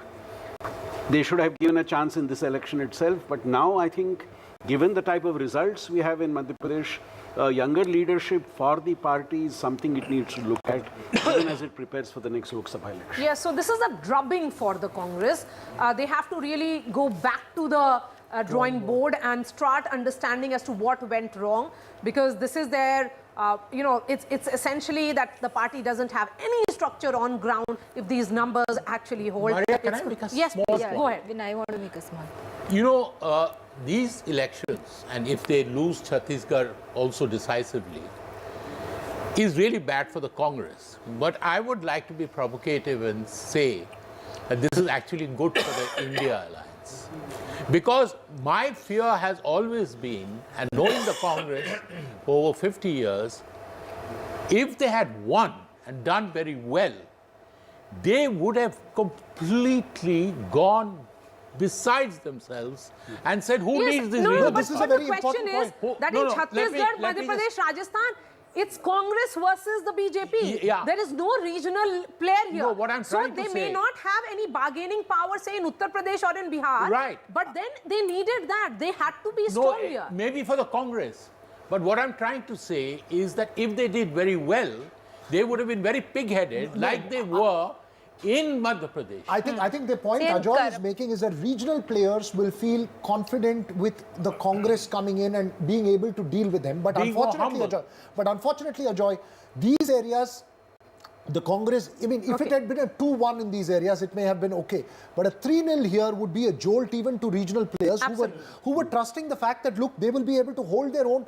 either in MP or in Chhattisgarh or in Rajasthan, one of them. So that's a huge vote. Let's just listen in to Smriti Irani, who's spoken to our reporters before we come back to this conversation. Narendra Modi की guarantee है विकास की। मोदी की guarantee पर जनता ने जो भरोसा दिखाया है, भारतीय जनता पार्टी के कार्यकर्ता होने के नाते हम जनता के प्रति कृतज्ञता का भाव रखते हैं। बार बार भारतीय जनता पार्टी के कार्यकर्ताओं ने डंके की चोट पर कहा कि मोदी मैजिक रंग लाएगा। आज के परिणाम उसी का प्रतीक है। हम जिस तरह से मोदी जी पे कटाक्ष भी कर रही थी विपक्ष, उसको लेकर मैं इतना ही कहूंगी, जिस प्रकार की अभद्र टिप्पणियां गांधी खानदान ने विशेष नरेंद्र मोदी के ऊपर की, जिस प्रकार का कटाक्ष विपक्ष के नेताओं ने नरेंद्र मोदी पर किया, वो कटाक्ष विपक्ष को, गांधी खानदान को महंगा पड़ा है।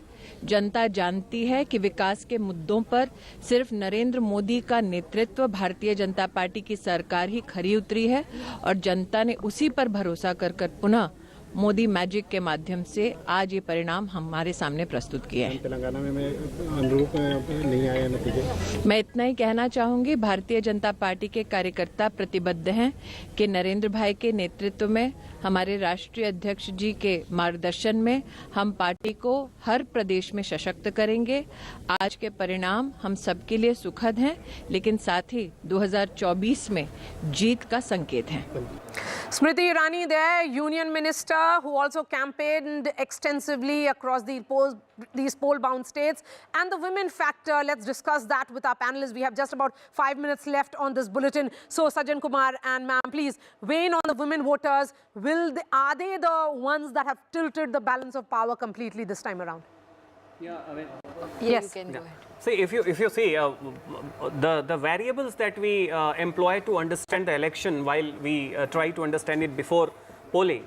So in Madhya Pradesh and in other states also, you see there was a consistent kind of a factor that BJP is trying more to encash upon the women voters, and Congress was trying to focus more on the youths on account of unemployment and the farmers on account of the inflation. That was, so women, youth and farmer were the three variables that we were accounting. Now see how, I mean, there is a further contradiction, subtlety.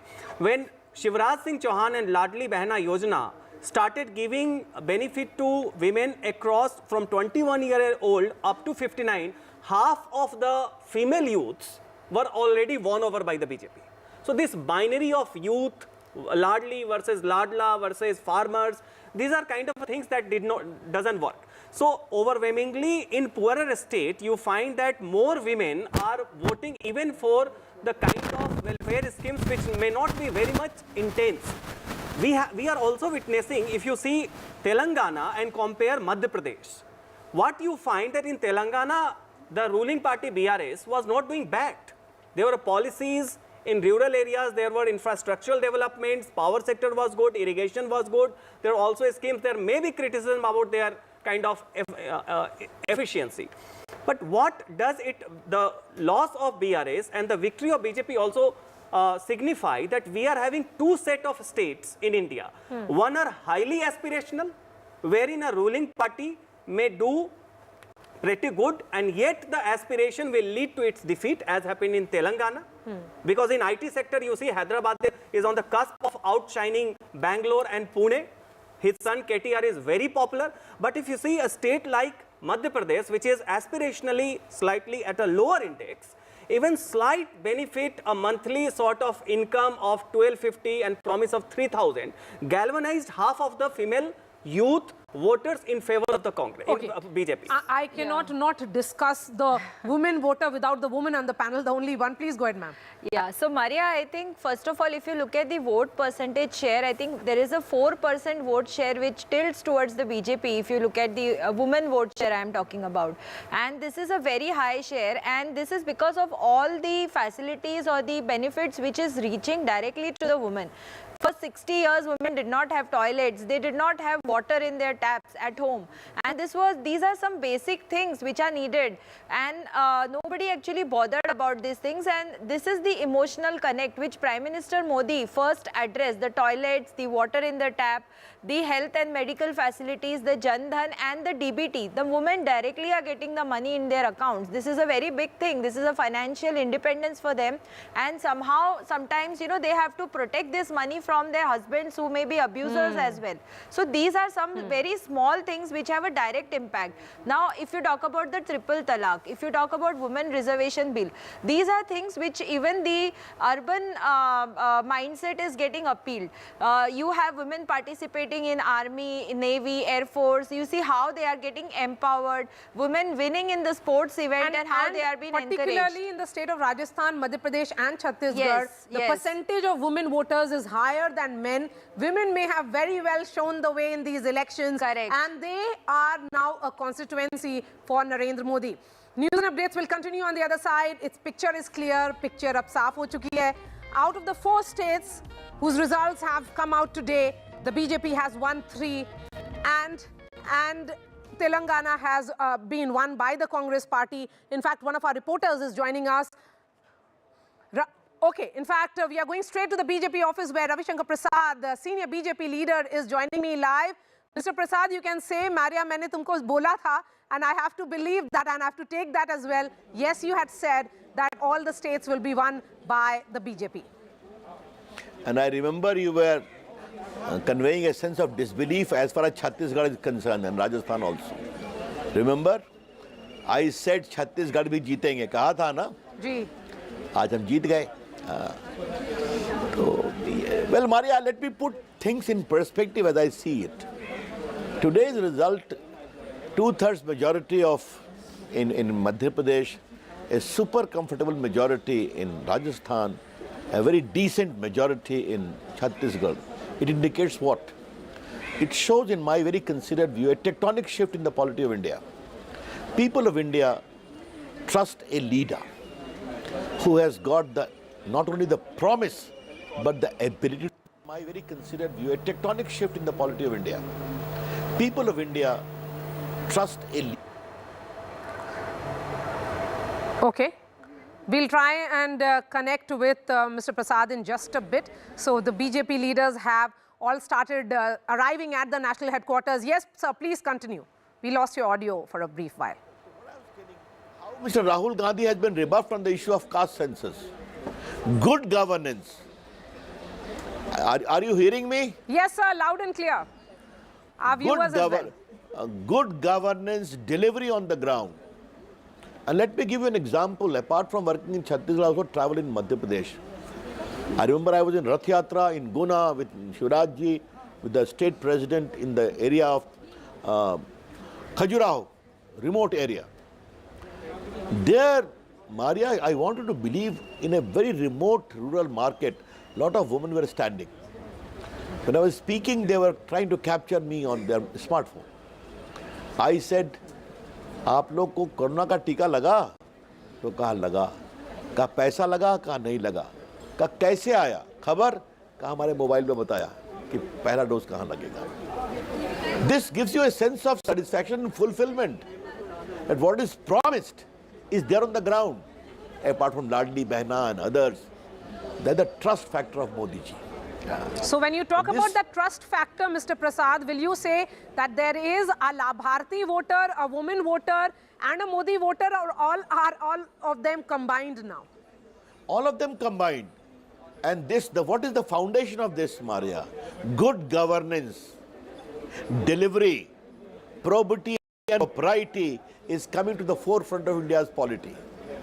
ज़्यादा भाषण मत दो, ईमानदारी से, और बाकी तो बड़े-बड़े वादे तो बहुत कर देते हैं, बट वादों को जमीन पर कौन उतार रहा है और कौन उतार सकता है, that is becoming the crucial element. Therefore, you see in Chhattisgarh, what a narrative he has seek to build. And therefore, and you know, on the lighter vein, Maria, and this is a very interesting reply to the great institution of exit polls too, psephologists. I respect that institution, okay? We all like it. But exit poll के आगे भी एक बड़ी दुनिया है जो हिंदुस्तान की दुनिया है, लेकिन जो आम वोटर्स की दुनिया है। रविशंकर जी, मेरा सवाल ये होगा कि जो प्रधानमंत्री ने जो बड़ा बिरसा मुंडा का इवेंट किया था, रांची में वो हुआ था, उसका असर आपको कितना लगता है कि छत्तीसगढ़, मध्य प्रदेश और राजस्थान के ट्राइबल वोट्स पे पड़ा है? देखिए, you are trying to see it in isolation, Maria. Please, that is certainly there. Making Draupadi Murmu ji a respected, dignified leader as the President of India also had its impact. Ramnath Kovind, a distinguished Dalit leader from UP, being the President, has also its impact. All the delivery on the ground, including tribal village, the way tribal sportsmen have been encouraged, तीरंदाजी से लेके बाकी सब, the way Modi ji hockey खेलने वाली बेटियों को गले लगाते हैं, उनको encourage करते हैं. Don't you think it goes to the ground? That how much this Prime Minister motivates her?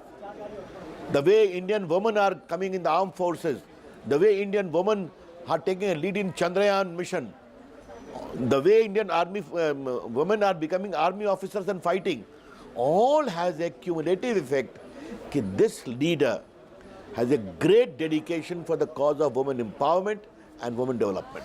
And Mr. Prasad, since you come from the state of Bihar, you are also a member of parliament from Bihar. My question is that soon after Nitish Kumar announced and released the caste census survey, other states, other Congress leaders, be it in Madhya Pradesh or in Rajasthan or in Chhattisgarh, they tried to make caste census a talking point. But if we were to look at this number, it's essentially a rejection of that politics as well. Two things. BJP stands committed for the empowerment of the backwards, extremely backwards. But we hate the politics on that. Iski sankhya kam karo, uski sankhya badha ke batao. You know, that's the point number one. The second point, what is important is, you rightly said, the negation of this idea, Rahul Gandhi or others, is to be seen in two contexts.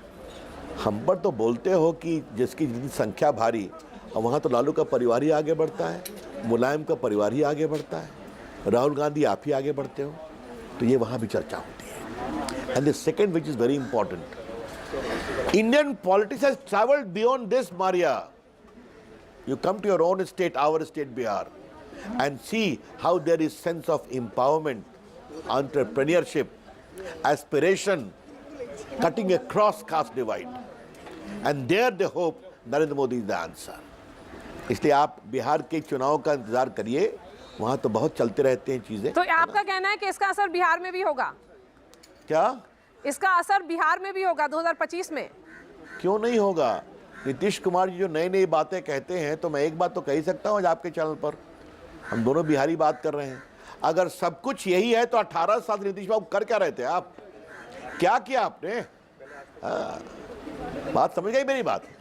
Ravishankar जी, जनता सवाल मेरा सवाल ये है कि आपने इस बार चुनाव में party central leadership had fielded union ministers, MPs in all the states, particularly Madhya Pradesh and Rajasthan. The message was that all hands on deck, everybody is needed on ground. They were fielded as candidates. You have been with the party since Jan Sangh days. I want to understand from you, what does it mean for the BJP karyakartas such as you, being an MP but going ahead and contesting as an MLA, for the MLA seat? I have lost you. Can you hear me, sir? Sir, can you hear me now? Maria, I have lost you. Can you hear me now? So we'll try and connect with Mr. Prasad in just a bit. We'll try and connect with Ravi Shankar Prasad in just a bit. But we have seen how BJP leaders campaigned extensively across various states, all the poll-bound states. The message was that each and every pocket of these states are important. Shivraj Singh Chauhan there addressing the karyakartas and his wife, Sadhana, standing next to her husband. This is a victory for the family certainly as well. Shivraj Singh Chauhan with the women of Madhya Pradesh distributing and throwing flower petals as well. This is an interesting visual that's coming in from Madhya Pradesh. Yeah, absolutely.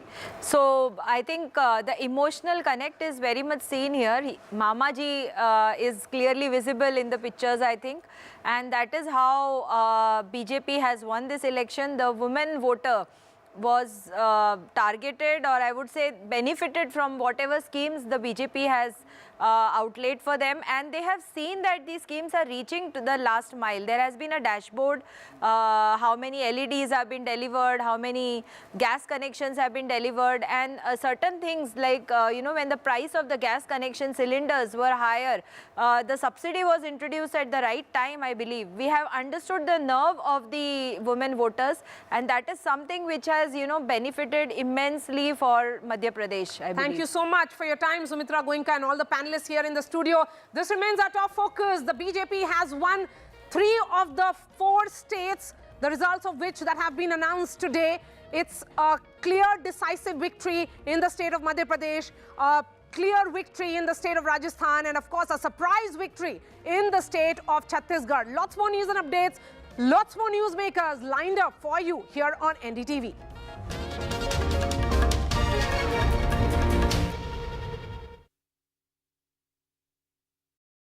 There once was a tree, lovingly made to look real. This World AIDS Day, join the fight against HIV. I'm Ayushman Khurrana. This World AIDS Day on the 1st of December, come be a part of the Banega Swasth India campaign and be the change with me. One World Hygiene, 10 kadam, 10 kadam. It's the semi-final before the big 2024 final. The high-stakes battles in the 5 states. Can Gehlot stop the Rajasthan revolving door this time, or will the Modi magic trump Gehlot ka jadoo? Is this the toughest political battle for Shivraj Singh Chauhan in 2 decades in MP? Will Kamal Nath turn the electoral tables this time decisively? This time, the BRS is facing a tough fight from the Congress, and the BJP's high-pitched campaign is making this a triangular contest in India's youngest state. Baghel banks on welfare scheme to retain Raipur for Congress. Which way Chhattisgarh will swing? There is a tough triangular fight between the MNF, ZPM and the Congress in Mizoram. The big question is, who will romp home? The fastest results, data crunching, accurate analysis and newsmakers. The battle for states. 6 a.m. onwards, all day, on December 3rd on NDTV. This show isn't just about news from the southern states. It's one that looks at the rest of India and the world from a diverse South India point of view, because NDTV has always taken the southern view seriously. The Southern View with Veera Raghav, only on NDTV 24/7.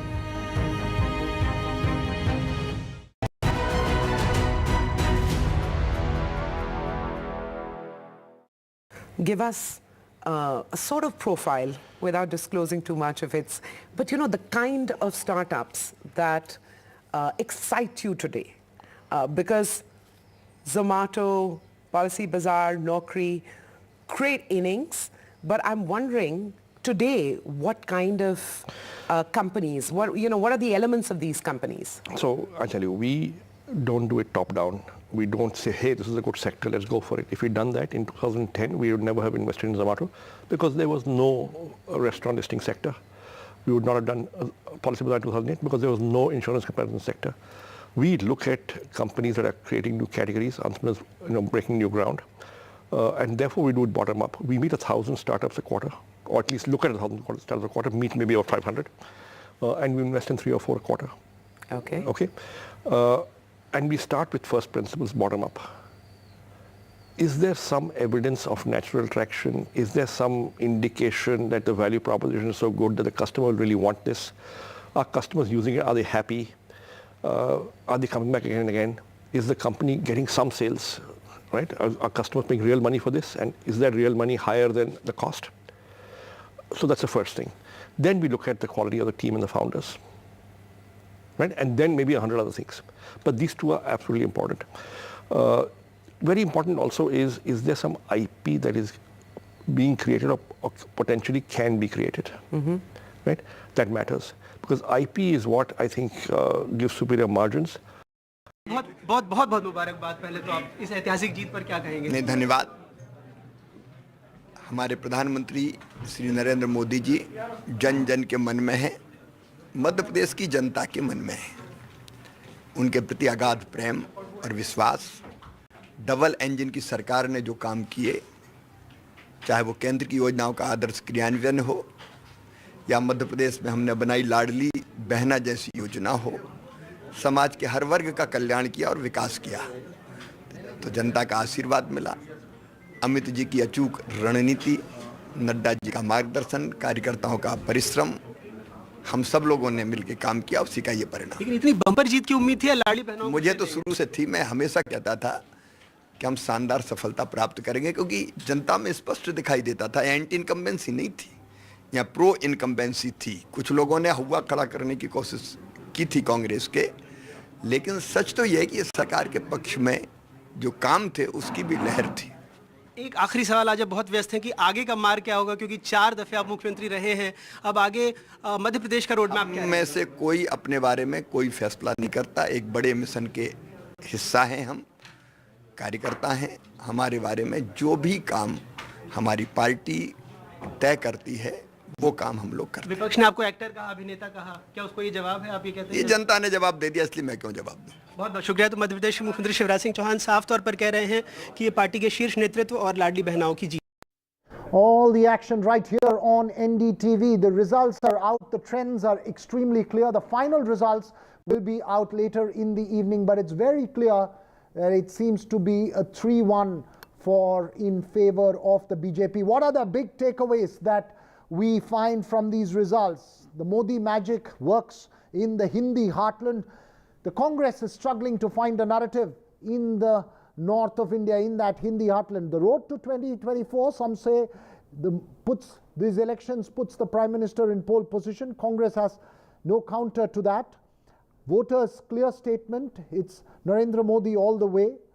Modi ki guarantee works for voters in Madhya Pradesh, Rajasthan and in Chhattisgarh. Only southern solace for Congress. KCR's national ambitions fall flat with that loss, decimation in Telangana. Verdict 2023, the BJP on track for the 2024 polls. India bloc, what will be the impact of these results on the India bloc? The big question mark over the leadership of the INDIA grouping as well. So several questions raised there. I believe we can go across to our colleagues, Himanshu, who's there at the Congress office in Bhopal, as well as Uma Sudhir, who's joining us from Hyderabad. Himanshu, for the moment, what's happening? Have people all congregated to congratulate Shivraj Singh Chauhan? What do you see happening over the next 8 hours? A decision on the Chief Minister, is that a clear choice, or do you believe some?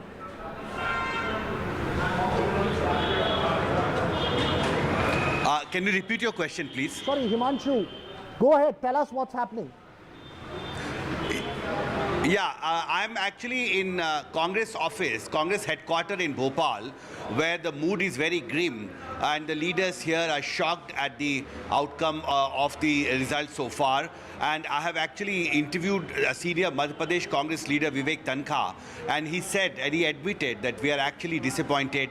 We expected much better result. We saw very good response during the election campaign, but on the ground, the result that are now coming are very, very surprising. They don't match the reactions, the assurances, the support that Congress leaders, Congress MLA candidates have actually got from people during the election campaign. Have you got any reactions from Kamal Nath at the moment, Himanshu?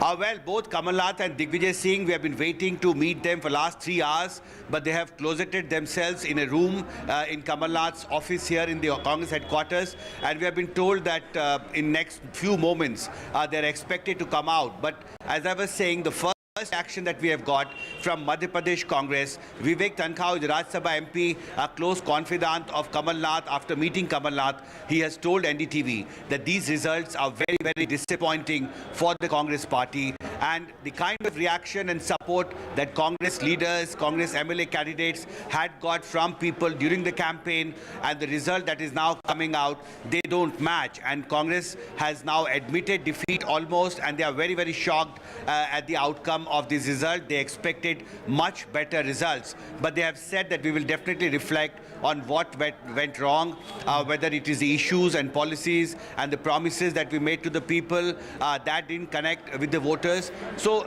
there are lots of questions, but at the moment, Congress is in reflection mode, and both Kamal Nath and Digvijay Singh are avoiding to make any comment so far on a very clear lead that BJP has. That's right. Right. It's a big setback for the Congress as far as Madhya Pradesh is concerned. Perhaps I may argue a bigger setback was in Chhattisgarh, because when you spoke to Congress leaders on the campaign trail, they were nervous about Madhya Pradesh. They were supremely confident about Chhattisgarh. Obviously, much of the responsibility completely on Digvijay Singh and Kamal Nath there in Madhya Pradesh. It was virtually a campaign that was completely outsourced to the two of them.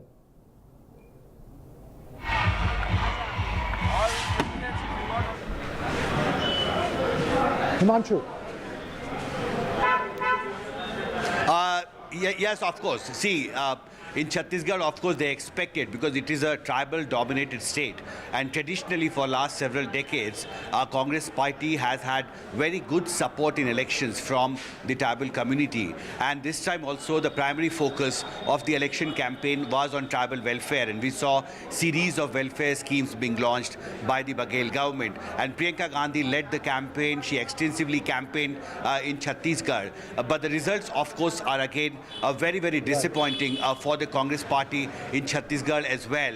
And that is the mood here. I can show you. I'm in the Congress office now, and as you can see, these are all deserted places. There's Digvijay Singh's vehicle you can see on the screen for last 3 to 4 hours. We are again and again trying to speak to Digvijay Singh and Kamal Nath, but they haven't come. So a very grim mood here, and Congress, of course, very deeply shocked by the results. That's the story of politics. A win brings everyone, a loss leaves everyone away. You're deserted and left alone. Though the Congress is not left alone there in the south, where Uma Sudhir is joining us from. Perhaps those two images on your screen, the one behind Uma and the one behind Himanshu, tells the story of a win and loss in politics. Uma, of course, we were just talking about Madhya Pradesh Congress office deserted. Here, all jubilation around Revanth Reddy's residence there. Tell us what's happening in Hyderabad. Veera, I'm here at the Gandhi Bhavan, which is the headquarters of the Congress party in Telangana. Revanth Reddy is here. I met him a very short while ago. He doesn't want to talk on camera as of now because he knows that it's a decision. Everyone's being saying that he is going to be CM. The DGP and the additional DGP were among the first people to go and formally wish him even before the results were out. Kamareddy, he seems to be leading. There are still a few rounds left, but he believes that that's what he called it as a lifetime humiliation for KCR is what Revanth Reddy said was the result out of Kamareddy. What he is hoping for is that they should make about 67 plus, but I must say that the scorecard in the city itself, in the city of Hyderabad, is not looking good for the Congress at all. Wherever the Congress was hoping to be in contention, I just met with a candidate who in fact got defeated from the Hyderabad area, and he was saying that the gains have been made by the BJP in the city area of Hyderabad. Even otherwise, for the BJP, from going from their the gains that they have made in an Adilabad, the kind of numbers that they have shown challenging the MIM in areas like Bahadurpura, Goshamel, of course, was already Raja Singh of the BJP, and also Nampally. Nampally is one of the seats that was in fact with the MIM, but this time the Congress won in Nampally, and that's something that the MIM will now start having to look out and watch out for, because their own stronghold, which we have always spoken about as the stronghold, the 7 seats in the old area of Hyderabad, that seems to be under threat. And the interesting development that's happened in these particular elections is that not just the Reddy community, but also the Kamma community seems to have voted for the Congress here. And very interestingly, you can see the Telugu Desam flags there, Veera. If you just, I think Nagraj is already panning. If I can ask you to pan the Telugu Desam flags there, along with the Congress flags there. Look at those Telugu Desam flags that are being fluttered by people who are wearing, in fact, yellow clothes that belong to the Telugu Desam. As we know, Revanth Reddy is someone who is considered close to Chandrababu Naidu. He was someone who, in fact, went to jail in the note for vote cash scam. And this was on behalf of Chandrababu Naidu is what we understand in that particular case as well. But now those equations, it looks, have played out well for Revanth Reddy because the Kama vote in Andhra Pradesh, the Kama vote in Telangana, it seems to have come to the Congress party, the consolidation of those two leading castes, which are otherwise considered as politically dominant castes here. The third big story, of course, is the kind of showing that the BRS has done with hardly about 40 seats that they are managing to as of now. The fact that more than half of the ministers of the BRS in fact have lost the election, more than half of them have lost the election. Only KCR in Gajwel, KTR in Sirsila, there's a Prashant Reddy who's a minister, and you have Siddipet, you have Harish Rao. Those seem to be the only ministers who have managed to win. So the gamble of KCR to repeat the MLAs and to go with those very candidates against whom anti-incumbency had perhaps built up in the last two terms of office, that seems to have really failed for KCR in that sense. And also the fact that, everywhere we went, that was the talk, isn't it?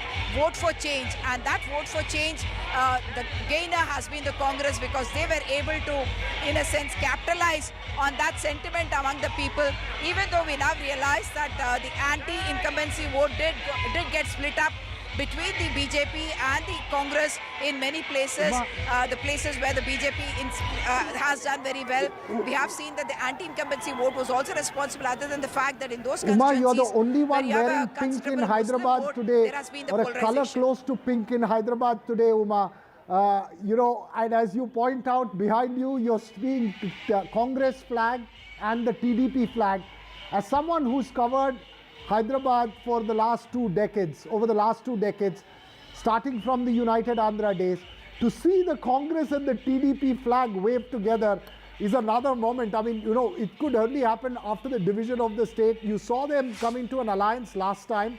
Let's not forget, as you point out, Revanth Reddy shifts over from the TDP. The TDP holding itself back is also it's also some fascinating things. Just hold on to your thoughts, Uma. I believe Narendra Singh Tomar's bite we can play on your screens right now. हमारे प्रधानमंत्री नरेंद्र मोदी जी के लोकप्रियता की जीत है, उनकी योजनाओं के समर्थन की जीत है। मध्य प्रदेश सरकार शिवराज सिंह जी और उनकी योजनाएं जैसे लाडली बहना चुनाव का चिट्ठी बदल दिया। मैं इस सीट पर कार्यकर्ताओं को बधाई देता हूं और जनता का हृदय से आभार प्रकट करता हूं।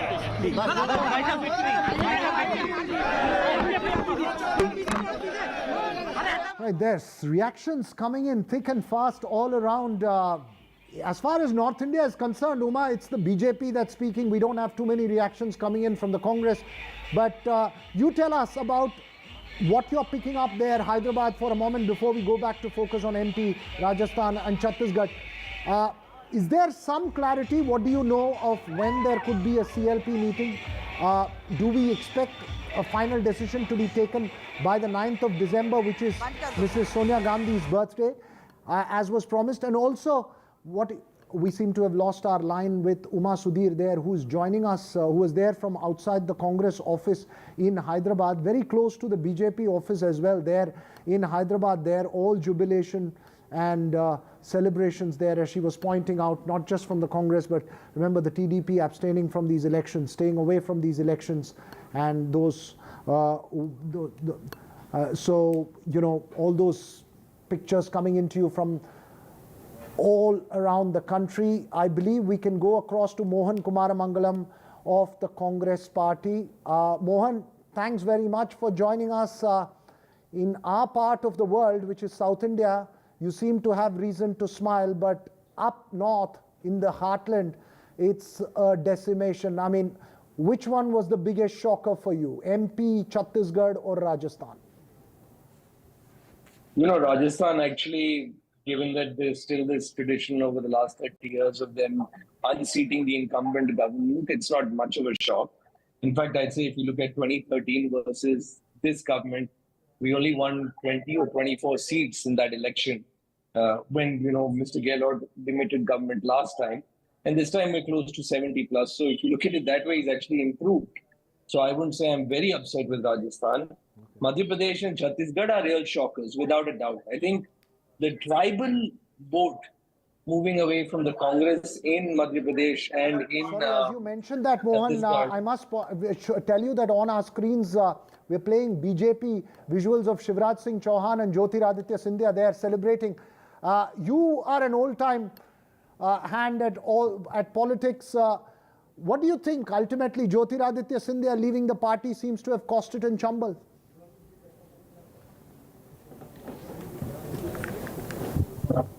Mohan? I'm sorry, I couldn't hear you there for a second. Mohan, I was just saying that we're playing pictures from Madhya Pradesh of Shivraj Singh Chauhan, Chief Minister Shivraj Singh Chauhan, Union Minister Jyotiraditya Scindia, all celebrations there in Madhya Pradesh. I just wanted to ask you, in hindsight, Jyotiraditya Scindia leaving the party and, a reiteration of the Kamal Nath influence over Madhya Pradesh, Kamal Nath, Digvijay Singh combo over Madhya Pradesh. Has that what cost the party the inability to grasp on the anti-incumbency on the ground there in that state? I think, Mr. Scindia's influence is limited to his borough, and I won't even know how much that influence works on an independent basis. I think he needed the BJP to cement his hold there, which is why he left the Congress party. So I wouldn't give him too much credit, if you will. Of course, we'll have to look at the details of where, what has happened in which seat before I can truly comment on how much of a difference his presence has made in the BJP. I will say that, it's interesting to note that wherever the Congress party didn't declare a chief ministerial face, where we didn't have, one particular person and we relied on collective leadership instead, we seem to have done well, which is Telangana. But where we've gone in with one single chief ministerial face, we haven't been able to convert.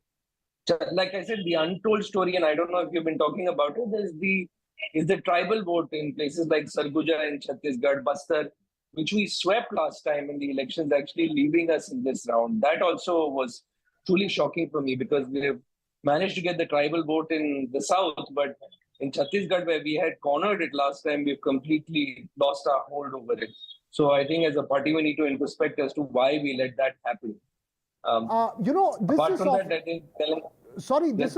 This is not often part of conversation up here in the north of India, but what is it that defines a potential ability to, create a sweep in Karnataka, Telangana? What is it that's, from your point of view, different about the south, and where is it that the Congress lacks up north? I mean, would you agree that... That's a good question. It's a good question. It's actually something I've been thinking about since this afternoon, frankly. When I was watching, I was in another channel on one of the debates, and they showed a picture of the BJP workers celebrating in Madhya Pradesh, and they weren't saying Bharat Mata Ki Jai or something more regional specific. They were saying Jai Shri Ram. And Jai Shri Ram was the chant that they were using, a religious chant to celebrate their victory.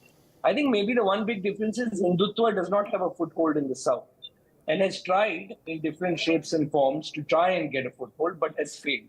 Maybe some pockets like Mangalore in Karnataka or Coimbatore in Tamil Nadu, if you will, but very, very micro pockets. Overall, the ideology has just not been able to establish itself in southern India. Right. And with Telangana going as well, I think we're well and true on our way to have a BJP-mukt South India. Of course, I'm not saying that we should look at India as two separate countries, and please don't quote me on saying that we don't need North India. The Congress party very much needs North India as well. It's just that I think we need to find a strategy to counter Hindutva effectively in North India, which is not a problem. And you need to find that strategy very fast. Just stay with us, Mohan, because I want to ask you a couple of other questions as well regarding to how this would potentially impact the INDIA alliance. But I believe we are also joined by BJP leader Bhaskar Ghosh. Sir, the biggest takeaway, as I may ask you that, in terms of from these elections, A, and B, when do you expect to have clarity on who's going to help the top jobs in the states that the BJP has bagged? We seem to have lost I can't that hear line. it clearly. Can you repeat this question if you don't mind, please? Sorry, the more substantial question is, when do you expect us to have clarity on who's going to helm the top job in the states of Rajasthan, Madhya Pradesh and Chhattisgarh, or should we already assume that the incumbent in Madhya Pradesh will continue? I think the situation today need to be totally finalized.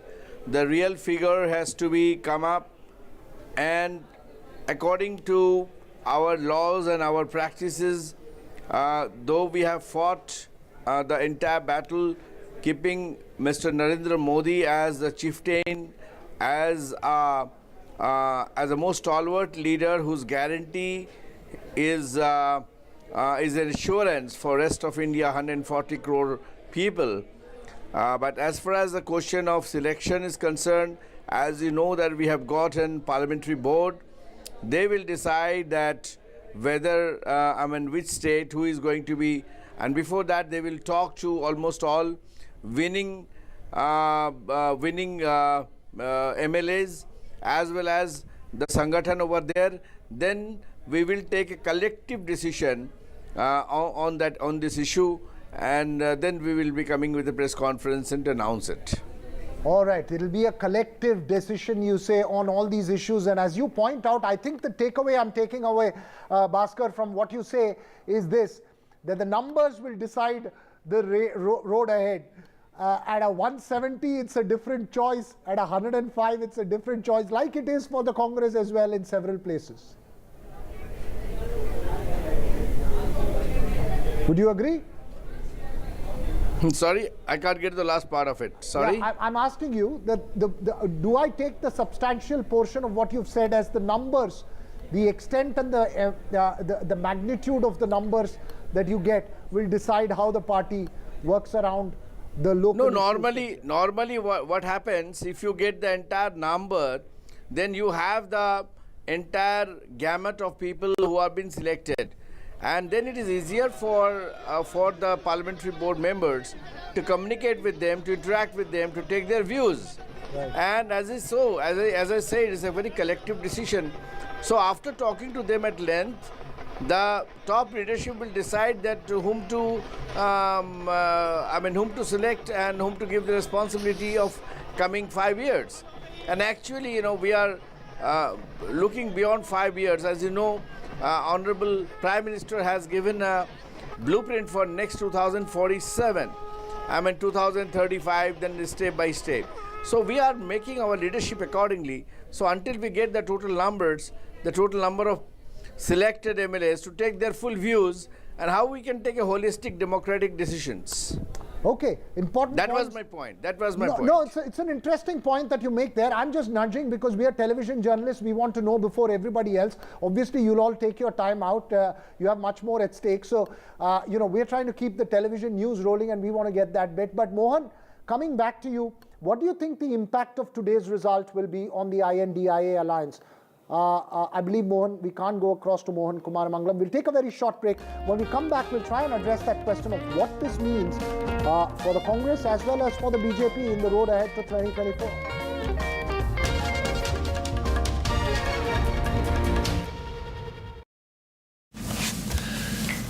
So you want the This World AIDS Day, join the fight against HIV. I'm Ayushman Khurrana. This World AIDS Day on the 1st of December, come be a part of the Banega Swasth India campaign and be the change with me. One World Hygiene, 10 Kadam, 10 Kadam. It's the semi-final before the big 2024 final. The high-stakes battles in the 5 states. Can Gehlot stop the Rajasthan revolving door this time, or will the Modi magic trump Gehlot ka jadoo? Is this the toughest political battle for Shivraj Singh Chauhan in 2 decades in MP? Will Kamal Nath turn the electoral tables this time decisively? This time, the BRS is facing a tough fight from the Congress, and the BJP's high-pitched campaign is making this a triangular contest in India's youngest state. Baghel banks on welfare scheme to retain Raipur for Congress. Which way Chhattisgarh will swing? There is a tough triangular fight between the MNF, ZPM. The victory there you can see it on your screens. You have Chief Minister Shivraj Singh Chauhan, you have Jyotiraditya Scindia on the other side. Several key factors there in Madhya Pradesh, but the magnitude of victory, 162 to 66 for the Congress, is a huge blow for the Congress. As I was mentioning earlier, there was nervous anticipation about Madhya Pradesh, but I don't think the Congress or its leadership really factored into how difficult things could be in Madhya Pradesh. There you have those numbers that are playing out on your screens. 162 for the BJP, 66 for the Congress, and 1 for others, and I think 1 for BSP. I believe Vasundhara Raje Scindia is also about to speak in Jaipur. Let's dip into that. We can hear that as well. Potential Chief Minister contender, perhaps front runner there in Rajasthan. सरकार गई ना on that. हाँ, that has changed. So expectation is. During my Jhalawar visit, I was just trying to find out a single poster of Congress candidate. Not मैं आपने ये मेरे को कहा नहीं. I also didn't look. I must say. I'm trying to remember. नहीं. Okay, we'll start. Let's get over this, and then we can sit and chat for a little while. So सबसे पहले राजस्थान की ये जो शानदार जीत है, ये माननीय हमारे प्रधानमंत्री नरेंद्र मोदी जी, जिनका मंत्र था ये सबका साथ, सबका विकास, सबका विश्वास और सबका प्रयास, ये उसकी जीत है. उनकी दी हुई गारंटी की जीत है. ये जीत हमारे माननीय केंद्रीय मंत्री होम मिनिस्टर अमित शाह जी की रणनीति की जीत है. और ये जीत हमारे माननीय अध्यक्ष श्री नड्डा जी के कुशल नेतृत्व की जीत है. और फिर सबसे इम्पोर्टेंट ये भी है, ये जीत हमारे कार्यकर्ताओं की, जिनके अथक प्रयास परिश्रम की जीत है. उन्होंने दिन और रात हमारे माननीय प्रधानमंत्री जी के जो सपने को साकार करने की पूरी कोशिश करते हुए उस दिशा में मेहनत करके ये परिणाम दिलाने का काम किया है. और सबसे बड़ी बात तो ये है कि ये जीत हमारे जनता जनार्दन की है, जिसने कांग्रेस के कुराज को नकारते हुए और भारतीय जनता पार्टी के सुराज को अपनाने का काम किया है. और ये जीत 2024 में मोदी जी को फिर से देशवासियों की सेवा का अवसर देने की जीत, ये जीत है. So that's all I wanted to say. मेरी तरफ से तो इतना ही है. और फिर आप बंद कर दो तो फिर अपन सवाल नहीं, नो सवाल. आपने क्या दे दिया कि सवाल नहीं सर, नो सवाल. अब इसके बाद आप स्विच कर दो ऑफ एंड देन अपन बात करेंगे. ये नहीं करेंगे, चाय पिलाओ इनको. Right there you had Vasundhara Raje there speaking there. Now in Bhopal you have Shivraj Singh Chauhan, the Chief Minister, speaking. Let's cut in live to that. उनकी रणनीति जगत विकास नड्डा जी का हमें प्राप्त मार्गदर्शन, प्रकाश जी, आदरणीय भूपेंद्र जी, आदरणीय जी और हमारे विष्णुदत्त शर्मा जी सहित सभी कार्यकर्ताओं ने और हम सब नेताओं ने मिलकर कार्यकर्ताओं के साथ काम किया. फिर से भारतीय जनता पार्टी को शानदार जीत मिली है. ये मध्य प्रदेश की प्रगति और विकास जो भारतीय जनता पार्टी की सरकार ने किया है, विकास को जनता का प्यार और आशीर्वाद मिला है. हमने समाज के हर वर्ग के कल्याण के लिए जो योजनाएं बनाई, चाहे वो लाडली बहना योजना हो, मुख्यमंत्री सीखो कमाओ योजना हो, या केंद्र की योजनाओं का जो योग्य क्रियान्वयन किया, डबल इंजन की सरकार के काम को जनता ने आशीर्वाद दिया है. मध्य प्रदेश में कोई एंटी इनकम्बेंसी नहीं थी. कांग्रेस के लोग कहते थे एंटी इनकम्बेंसी, और यहाँ तो जनता के प्यार की प्रो इनकम्बेंसी थी. और भरपूर प्यार आज मध्य प्रदेश की जनता ने लुटाया है. मैं मध्य प्रदेश की जनता को दोनों हाथ जोड़ के प्रणाम करता हूं. और हम सब ये विश्वास दिलाते हैं कि एक एक वचन जो जनता ने दिया है वो हम पूरा करेंगे। मेरे देवतुल्य कार्यकर्ता बहनों और भाइयों, आपके परिश्रम को प्रणाम, संगठन की मेहनत को प्रणाम। और कई ऐसे लोग थे जो सामने नहीं दिख रहे थे लेकिन पीछे रह के काम कर रहे थे, ऐसे सारे साथियों को मैं प्रणाम करता हूं। और जनता को पूरा ये विश्वास कि मध्य प्रदेश प्रगति और विकास के पथ पर चलेगा और जनता के कल्याण की हर वादे को गारंटी को हम पूरा करेंगे। बहुत बहुत धन्यवाद। बोलिए भारत माता की जय, भारत माता की जय। बहुत बहुत धन्यवाद।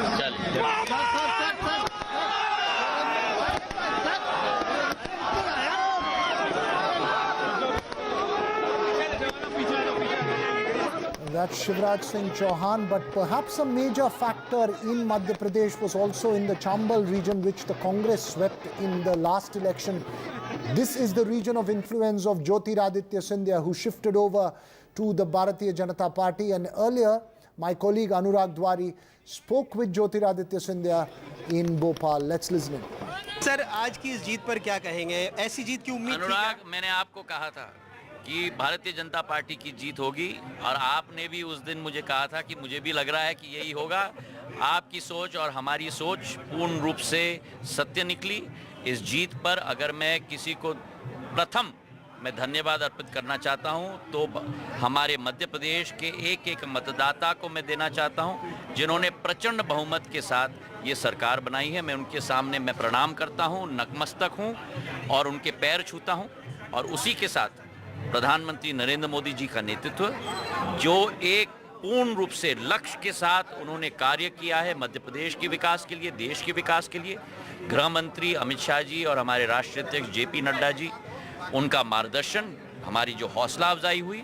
और प्रदेश के अंदर अगर किसी को श्रेय जाता है तो भारतीय जनता पार्टी का एक एक कार्यकर्ता जिसने खून पसीना एक करके इस पार्टी को इस स्थान पे लाया है। और हमारे मुख्यमंत्री शिवराज सिंह चौहान जी, जिनकी जन कल्याणकारी योजनाओं ने ये परिवर्तन लाया है। और हमारे प्रदेश अध्यक्ष BD शर्मा जी। और ये छत्तीसगढ़ में क्या हो गया? आप तो वहाँ भी प्रधानमंत्री जी का देश की जनता के दिल में जो जादू है, राजस्थान हो, छत्तीसगढ़ हो, मध्य प्रदेश हो, एक इतिहास प्रधानमंत्री जी ने देश के अंदर जो कायम किया है उसी का एक रिफ्लेक्शन है कि एक एक राज्य में जनता उनके साथ जुड़ी है। बस एक आखिरी सवाल, मुख्यमंत्री चेहरे को लेकर बहुत सवाल हो रहे हैं। मैं भारतीय जनता पार्टी का कार्यकर्ता था, आज हूं और जिंदगी भर रहूंगा। उसी सोच और विचारधारा के साथ उसी श्रेणी में मैं कार्य कर रहा हूं।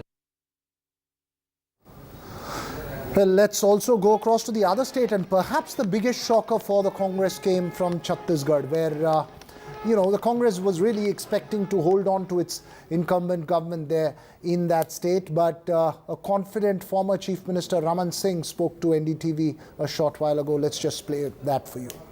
छत्तीसगढ़ में भारतीय जनता पार्टी की सरकार बन रही है और जितने रुझान आ रहे हैं उसमें भारतीय जनता पार्टी को पूर्ण बहुमत है। हमारे साथ पूर्व मुख्यमंत्री डॉक्टर रमन सिंह हैं।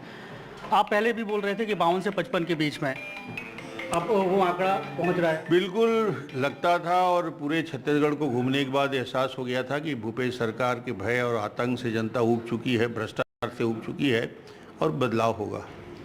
अब आगे का क्या होगा, क्योंकि अब पूर्ण बहुमत आ गया भारतीय जनता पार्टी को। अब जो चर्चाएं हो रही हैं कि मुख्यमंत्री कौन होगा, तो क्या माना जाए कि अब डॉक्टर रमन सिंह ही मुख्यमंत्री होंगे? नहीं, कोई डॉक्टर रमन के चेहरे को सामने रखकर चुनाव नहीं लड़ा गया। विधायक दल की बैठक होगी, पर्यवेक्षक आएंगे, विधायकों से राय लिया जाएगा और दल का नेता चुना जाएगा। हर बार यही होता है, 2003 में भी हुआ, 8 में भी हुआ, 13 में भी हुआ, तो वो प्रक्रिया समानता है और विधायकों के बैठक के बाद तय हो जाएगा। आपसे जब भी मेरी बात हुई तो आप यही बोल रहे थे कि 52 से 55 सीटें पूर्ण बहुमत के सिर्फ, बाकी अगर देखें एग्जिट पोल देखें, तमाम जो लोग हैं वो ये आकलन नहीं। तो आप इसको किस तरीके से आकलन कर पा रहे थे? पूरे छत्तीसगढ़ को घूमने के बाद एक नक्शा बना हुआ था और ये मालूम था कि भूपेश के घमंड को, भूपेश के भ्रष्टाचार को छत्तीसगढ़ की जनता भूपेश के चेहरे को रिजेक्ट करने जा रही है और ये दिख रहा है पूरे चुनाव में। अच्छा, क्या मोदी जी की गारंटी काम की और घोषणा पत्र ने पूरा ये लैंडस्लाइड किया? निश्चित रूप से जो नतीजा दिख रहा है, मोदी जी की गारंटी सबसे प्रमुख रूप से, उस गारंटी पे छत्तीसगढ़ की जनता ने विश्वास किया है और डबल इंजन की सरकार बनाने के लिए छत्तीसगढ़ की जनता ने भारतीय जनता पार्टी को प्रचंड बहुमत से जीता है। सरकार बनने के बाद फर्स्ट प्रायोरिटी पहला काम क्या होगा? पहले ही कहा हुआ है कि 18 लाख आवास की बात और जो घोषणा पत्र हमने कहा है उसके क्रियान्वयन की बात, महिलाओं को 12,000 रुपया देने से लेकर अन्य घोषणा है उसका क्रियान्वयन। उप मुख्यमंत्री डॉक्टर रमन सिंह का कहना है कि भारतीय जनता पार्टी को पूर्ण बहुमत मिल रहा है और भारतीय जनता पार्टी की सरकार बनने के बाद जो घोषणा पत्र में वादे किए गए हैं उन वादों को पूरा किया जाएगा। कैमरा पर्सन प्रवीण साहू के साथ Zulfikar Ali, NDTV। Right, from Bhopal to Raipur, now to Jaipur, where again BJP leaders out celebrating. My colleague Vedant spoke with Diya Kumari, who has won her seat, and or at least leading in that seat, and could be potential Chief Minister aspirant as well. Let's listen in. क्या आप आश्वस्त है पूरी तरीके से कि BJP पूर्ण बहुमत से वापस आएगी? बिल्कुल बिल्कुल, भारतीय जनता पार्टी की सरकार राजस्थान में बन रही है, छत्तीसगढ़ में बन रही है और मध्य प्रदेश में बन रही है। इतना एक्सपेक्ट नहीं किया था, लेकिन एक्सपेक्टेशन से ज्यादा बड़ी जीत होने वाली है। बहुत खुशी है, सब में कार्यकर्ताओं में खुशी की लहर है और जनता में भी है। जनता अपने उखाड़ फेंक दी है इस कांग्रेस की भ्रष्टाचारी सरकार को, और भारतीय जनता पार्टी की ऐसी अच्छी सरकार, स्थिर सरकार तो जनता के लिए काम करे, जनता के हित के लिए काम करे, महिलाओं को सुरक्षा दे, युवाओं को रोजगार दे, किसानों को न्याय दिलाए, ऐसी सरकार के लिए जनता ने वोट किया है, राजस्थान की जनता ने। Well, yes, let's just to bring the overall picture into viewers who are possibly just tuning in now. Let's go state by state in terms of picture that's emerged all day. In terms of leads, Madhya Pradesh is the biggest shocker for the Congress. Obviously, those leads, several of them will turn into results shortly.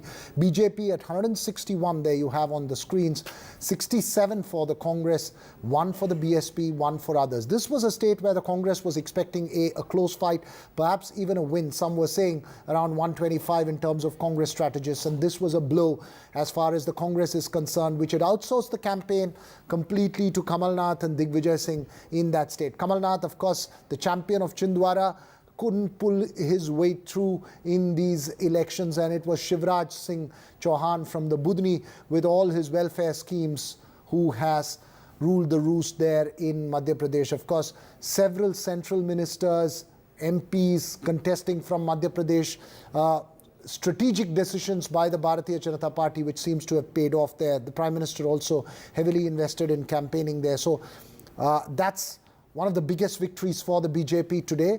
Rajasthan, well, it's always been a revolving door. So several skeptics said the Congress need not be confident, but yet the Congress was confident there. Congress at least hoped for something there, but no, it's been undone by the Bharatiya Janata Party. 115 is an emphatic victory there. 199 of the 200 seats went to polls, and 115 is an emphatic victory there. The question, though, there in Rajasthan will be who will become Chief Minister of that state as far as the BJP is concerned. And as far as the Congress is concerned, what's the road ahead? Is it going to be a change from the old guard of Ashok Gehlot to the new guard? Remember, that old battle between Ashok Gehlot and Sachin Pilot had played itself out in Rajasthan for the last few years. Chhattisgarh, and this is really the shocker for the Congress. This was a government the Congress hoped to retain. In fact, ministers in the government were very confident there. 45, the halfway mark, 46 is a majority, 54 for the BJP and 33 for the Congress. Even at the start of today, the leads were suggesting a flip-flop, and some portions, sometimes the Congress ahead. And this is going to be a huge, huge shocker as far as the Congress. Completely gone in these three states, and that's really not good. Remember, juxtapose that to 2018 when the Congress managed to form a government in Madhya Pradesh and held on to Rajasthan and won Chhattisgarh. A different picture coming in now in 2023.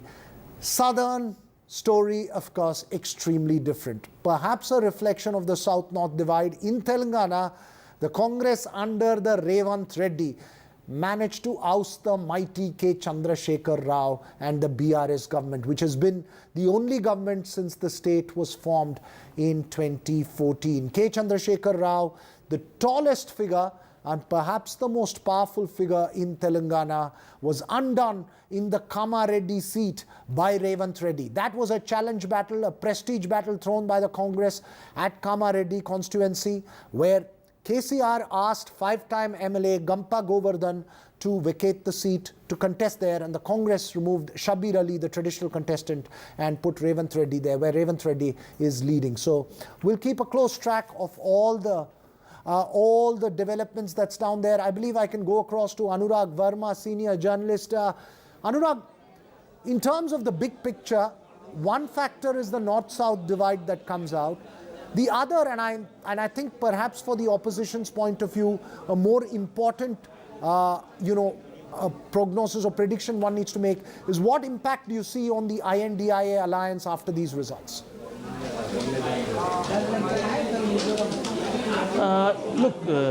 Now, after seeing these results, I think NDA alliance might be in trouble. And because you accept it or not accept it, Rahul Gandhi will have to take the responsibility of this massive defeat.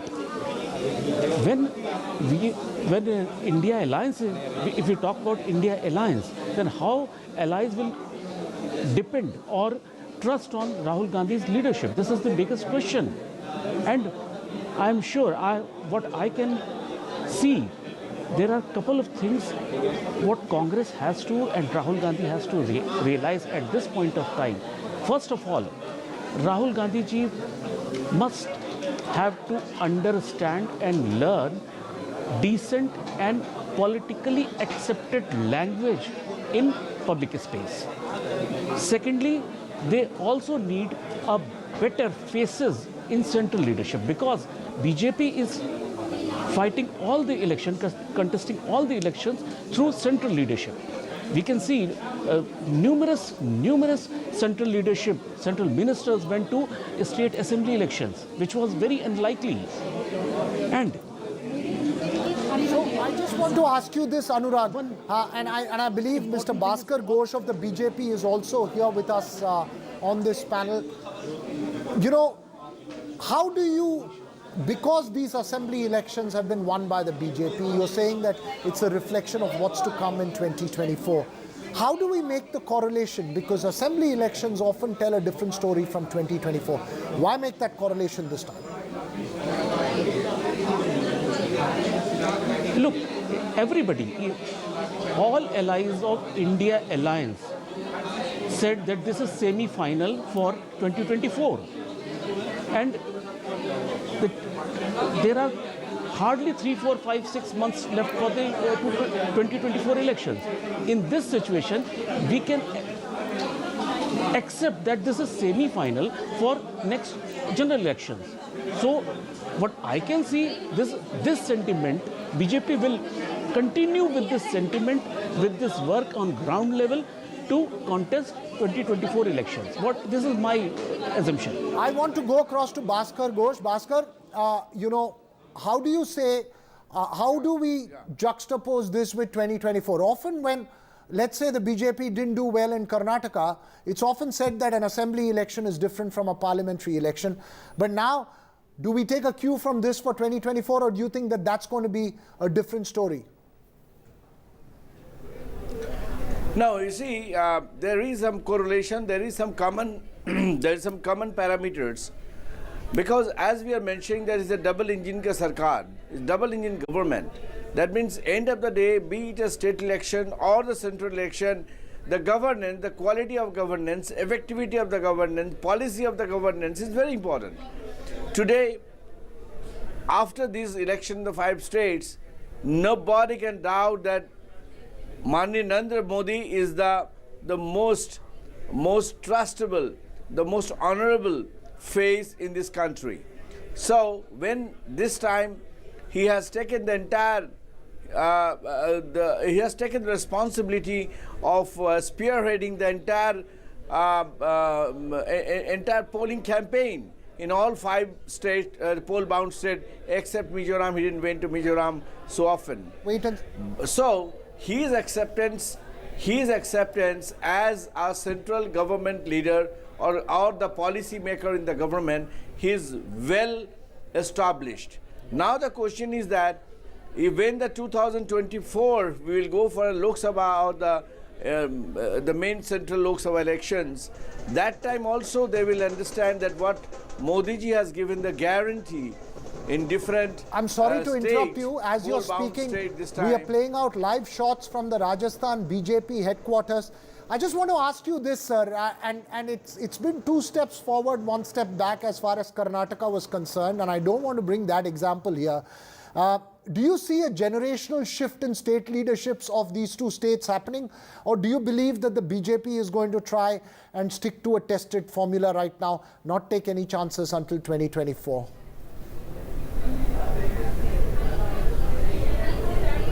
You're asking me? Yes. Okay, so when 2024, it will be a different team working from the center, but they will work in tandem with the local leaders. So you cannot detach them in the whole integrated process of leadership, even in 2024. But of course, the main face will be respected Modi ji, but the supportive faces will be the leaders of respective states, where BJP has really recently owned 3 states. So there will be a perfect combination, followed by a policy and followed by some assurance and some promises and some guarantee, and that will obviously win the trust of 140 crore Indian population as a whole. Okay, numbers never lie, sometimes don't lie, but these numbers on your screens are the final verdict that's come out today. Largely some things that will solidify by about 5:30, 65 to 40 for the Congress in Telangana, 54 to 33 for the BJP in Chhattisgarh, and 160 to 68 in Madhya Pradesh for the BJP, and 114 to 71 for the BJP again there in Rajasthan. So those numbers tell you that story. We'll keep continuing focus of all the developments. Obviously, the tug of war for chief ministership on in both the Congress as far as Telangana is concerned, and the BJP possibly in the 3 northern states. Ankit Tyagi will be up next to take you through all the developing news. For the moment, we'll take a very short break here on NDTV.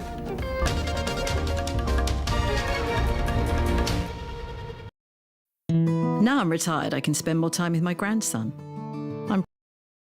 This show isn't just about news from the southern states. It's one that looks at the rest of India and the world from a diverse South India point of view, because NDTV has always taken the southern view seriously. The Southern View with Veera Raghav, only on NDTV 24/7.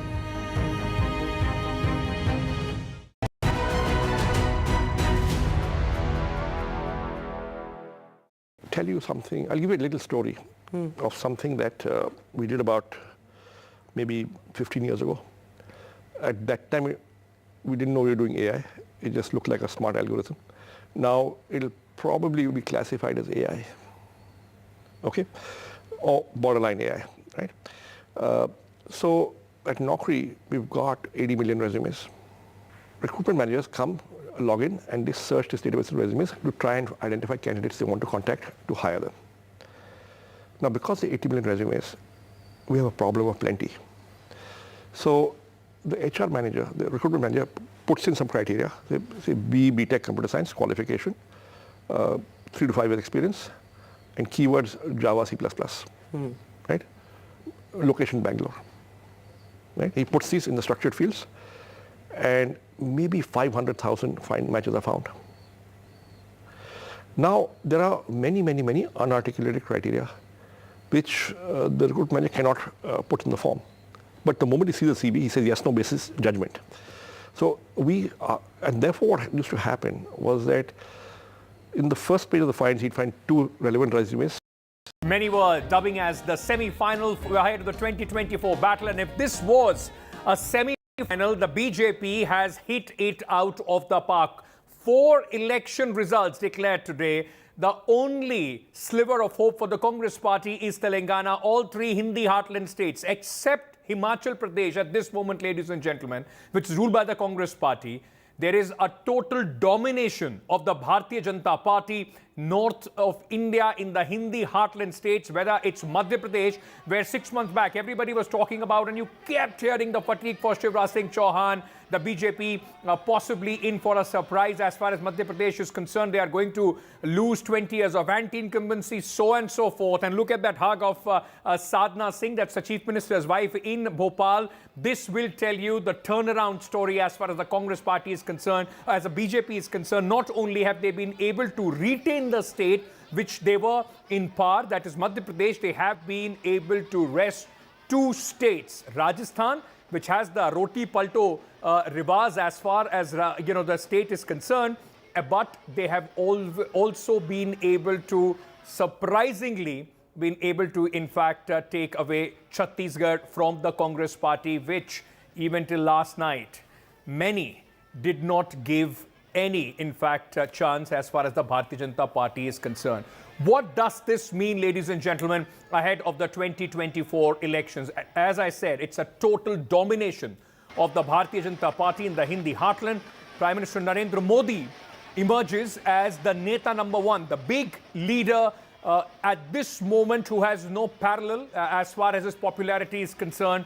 Specifically, if you're talking about the entire north of India and also, northwest and the western part of the country, the only hope that the Congress party, and we're talking about the southern Indian states, where in fact the Congress party is hoping that on those 130, 135 seats, they would be able to possibly put up much greater resistance. Meanwhile, apart from that, for the Congress party, they have not been able to find a counter narrative as far as the BJP is concerned. Modi magic is, of course, clear. And apart from that, like the Prime Minister kept saying, the hope, and it's very, very interesting. Everybody said that the Ladli Behna Yojana, the welfare schemes of Shivraj Singh Chauhan, the welfareism of the Bharatiya Janata Party, along with the bharosa of Narendra Modi, Modi ki guarantee, that has worked for the BJP in Madhya Pradesh. Why is it that the same welfareism push has not worked in the state of Rajasthan? Possibly many factors for the Congress party to go back and to the drawing board and think about. Was it the infighting? Because the larger narrative just till 6 months before the election was Sachin Pilot, Ashok Gehlot tiff. Could Mr. Gehlot, could the Congress party and their regional satraps, could they have kept their egos at bay and possibly gone ahead and been more accommodative of, let's say, somebody like a Sachin Pilot in Rajasthan, and maybe new election ideas as far as Madhya Pradesh is concerned?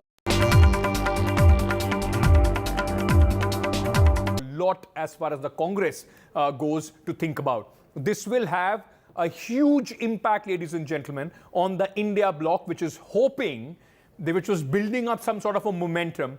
That momentum today comes to complete naught at this moment. And let me go across and take you, in fact, we'll keep talking about the inferences and what needs to be done, but the real magic and the fun of the election is on the ground.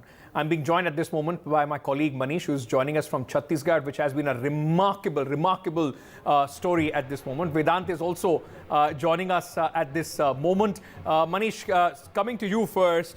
Till late last night, early morning as well, when the counting started, even the BJP leaders were hoping for a close contest. They were not seeing this kind of a result which we are seeing. It's a complete turnaround, and this turnaround will be at the cost of Bhupesh Baghel. He is, if I may call him, one of the biggest losers as far as the Congress party is concerned after these results. No doubt about that. And in Chhattisgarh also, it is Modi ki guarantee which has really worked wonders for them on the ground, because whatever Modi promised 3 main things in the state of Chhattisgarh, which somewhere was they took the cue from the Congress victory in Karnataka. First thing was that he promised 12,000 rupees to women in one financial year. of course, and they went door to door. They gave the guarantee. They even delivered all those forms. They got it signed.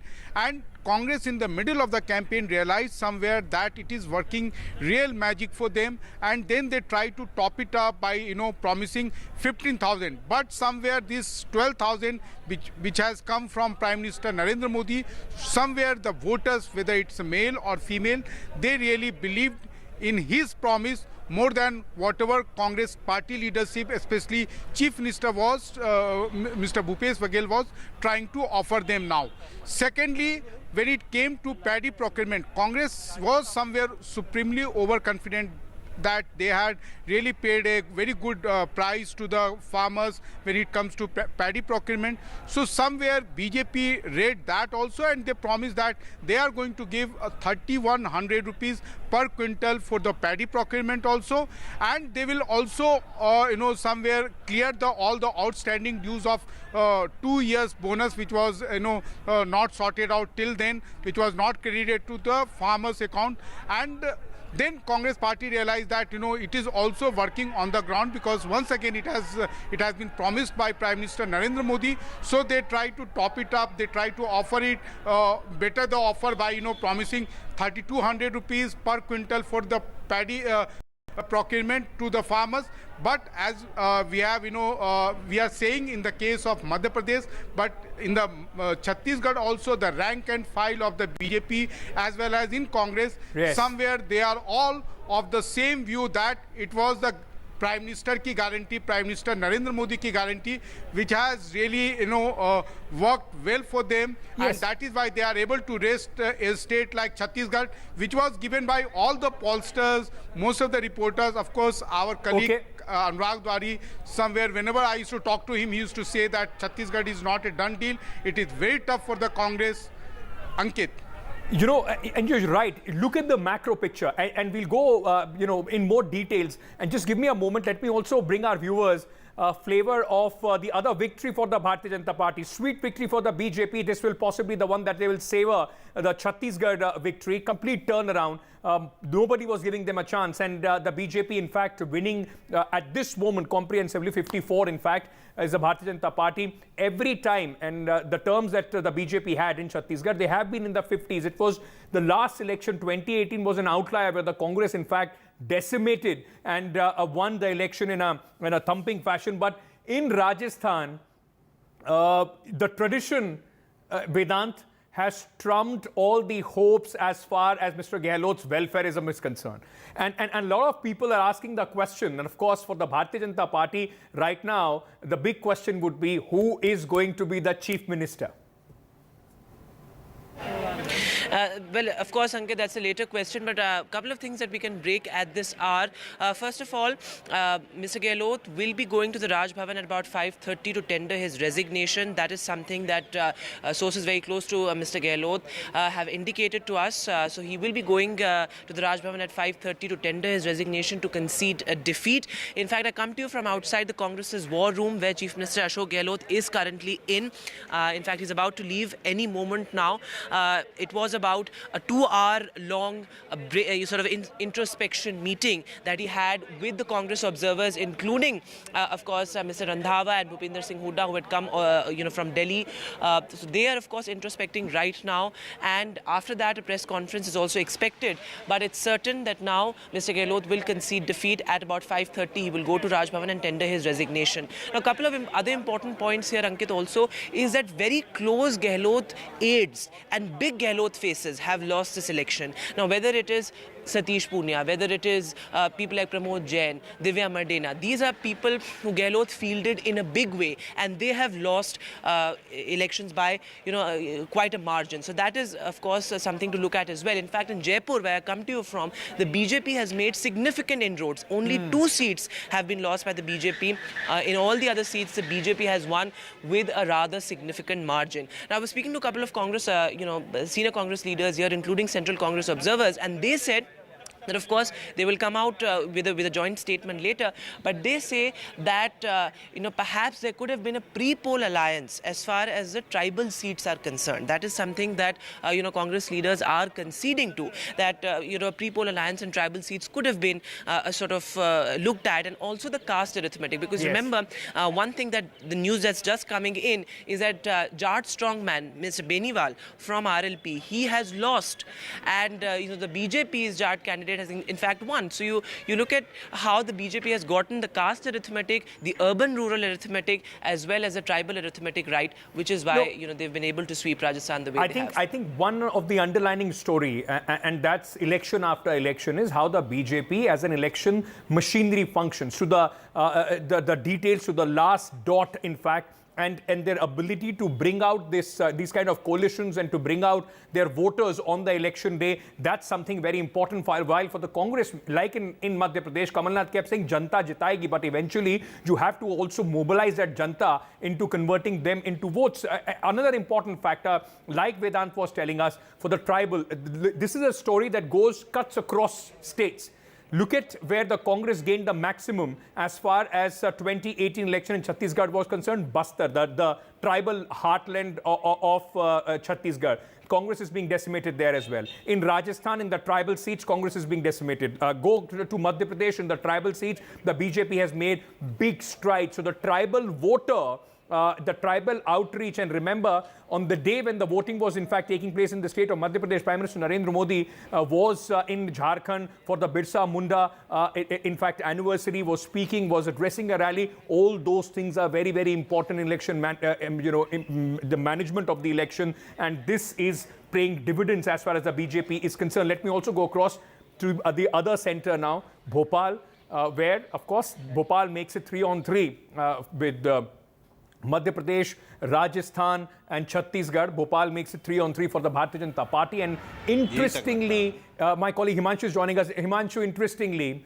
the only chief minister who has been able to buck the anti-incumbency trend at this moment in the 4 states is Shivraj Singh Chauhan. No matter what, the whole theory about fatigue factor, mama se thak gaye hain, koi aur chahiye, all that has been thrown completely out of the park as far as Shivraj Singh Chauhan's massive victory is concerned in the state of Madhya Pradesh. That's right, and he has proven himself as a grassroots leader. Remember, this for a very long time, during his tenure as chief minister, he has been repeatedly focusing on people-centric policies, and he has had a very, very aggressive political outreach during these elections as well.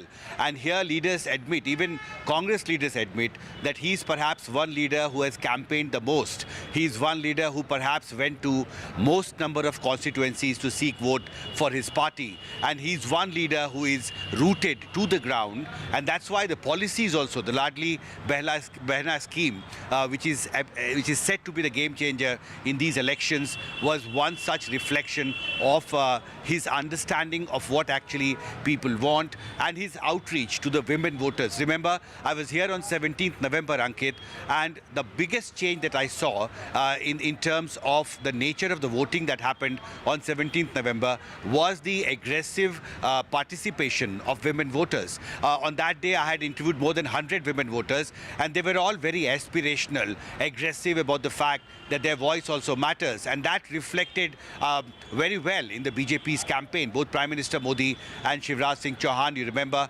have had a very concerted strategy to reach out to the women voters.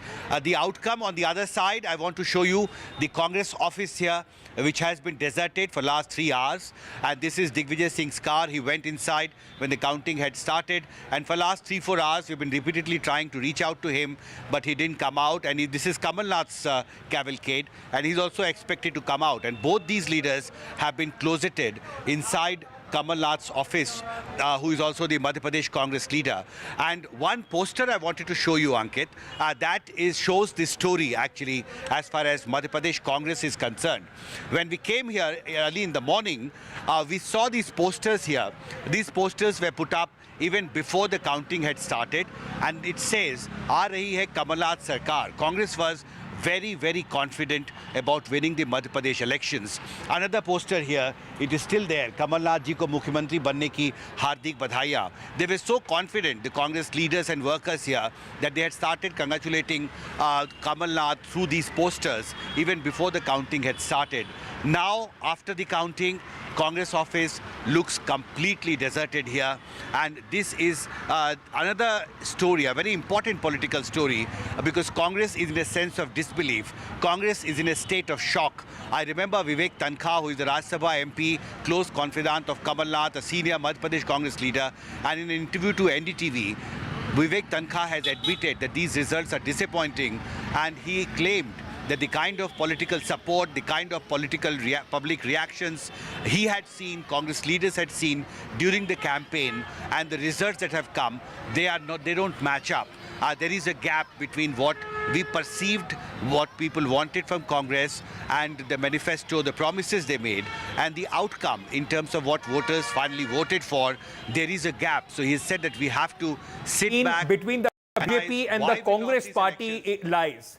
The difference is this, that like what you said exactly, in fact, underlines the difference between the way the elections are fought and managed as far as the Congress and the BJP is concerned. Vivek Tankha is harping about what they perceived would be an election that they would win. The Bharatiya Janata Party went on to the nuts and bolts on the ground, made sure that they can, in fact, course correct every time they found that there is something which is not working for them. The Congress party went in this hope and perception that it was their turn this time to win the election of Madhya Pradesh. And this is going to be an extremely demoralizing defeat as far as the Congress party is concerned. And this close to the general elections 2024, it is going to be very, very difficult for the Congress party to trump back, in fact, in the Lok Sabha election. This is going to be a difficult game, road ahead. But let me very quickly also go across to the only sliver of hope as far as the Congress party is concerned. Telangana, the state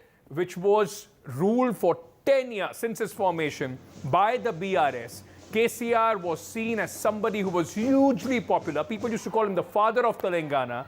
One man, and that man, at the posters of that man you just saw, Revanth Reddy-led Congress party has, scripted history as far as Telangana is concerned. This is going to give, at least to the Congress party, a lot of heart and a lot of hope as well, because south of Vindhyas, at least the Congress party can hope that in 2024 they would be able to, in fact, hold some sort of a ground. Remember, historically as well, every time the Congress party has found their going difficult, whether it was Indira Gandhi, post the emergency era, then in the 1980s, Medak, which now, in fact, erstwhile Andhra Pradesh, now in Telangana, that's where she fought her election from. So this is going to be another southern state that the Congress party has been able to win, and this will give them at least some sort of consolation.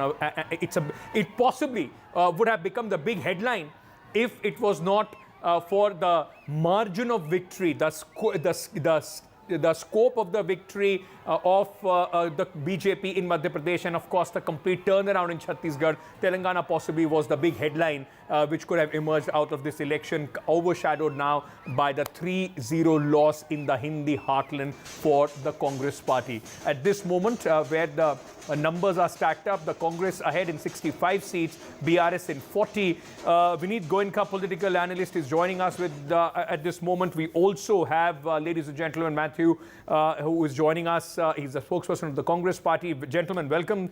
Mr. Goenka, smile on your face. The Bharatiya Janata Party doing quite well. Does this mean a complete domination as far as the Hindi heartland is concerned? Is it game, set and match to the BJP for 2024, at least in North and West India? Ankit ji, Ram Ram to you and Ram Ram to all the viewers who are watching me right now. It's a clear message of two things: Matchford versus abusive. I think the ranking against Hindi, ranking against Modi ji went against the INDI. Whereas on one side there was delivery of schemes like the toilet scheme, the LED, the gas, and the DBT. On the other side, it was anti-Hindu, anti-Sanatan, and anti-caste. And probably people would like to see progress and the work which was done in Madhya Pradesh, both in Chhattisgarh and Rajasthan. I would like to follow that particular path. The victory also tells one more maturity is needed in elections. It requires planning, it requires togetherness. The differences and the confusion within the INDI alliance is costed them a lot. And 2024, it goes, I think probably BJP has to work much harder because it has to prove better than this. So from today itself, I think Bharatiya Janata Party Karyakartas will be back on their job. They'll visit home every possible voter and convince them so that they don't go home completely. I'm sorry, I apologize to you and to our viewers as well. There is some problem in your audio line. What we'll do, we'll try and fix that and we'll come back to you while you answer that. But Matthew, you know, Telangana, congratulations, a big victory for the Congress party there. But Madhya Pradesh and Chhattisgarh, that is going to hurt the Congress party. It is a very demoralizing defeat, to say the least. Both the states were for the party. 6 months back, nobody was giving the BJP any chance as far as Chhattisgarh is concerned. In Madhya Pradesh, your leaders were absolutely sure that they are winning this election.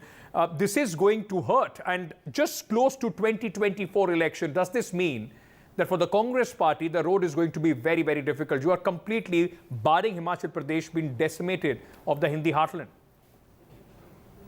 Ankit, thanks for the congratulations on Telangana.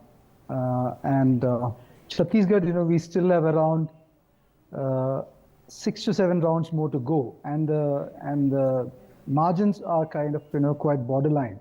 So it's too early for us to kind of close Chhattisgarh. First of all, I would like to thank the entire Congress workers and cadre, which really worked hard in all these 5 states, including Mizoram, where I'm sitting. You know, I'm here for the last 3 months. There are people like me who have been in all these 5 states, leaving their professions and working hard for the party. And I would like to take a small correction on your word, demoralizing. For ones, you know, who believe in the Congress party, victory and losses are part of our political journey. We are not demoralized by the losses.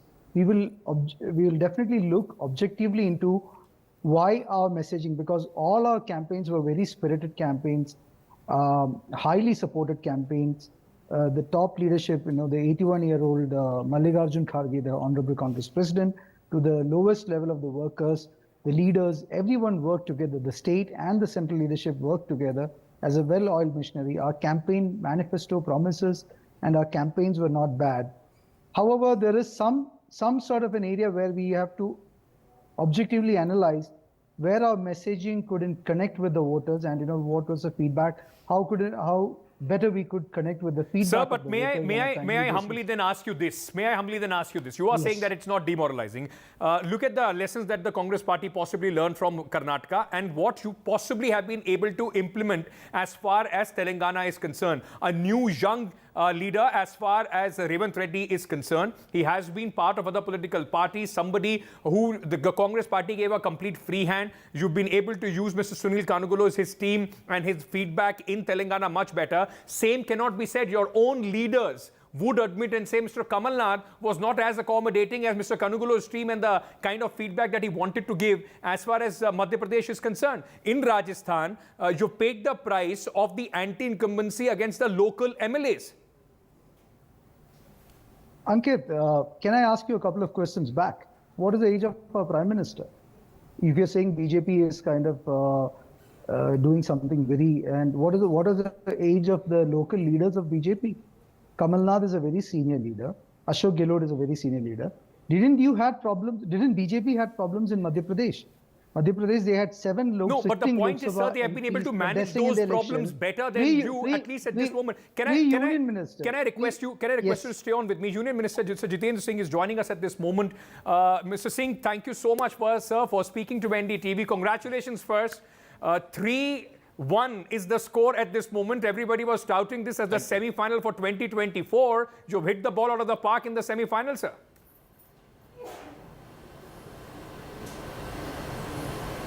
Thank you, Adev. Thank you for congratulations.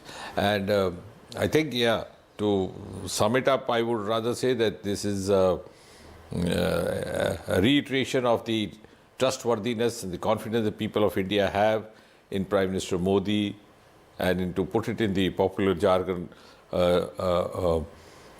trustworthiness of the Modi guarantee and being implemented through the double engine arrangement. And I think, of course, the 3 states we had expected, but I would rather even like to start from the state where we are not forming a government, namely Telangana, which we were discussing right now. I think what Congress got there was by default, the negative vote against the ruling party. But as far as BJP is concerned, we have qualitatively enlarged our ideological base, our mass base. So I think that's very significant, because in a state where, without being modest, I must confess, we had certain contradictions. But despite the barriers of language, region, etc., and all the kinds of misgivings being spread about BJP, we have succeeded in making inroads. And I think, again, the single most important factor responsible has been Prime Minister Modi. Okay. The road shows, the rallies addressed by him attracted the similar crowds, the same number as was witnessed in Madhya Pradesh, Rajasthan. So that has another aspect as well. I think it augurs well for the Indian polity, a new kind of culture coming in. We have for the first time a Prime Minister whose name acts as a binding cord across the country, north, south, east, west, northeast. I think from that point of view, we, as you said, 3:1. Only. Yeah, Telangana 3:1.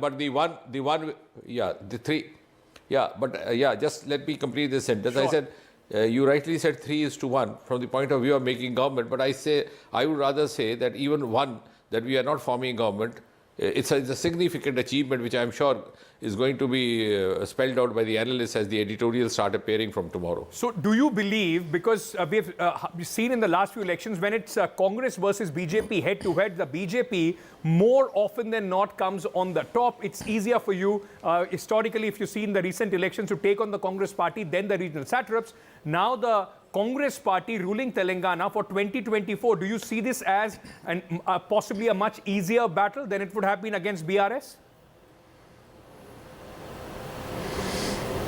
I think BJP is gradually enlarging its base, even in a state like Telangana, and yes, you may have a point in real politics, in the sense that when we are confronting directly a regional party, then sometimes the regional parties have the advantage of raking up certain kind of a sentiment which would be exclusively pertaining to the region, which might not be fitting into the ideological framework that a national party and a nation-committed nationalistic party like BJP does. But that apart, I think Modi has tried to set in a new political culture based on development and based on welfare schemes. So that is, I think, something which is going to make a huge difference in the kind of work culture in politics that the future generations will also be, expected to follow. Like, for example, you have schemes like Ujjwala, you have Pradhan Mantri Awas Yojana. The benefit reaches to the one who needs it the most, regardless of caste, creed, region, language.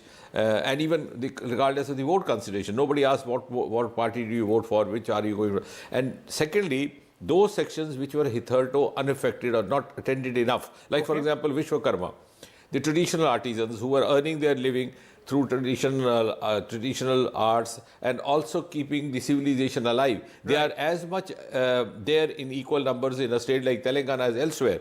So these are the sections which none of the earlier governments addressed to. So now I think, and with the new voter having come in large number, with 70% of the India's population below the age of 40, they see reason. So it's more of the benefit going equitably depending on who needs the most, reaching out to those who require us, instead of, getting carried away by the regional sentiment, which, as you rightly mentioned, could have been a constraint for a national party like BJP. Let me ask you one by one about the 3 states that the party has won, and let me start with Chhattisgarh. Was this the sweetest surprise for the day? Because trust me, even in the morning, there are senior leaders of the Bharatiya Janata Party who always thought that it is going to be close, but nobody was confident that the party is going to cross the halfway mark and will in fact trump the Congress party. The pollsters were not giving it to the BJP. Is this the sweetest victory as far as the BJP is concerned, and what worked it for the Bharatiya Janata Party? So I agree. The tally may be higher than what we had expected, but victory would be there was quite definite. For example, I'll tell you how. we have a pattern of working in BJP. It's a cadre-driven party. So all of us are assigned responsibilities wherever the election and whatever the level of election, whether it's a local body election or assembly or parliament. So I was assigned Rajasthan, so I was based there all these months. But whenever we would exchange our views or inputs with our counterparts, those looking after Chhattisgarh, I vividly remember each time when I asked them, how are we doing, they would say with all the confidence that regardless of whatever is being put out, BJP is going to form the government. So those who were actually in touch with the ground and connected with the politicking happening over there locally were quite confident, because there's a huge amount of anti-incumbency, corruption charges, and I think above all, what has made difference both in Rajasthan and Chhattisgarh is that people, the common man in heart of hearts, may not say so in many words, but realizes that there is actually benefit in having a double engine sarkar. Now, double engine is a phrase which sometimes is taken by a pinch of salt. Many people don't even like to appreciate it. Right. But it does make sense, because many of the schemes like Ayushman Yojana, like PM Awas Yojana did not find translation on the ground in the same manner as they have found in the neighboring states like Madhya Pradesh, or in case of Rajasthan like Gujarat, Uttar Pradesh. Right. So the common voter understands that he is depriving himself of the benefit of that. So I think that's what strikes the chord. You spoke about Rajasthan, and you've been involved with the state of electioneering as far as the state of Rajasthan is concerned. One question that everybody at this moment who is celebrating the BJP's victory is, who is going to be the chief minister, sir, in the state of Rajasthan? Can you give our viewers some clue? There were so many leaders of your party which seem that were in the fray. Who do you, at this moment, is current favorite? No, I'm sure anybody, in my place, sitting over here from BJP would be put this question, rightly so. I appreciate that. But the answer also has to be predictable, because we are a disciplined party. We have a pattern of working. It's not a dynasty-driven party. The decisions are not taken in the kitchen coterie or sitting on the dining table between mother and son or father and son. So we have a parliamentary board, that the consensus is evolved, observers are appointed, they elicit the views of each and every legislator separately, collectively, and then finally a decision is made, and the announcement is unanimously accepted by all. So I think the same pattern is going to be followed this time over as well. The only state which has been able to buck the anti-incumbency trend that we have seen in these elections, because the government of Telangana lost, the government of Chhattisgarh seems to be losing, and also the government of Rajasthan. The only state that has bucked that trend is Madhya Pradesh. 166 at this moment, plays 62 of this, as far as the Congress party is concerned. Who will you credit this victory to? Is it the Ladli Behna, which has just, completely spun a magic for the Bharatiya Janata Party?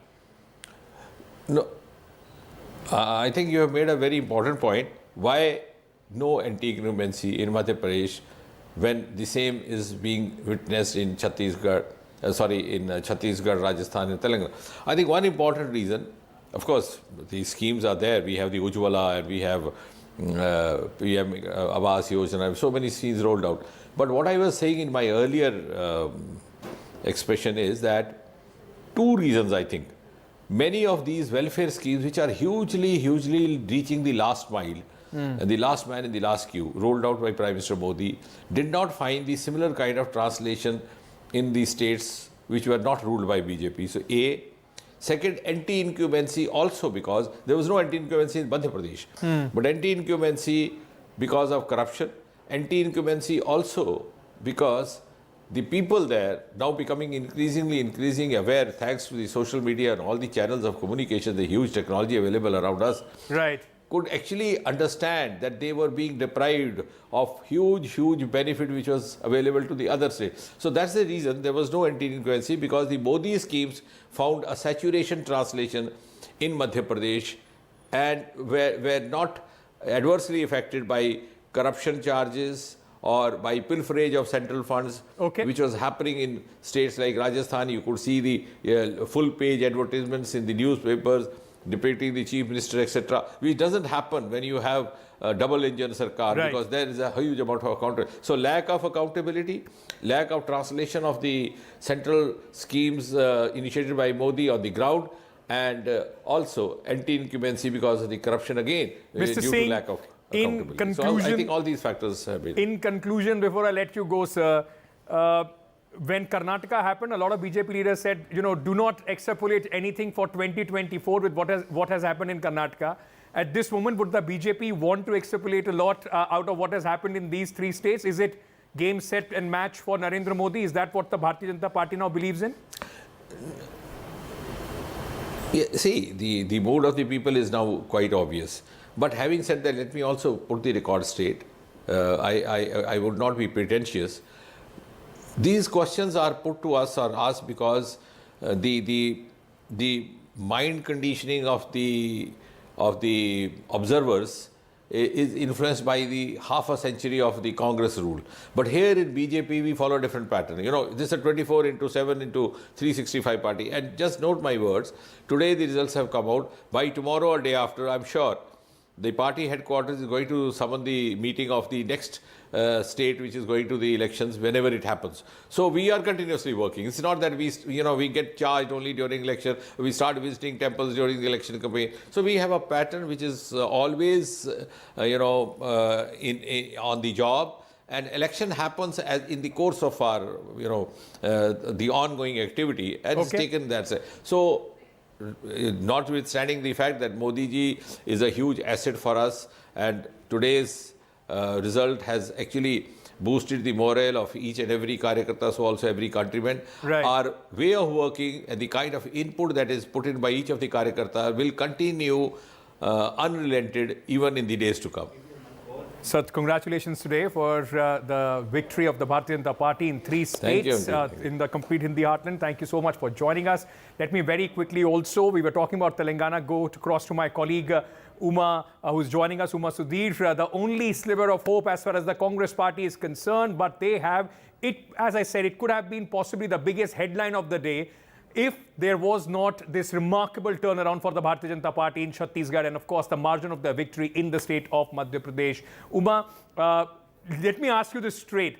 For the Congress supporters and specifically people outside the Congress headquarters, it was the chant Revanth for CM. Is that set as far as the Congress party is concerned, or could there be some last-minute surprise after this victory?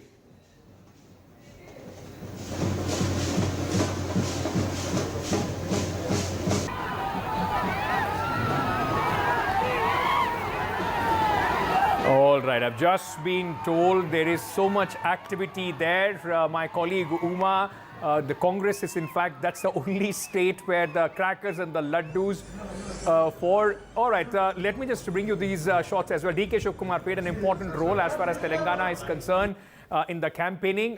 We were just showing you the shots of them celebrating, cutting a cake there.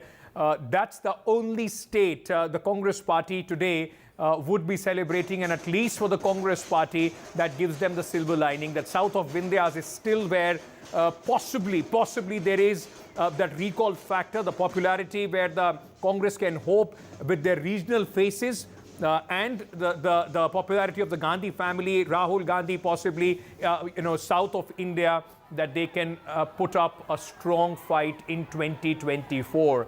When it comes to the Hindi heartland, ladies and gentlemen, the big story is it's a total domination of the BJP. Those visuals, in fact, Revanth Reddy there along with DK Shivkumar and the senior leaders of the Congress party cutting the cake and of course, they have the bragging rights and the celebrations as far as Telangana is concerned. It was quite remarkable. 6 months back, it was not that everybody thought that the Congress party would be able to, in fact, script history. They have done so in the state of Telangana by winning it comprehensively. With that, those visuals, the only visuals where the Congress will be seen celebrating today. We are slipping into a very short break. Coming back, stay tuned. The coverage continues on NDTV.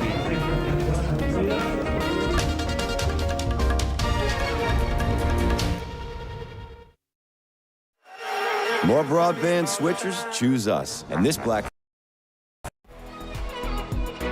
This World AIDS Day, join the fight against HIV. I'm Ayushman Khurrana. This World AIDS Day on the 1st of December.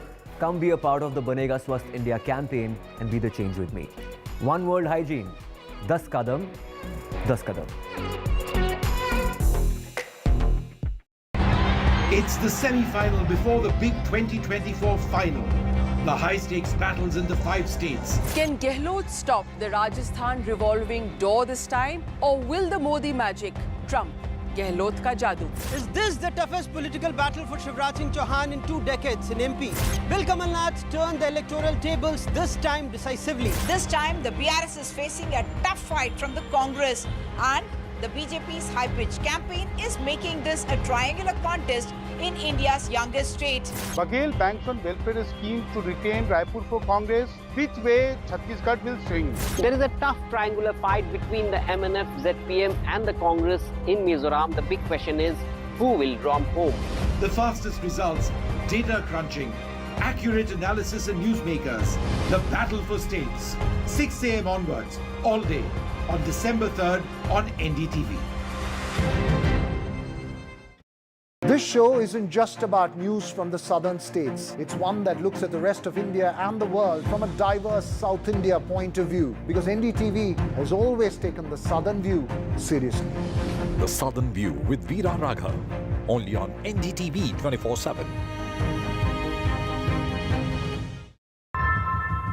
How often have you turned away from debates that descend into endless fights? We bring you a show where every question is answered,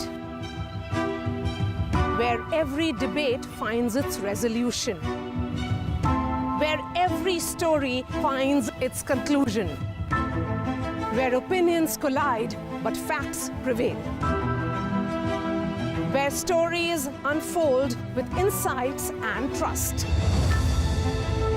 When the noise ends, the last word begins. As it is being said now in the state of Madhya Pradesh, with the BJP winning 165, its biggest victory ever in the last 20 years. Congress at 63, one of the most shameful defeats that the Congress has faced in recent times. Coming to the state of Rajasthan, convincing victory again, but perhaps a number of 70 would give some kind of relief to the Congress party, although it was hoping that it will be a close call or a cliffhanger. That was not to be in the state of Rajasthan. Look at the numbers of Chhattisgarh. Who would have thought that a convincing chief minister who has, none of the exit polls really gave any chance to the BJP in the state of Chhattisgarh, but they came from behind certainly and have managed to form the government. They are forming the government, but who will be the chief minister in all these states? That is something that we'll have to wait and see. But look at those visuals, and I will try and connect with the reporters in just a bit. Telangana, the overall numbers, that's the only relief for the Congress party, with 64 seats having won. Uma Sudhir is joining us live. Uma, so the man of the moment, Revant Reddy, is back in Hyderabad. He has managed to win and defeat the chief minister himself. So, it will be fair to say that because the Congress made it a one-on-one battle in Kamareddy, they wanted to send that message that he is the man taking on the chief minister, so he is potential chief minister.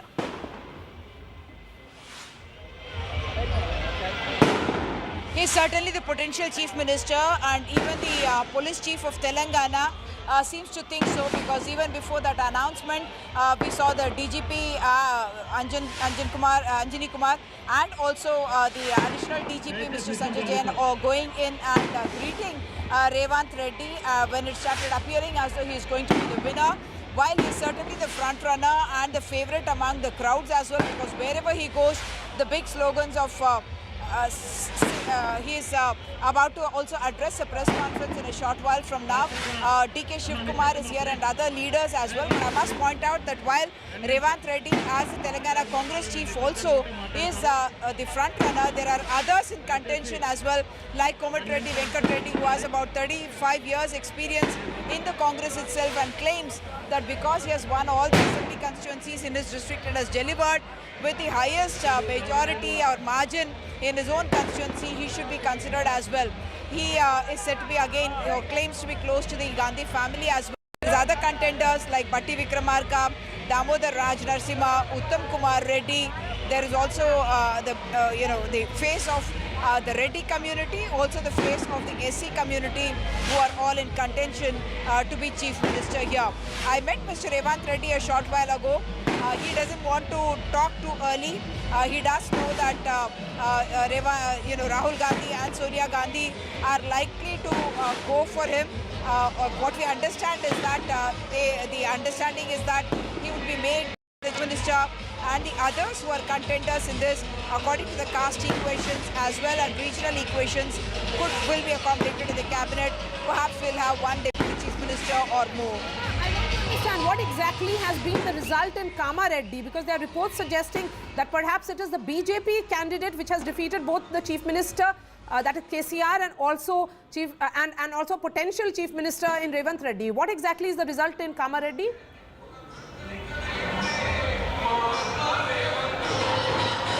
So, when I met Revant Reddy a short while ago and asked him about Kamareddy, what he said was that this is a huge disappointment for KCR, and he said this is a lifetime humiliation for KCR. That's how he put it. I said, are you likely to scrape through? Because at that stage, he was only at 2,500 ahead of the BJP candidate. Like you rightly mentioned, Venkatram Reddy is the BJP candidate, and he's considered, he's a local, and his chances were being favored in the town of Kamareddy as well as by the youth there.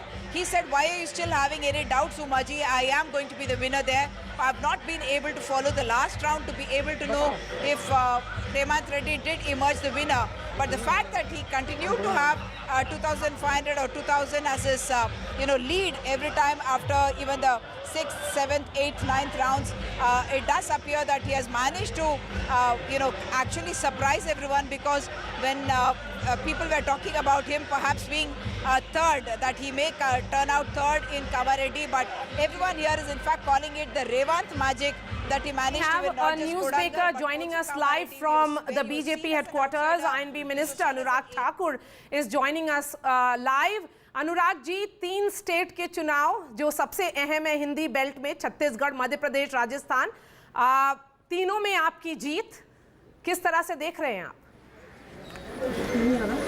हमारे जी जीत खास है, जनता को मोदी जी पर विश्वास है। Modi magic चला है और जनता ने एक ही गारंटी पर विश्वास किया है, मोदी की गारंटी। और मैं कहना चाहता हूं कि जनता का दिल की गहराइयों से बहुत बहुत धन्यवाद, आभार कि उन्होंने डबल इंजन सरकार बनाने के लिए जो मोहर लगाई है। हम डबल विकास और सुशासन इंश्योर करेंगे, और ये मोदी की गारंटी ही है, जिसने, अगर आप मध्य प्रदेश में देखेंगे तो वहाँ पर जीत इतनी बड़ी हुई है, ऐतिहासिक हुई है, कि साथ वाले राज्यों को भी लगा कि पिछले 5 वर्षों में भाजपा की सरकार नहीं थी तो बहुत नुकसान हुआ। महिला अपराध और भ्रष्टाचार के मामले बहुत बड़े, पेपर लीक के मामले बड़े, जो वायदे किए थे वो झूठे हुए, तो कांग्रेस को जनता ने नकार दिया है। और छत्तीसगढ़ की बात करूं तो महादेव का श्राप कांग्रेस साफ, गौ माता का श्राप कांग्रेस साफ, गंगा जल की झूठी कसम खाई थी माँ गंगा का श्राप कांग्रेस साफ, और गरीब जनता के साथ जो भेदभाव और झूठ बोला जनता का श्राप कांग्रेस साफ। लेकिन छत्तीसगढ़ में तो कोई भी एग्जिट पोल्स आपकी सरकार नहीं बना रहे थे, यहाँ पर तो 53 आ गया, और Madhya Pradesh 165, it is the biggest victory of the BJP ever.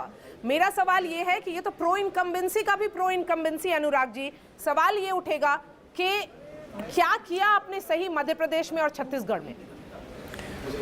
मैं पहले छत्तीसगढ़ पे आना चाहता हूँ। छत्तीसगढ़ में कांग्रेस के लिए एटीएम बन गया था, भ्रष्टाचार का अड्डा, उग्राही का अड्डा, और पैसा कमाकर वो केंद्र के पार्टी तक पहुंचाने का काम।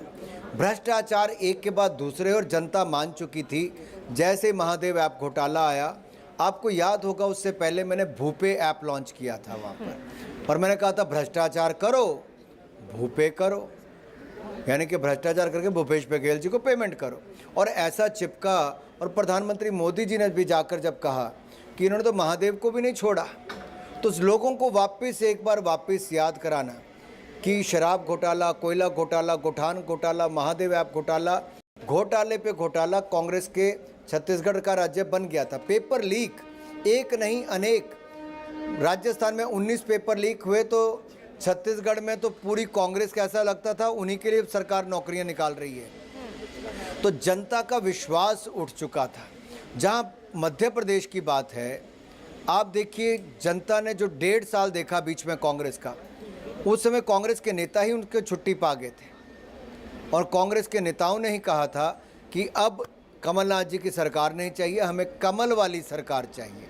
तो भारतीय जनता पार्टी की जब फिर अवसर मिला तो शानदार नेतृत्व वहां पर शिवराज जी ने दिया, सरकार शानदार चली और डबल इंजन का लाभ लोगों ने देखा, तभी तो वापस तीनों राज्यों में डबल इंजन की सरकार बनाई। अनुराग जी, आप भी ये तीनों स्टेट में कैंपेन कर रहे थे, पर्टिकुलरली यूथ वोटर्स या युवा वोटर के बीच में आप काफ़ी दिखे हैं। मेरा सवाल ये है कि फर्स्ट टाइम वोटर्स ने क्यों भाजपा का साथ दिया? वुमेन वोटर्स के बारे में तो अब कहा जाता है कि एक कास्ट न्यूट्रल कॉन्स्टिट्यूएंसी, एक जेंडर कॉन्स्टिट्यूएंसी नरेंद्र मोदी के साथ खड़ी हो रही है। देखिए, युवा अपना वर्तमान और भविष्य देखते हैं और जब वो देखते हैं कि अगर दुनिया अपना भविष्य भारत के साथ देख रही है और भारत के नेतृत्व में विश्वास कर रही है, तो युवा तो बहुत समझदार है भारत का। मोदी सरकार की नीतियां जो युवाओं के हित में हैं। स्टार्टअप इंडिया देखिए, भारत कहीं नहीं था 2014 में, आज दुनिया की तीसरी सबसे बड़ी शक्ति बन गई है। आज हमारे जो बाकी मेक इन इंडिया प्रोग्राम हो या आत्मनिर्भर भारत हो, उसका ये फ़र्क देखने को मिलता है कि भारत 10वें से 5वीं सबसे बड़ी अर्थव्यवस्था बन गया। हम दुनिया के सबसे बड़े खाद्यान्न से लेकर दूध उत्पादन वाले देश बन गए। सेकंड लार्जेस्ट हम लोग स्टील से मोबाइल मैन्युफैक्चरर बन गए और थर्ड लार्जेस्ट ऑटोमोबाइल मैन्युफैक्चरर बन गए। एक के बाद दूसरी हमने कीर्तिमान स्थापित किए। यूपीआई भीम या डिजिटल पेमेंट्स की बात करूं, दुनिया में नंबर 1 भारत है। 46% पेमेंट दुनिया की भारत में होती है। तो युवा देखते हैं कि एक ईमानदार सरकार केंद्र में है और राज्यों में भी जहां इनकी सरकारें वो ईमानदारी से काम कर रही हैं। तो युवा केवल चाहता है नीति ऐसी जहां पे उनको अवसर मिले। तो आज का युवा नौकरी लेने वाला नहीं, देने वाला बनना चाहता है और युवाओं को एक अपनी भूमिका मोदी जी के साथ इस देश को विकसित राष्ट्र बनाने में नजर आती है। छत्तीसगढ़, मध्य प्रदेश, राजस्थान, तीनों राज्यों में अनुराग जी भाजपा किसी चेहरे के साथ नहीं गई, नरेंद्र मोदी के अंडर में कलेक्टिव लीडरशिप के साथ गई है। तो क्या ये माना जाए कि ये सब स्टेट में एक एक्नॉलेजमेंट भी था कि स्टेट लीडरशिप कमजोर है, इसलिए ब्रांड नरेंद्र मोदी ही क्लिक कर सकता है? आपने बिल्कुल ठीक कहा, ये सही है। हम लोग नरेंद्र मोदी जी के चेहरे को लेकर ही गए और हमें विश्वास भी था कि जनता मोदी जी पर जो विश्वास करती है उसका लाभ भारतीय जनता पार्टी को इन चुनावी राज्यों में मिलेगा और ये बम्पर जीत, ऐतिहासिक जीत, ये मोदी मैजिक के कारण है। जनता ने दिखा दिया है कि झूठी गारंटी नहीं चलेगी। घमंडिया गठबंधन का घमंड और अहंकार चूर चूर किया है। जिन्होंने पत्रकारों को भी विरोध किया, तिरस्कार किया, जनता ने उनको नकारने का काम किया है। जनता जानती है कि अगर आप जातिवाद के नाम पर बांटोगे तो जनता को सुशासन और विकास चाहिए, जातिवाद नहीं चाहिए। अब कांग्रेस क्षेत्रवाद पे चली है, वो कहती है उत्तर और दक्षिण करने का काम। मैं फिर कहना चाहता हूँ, राहुल गांधी जी ने वायनाड से कहा था कि उत्तर के लोगों को पता नहीं जो दक्षिण के लोगों को पता है। उन्होंने अपमान किया था उत्तर प्रदेश के लोगों का या उस कॉन्स्टिट्यूएंसी का भी जहाँ से वो कई बार सांसद चुनकर गए। अब जनता ये सब बड़ी बारीकी से देखती है। लेकिन जनता को क्षेत्र में नहीं बंटना, जाति धर्म में नहीं बंटना है। लेकिन अनुराग जी, अगर मोदी मैजिक हिंदी बेल्ट में काम कर रहा है तो तेलंगाना में आप तीसरे नंबर पे क्यों हैं? चौथे नंबर पे भी हो सकता है। मारिया जी, इसमें मैं आपको एक स्पष्ट करूं, हमारी पिछली बार 1 सीट थी, आज 9 सीट की बात आती है। 9 गुना ज़्यादा सीटों में और वोट बैंक में 7% से बढ़कर 15% होना, दोगुने से ज़्यादा होना, ये बहुत बड़ी छलांग है। दूसरी बात मैं कहूँ, बाई इलेक्शन हुए, उसमें 2 बाई इलेक्शन भारतीय जनता पार्टी जीती, कांग्रेस तीसरे नंबर पे थी। ग्रेटर हैदराबाद म्यूनसिपल कमेटी के चुनाव हुए, हमारा वोट शेयर देखिए जी कहाँ पे, और उस समय हमारी सीटें रिकॉर्ड सीटें जीत कर आई। वातावरण जो प्रदेश में खड़ा किया बीआरएस के खिलाफ भारतीय जनता पार्टी ने किया। ये बात सही है कि सरकार हम नहीं बना पाए, लेकिन रिकॉर्ड हमने सीटें जीती हैं पिछली बार की तुलना में और हमारा वोट शेयर भी दुगने से ज़्यादा हुआ है। छत्तीसगढ़, मध्य प्रदेश, राजस्थान, अनुराग जी, तीनों राज्य आप 2018 में हारे थे, लेकिन 2019 में एक स्वीप था, मोदी वेव था जो दिखा था, और इस बार तीनों राज्य आप जीत रहे हैं, तो 2024 में क्या होगा? जनता का आशीर्वाद फिर 2024 में मिलेगा। जनता जब जब मोदी जी को आशीर्वाद देती है, पूर्ण बहुमत की सरकार बनती है और देश आगे बढ़ता है, गरीबों का कल्याण होता है। जनता ने देखा है कि 13.5 करोड़ गरीब गरीबी रेखा से बाहर पिछले 5 सालों में आए। अब उम्मीद है कि अगले 5 सालों में और बाहर आएंगे और गरीबों का कल्याण होगा।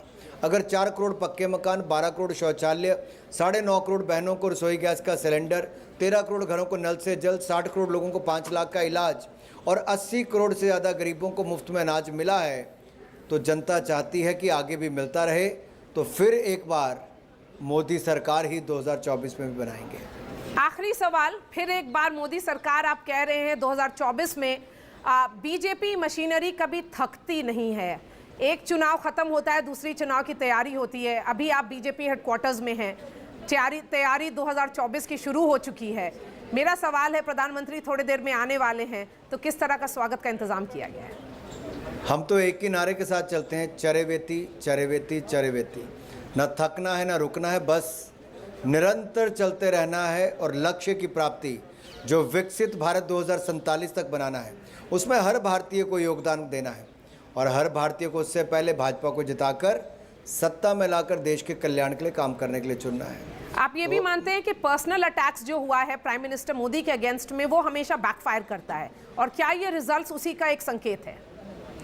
हमारे अच्छी अगर आप देखें, जब जब कांग्रेस ने गुजरात से लेकर देश के चुनावों में मोदी जी पर अपशब्द कहे, अपमान किया है, कीचड़ उछाला है, जितना कीचड़ उछाला उतना ही कमल खिला है। जितने अपशब्द कहे मोदी जी उतने निखर कर बाहर आए हैं, क्योंकि मोदी जी को जवाब नहीं देना पड़ता, जनता वोट से जवाब देती है और मोदी जी के हित में देती है। Anurag Thakur, really appreciate your time. Thank you for speaking to NDTV and the minister there. Part of the celebrations that will begin at the BJP headquarters shortly. Yes, it's a day of big celebrations for the BJP. They have reasons to cheer. 3 states won, 3 states that they had lost in 2018 and won. What a victory. What a victory it has been for the party. Lots more news and updates on the other side. That's all from me. This remains our top focus here on NDTV.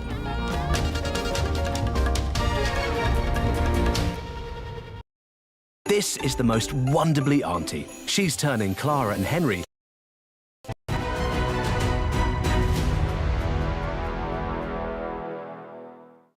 What is it about the governance lapses that we've seen in recent times that have been allowed to escalate in the Indian startup universe? And we're not getting into specifics here. But you have boards and you have hefty investors. And do you think there's a lot of wisdom sitting around the table? And yet these things happen. Why? I think very simply, when investors go in, they diligence the company, they diligence the founder, and they conclude that the founder is honest and trustworthy, right? And that is the case in 95% of the situations.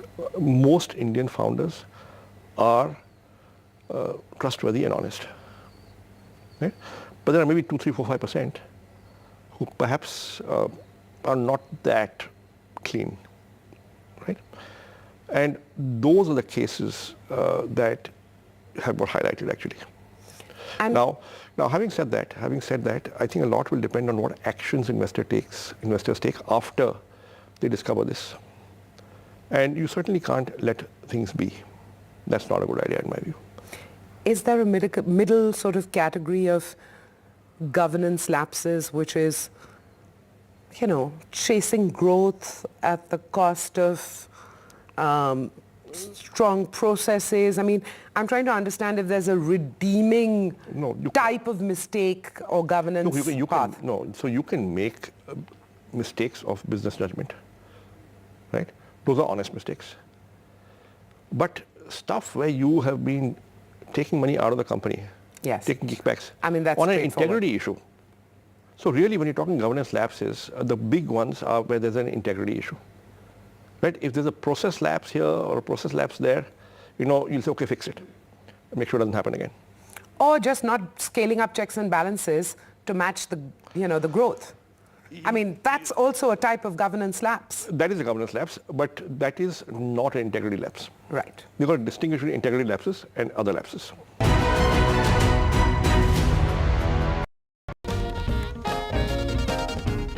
Hello, good evening and welcome to this continuous presentation of the big day. The day of the counting for the 4 today, 1 tomorrow, states which went to the polls, dubbed as the semi-final ahead of 2024. I am Ankit Tyagi, my colleague Vasudha Venugopal also in the studio with me. But Vasudha, what a day has this been for the Bharatiya Janata Party, from looking at, maybe one state to a 2-2 at this moment, standing at 3-1, a total domination as far as the Hindi heartland is concerned. Absolutely. And Ankit, I think they got, the BJP did get some of the things really right in Madhya Pradesh, with this whole Samuhik Netrutva, that is collective leadership. And you had 12 leaders on every hoarding and 7 MPs, ministers fighting, heavyweights fighting from regions like Mahakaushal, where they had lost earlier. So clearly, some things, out of the normal departure. And that, I think, really and I think that is going to set the tone for 2024, because the party is going to use some of these strategies for 2024 is what I think. And I think the most important thing is OPS, farm loan waiver, caste census. 3 big highlights of the Congress did not work. They will have to go back to the drawing board, find some different narrative. But the fact remains that this election is also a testimony of how micro-management of the Bharatiya Janata Party, election after election, has trumped the way the Congress possibly still fighting the elections the old way, on the sentiment, on the flavor or a perception that they are going to win. It's their turn. Janta jita degi versus we will ensure that every vote is counted and it is mattered as far as the BJP's victories are concerned. The sweetest possibly, Chhattisgarh, where nobody, even till late last night, was giving them any option. But of course, there will be big celebrations today in the national capital as well. And like you said, that this is a day of reflections for the Congress and a day of celebration for the BJP. But clearly, Arvind, my colleague, is at the BJP office and he's going to track all the celebrations that are going to happen in the BJP. I was there in the morning and every BJP leader that I met said that humne aapko kaha tha, we told you about Chhattisgarh, and a lot of us did not believe it then. But clearly, there was a lot of anger both in Chhattisgarh and also in Telangana. Of course, Congress has wrested power from BRS. Arvind is in the BJP office, BJP headquarters in Delhi. Arvind, what are the preparations like? I hear that the Prime Minister is going to be, coming there and he's going to be participating in the celebrations there. What is the mood like? Well, so the BJP is preparing for celebrations here at its party headquarters in the national capital. So what we are expecting is that post 7 p.m. we can expect Prime Minister to come to party headquarters here to join the celebrations, where he is also expected to address the party workers who have gathered here close to 8 p.m. That's what we are hearing from leaders here. What we can also show you now is that a senior BJP leader and also Union Minister Anurag Thakur here, several media personnel around Anurag Thakur, trying to get his reaction or get his views about party's performance in the four state assembly elections. So BJP has clearly swept in the Hindi heartland. Of the 4 states that went for counting today, of 3 are from Hindi heartland: Chhattisgarh, Madhya Pradesh and Rajasthan, and BJP has clean swept all these 3 states, and that's why what we could see is a jubilant party headquarters here in the national capital. So around 6 o'clock we can expect BJP National President JP Nadda to arrive here at the party headquarters, followed by Home Minister Amit Shah and Defence Minister Rajnath Singh, and also Nitin Gadkari, another senior minister from BJP. He will also be here to participate in this grand celebration. So close to 7 or post 7 p.m. we can expect Prime Minister to come here, and at around 8 p.m. Prime Minister will be addressing the gathering here. Ankit? It's become sort of a tried and tested, a strategy as far as the BJP is concerned. Every time they win an election, the election result comes in, the Prime Minister does come and speaks to the Karyakartas. But the fact remains that this one comes very close to the 2024 election. This was being dubbed as the big semi-final ahead of the 2024 election. Today, when the Prime Minister speaks, this will have renewed significance and a lot of vigor, because from here on, it will be him on the ticket when the BJP fights the election next. Yeah, Ankit, that will be a very important kind of a speech of Prime Minister that the entire country will be looking forward to, where Prime Minister will be announcing the roadmap for the party for the 2024 general elections. So that's a much awaited speech that we are expecting close to 8 p.m. But what's important here is that BJP's dominance in the Hindi heartland. Though with the Congress poll plank of caste census, OPS, etc., people thought that Congress will put a fight against BJP, will try to regain some of the states, Hindi heartland states from BJP. But BJP has again clearly showed that they dominate the Hindi heartland, and that's what we witnessed in today's results also in Madhya Pradesh, in Rajasthan, in Chhattisgarh.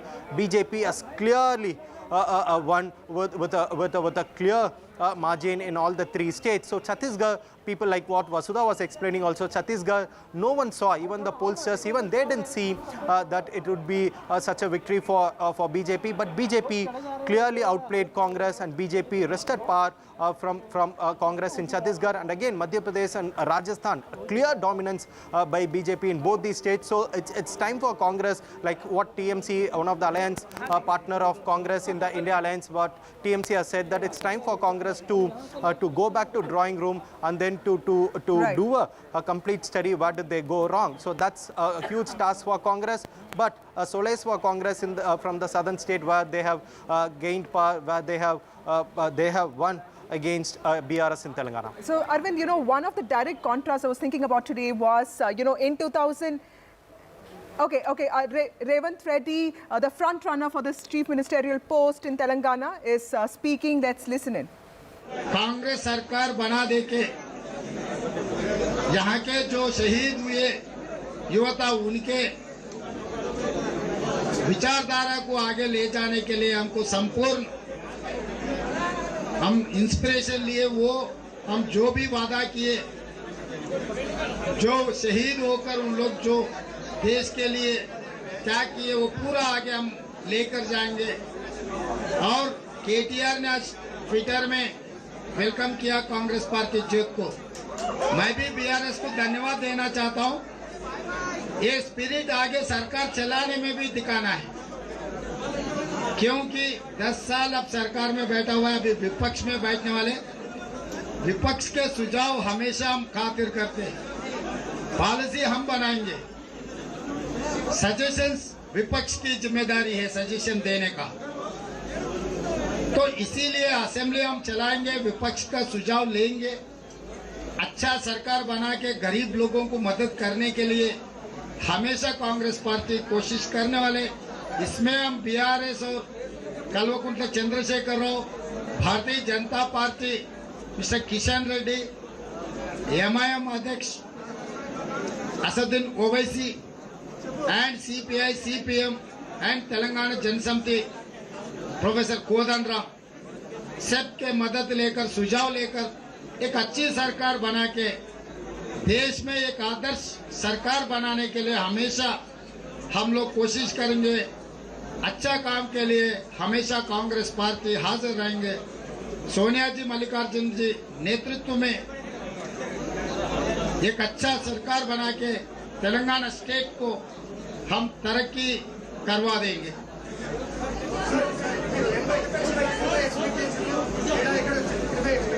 చూడాలి, ఇంకా విశ్లేషిస్తాం, అందరితో మాట్లాడతాం.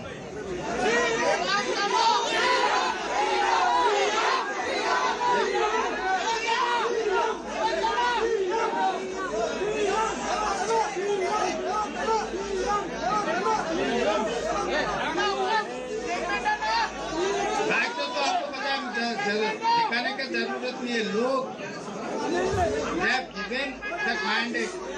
It's a people's mandate. We need not to postmortem things. Everything goes well.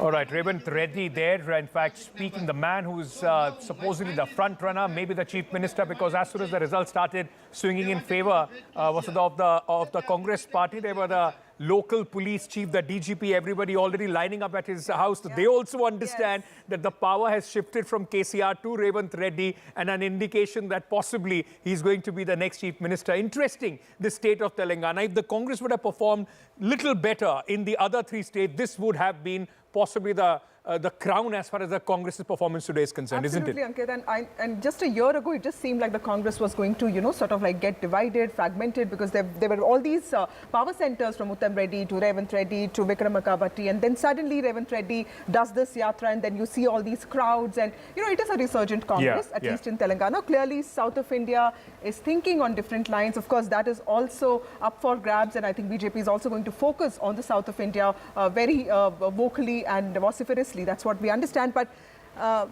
yes, D.K. Shivakumar, the Deputy Chief Minister of Karnataka, is speaking. Let's listen to what he has to say. Who will be the Chief Minister? There is no such proposal as of now. There is no threat to us, but we are very cautious. We are very cautious. There is no threat to us. We will not. Every movement has been looked into. As far as what other? Who will be the Chief Minister? Is Revanth Reddy your CM? See, Revanth Reddy is my party president. We have fought the election on the collective leadership. The party high command and the CLP and the party leadership will take a decision. What is the next course of action?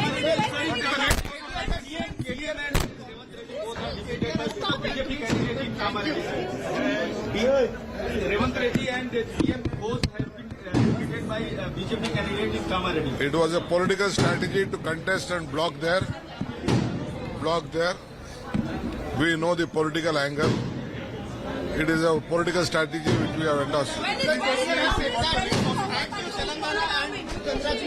What is the next course of action, sir? What is the next course of action? Next course of action is my CLP, my PCC president and my AICC general secretary will inform you. You speak to them. He will address the media. I don't want to disclose our plan. You just meet my AICC general secretary and our PCC president. No threat. Congratulations, sir. Congratulations. So that was D.K. Shivakumar, Deputy Chief Minister of Karnataka, talking about the movements in Telangana and also saying that a decision on the Chief Minister will be taken soon.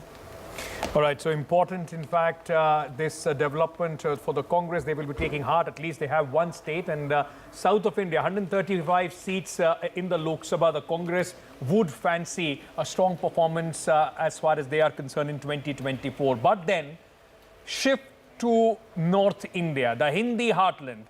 The Congress has got a drubbing and it's a total domination. Barring Himachal Pradesh, at this moment, the Congress doesn't have any Hindi-speaking state under its belt. The important thing, ladies and gentlemen, here is Chhattisgarh, which nobody and no pollster, most pundits were not giving the Bharatiya Janata Party a chance even till late last night. They said it will be, some said close, but the Congress has an edge, has turned around completely. And the only state which has bucked the trend of anti-incumbency in the current election in the 4 states that have, the result has come out today, is Madhya Pradesh. What a phenomenal victory has this been for the Bharatiya Janata Party. Rajasthan, which usually gives BJP a huge victory at this moment, comfortable 115. An interesting thing, my colleague Vedant is joining us at this moment. Vedant, whenever Ashok Gehlot has gone out of power, he has left the Congress party in complete tatters, whether it was 2013 or in fact before that also when Ashok Gehlot went out of power, the Congress party came to their lowest. 21 was the last time. At 70 right now, but the Congress party and Ashok Gehlot riding on the welfareism plank could possibly be hoping that their performance would have been much closer. They were hoping for a much closer fight. That's right, Ankit. In fact, when I had spoken to Ashok Gehlot on the campaign trail, he had said that his welfare schemes would bear fruit, particularly as far as the rural belt is concerned. In fact, as we speak, Ashok Gehlot is currently in a huddle. In fact, both the BJP and the Congress are in a huddle. Here at the PCC office in Jaipur, Ashok Gehlot is with Congress observers, with Bhupinder Singh Hooda and Mr. Randhawa, and they are discussing what went wrong, essentially. A press conference is expected at about 4, and he will be tendering his resignation, conceding defeat at about 5:30 p.m. at Raj Bhavan as well. So a couple of things that they, that sources close to Gehlot are telling us. One, of course, is division of votes. That is something that the Congress is looking at very closely right now.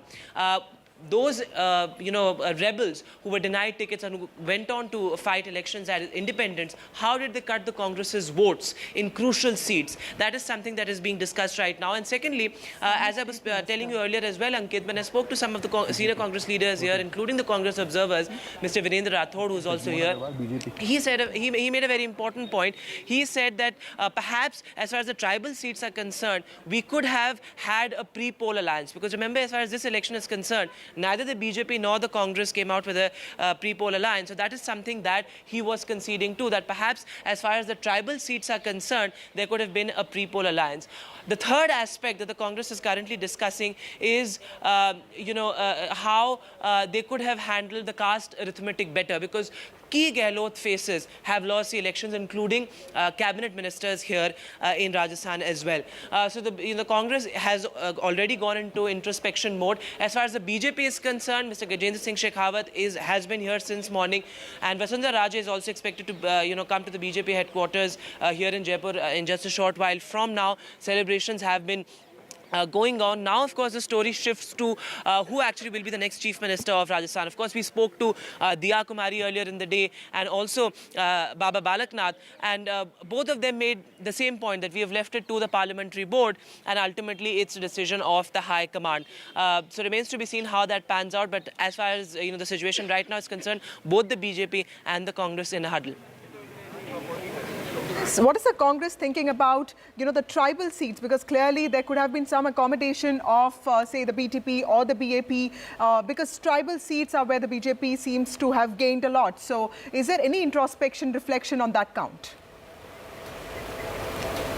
Exactly what I was telling you, Vasudha, just a short while back, that, a senior Congress observer said that there could have been a pre-poll alliance as far as the tribal seats are concerned, because as we've been reporting since morning, that, these others, as far as the BAP is concerned, or the Azad Samaj Party is concerned, or, even parties like the RLP, perhaps, they would have played a crucial role as far as government formation is concerned. So while that aspect has been ruled out now because of the BJP's clear majority, the Congress is certainly thinking about how they could have been accommodated better. But also the important aspect to look at here also is how, Hanuman Beniwala, Jat strongman, how he has lost to the BJP's Jat strongman as well. So the BJP has really gotten the caste arithmetic as well as the tribal arithmetic right as far as Rajasthan is concerned. All right. In fact, Vedant, at this moment, at a very quiet, glum-looking Congress office, Chief Minister Ashok Gehlot accepting defeat there. He put up a fight, let me give you that. But, it was also the insistence of repeating his MLAs. I think a lot of his MLAs which were repeated, anti-incumbency against the local MLAs has also done the Congress in an art that the BJP has mastered. They have been able to, like we saw in in Gujarat and Madhya Pradesh, they've been able to change a lot of their people, and that has also negated a lot of anti-incumbency. But Ankit, I think in the last 30 years, the state has not voted an incumbent back to government. So clearly there is a certain tradition that the state has. The Congress was fighting against all odds here, at least in Rajasthan. Absolutely. But some of their, maybe like, these health insurance, some of their schemes were really good, but probably they were just on paper because people don't seem to have... And other reasons, like you said, the tribal factor has been all across in all states. If you look at Madhya Pradesh, if you look at Chhattisgarh, significantly in Chhattisgarh, the Bastar region, where the BJP in the last election got a drubbing, the Congress swept that region. The BJP has almost 7 to 8 seats more in its kitty than last time. Look at Madhya Pradesh, even in the tribal region, the BJP has been able to perform better. So that's micromanagement of the Bharatiya Janata Party has also worked. In the studio, we are being joined at this moment, ladies and gentlemen, by Sumitra Goenka. Sumitra Goenka, she's a political analyst. Mr. Anurag Verma, senior journalist, is also with us. I welcome both of you. Mr. Verma, what are the broad strokes that you are looking at after this victory? Usually, any side which gets defeated says, don't extrapolate this to 2024 or general elections. Both will be very, very different. But with the BJP's domination in the Hindi heartland, what are we looking at as far as Narendra Modi is concerned and his chances in 2024? As far as my observation is concerned, Modi factor has taken over everything. Be it caste-based census, Bharat Jodo Yatra, India Alliance, everything has been hijacked by Modi factor. And this is going to rule in next parliamentary election also. That is my observation. Although you may analyze this is the vote percentage, Congress vote percentage has not reduced or anything, but this is there. Modi factor is going to rule in 2024 elections.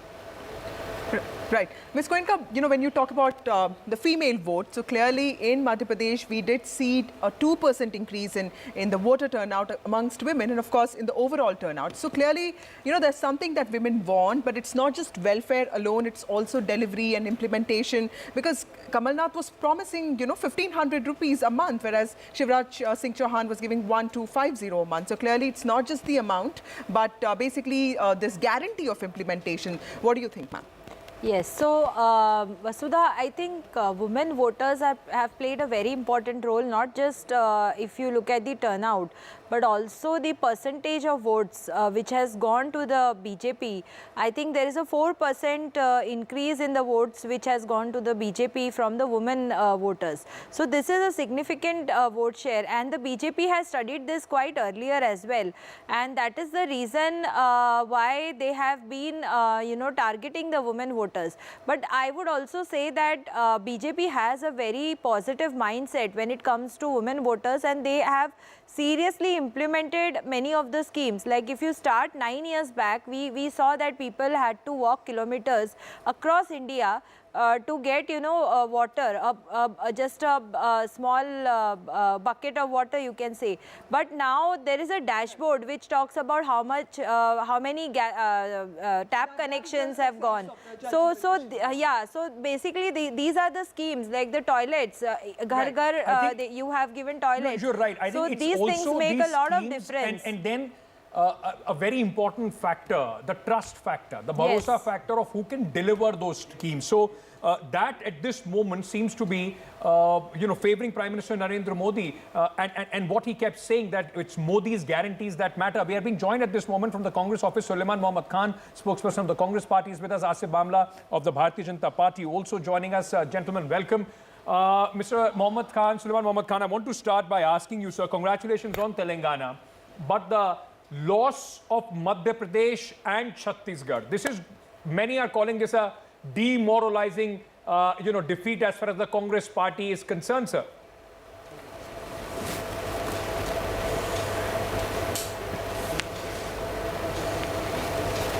Mr. Khan, if you can hear me, I just wanted to understand from you, it's a very clear divide that we see at this moment.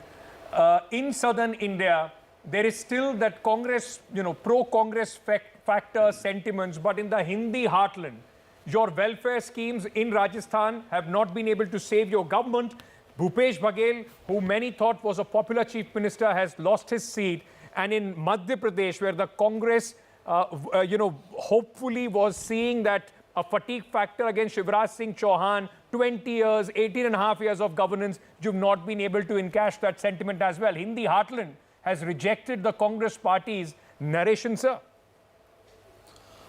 First of all, I would like to say that we are very thankful to the voters of Telangana who have given us such a huge victory, which no one expected. We were saying that we are very hopeful, and people were very enthusiastic about Congress party, and same is reflected in the results.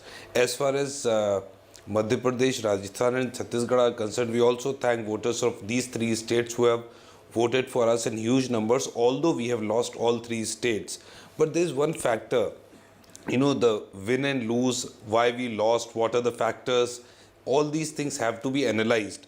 One thing I have analyzed in the meantime during the course of the day is just, you can also see that in Rajasthan, the vote percentage of Congress in the last election was 39.6%. It has just fallen by 0.03%. So the percentage of votes which have been polled to Congress party in 2018 is the same as it is almost. For BJP, there is a rise of 3.54%. That rise has come at the cost of BSP and others. So therefore, BJP has, you know, gained more seats. But people have not left Congress. It's 39.6% as it was in Rajasthan last time. Same has happened in Madhya Pradesh. We have lost only 0.47% votes. We have 40.4% vote till this time. Mr. Khan, many would BJP say that this is cherry-picking the data for some consolation, sir. 18.5 years, and if you could not, sir, at this moment, go ahead and try and translate that anti-incumbency into a victory, sir, then, of course, you will be clutching at straws to try and find reasons. The fact remains that 2 states where you were in power, you could not hold those states for just 5 years. Post 5 years, you were thrown out of power. The BJP has been able to hold on to the state that they were in, and that too after 18.5 years of being in governance. So what should I say then? What should I say? I don't know, sir. I'm just asking you. Is there a time for the Congress seats? party to rethink their strategy? Sir, with due respect to you, I'm just telling you facts. This is a very important political fact. We have lost. We have, with utmost respect, we are accepting the verdict which has been given to us even in Madhya Pradesh, Rajasthan or Chhattisgarh. Right. I am telling you, the percentage of people who voted for us in 18 are the same. BJP has cut into the votes of others, independents and DSP, and therefore we lost. There may be shortcomings in our election strategy, therefore we lost. But to say that you are not, what do you want us to say then? We are analyzing our... Yes, let me listen to me. We'll analyze seat by seat, every state, one by one, but it needs time. Today you want me to answer everything. I have given you a fact. Okay, Mr. Let You me are take this enough to question do, Mr. celebrations for BJP. I have no problem, but I have to tell something which is factually correct. Yes, sir, we understand. Mr. Bhamla, in 2018, around the same time, I remember when I was at the BJP office, all the senior spokespersons had left because it was gloom and doom for the party. And 6 months later, there were these Lok Sabha elections. And today, the entire situation is different and there's a lot of celebration. How do you see these elections and the results setting the tone for 2024 for your party? See, all I would like to say is that Sangathan ki majbooti, can you hear me? Yes, sir. Please go ahead. All I would like to say is that Sangathan ki majbooti, Modi magic, Modi guarantee, and Sushashan ki niti has worked, It's pro-incumbency and Vikas ki leher and Jan Kalyan all put together, you see. The Congress tried the soft Hinduata, they tried the Janganna also. And you see, any government who delivers has to get elected is what I feel.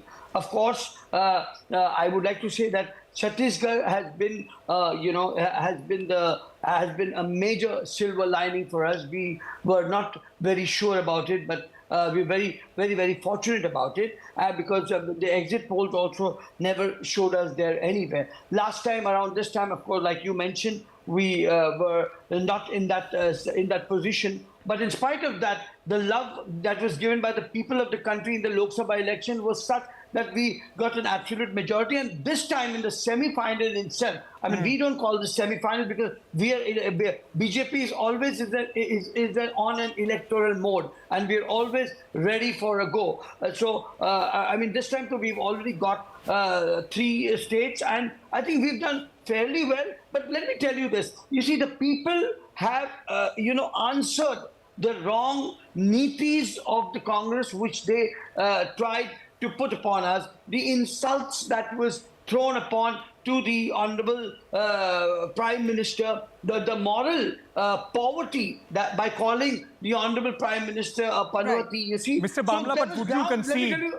Mr. Bhamla, would you concede? Of course, it's a day of celebration for the Bharatiya Janata Party, but like the Congress Party, now finds, except Himachal Pradesh, a complete wipeout in the Hindi heartland or in the northern states for the Bharatiya Janata Party.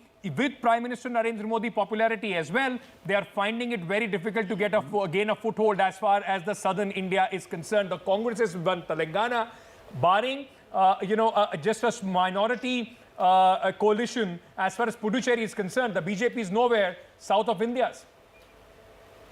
You see, when it comes to Modi ji's election himself for the Lok Sabha, we have seen that the demographics change. In states like Chhattisgarh, where Congress was en masse, I think last time we had 9 seats, I mean, that was immediately after the assembly election. So it's irrespective, you see, the way state elections happen, you see. The turnout later today is one aspect, but the growth momentum created by the Prime Minister during his second term, his positive narrative, you see, towards a developed India. You see, an India for the vision that he sees often for India for 2047. You see, let me tell you this: beyond regressive ideas of castes and consensus and a list of freebies, we don't see any political. Sir, but you didn't answer my question. So Anybody. are you telling me that the Prime Minister's vision for 2047 in India's growth is not being bought by people in South India? It's only restricted to North India? No, wait for it. Wait for it. Give us a little time. We are not people. We are not a party. We are always in an election mode. If you see if you see in the 3 states the victory, it's not just like that. Our Panna Pramukhs were awake in the morning from 4 in the morning. Where were the workers? You see, they believe in optics. What happened to the India Alliance? They talked lots. They did a lot of photo optics. They were all against Modi ji. And today, what is the outcome? Today, Kamal Nath says, what is Akhilesh? Yes. Akhilesh. So these are the things. Right. You see, we don't believe in all of that. But in South also, things will come and things will change in this span that we have got. We are very confident Mr. Khan, about it. one of the dominant narratives of your party's campaign was also the way infighting sort of played out between Sachin Pilot and Ashok Gehlot, and of course Mr. TS and Bhupesh Singh Baghel, and of course in Madhya Pradesh. So do you think that is something that the party could have handled better for better results? I don't think that there were differences. It's all open in the public. But before elections, these differences were, ironed out. There was no problem. We have contested this election collectively, and I think we gave a very spirited campaign. Our election was actually the agenda was led by guarantees, and we tried to tell people that if you vote Congress, you'll get these welfare schemes. I tell you why our election was, the campaign and the election was looking so good. You can see by the vote percentage. Therefore, I am saying there's 40% people in each state have voted for us. It's the defeat start where the votes which were in the other parties or the BSP or the independent have been shifted to BJP. These are facts, and which have to be analyzed.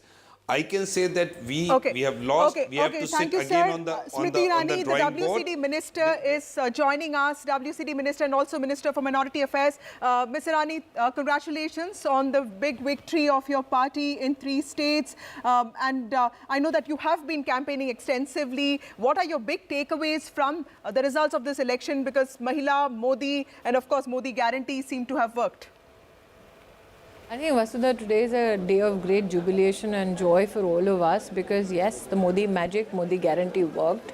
But on 4 issues, I'm extremely elated. One, Narendra Modi is known for fiscal prudence. Narendra Modi is known for fiscal discipline. Narendra Modi is known for reforming. And Narendra Modi is also known for his administrative acumen. Today is a support. This vote, this victory is in support of Modi's style of functioning as an administrator, as a politician. Secondly, we all know that before 2014, female voters were not a decisive political vote bank or a vote group. Today, yet again, Narendra Modi has proved that when you look after issues such as education, health, and ensure that economically and from a perspective of skill, women have enhanced opportunities, women do then continue to support you. Thirdly, when you look at the alliance and its attack on Modi, which was not only personal, which was not only debasing and degrading, it also had new legs when it came to the allegations that were made. Today, the vote, the victory in Modi's favor is again a decisive blow to the ill-gotten campaign of the Congress party and the alliance.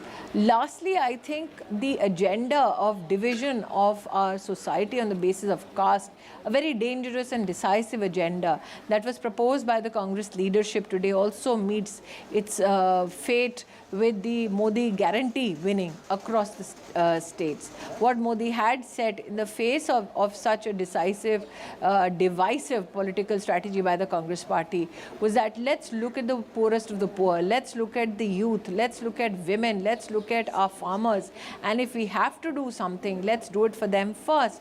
And I'm grateful that voters have supported that vision of Modi, that appeal of Modi.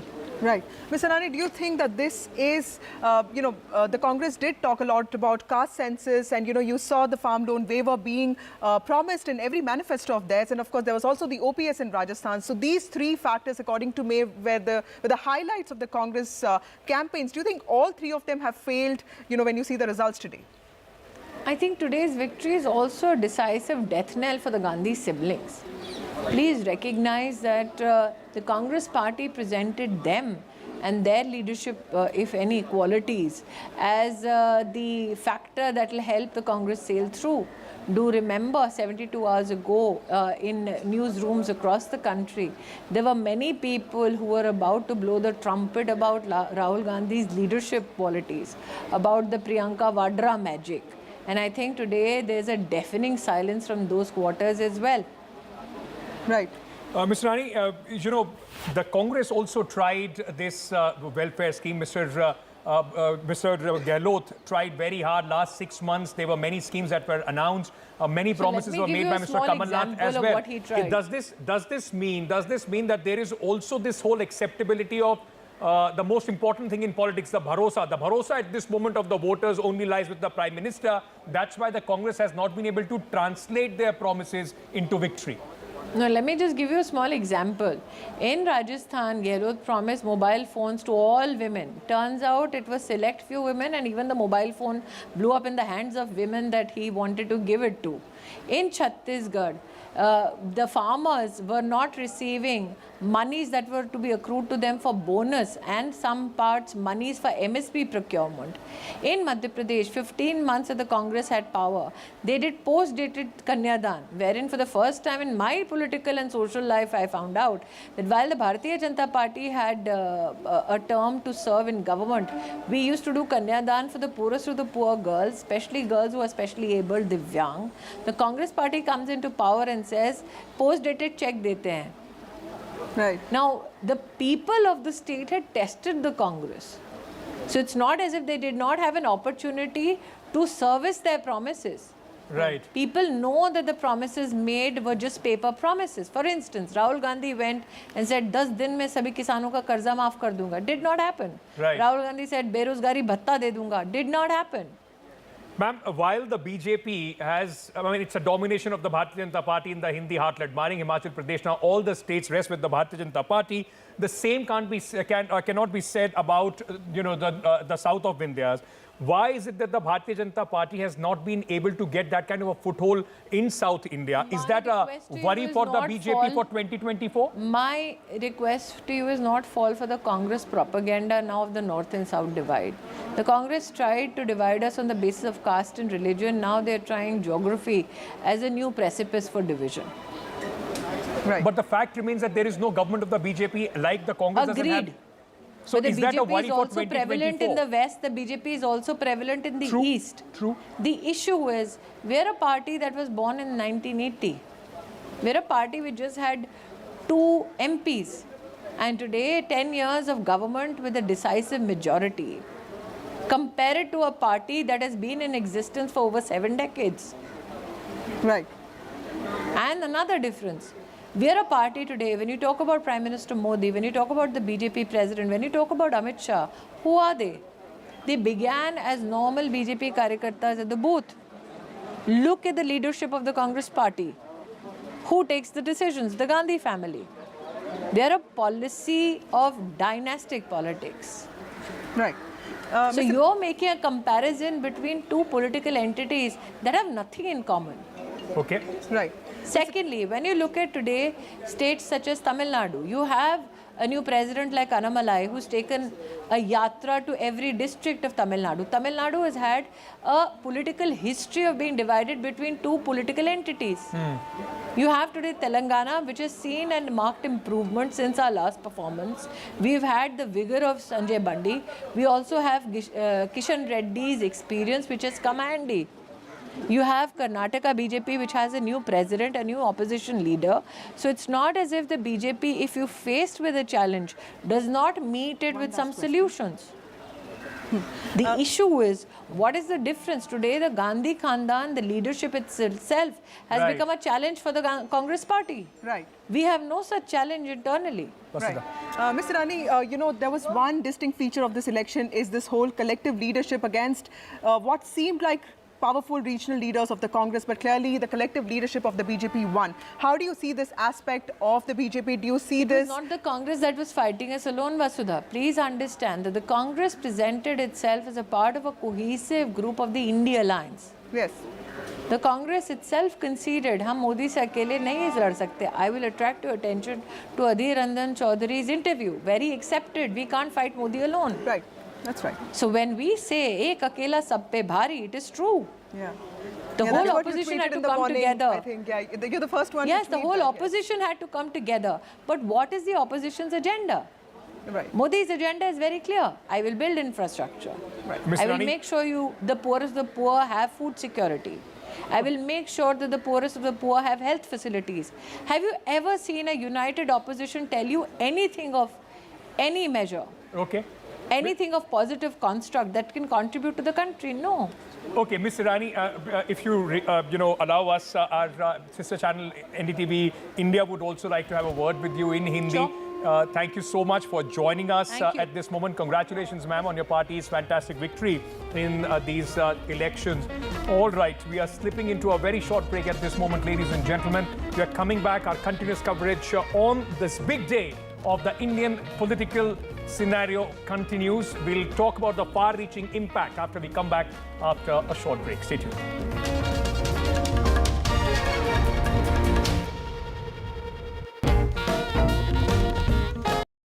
I like making sure I've got all the right tools for the job. And now that I'm 50, This World AIDS Day, join the fight against HIV. I'm Ayushman Khurrana. This World AIDS Day on the 1st of December. Come be a part of the Banega Swasth India campaign and be the change with me. One World Hygiene. 10 kadam, 10 kadam. It's the semi-final before the big 2024 final.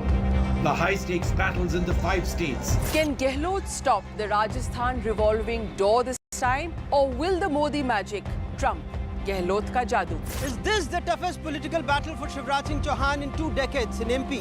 Will Kamal Nath turn the electoral tables this time decisively? This time, the BRS is facing a tough fight from the Congress, and the BJP's high-pitched campaign is making this a triangular contest in India's youngest state. Baghel banks on welfare scheme to retain Raipur for Congress. Which way Chhattisgarh will swing? There is a tough triangular fight between the MNF, ZPM and the Congress in Mizoram. The big question is, who will romp home? The fastest results, data crunching, accurate analysis and newsmakers. The battle for states. 6 a.m. onwards, all day, on December 3rd on NDTV. This show isn't just about news from the southern states. It's one that looks at the rest of India and the world from a diverse South India point of view, because NDTV has always taken the southern view seriously. The Southern View with Veera Raghav, only on NDTV 24/7. Welcome to Serious Business on NDTV.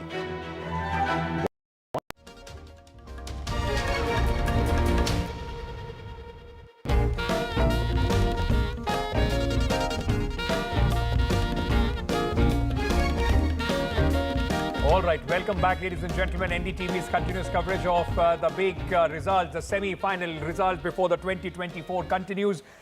Congress party, the sliver of hope, the silver lining, whatever you want to call it, is from Telangana. It's been a remarkable election and a turnaround for the Congress. Vasudha, we have been joined by a special guest. Kumbam Anil Kumar Reddy, a winning candidate from the Congress, from the state of Telangana. Mr. Reddy, did you see this victory coming? Because clearly BRS was seen as invincible. You saw KCR as somebody who was all ready to even float the third front, and suddenly Congress becomes this resurgent party. So clearly, how do you see your party's victory and also your Congratulations, sir, first of all. Yeah, as you said, it was like that few months back. Probably even 4 months back, it was like that. Even 2 months back, we are not that sure. And in the last 2 months, I think we have gained like anything. See, when a party stands for people, people were looking at an alternate, and that alternate happened now. When the Congress all stood together, then it happened, and people rallied behind Congress, and that's how I think it happened. Otherwise, they wanted a change, and that change, they looked at the alternate party who can. Who would you credit with, sir, for the success of your party? Is it Revanth Reddy? Is it the party unit? Is it Bharat Jodo Yatra, or a combination of many factors? See, I can't say that. See, I am from Nalgonda district. I have some stalwarts from here. I can't take any names now. See, anyway, all the chief minister candidates are from our Nalgonda district. There are other leaders.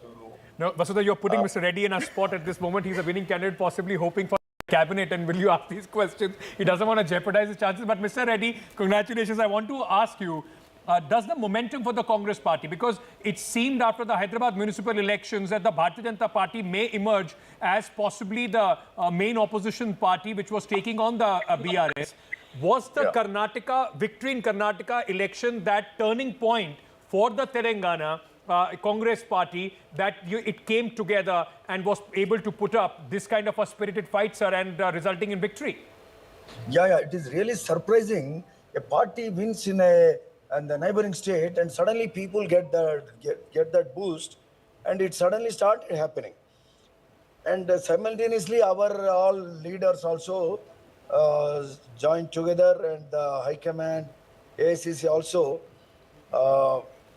Also, I think they played a major role in putting the overall party together, and I think everyone started working, and it gained.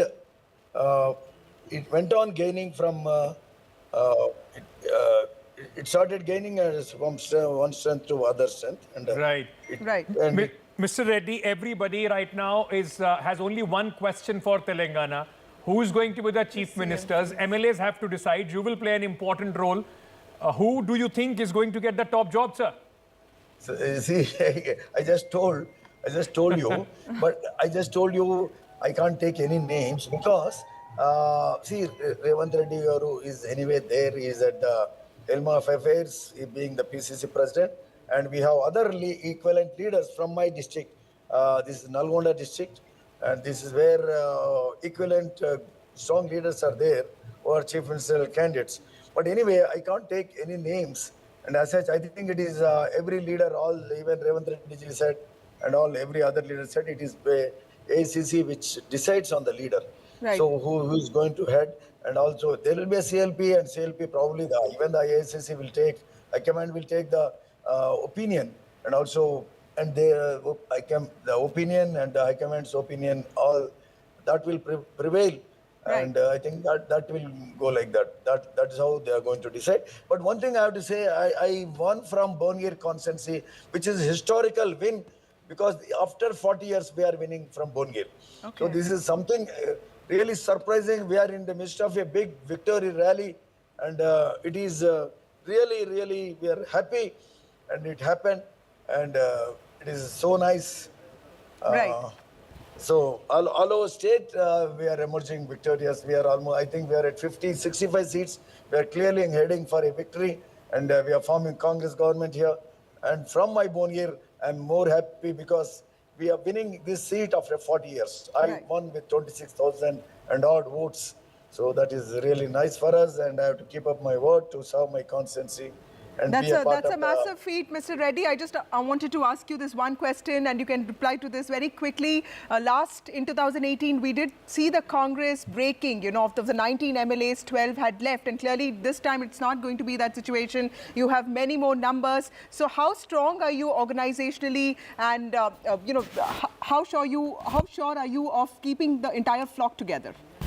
See, that was a time when KCR had a clear mandate. And also, even that time, it was wrong. People should not have switched over to the parties.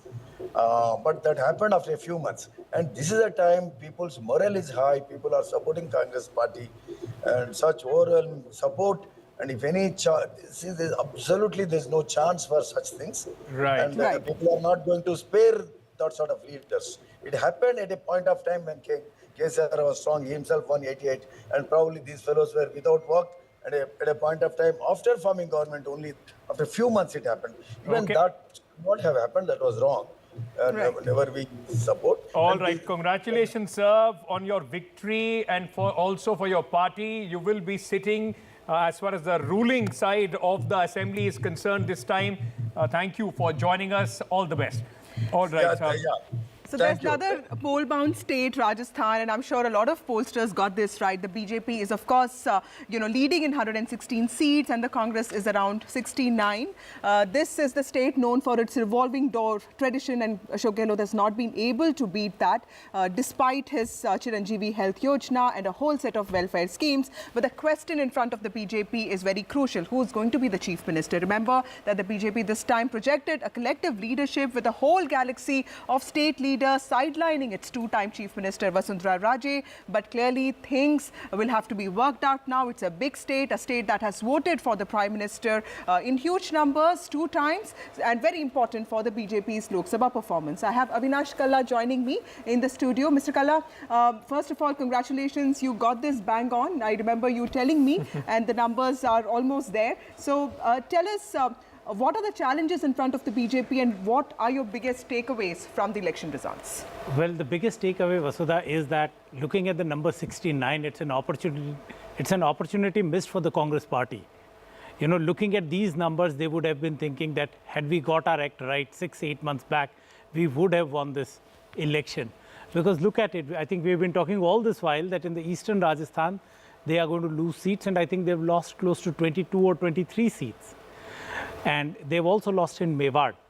So these are the 2 major reasons. Even Marwar they are losing. So losing it big time, it is just a matter of few things here and there. Some victory margins have been less than 700 votes. In Eastern Rajasthan, do you think the Prime Minister's pitch on Gujar politics, See, more than the Chief Minister, outgoing Chief Minister Ashok Gehlot right now in Jaipur speaking to the media. Listen it.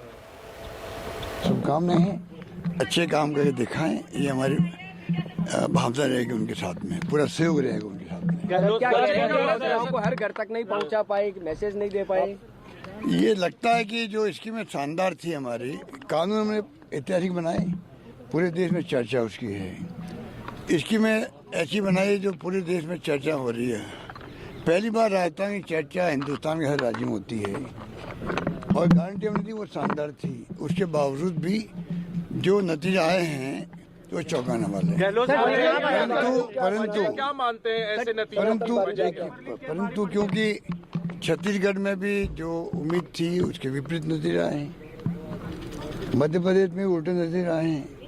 इसलिए जब 3 राज्यों में ऐसे परिणाम आए हैं तो मैं समझता हूँ कि ये एक सोच का विषय, एग्जामिन करने का विषय है कि क्या कारण रहे होंगे। थोड़ा इसमें अभी तो नतीजे आ रहे हैं, अभी तक तो थोड़ा रुकिएगा, धैर्य रखिएगा, इसके परिणाम पता करें क्या कारण रहे होंगे।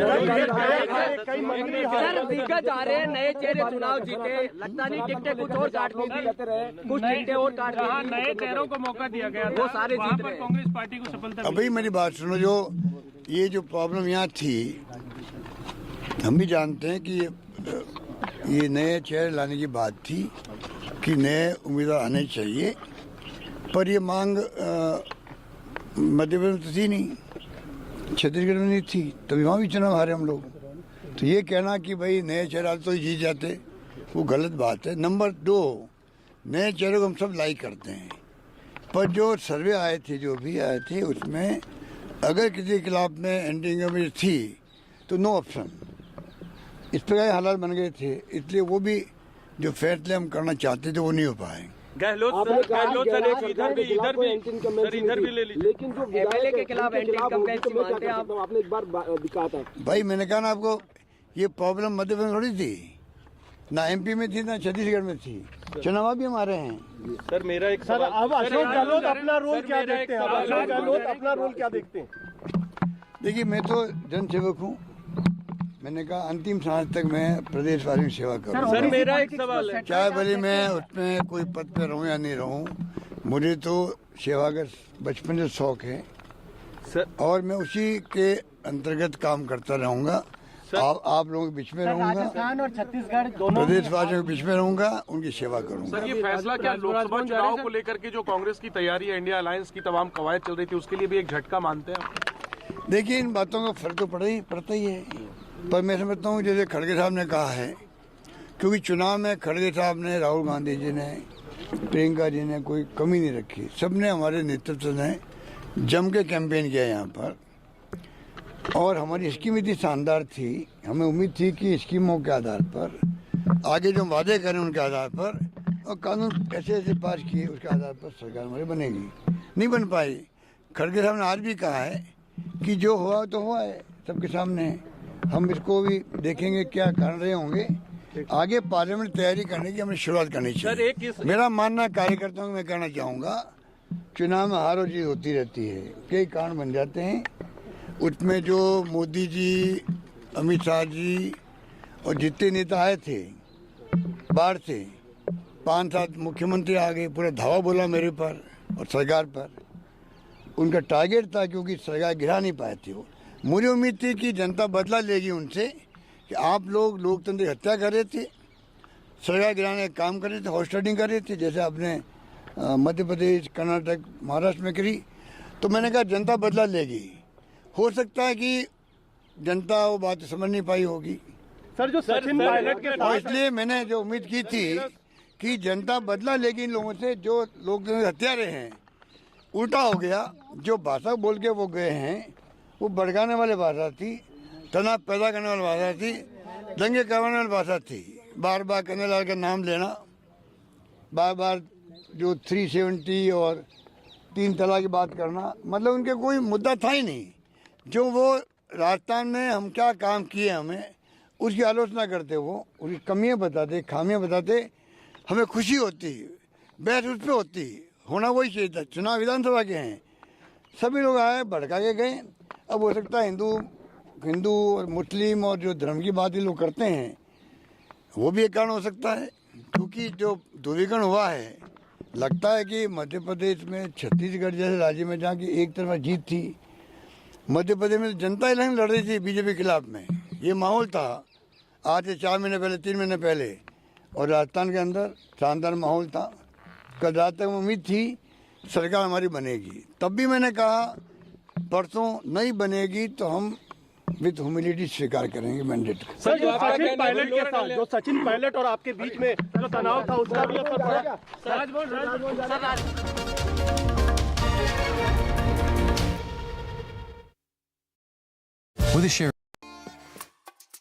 देखो यार, जिंदगी का कोई भरोसा नहीं, पता नहीं कब फोटो पे हार चढ़ जाए और फैमिली का फ्यूचर, बच्चों की पढ़ाई।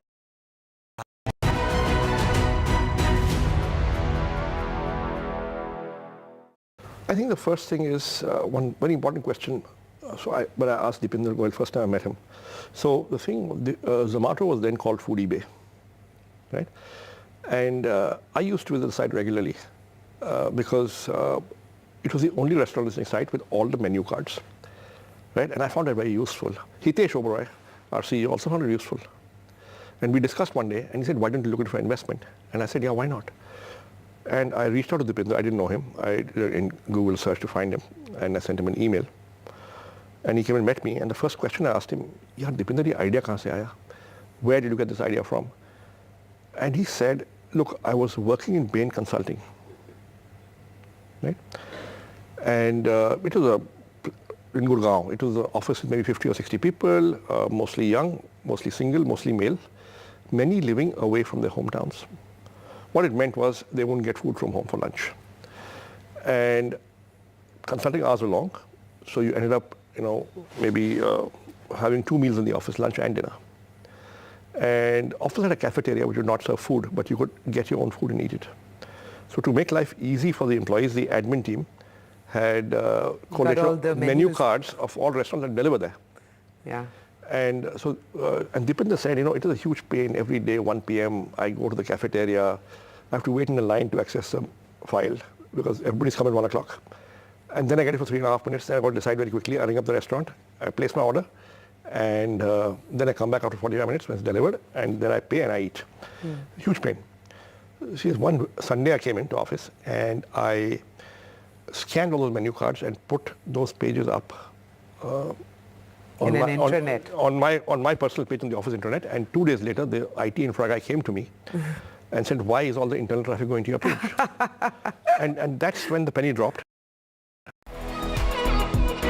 This World AIDS Day, join the fight against HIV. I'm Ayushman Khurrana. This World AIDS Day on the 1st of December, come be a part of the Banega Swasth India campaign and be the change with me. One World Hygiene, 10 kadam, 10 kadam.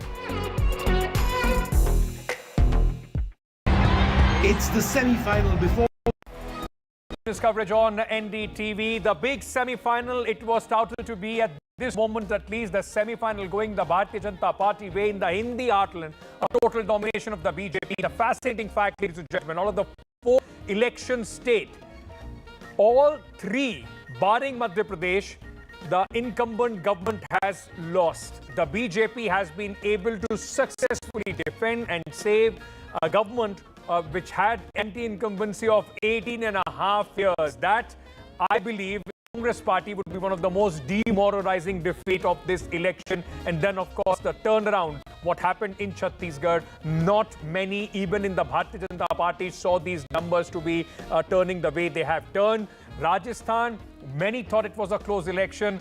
Interesting fact, every time Ashok Gehlot has been dislodged from the government, the Congress party was left in tatters. It came down to as low as 21 in fact, 2023, 2013, I beg your pardon. This time, Mr. Gehlot, respectable 69 at this moment, but the fact remains that 3 governments from the Hindi heartland will be now the Bharatiya Janata Party takes you back to 2013, before the 2014 election when Prime Minister Narendra Modi won for the first time, where the BJP won all these states. We'll try and analyze, discuss the broad strokes, the big impact, not only for the BJP. Is it game, set, match for Prime Minister Narendra Modi for 2024? What of the India alliance with the Congress, which was possibly hoping will go at least with 2 or 3 victories for the India alliance before 2024? And what happens as far as the whole narration that south of India's the BJP, the Prime Minister does not have the same magic as they have in the North India and West India. Before we do anything else, let me very quickly at this moment just walk across to this big screen that we have here and just give you a sense of the numbers. Where do things stack up? At this moment at 5 p.m. This Sunday evening, the Super Sunday, Rajasthan, BJP the history was with the side of the Bharatiya Janata Party. Ashok Gehlot tried a lot in the last 6 months with his welfare scheme. At this moment, the Bharatiya Janata Party 116, 43 over their tally of 2018. Congress 69, down 31. BSP has still got 2, in fact, down 4. And fascinating, Rajasthan 12, others down 8 from the last election. So the Bharatiya Janata Party cruising at this moment at 116. Vote share 42% for the BJP, 40% for the Congress and 2% for the BSP. The difference of 2% there. The Congress, in fact, has added 1% to their vote share. But look at that. BJP able to, in fact, from the Congress party, adding 3% vote share. Largely, it is coming from the BSP and others. So for the Congress party, the only silver lining is that there are similar number of voters or a little more, those who have voted for them in 2018 and 2023. Let's go to Madhya Pradesh at this moment. We'll just turn around and we'll go to MP as well. That's the state where possibly Shivraj Singh Chauhan 6 months back and nobody was giving him a chance. Kamal Nath thought it's in his bag and look what the result day brought for the Congress party and the BJP. BJP 164, it's a tsunami, a massive victory for the Bharatiya Janata Party, 55 over what they did last time in 2018. The Congress party, which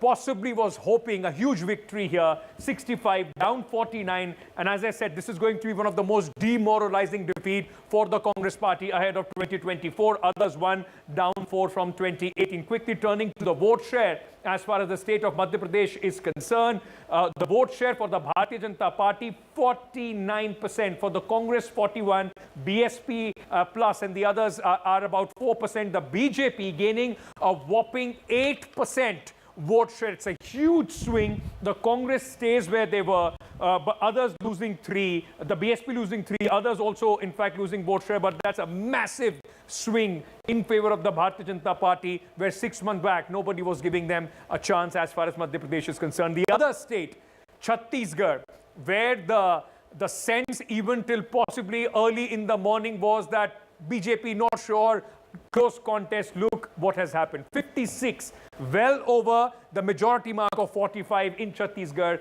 up 41. They were down to 15. That was an outlier election as far as Chhattisgarh is concerned in 2018. The Congress 34, down 34 at this moment. The others, BSP not, in fact, others out of the question as far as Chhattisgarh is concerned. BSP down 2, others down 5. So compared to 2018 election, BJP this time winning handsomely, and this is going to be the sweetest victory for the Bharatiya Janata Party in the 3 states that they have won of the 4. Telangana, vote share of Chhattisgarh, ladies and gentlemen, very quickly, 47% for the BJP, a difference of 4% between the BJP and the Congress, 43% for the Congress party, BSP managing 3%, a whopping 14% addition to Bharatiya Janata Party's vote share. And going into 2024, this is going to give the BJP and Prime Minister Narendra Modi a huge amount of confidence.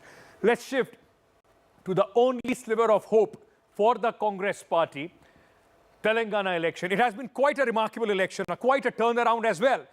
If the Congress would have managed a couple of one more state, this possibly would have been one of the big headlines. Congress has been able to defeat the regional satrap BRS out of the game at this moment. 64 for the Congress, up 45.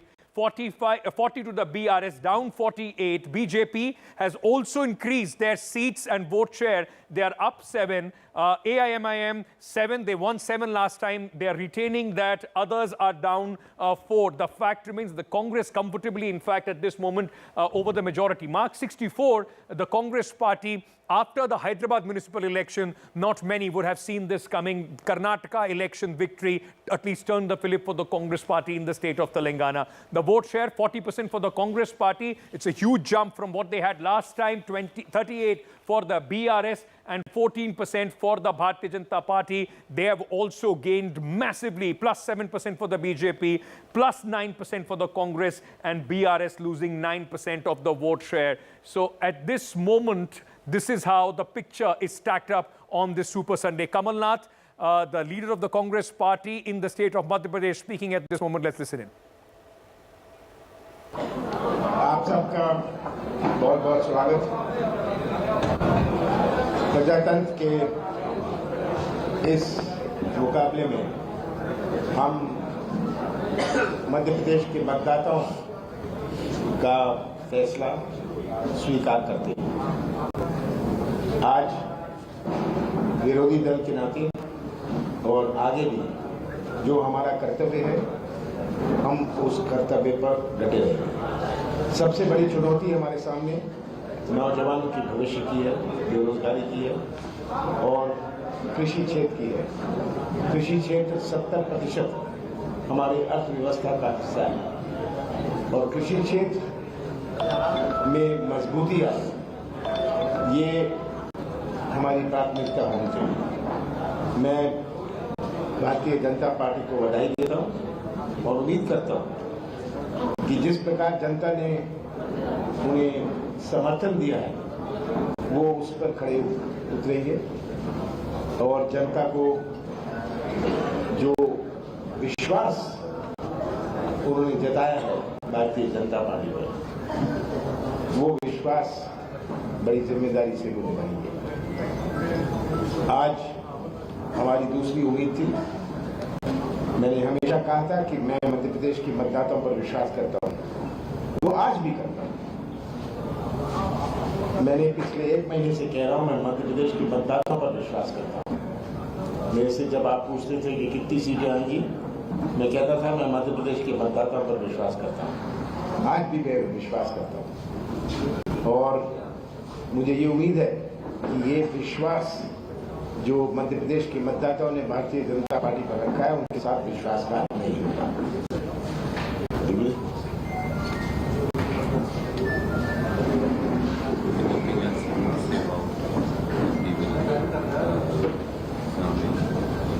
हम इस पर विचार करेंगे कि क्या हमने कमियां थी,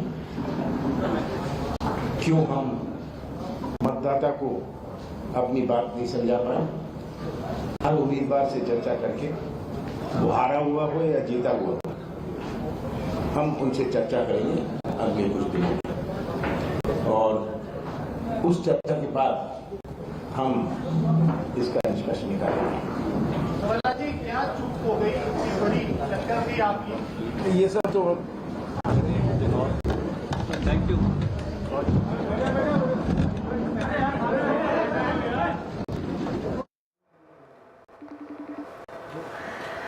So that was Mr. Kamal Nath saying that he concedes defeat, and just look at that gap between the two parties. A vote share swing of 8% has converted into 99 seat advantage for the BJP. It's a state that they have not won with this number, Ankit, ever in the past. So it's very clear that that the BJP leadership did everything right, and the Congress got everything wrong. Yes. Maria, but let me ask you this. Is now Madhya Pradesh, the transformation of Madhya Pradesh into the second state like Gujarat for the BJP is complete? Is it now completely on the lines of Madhya Pradesh, where the opposition, there has to be an extraordinary election for the BJP to be dislodged? Well, you know, Ankit, if we were to look at Madhya Pradesh as a case study, because it will become a case study of how to win elections. And then compare it to Gujarat. Gujarat has the two Gujaratis on the top, Prime Minister Narendra Modi and Home Minister Amit Shah. So there is that great sense of regional pride that Gujarati is, governing the country. In case of Madhya Pradesh, there is no Madhya Pradesh pride per se. But I think here it is about Prime Minister Modi who has become acceptable in a state of Gujarat. So completely different story. But just look at this Vidhan Sabha now, which has a different picture. Here is the BJP, which is returning with its biggest mandate ever, and this is coming at a time which is about the larger pro-incumbency which has worked for the BJP. Ma'am, I'm emphasizing on the fact that there is a woman voter, and this woman voter perhaps believes in Narendra Modi more than it believes in the Congress leadership. Absolutely. I think this is what the BJP needed the most, because after Gujarat, there was no such decisive victory for the BJP. And while I said in the morning also, the women vote share, around 4% of the women vote share actually is more towards the BJP, and it makes a very significant impact on the election results. See, what BJP has done is it has delivered on the ground. In the last 9 years, it has been delivering, whether the central schemes or with respect to the state government schemes. And this is something which they have worked to deliver, and that is where it is creating an impact. There have been people from the Congress who have been giving promises, but I'm not sure how much impact it is having on the ground, because what they are doing is they are trying to compete. If somebody is giving 1,000 rupees, okay, we'll give 2,000 rupees. So this kind of, buying of a woman vote share is not possible. Just to add to one point, Ankit, if in all these states, Ankit, the Congress went with one theme of caste census. Is it a rejection of that, Anuragji? Yes.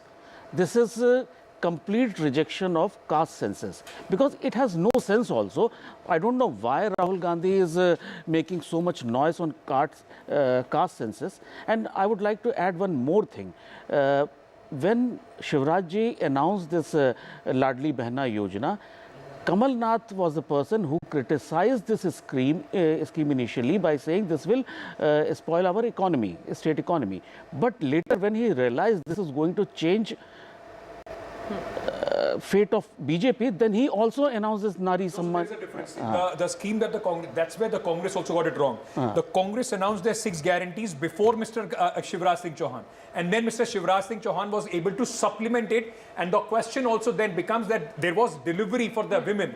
1 rupee in your pocket with the promise of 3 rupees tomorrow is much better than somebody who is delivering at this moment than somebody who will. And the other big question, like we were talking about caste censorship, Mr. Kala, if I can get you in, because that seemed to be one of the things that the Congress possibly wanted, at least the Congress leadership wanted as a theme for all the state elections. In Madhya Pradesh and also in Rajasthan. Tell me, apart from Rahul Gandhi, which other local leader was talking about this? So even the Congress party did not have a cohesive narrative to go into this election. If the party had decided they want to go with caste census, apart from Rahul Gandhi, not a single local leader, including Kamal Nath, was speaking and projecting it as their trump card. You are absolutely right on this, Ankit. The Chief Minister just said this caste census word a couple of times, not more than that. So they were not at all in a mood to go and talk about it, and there was no cohesion. The issues about which Rahul Gandhi would talk in rallies were completely different and alienated from what the situation was on the ground. They made a hue and cry about ERCP project, but they were least bothered about it. It was just a speech to be given from a podium and tweets to be put out, nothing on the ground. So they missed out. May I ask you a corresponding question now? Yes. Sachin Pilot waiting in the wings forever now for the Congress party in Rajasthan. Yes. Was hoping even in the dying months of this government that, and everybody was talking about why would he want to become the chief minister right now? The history is against the Congress party in this state. One man apart, it's not that Sachin Pilot has said that, but how does Sachin Pilot look at these results right now? Is this possibly the moment? What happens to Mr. Gehlot from here on? He's possibly lost our favor with the central leadership. He's lost the government in that state. He fought this election. Largely, it was a Gehlot fought election. What happens for Mr. Gehlot from here on? See, well, we saw Mr. Gehlot saying everything but taking the blame himself. He was saying we had good policies, everything. So he, with these number of 69, will not be in a mood day after when all the MLAs meet to call it a day. It's for the Congress High Command to take a call and say, okay, we pass it on to generation next. You will take questions. I think let's listen to Arun Singh of the BJP. He is addressing the press in Rajasthan, and then I'll bring in Congress MP Manikam Tagore. जवाब देने का काम किया इन राज्यों के तमाम नेता जो इस बात का सपना देख रहे थे कि सनातन विरोध पे वो खामोश किया। हम प्रधानमंत्री जी का अभिनंदन करते हैं। भारतीय जनता पार्टी के कार्यकर्ता जिन्होंने 5 साल लगातार परिश्रम किया, ऐसे सभी कार्यकर्ताओं का अभिनंदन करते हैं और राजस्थान की जनता का आभार व्यक्त करते हैं कि भारतीय जनता पार्टी पे उन्होंने विश्वास व्यक्त किया। प्रधानमंत्री जी की जब राजस्थान में सभाएं हो रही थी, जिस प्रकार से राजस्थान में जनसैलाब प्रधानमंत्री जी को सुनने के लिए आ रहा था, अभिनंदन करने के लिए आ रहा था, तभी से स्पष्ट था कि राजस्थान में पूर्ण बहुमत की सरकार भारतीय जनता पार्टी की बनना तय है और प्रधानमंत्री मोदी जी के नेतृत्व में अब यहाँ पे चौमुखा विकास होगा। राजस्थान तेज गति से आगे बढ़ेगा। पार्टी के राष्ट्रीय अध्यक्ष आदरणीय जेपी नड्डा जी के उनके कुशल नेतृत्व, जो उन्होंने समय समय पे राजस्थान को कार्यकर्ताओं को मार्गदर्शन दिया, उनका भी हम आभार व्यक्त करते हैं। देश के गृह मंत्री आदरणीय अमित शाह जी ने समय समय पे राजस्थान की टीम को बुला करके बात करना, मार्गदर्शन देना, सभाएं करना, हम उनका आभार व्यक्त करते हैं। सभी केंद्रीय नेतृत्व का आभार व्यक्त करते हैं और सभी भारतीय जनता पार्टी के राजस्थान की टीम का अभिनंदन करते हैं।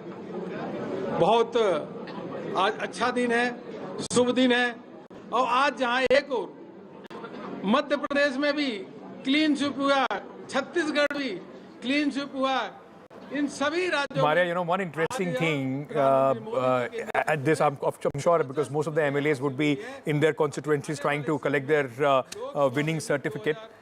The question I don't know whether you have the answer or Mr. Kalla has the answer. Who's going to be the Chief Minister of Rajasthan for the BJP? Does this 116, Maria, does this affect a generational change in Rajasthan as well? Or is it a comfortable number that Vasundhara Raje can actually exert herself? You know, Vasundhara Raje did crisscross the state of Rajasthan. She held over 50 rallies. And if you were to look at the last few days of campaigning, she was very much seen with Prime Minister Narendra Modi in those rallies. There was a lot of pleasantries that was exchanged between the two of them. There was a lot of camaraderie on display as well. So, you know, whether the BJP is preparing for a generational shift, I won't rule that out. But here is a party which has a completely different set of calculations than what we think. Yeah. Yes. Mr. Kalla wants to come in. See, Maria, I told you a couple of hours back also, and I stick my neck out to it, that under 120, BJP will not risk anyone else but Vasundhara Raje, because 2024 is an important seat. See, the numbers might look very good, but we in Rajasthan are not used to seeing these numbers. Yeah. We used to seeing 163-21 or 156-56. The kind of numbers that we are elated about in Madhya Pradesh are a normal fare in Rajasthan. That hasn't happened this time around. So to make sure that you win all 25, there would be many seats which are very narrow margin. So you need somebody who could bring everyone together, and that at the moment is only Vasundhara Raje. Okay. We have our guest joining us, Jaivir Shergill, National Spokesperson of the BJP, and Manikam Tagore, Member of Parliament of the Congress Party. Manikam, you know, I would say that there is a lot of introspection that the Congress has to do. Yes, you have won the state of Telangana, that's a congratulatory victory, but the larger question of Chhattisgarh and Madhya Pradesh, it's humiliating defeat. Thank you. We thank the people of Telangana for putting the faith on us, and we humbly accept the results in Rajasthan, Chhattisgarh and Madhya Pradesh. We need to look back, and we hope that we will be able to set our things in the right way for the parliament elections in 2024. We are very confident that we'll come back, and it's not a humiliating defeat as you called it. In Rajasthan, Chhattisgarh, it is around 8 to 9 seats away from the halfway mark, and Rajasthan is not that much. Usually, we usually gets around 20-25 seats every time after the government period, but this time we performed well, but it is not up to the mark. We need to work on it, and we will be able to work on it, I suppose, and we will be able to build a better structure, better narrative to win in 2024. Mr. Tagore, when you were speaking, Jaivir Shergill, your former colleague, now national spokesperson of the Bharatiya Janata Party, was shaking his head vigorously. Jaivir, welcome and congratulations for your party's victory in the total domination of the BJP, especially in the Hindi heartland. But tell me, if you allow me to ask you this, you've been in the Congress party, you're now with the BJP. What is so different in the election management of the BJP that many pollsters, that you've experienced, that many pollsters, those who are not giving the BJP, BJP a chance in Chhattisgarh, they've been able to turn it around and have won Madhya Pradesh handsomely? Thank you, Ankit and Maria, for having me on your show. I will give that answer in just 1 second, but I'm going to say, being a Punjabi, and I have to say, it is balle balle for the Bharatiya Janata Party in these 3 states. The voters have chosen the politics of progress, prosperity, vikas and vishwas of Prime Minister Narendra Modi, and rejected Congress's politics of appeasement and negativity. Let's not forget, Mr. Rahul Gandhi conducted a Bharat Jodo Yatra in Madhya Pradesh and Rajasthan, which has clearly proven to be a voter todo yatra. The Bharat Jodo Yatra of Congress has proven to be a voter todo yatra. The voters have broken away from them. And now let me come to your question. What is the difference? I was smiling and smirking when Mr. Manikam Tagore was speaking. The difference is this. Congress fights the elections on Twitter. Congress fights the election on the feedback of darbaris and sycophants. Congress fights the election on the heads of the George Soros and the BBCs and hollow echo chambers. BJP fights the elections by putting their ear to the ground, reading the pulse of the people, ensuring delivery and implementation. The difference is that the Bharatiya Janata Party never gets lost in celebrations, neither takes any win for granted, but prepares, hunker downs, analyzes, assesses. When Mr. Manikam Tagore was speaking, it reminded me of my days. We will go back to the drawing room. We will learn. It is not humiliating. The margin is closed. The vote share is this. there is a very famous Hindi कहावत, आज तुम्हारे पैरों के नीचे जमीन नहीं और इस बात का फिर भी तुम्हें यकीन नहीं. The point is, Manikam, you know, while the point that has been made by Jayaveer, you know, there is a lot of, you know, valid argument that he can make against his political opponent in the Congress party. Is there a degree of complacency with which the Congress approached both Chhattisgarh and Madhya Pradesh elections? कि ये तो हमारा जीता हुआ चुनाव है. We know that people actually defeat what people speak and others. We had been practiced with it, but we had won Telangana also, where BJP is not able to touch the single digit also, or double digit also. For these kind of things, we had known it, and those people who speak up about BJP's Kahavat and others, we know their positions and others. Let us leave about it. But very clear thing is that we take every election very seriously, and Congress is not a party which is guided by any kind of divisive force like RSS. Congress is a party which unites, and it has a democratic structure, and therefore we take time in settling things and others, and it takes Congress is a party which takes little time to settle, because there is a democratic way of doing it, and it's not a RSS way of doing it, that to have some kind of strong force in setting Mr. people Tagore, right. David, I'm just coming to you. Let me ask just a corresponding question to you, Mr. Tagore. And I mean, don't want to, at this moment, of course, I understand when you lose an election, of course, the chips would be down. But the fact remains, sir, like you were saying, that things take time in the Congress party and it's a democratic setup, so on and so forth. But the fact is, since 2014, more than 55 elections, when you have gone head-to-head with the Bharatiya Janata Party, you've not been able to overcome that. The fact remains that out of these 4 states, only one state has been able to save its government. That is Madhya Pradesh, where the BJP has been in power for more than 18.5 years. You've not been able to convert that anti-incumbency. You've not been able to hold states more than 5 years. Is that a sense of worry, sir, where the BJP time and again has been able to come back to states where it has been in power in, but for the Congress party, you come to power, hold a state for 5 years, and then you are decimated like in Chhattisgarh and Madhya Pradesh?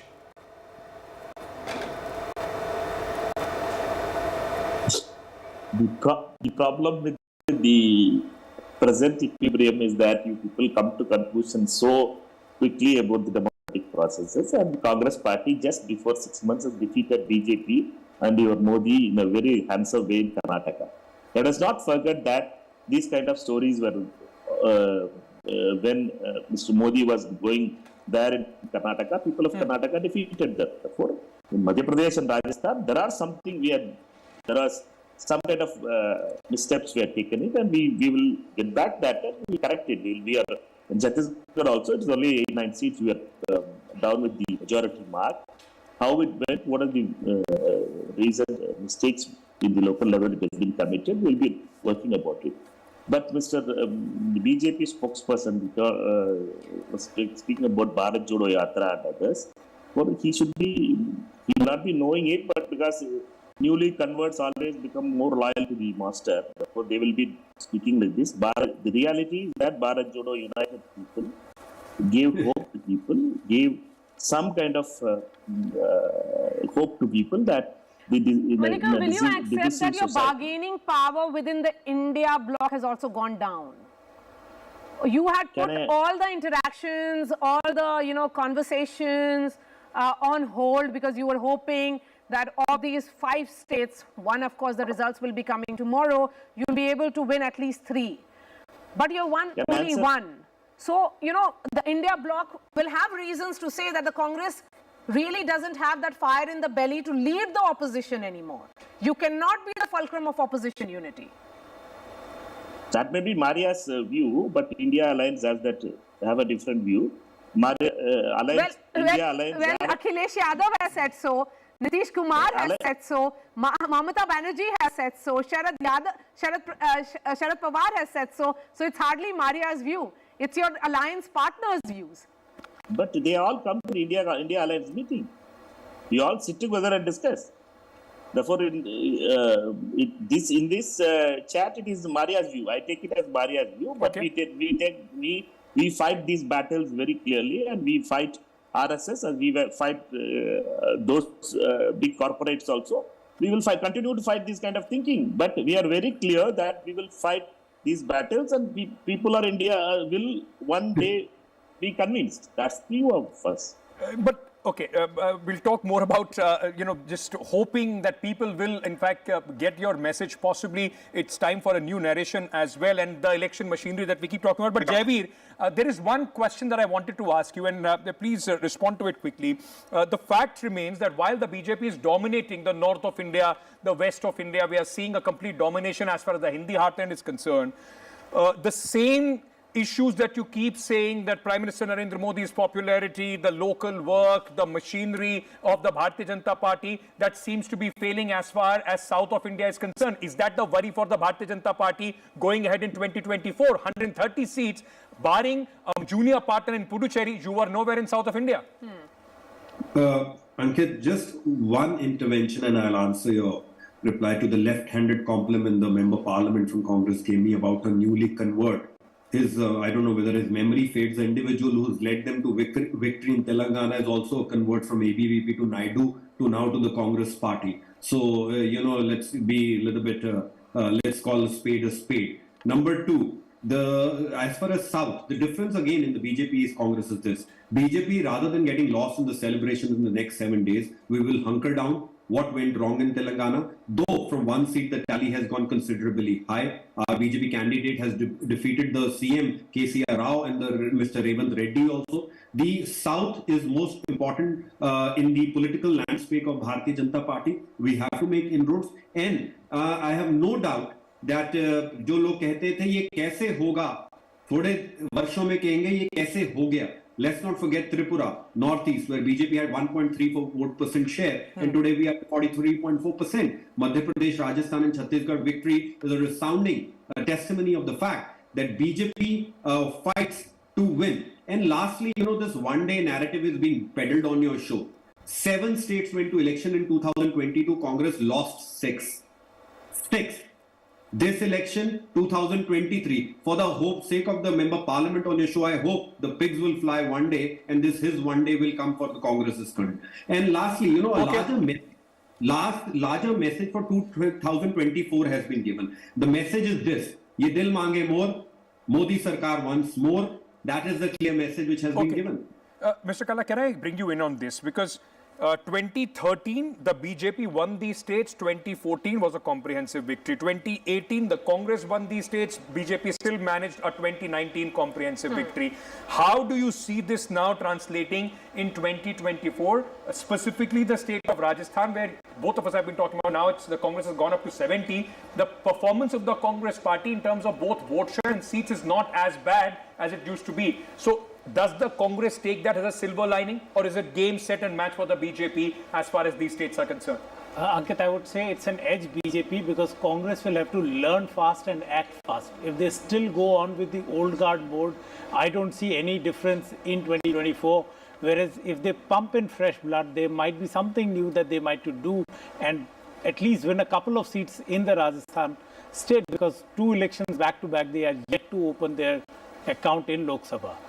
Because Maria, look at these 3 states, Madhya Pradesh, look at Chhattisgarh and also Rajasthan. If I'm not mistaken, all of them together would be about 65 Lok Sabha seats. Yes. BJP last time got about 62 of these Lok Sabha seats. But there's some breaking news coming in at this moment. In fact, the Election Commission has ordered suspension of the DGP of Telangana for the Model Code of Conduct violation. Let me bring in my colleague Uma Sudhir on this. Uma, is it because before the results were declared, the DGP was seen handing over the bouquet to Mr. Revant Reddy, who he thought is going to be the Chief Minister? It is is because the model code of conduct is still in place, and during the model code of conduct being in place, officers, in fact, are not expected to go and meet any political representatives. So even while the results were coming out, the DGP, not just the DGP, in fact, along with him, it's DGP Anjani Kumar, additional DGP Law and Order Sanjay Jain, and additional DGP CID Mahesh Bhagwat have reached the Congress President Revanth Reddy's home, and they congratulated him. And that is something that is seen as a violation of the Model Code of Conduct, and that's the reason why the Election Commission, we understand, has suspended Mr. Anjani Kumar and has asked Mr. Sanjay Jain, who is additional DGP, and also additional DGP Law and Order, and also Mahesh Bhagwat, who is additional DGP CID, to give an explanation by 8 p.m. today on why they did this and an explanation for how they violated the Model Code of Conduct. Umasudi, thank you for joining us. This also tells you, Maria, lesson to be learned. Before the chickens are completely hatched, there is no point putting your money somewhere. It can prove dangerous. The man thought that the power is shifting, went there to meet him, and now is facing suspension. But the point that I was making, and Maria, come in on that, and of course we can take it to our guest as well. The fact remains that in all these states, the BJP maximized it. Yes. In the Lok Sabha, in the last Lok Sabha, 62 if I'm not mistaken, out of 65. What else can the Bharatiya Janata Party do? So does the Congress take still hope from that there is still a fight left as far as Lok Sabha is concerned, while they are bolstering their chances as far as Southern India is concerned? No, I would say that it gives fillip to the BJP's narrative now. And it certainly adds to, great degree of setback to the Congress's campaign of caste census. Caste census was seen as this big wild card that India group has found, particularly after Nitish Kumar releasing it. But caste census is not an answer in several states. And if anything, BJP's victory in 3 states, in 2 of which nobody gave them a chance, and in Madhya Pradesh, they have, Ankit, they have reached that mark of 50%, an ambitious number which the BJP usually wins in the Lok Sabha election. Absolutely. They have managed to win in assembly elections. It's remarkable. Yeah, I mean, it's you can't remarkable. take that Anuragji, I have, we keep talking about assembly. But I've been told that our colleague Arvind is joining us at this moment to explain to us what are the violation of the MCC as far as the DGP of Telangana is concerned. Arvind, go ahead. Right. As soon as I went to him, we have lost that line.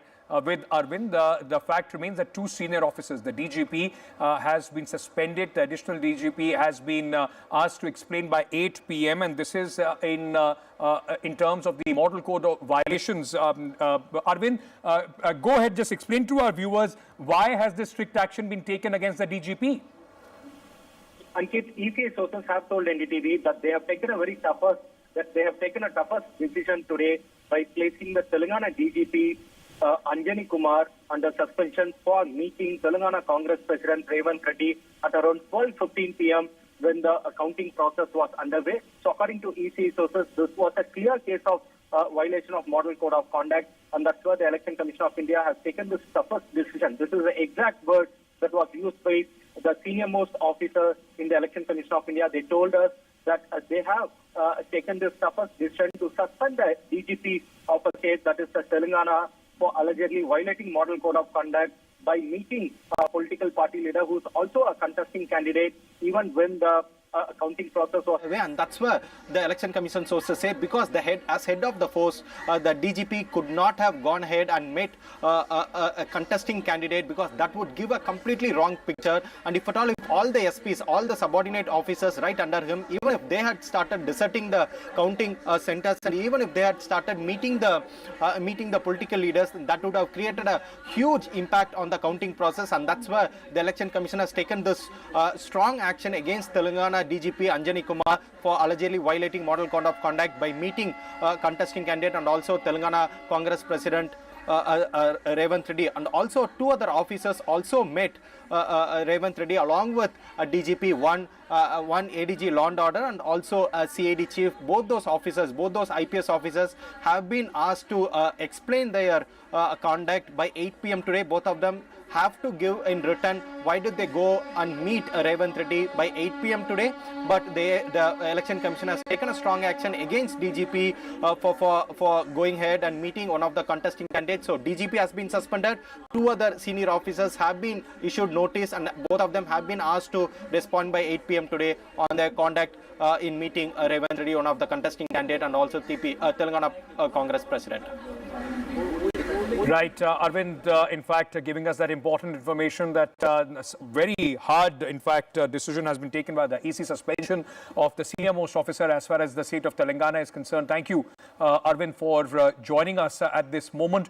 But just building on what we were talking about earlier, in fact, what happens as far as this victory is concerned. Can I, in fact, at this moment, Mr. Anurag Verma, what is happening in south of India, should that be a worry for the Bharatiya Janata Party? Is there a different way for them now to approach before the 2024 elections? They maximize these states. 65 out of 62 seats were won by the BJP. How much more can you go up? They will need to have increments as far as southern India is concerned. Yes, South India is a matter of concern for BJP. But if you look at this issue with a different perspective, BJP is basically, their whole agenda is somehow around Hindi and Hinduism. That card is not working in South India. The Hindutva nationalism, and then we keep talking about Hindutva Rashtravad. Actually, Rashtravad is not working in South India. That they have to work somehow smartly to make their presence there.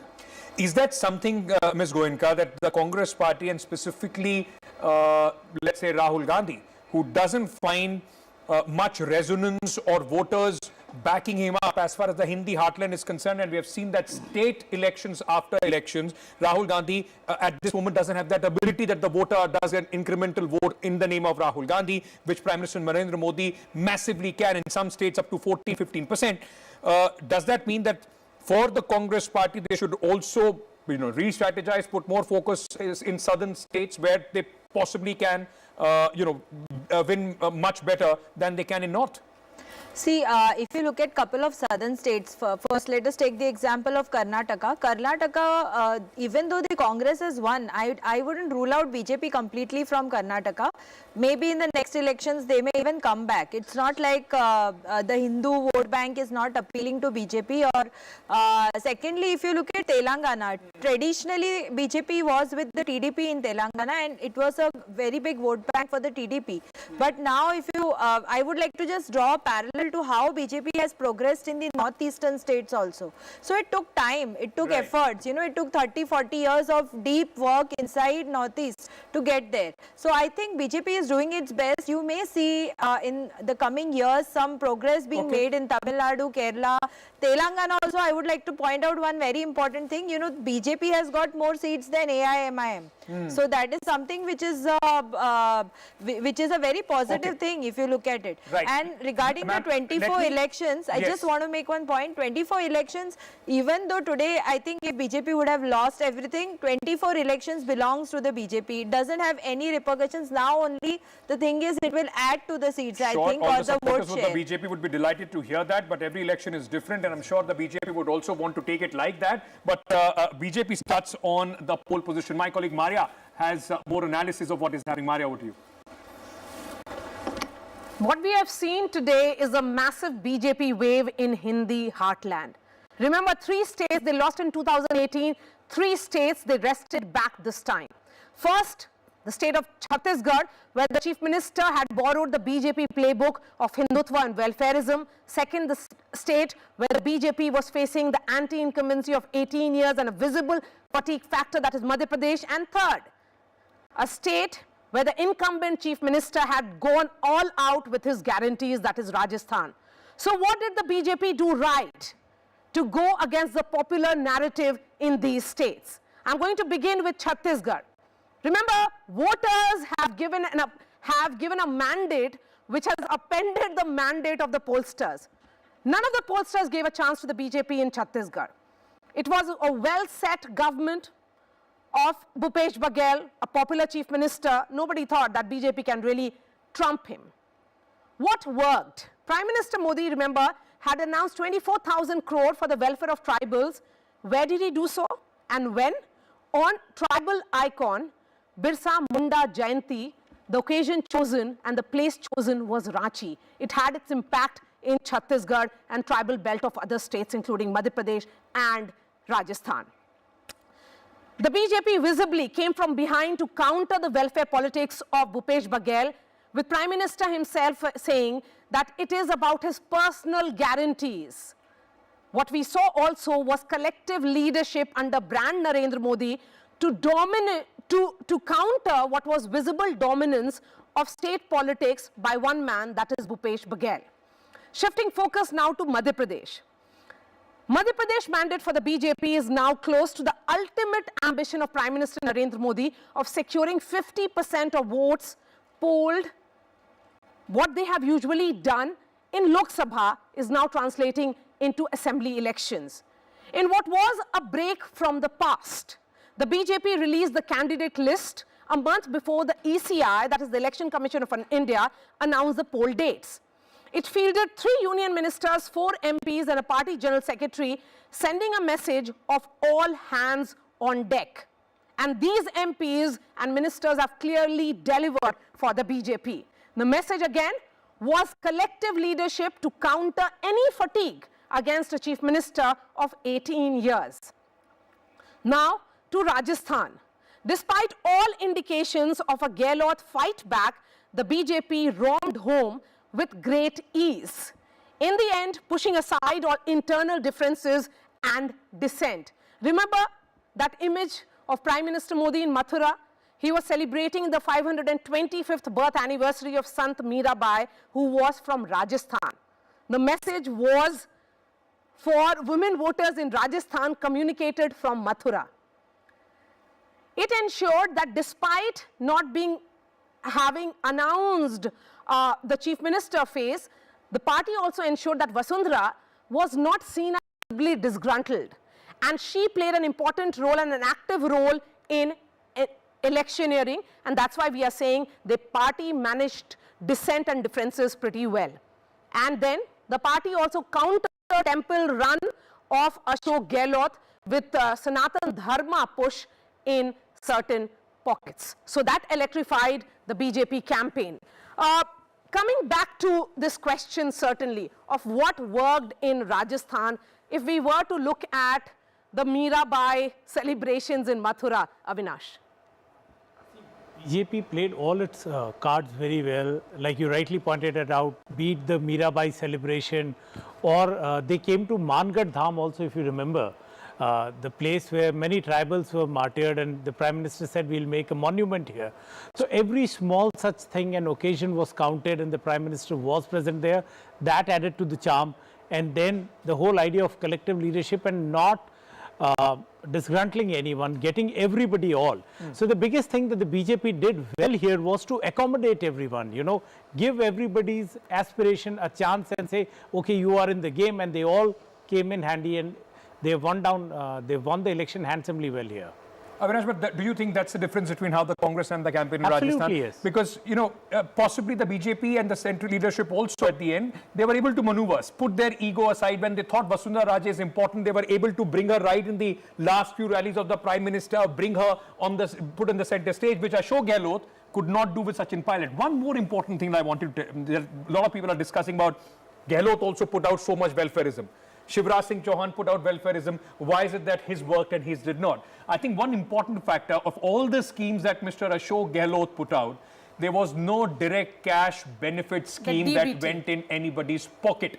Money going in your pocket trumps everything. Yes, Chiranjeevi scheme was great, but people thought, jab main bimar hoonga, tab fayda hoga. Cylinder jab khatam hoga, tab milega. But what Shivraj Singh Chauhan started putting money in their pocket, was that a big difference in the welfare schemes?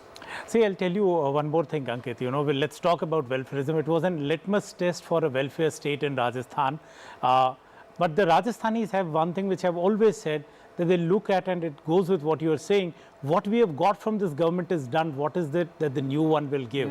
So we look at two Bahi Khatas, you know, the Rajasthanis look at their Bahi Khatas very well. They said whatever we have got from this government would continue because none of the people-friendly schemes have ever been stopped. They've just been renamed and going ahead. So that was clear, and so the Congress whole idea that you lose out on this or that didn't work. Secondly, you talked about Sachin Pilot. Yeah. You know, I'll tell you one more thing. There was a divided house in the BJP. There were 10 to 12 people out, but they always did their optics. Sir, I'm sorry I'm interrupting you here. BJP President JP Nadda, the man who would be, as Javeer was saying, doing balle balle today, the president of the BJP has arrived at the party headquarters. This Maria has also, I mean, it has a significance. The way the BJP, and it has now become a routine as far as the BJP is concerned. And the new party office. The new party, that's what I'm IPO saying. office. They win the election. And then it will be a protocol. What will happen is, here is the BJP president who has just arrived. He'll be followed by the arrival of the Home Minister Amit Shah, and then the Prime Minister arrives. So, and the Prime Minister will be welcomed by BJP President. The message is that Prime Minister in BJP office is a BJP Karyakarta, and that the BJP President is supreme in the party headquarters. So I think in terms of imagery, this is the party which has managed it extremely well. You know, you may say whatever, but Ankit, let's not forget that there is this triangle that's working. Yeah. And all these three leaders, be it Mr. Nadda, Home Minister Amit Shah and Prime Minister, they have different roles. Absolutely. Mr. Nadda, with his with his amicable temperament, actually has ensured that the organization functions in a different way. Right. Home Minister Amit Shah is the nuts and bolts man, and of course the overarching image of the Prime Minister. So every leader has a role to play.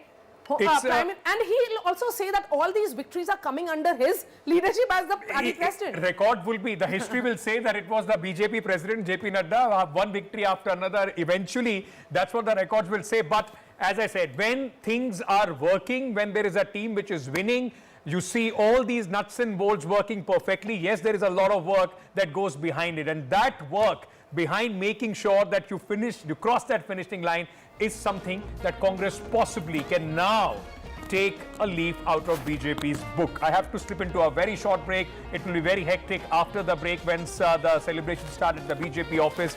So our commercial, commitments at this moment. Coming back, stay tuned. NDTV has a 360-degree view of this election season. Stay tuned.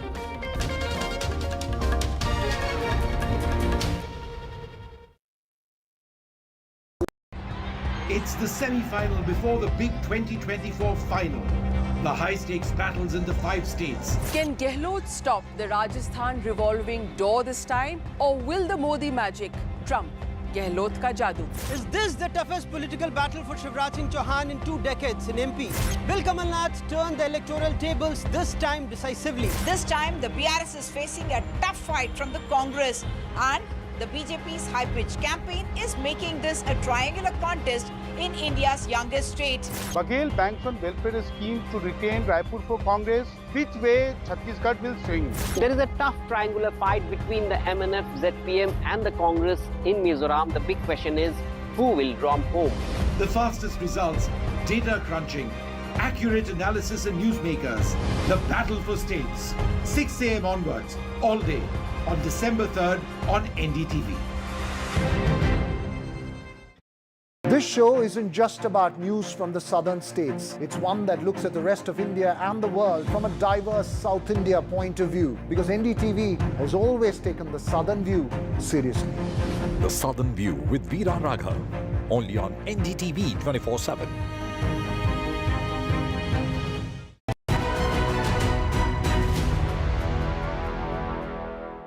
Would you invest in startups right now? We are currently investing in startups, and we have been doing so. Party Zindabad! Bharatiya Janata Party Zindabad! Bharat Mata Ki! Bharat Mata Ki! JP Nadda Zindabad! JP Nadda Zindabad!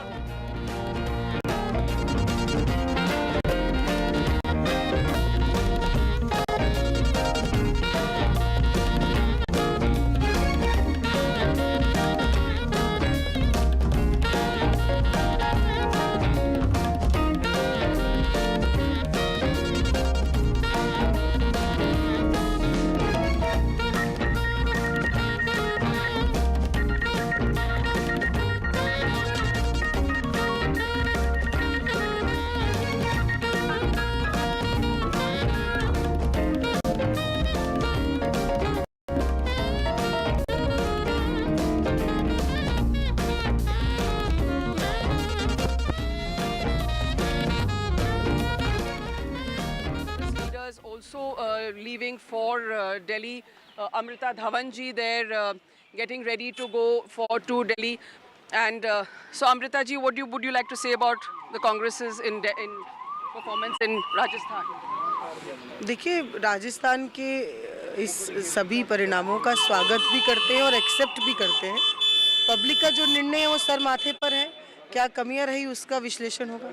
So now it's going to be, they're going to be looking at what went wrong really, the BJP and the Congress, and here you can see that even Congress leaders are also leaving, are also leaving for Delhi.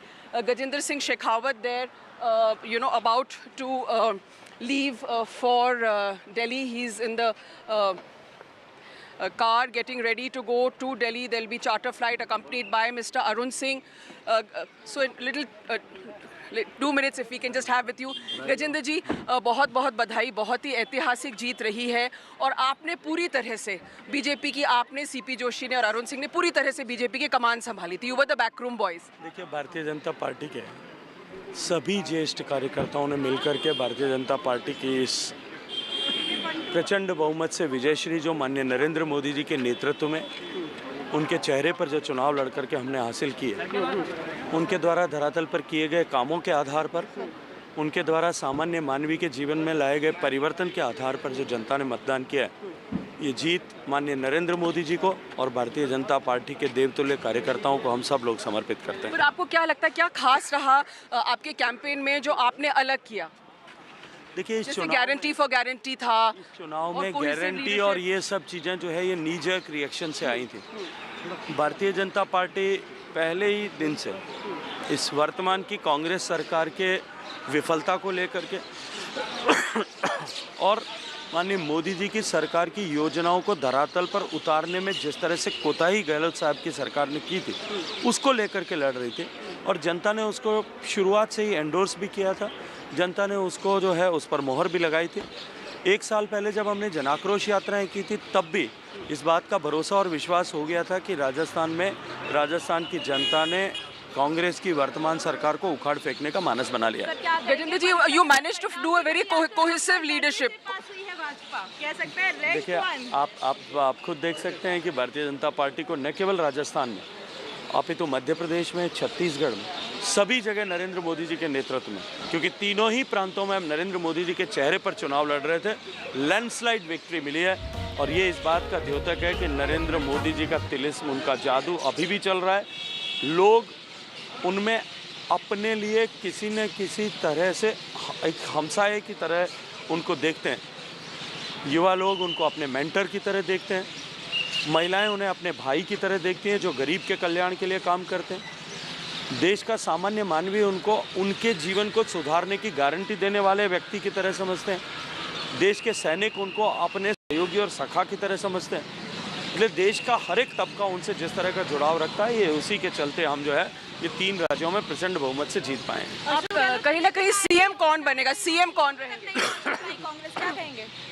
देखिए, मैंने शुरू से कहा था कि जब सरकार आखिरी 6 महीने में इस तरह की योजनाओं को लाने का प्रयास करती है, तब वो विफल होती है, क्योंकि वो ये जानते हुए ये योजनाएं लेकर के आती हैं कि उनकी धरातल खिसक चुकी है, उनकी जमीन समाप्त हो गई है और एक बार फिर वही सिद्ध हुआ है. Who will be CM is the big question, Gajendra. ये तो अभी समय बताएगा. Thank you.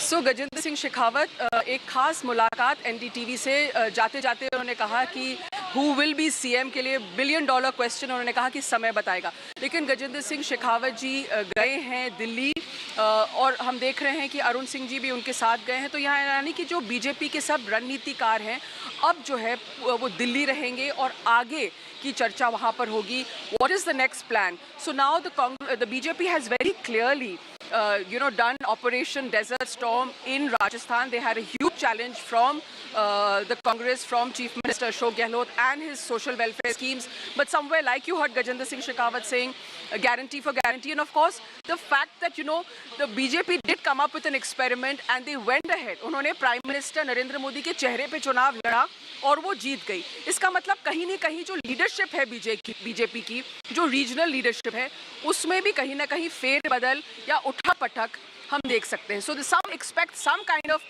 leadership change. Also the fact that this experiment of the BJP, despite challenges, has succeeded. Jaipur se Harsha Kumari Singh, NDTV.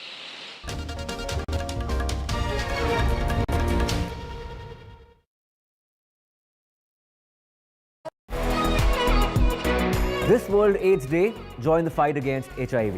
I'm Ayushman Khurrana. This World AIDS Day on the 1st of December, come be a part of the Banega Swasth India campaign and be the change with me. One World Hygiene, 10 kadam, 10 kadam.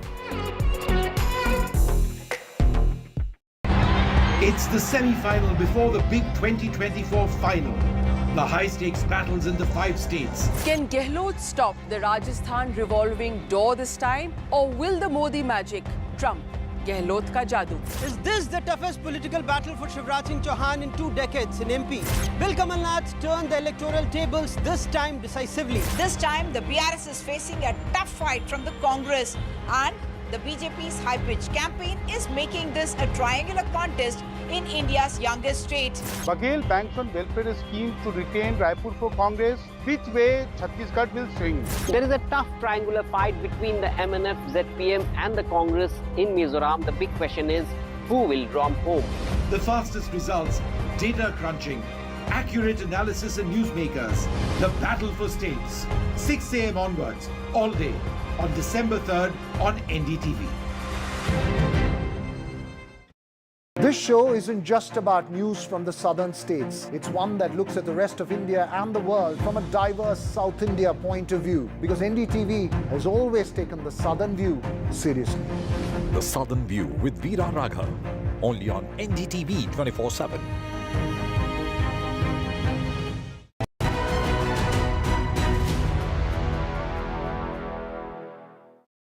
Give us a sort of profile without disclosing too much of its, but you know, the kind of startups that excite you today, because Zomato, Policy Bazaar, Naukri, great innings, but I'm wondering today what kind of companies, what are the elements of these companies? So I tell you, we don't do it top down. We don't say, hey, this is a good sector, let's go.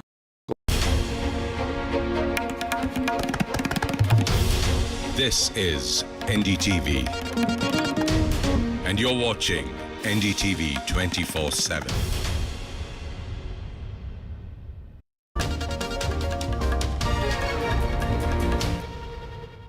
Welcome back. All the action continuing to unfold. In fact, all the action's only unfolding now. So far, it was just the numbers that were unfolding. All the political action on who's going to be Chief Minister, holding of the MLAs together, all happening from Jaipur to Hyderabad. All this action. I believe we can go across live to Uma Sudhir, who's there outside the Taj Krishna, where the Congress's MLAs, at least the ones who have won so far, are there. Uma, the DGP of Telangana has been suspended for model code of violation, we believe, because he went and met Kishan Reddy. The Congress MLAs are out there. Early in the morning, we discussed a number of about 70, 72, but it now seems to be settling around 64, 65. Is there a sense of anxiety in the Congress, given the kind of horse trading we've seen in other states? Yeah, first the news on the DGP, Mr. Anjani Kumar, then Sanjay Jain, who is the additional DGP Law and Order, and additional DGP CID, Mr. Mahesh Bhagwat. All three of them went to the residence of Revant Reddy this morning around noon and handed over a bouquet and greeted him. And that was seen as a violation of the Model Code of Conduct by the Election Commission, who are quoting the fact that the officials are not meant to meet with politicians when the Model Code of Conduct is in place, and that's the reason why Mr. Anjani Kumar has been suspended, and the other two officers, Mr. Bhagwat and Mr. Jain, Sanjay Jain, have been asked to give their explanation before 8 p.m. today. The other interesting and important developments is what we understand from our sources, highly placed sources in the Congress, is that the word from the president of the party was that if the number falls short of 65, they should be shipped to Bengaluru. And if they are between 65 and 70, they can be kept in a hotel, in a place, in a 5-star hotel in Hyderabad. As of now, what I understand from the mood that I've seen at the Congress office, I've met with Mr. DK Shivkumar, I've met with Mr. Revanth Reddy and several other senior leaders as well. They seem very confident that things are not really going wrong for them. And they also are looking at the BRS camp, with Mr. KT Ramarao having tweeted out saying that while we are not sad at the result, we are disappointed because we did not expect this. This does not appear like a party which is now going to try and poach from the Congress. Anyhow, the Congress does not want to take any chances, so all the MLAs were asked to come to Taj Krishna. We have now arrived at Taj Krishna, but we are being told that the MLAs are going to be shifted to another resort, which actually belongs to the relative of Ponguleti Srinivas Reddy, who happens to be a very strong man from Khammam, should I say, and someone who took care of many candidates. In fact, he is quite money bag and he took care of many candidates. So someone actually referred to him as the DK Shivkumar of the Congress here in Telangana. So that apart, one other development. What we also understand is that at least 2 ministers from the BRS government who have in fact won this election have already spoken to the Congress, and we are being told that as many as 15 people from the BRS other than these 2 have actually got in touch with the Congress and could be looking to move to the Congress. So like you mentioned, if they are going to stop at a 64-65, that's not a very comfortable number for the Congress, but it does not appear as of now, at least the senior leaders don't think this is a time when either the BRS or KCR is going to try and poach the Congress MLAs, and this may not be a time for the Congress MLAs to move either. So in that sense, they are feeling more confident, and they are saying that they in fact may get people from the BRS into their camp. They're talking to about 15 at least, including 2 ministers, like I mentioned, who have won the election. The other big issue now, of course, will be who is going to be Chief Minister of Telangana. In that, we see Revanth Reddy as a very clear front runner, not only because the DGP and other top officers went to meet him. Of course, they can say that they met him because he's the leader of the Congress party here, but very obviously the way he carried this campaign very much on his shoulders, very frontal in his attack on the Chief Minister, and it very much appeared as though it's...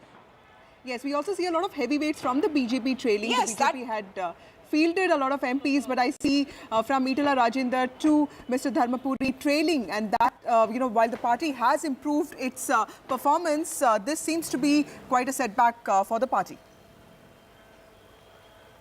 I would certainly think so, because the BJP had put in all its MPs also to contest in this particular election, except Kishan Reddy. You had the other MPs contesting. So you have a Dharmapuri Arvind, who in fact contests from Korutla. He had defeated KCR's daughter Kavita. He is losing. Karimnagar, even Bandi Sanjay, as far as I was told, I have not seen the figures myself, but I was told that he is losing as well.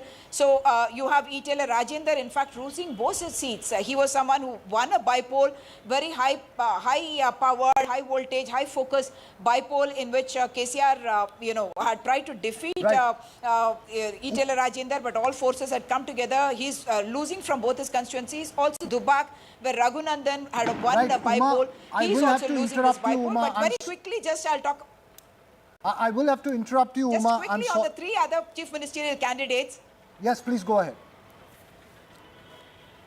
Okay, so one is of course Revanth Reddy, front runner, because he ran the campaign. The second part of it, and also he took on Chief Minister KCR on the bidding of the leadership in Delhi, we are told, and that's one reason why he is directly being seen as the person who will be Chief Minister. Second is Uttam Kumar Reddy. I'm sorry, Uma, I'll have to cut you short there because we have with us J.B. Mathur, member of the Rajya Sabha, spokesperson of the Congress party as well. Just stay with us if you can, Uma. I'm really sorry to cut you short there. J.B., what is the takeaway today as far as the Congress is concerned? It seems to be a blow in the Hindi heartland.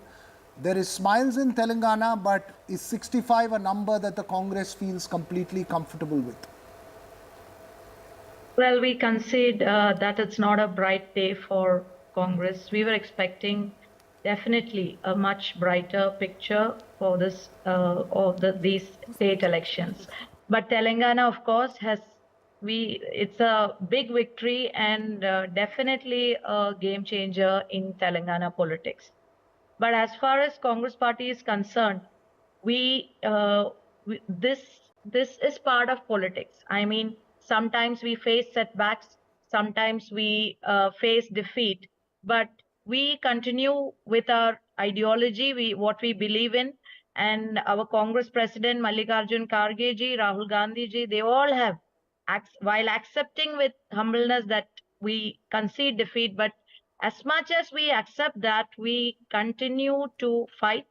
We will definitely, this is a warning signal for us to check where we went wrong, what went wrong, how the organizational aspect and the political aspect, the campaigning aspect, everything has been checked into, and we will definitely be more prepared for the 2024 elections. Right. Thank you, Chebi. We also have an esteemed panel of guests with us. Mr. Avinash Kalla, political analyst from Jaipur, Mr. Pulla Rao, and Dr. Sandeep Shastri. We also have Anuja Kapoor, BJP spokesperson, and Abhilash Khandekar, former senior journalist, joining us from Madhya Pradesh.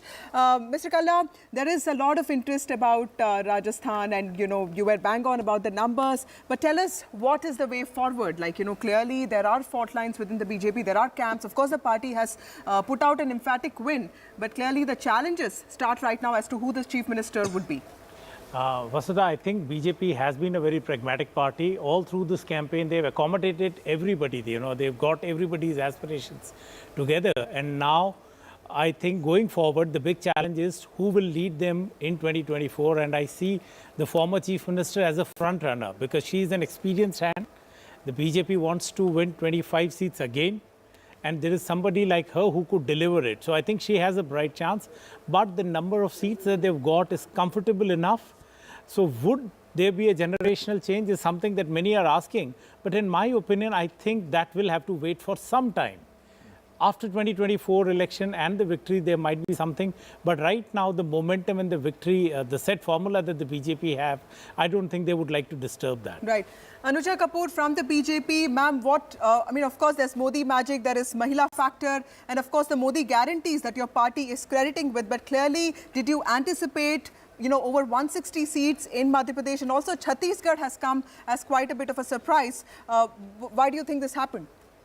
I think it's a surprise for the media maybe and for the opposition party. But for Bajpa, it was not a surprise. We knew about it because we are the people who have been doing work on the ground level. And that is where we have started doing it, not on the election day. The number which you see now, it is coming from a way past time. And we have been doing this for a pretty long time. We knew where do we have to stand, what we have to do. And this whole was a mission with a vision. And we walked the talk. Modi ji has done it, and he has given... I'm sorry to interrupt you again. We keep doing this on election day because we've got newsmakers speaking. I believe K.T. Ramarao is speaking now in Hyderabad, son of K. Chandrasekhar Rao, the Chief Minister and the IT Minister of Karnataka, the outgoing IT Minister of Karnataka. He's won a seat. Let's just listen to what he said. He's already conceded defeat earlier. But इस बार हमें जो result चाहिए था वो नहीं मिला, पर कोई बात नहीं, हम हमारा काम जारी रखेंगे. हमारे जो लीडर हैं केसीआर सर, उनके लीडरशिप में we will continue to strive for the greater good, for the benefit of the people of Telangana, and we will assure all cooperation to the new government. We compliment and congratulate Congress Party on winning the mandate of the people. We wish them the very best in fulfilling all the promises that they have made to the people.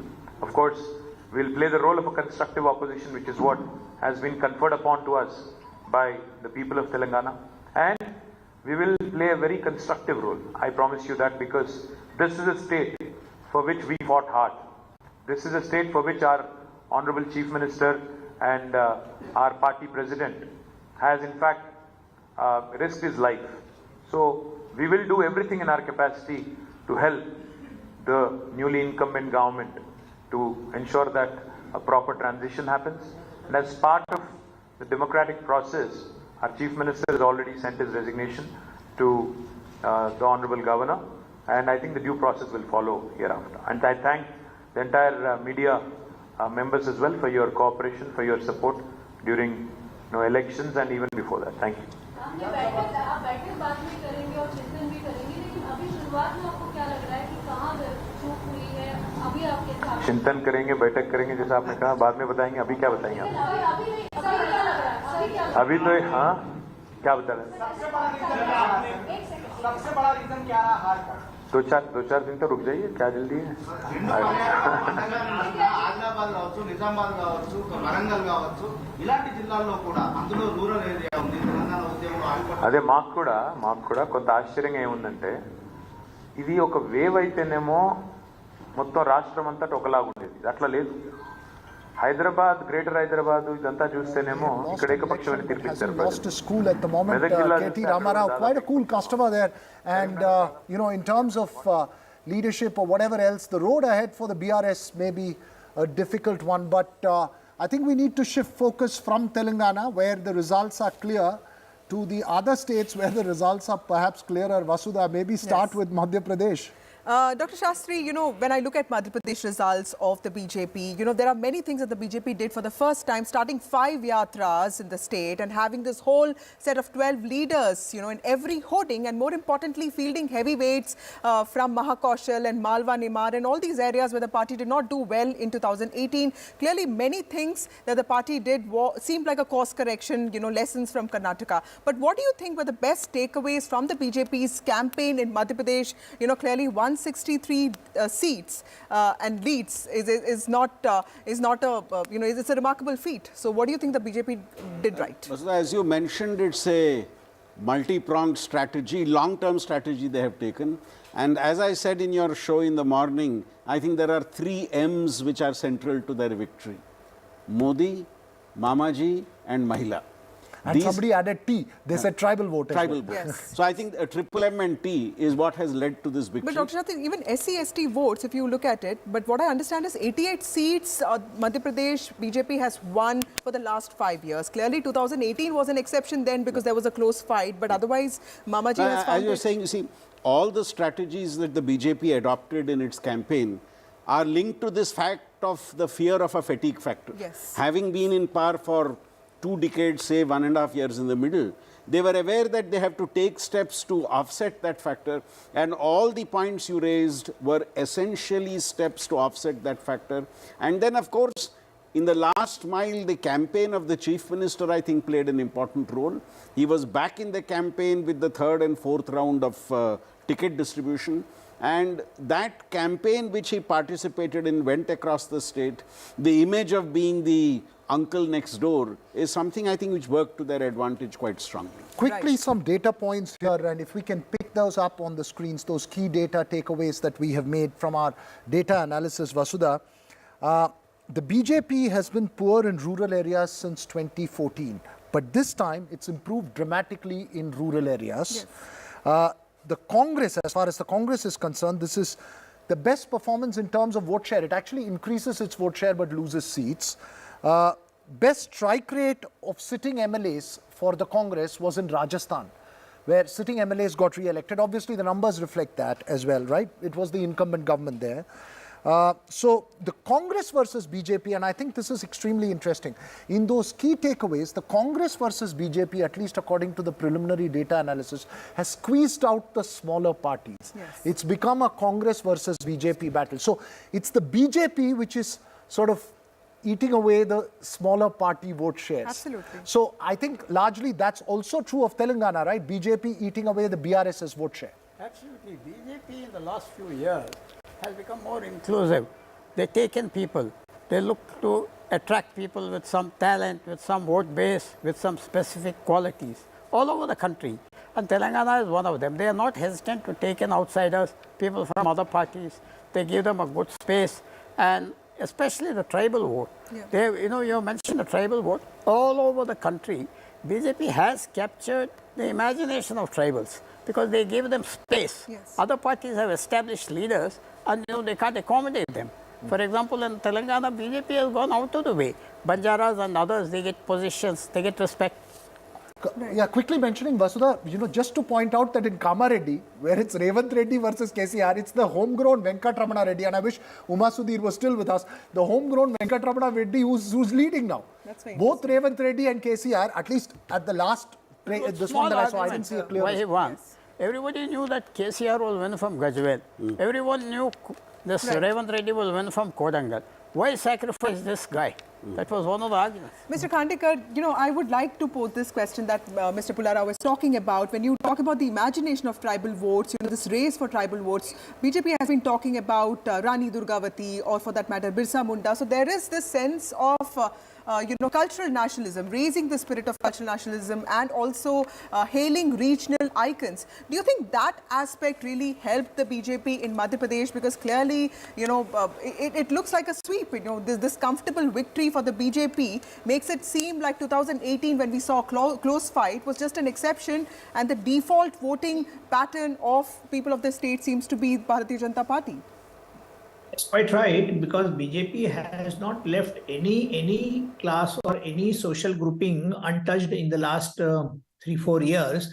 And if you remember the first private railway station which Modi inaugurated, it was named after Rani Kamlapati. She was a Gond Rani of Bhopal, about whom even I did not know much. And there was a Kamla Park area in Madhya Pradesh. So from Birsa Munda to Tantia Bhil to Rani Kamlapati, they have been focusing on tribals simultaneously, while the BJP, which is otherwise known as a traders party, they have actually taken over all the classes. So OBC was also their focus, tribal was also focus.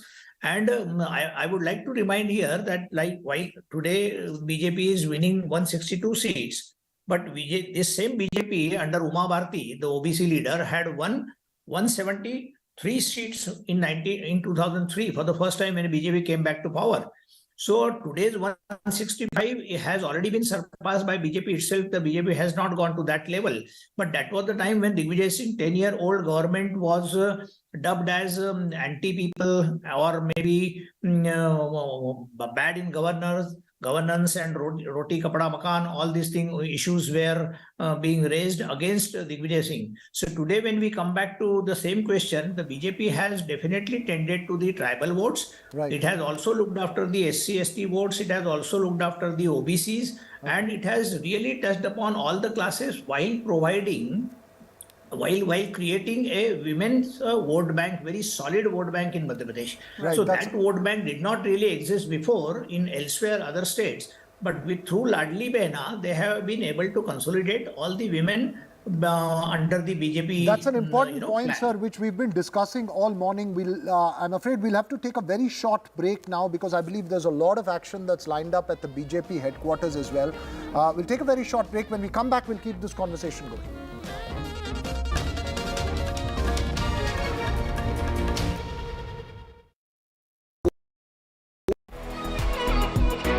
This World AIDS Day, join the fight against HIV. I'm Ayushman Khurrana. This World AIDS Day on the 1st of December, come be a part of the Banega Swasth India campaign and be the change with me. One World Hygiene, 10 Kadam, 10 Kadam. It's the semi-final before the big 2024 final. The high-stakes battles in the 5 states. Can Gehlot stop the Rajasthan revolving door this time? Or will the Modi magic trump Gehlot ka jadoo? Is this the toughest political battle for Shivraj Singh Chauhan in 2 decades in MP? Will Kamal Nath turn the electoral tables this time decisively? This time, the BRS is facing a tough fight from the Congress, and the BJP's high-pitched campaign is making this a triangular contest in India's youngest state. Baghel banks on welfare scheme to retain Raipur for Congress. Which way Chhattisgarh will swing? There is a tough triangular fight between the MNF, ZPM and the Congress in Mizoram. The big question is, who will romp home? The fastest results, data crunching, accurate analysis and newsmakers. The battle for states. 6 a.m. onwards, all day, on December 3rd on NDTV. This show isn't just about news from the southern states. It's one that looks at the rest of India and the world from a diverse South India point of view, because NDTV has always taken the southern view seriously. The Southern View with Veera Raghav, only on NDTV 24/7.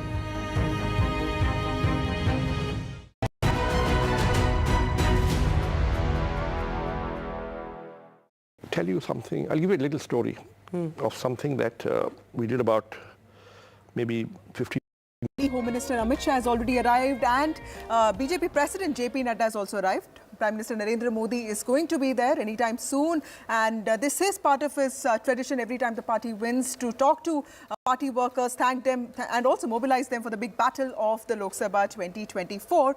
But clearly, a lot of action happening in poll-bound states. Anuja Kapoor, BJP spokesperson, I wanted to ask you, ma'am, every time I speak to a BJP leader these days, they say that they talk about a prayog. You know, this was, you know, be it Rajasthan or be it Madhya Pradesh or Chhattisgarh, collective leadership and the new things that you tried out is being seen as a strategy for 2024. But in Rajasthan specifically, are you looking at a generational shift? Because this is also an opportunity to do that.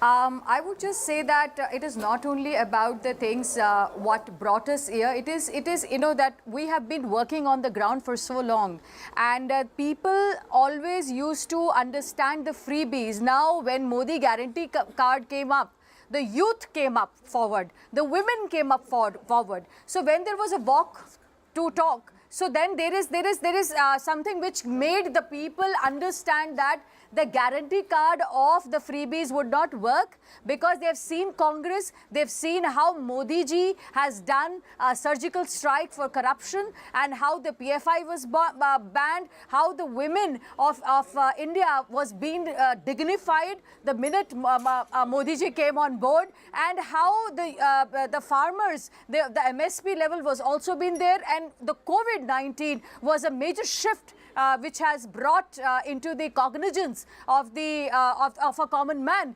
When we say that it is Antyodaya, it has been seen in our policies, it has been seen in our schemes, and that is where really people believe. Yes. We can see images from the BJP office of the Home Minister walking by. I think there's only one question between today and tomorrow. Who's going to be Chief Minister where?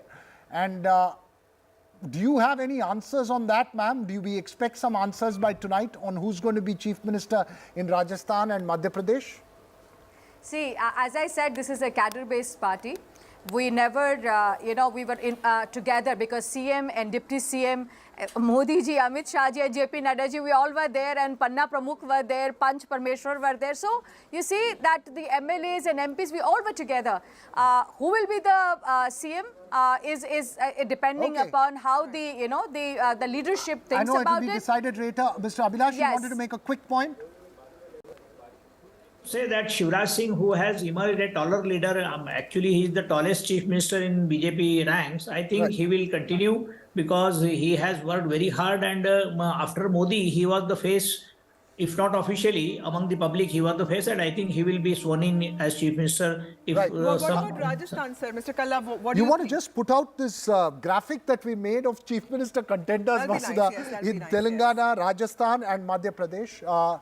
I mean, you know, in Rajasthan, the people who've been put up in our graphics are Gajendra Singh Shekhawat, one possibility, Kirori Lal Meena, the other possibility, BJP Rajya Sabha MP, CP Joshi is one possibility that's been put up, Diya Kumari, BJP Lok Sabha MP is one possibility that's been put up, Baba Balaknath, BJP Lok Sabha MP. I don't see Vasundhara Raje's name in this, but that may not be a fair one. Mr. Kalla, it's seen as a state where Jats are really powerful, but you not had a Jat chief minister. Yes, you know, that is one very valid point, that there is no Jat chief minister.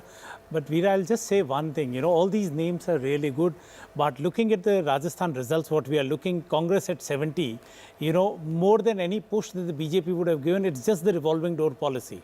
That has helped them long, and more than us, the BJP top leadership knows that the victory is not that big. So to make sure that they are home and safe on 25 seats, I think they will not take any new or brave or new radical prayog, as we have been saying. The prayog would be go with the tried and tested, and no momentum should be derailed. And of all the leaders that you have said, none of them has any pan-Rajasthan presence. Mr. Balaknath has been popped up a lot, but in his own seat. But in his own rally, he said, "Hamari Purva Mukhyamantri or Bhavi Mukhyamantri." He addressed Vasundhara Raje as the next chief minister in his own public rally. Right.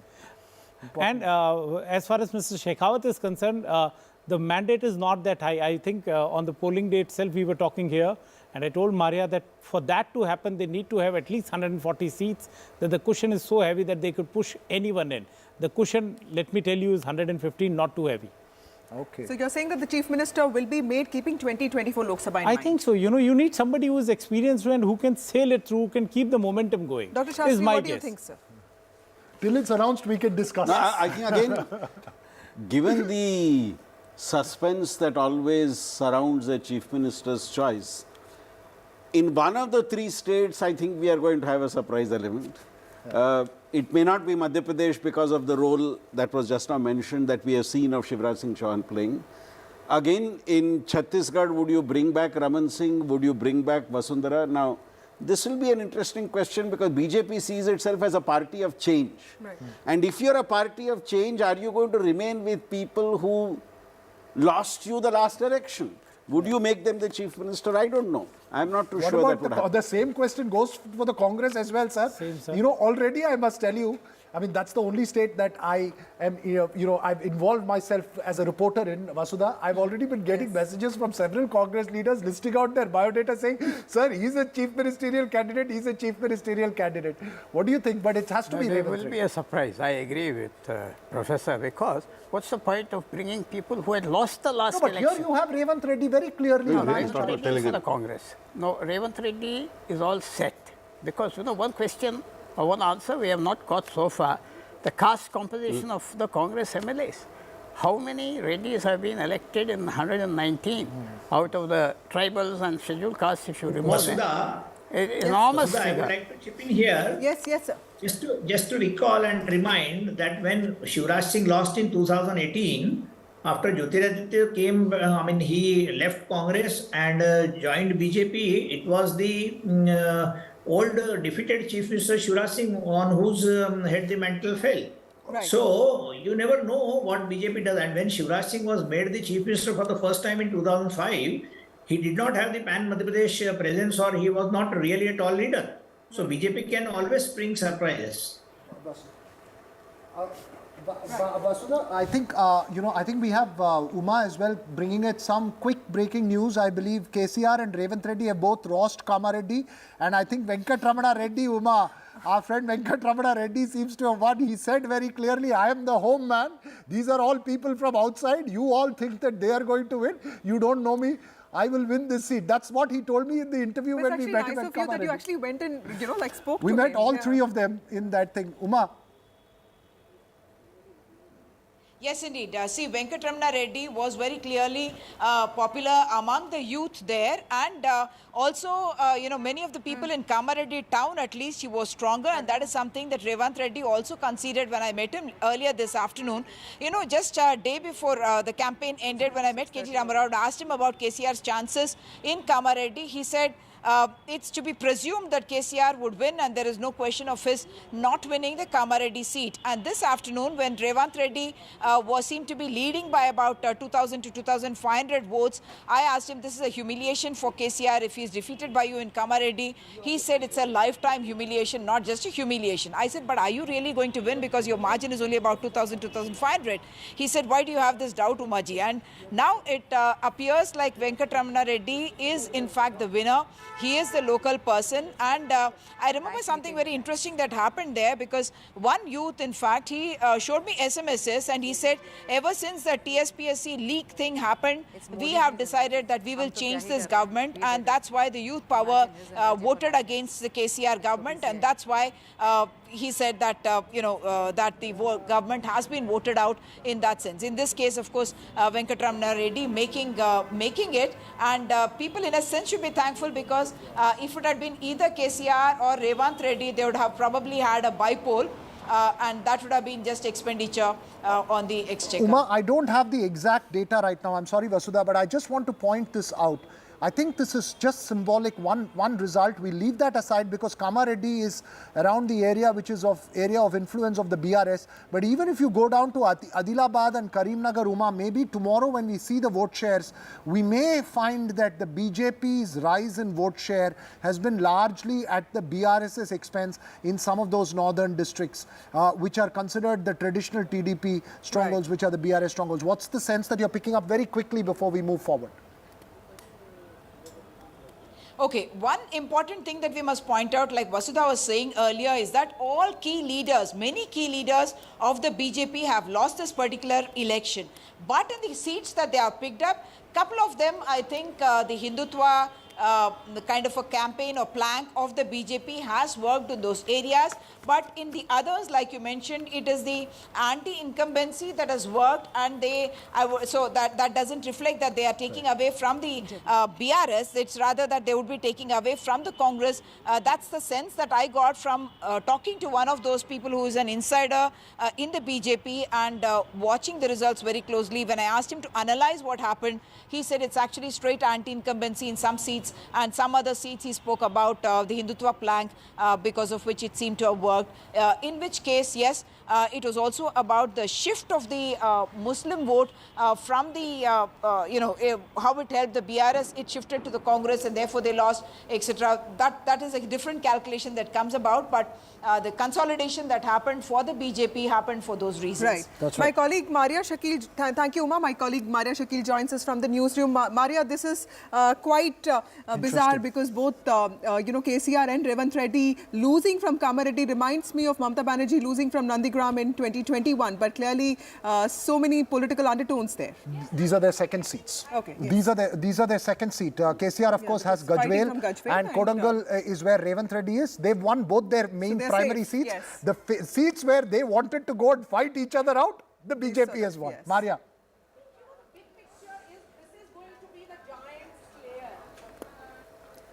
We can't hear Maria. Okay, we can't hear Maria. Can you hear me now? Can you hear me now? Yes, go ahead, Maria. Yes. So I'm saying he certainly will be seen as the giant slayer now. A BJP double giant candidate, slayer, Maria. Double giant slayer. Yes, a BJP leader who polls 34.64% votes, wins with 66,652. That is the total votes that he has polled. And K. Chandrasekhar Rao is number 2, and Revanth Reddy, the two potential chief minister and an outgoing chief minister and an incoming chief minister, they have been reduced to 2 and second and the third position. So who is he? Venkata Ramana Reddy is the man of the moment in many ways. He is among the 8 candidates that have been won by seats that has been won by the BJP. So he is a BJP leader who has polled 34.64% votes, and the vote gap between the second and the winner here is around 7,000 votes. But certainly this will be seen as a big upset. That's right. And a big message that is coming in from this election in the state of Telangana will also be somebody called Venkata Ramana Reddy of the BJP, who has defeated both KCR and also Revanth Reddy. Maria, this is very interesting, Vasudha. When I must tell you that we met Gampa Govardhan, who is the sitting MLA of Kamareddy. He's a senior leader. He quits, he moves out of his seat to give his seat to KCR. Shabbir Ali, the sitting candidate from Kamareddy, moves to Nizamabad. He lost to Gampa Govardhan last election by 3,000 votes. He moves, gives the seat to Revanth Reddy. When we met Venkat Ramana Reddy, he said, see, sir, so far we have only helped win, others win. This time we will win. People laughed around him, but he's made sure that he's defeated. That's what happens. I think that's the story of Telangana. Jebi, Mathur, I wanted to ask you, clearly there is a sense that the Congress may not, at least for now, have an answer to Narendra Modi in the Hindi heartland of sorts, because clearly it is getting difficult for you. South India is definitely a different game. But do you think that these election results are going to impact how India Alliance works and also the kind of power and negotiation that Congress hopes to have? State election and national election, we are on different platforms. It's a different game. So if I will, let me ask you back the same question. Let us look at 2018 assembly elections. What happened in 2018 elections? 2018 elections, Hindi heartland was swept by Congress, but what happened in 2019? So let us look at state elections and national election differently. The ideas, the campaign, the issues are all different in both state election and national election. So we would like to repeatedly say that in as much as we concede defeat in the Hindi heartland, but that's only a chapter. That's not the end of the book. It's only a chapter, which is a very dark chapter, but we are very hopeful with the India alliance and with the burning issues that's there in the country, definitely 2024 is going to be a different game. And we are very positive about it. So, otherwise, you can also look at 2018, we swept. And what happened in 2019? So this is not something like, okay, we lost the Hindi heartland and that's the end of it. That's not the end of it. We concede defeat for this assembly elections in Hindi heartland. But this one positive side I wish to say is that this will give us to look into the where we went wrong and correct ourselves and take more important steps to ensure wherever we went wrong, we'll correct it organizationally and in terms of campaign. But 2024, you will definitely see a different picture in Hindi heartland. We are not conceding defeat for that's an important 2024. point. So, Dr. Shastri, not. when we talk about this need for introspection and reflection, clearly caste census, OPS, or for that matter, even some of the other issues that Congress raised, farm loan waiver, doesn't seem to be having that kind of impact that Congress hoped for, because the heartland states seem to be rejecting these parties. So, do you think if you look at the Hindi heartland, the issues which the Congress has tried to raise as part of the assembly election campaign does not seem to have cut ice with the voter. Now, it's not that the issues are not important, but maybe the way the Congress has packaged it in this election has not worked. Maybe the way its opponent, the BJP, has countered the alternative that they are putting forward has worked more effectively. Right. So I think the Congress has to seriously sit back and strategize as to why is it in a direct context with the BJP in the north, they are not able to break through and defeat the BJP in that contest, because this is not happening just one time, but it's happening time and again. Why do you think so, Vasudha? Before you ask the rest of them, since you cover the BJP very closely, what is it why is it this divide that's there? This north-south thing. Yes. Plus, what do you think strategically is the BJP's... I think this time the election, the results, the success has been this Chunav Prabandhan, poll management. BJP has been extremely careful, extremely meticulous in deciding, the corrections that need to be made. Karnataka was quite a jolt for them. And the way they corrected all their actions, the way they announced their party tickets, the way they fielded heavyweights from all those areas where they lost earlier, and also sent biggest leaders from Amit Shah to Ashwini Vaishnav to Bhupendra Yadav, and they camped in these states for a very long time. So clearly, I think that is something that was missing in the Congress campaign. So you're saying that after the Karnataka lesson, I think the lesson that's been learned is that even if you want to move forward, make sure the optics are right, don't just move forward like that. Absolutely true. Look at the optics. There have been a lot of talks that the BJP is a divided house in the state of Rajasthan. But all throughout the 5 years, their leaders were seen together, smiling, posing together. They were all on the stage. Whereas to get Mr. Sachin Pilot and Mr. Ashok Gehlot together for a picture, you needed a KC Venugopal or a Mallikarjun Kharge or a Rahul Gandhi to come in. Right. Until unless these heavyweights came in, these two guys did not come together. And look at it, the 70 margin, Eastern Rajasthan, the stronghold of Sachin Pilot, where he got the votes. The Congress, I think, is deficit by 24. So add that to it, you are 94 seats. Okay. So I think the Gujar community, you think the Prime Minister raking that issue of Sachin Pilot and absolutely yes. And look at the way the Prime Minister brought it out. He recalled late Mr. Rajesh Pilot and said he and Sachin Pilot have been both marginalized. Yeah. That was just to make sure that whatever, if there is a sentiment of the Gujar saying that, okay, Pilot has got back into the fold, make sure that he punches that. And Mr. Pullarao, during our conversations on Telangana, as far as the BJP is concerned, you put one last word, which is, it will be impactful. I don't know if it will be consequential. Today, what would you say? It was impactful. You see, he has raised the profile of the party. He has gained goodwill. He has gained political capital. It was not immediately useful, but it is there. He has become a familiar face. He has been talking a little bit in Telugu. This BRS-BJP alliance, the accusation that the Congress said that the BRS is a B team of the BJP. In some way, there was a minority consolidation at some level in favor of the Congress. But do you see the BRS and BJP working together in Telangana as we head to the 2024 parliament? See, that's the very important question. Till the election, they were working together in Delhi. KCR and KCR's party and Congress party in parliament everywhere. Right. Now, if the Congress is going to face a meeting on December 6th, shows real political sense, they may reach out to the BRS. Will they reach out? Or will they not reach out? Okay. That is the question. It's up to the Congress party to reach out, not for BRS to approach. A small point. If you see after 2014, the BJP in state assembly elections has always done well when they are the one defeating the ruling party. And in a sense, in all these three states, the last election was lost by the BJP, including Madhya Pradesh. So in a sense, coming back after a defeat is something the BJP is great at. Vasudha, why I'm asking that question is post-Karnataka, you had a BJP-JDS alliance. Right. Is it possible? I don't know, because given the social demographic of Telangana, it may not be possible. But we can ask that to the BJP spokesperson there. Anuja, do you think, at least with regard to the South, the BJP may have to depend on allies, or do you think the Modi magic is going to work across the country when it comes to 2024?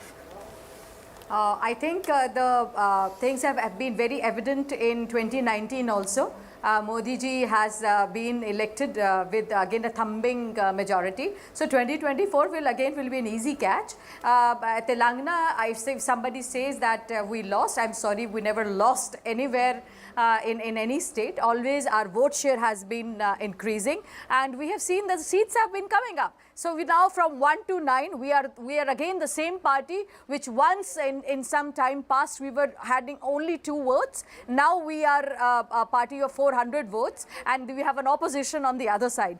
So I think we are the people who, if have made mistakes, we learn from our mistakes and we bring the whole people together, and we fight the election in consolidation with the public. So when the schemes and the policies are being brought up, they are being brought up in the connect, keeping the public in mind.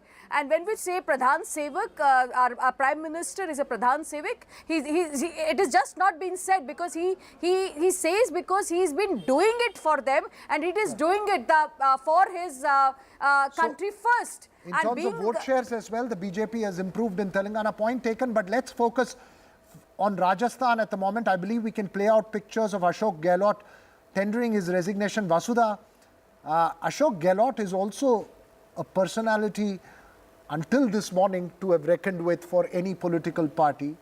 What's next? I think we should focus on what's next as far as the Congress is in Rajasthan, right? I mean, do we see a change of guard? Do we see the... because a few Congress leaders... And Mr. Kalla, Ashok Gehlot also had this chance to become the Congress president before Mr. Khadge, and he chose to be the chief minister. The state was very important to him. This whole fight with, Sachin Pilot did play out for many months. Now we are speaking about Vasundhara Raje, but tell us, what does this mean for Ashok Gehlot? Well, it means a lot for Mr. Gehlot, and you said that the Congress... missed out. I would say Mr. Gehlot missed out on being the Congress president, because that would have been a completely different situation. It would have helped the party as a lot. But with 70 MLAs and a lot of his people in that fray, he would now still want to be around in Rajasthan, because with the central leadership, the equation is not what it used to be earlier. After the September 25th revolt, there is not the same camaraderie that they both have. So Mr. Gehlot would now want to stay around in the state. It would be interesting to see, can the Congress can the Congress party get a young leader of opposition day after when all the MLAs meet? Right. That is going to be the big question, that can they now, at least in opposition, get the young ones or the young guard get a chance and lead it now onwards? That remains to be seen. Right. Abhilash Khandekar, there is this very interesting aspect of both Vasundhara Raje and Shivraj Singh Chauhan. When you think about both of them, in some ways both of them were sidelined and the party was looking for a different set of leaders. But clearly Shivraj Singh Chauhan behaved very differently.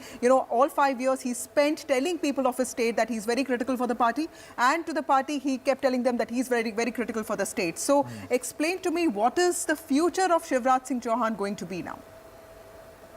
So, Vasundhara is also from Madhya Pradesh. She fought an election from Bhind in 1984. She lost, and she comes from the Gwalior royal family. And Shivraj Singh also is an MP wala. So, but there is no comparison between the two personalities, in the sense Shivraj is quite grounded person.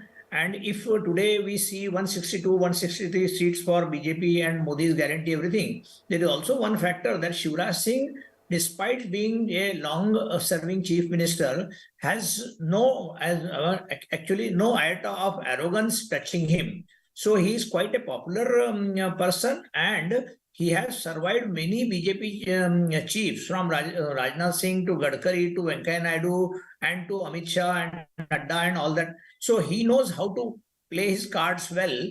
Contrastingly, Vasundhara had strained relationship with the BJP High Command, but Shivraj Singh, after his loss, the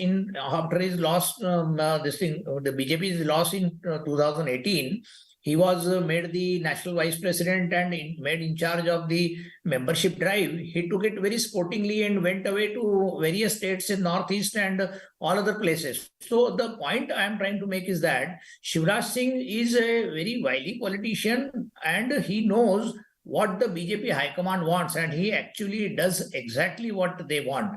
And when it appeared that he was being sidelined, you remember that he asked his own voters, should I fight the elections or not? So that was also his move in a way to show that he is still flexing his muscles, but he was not ready to fight with the High Command.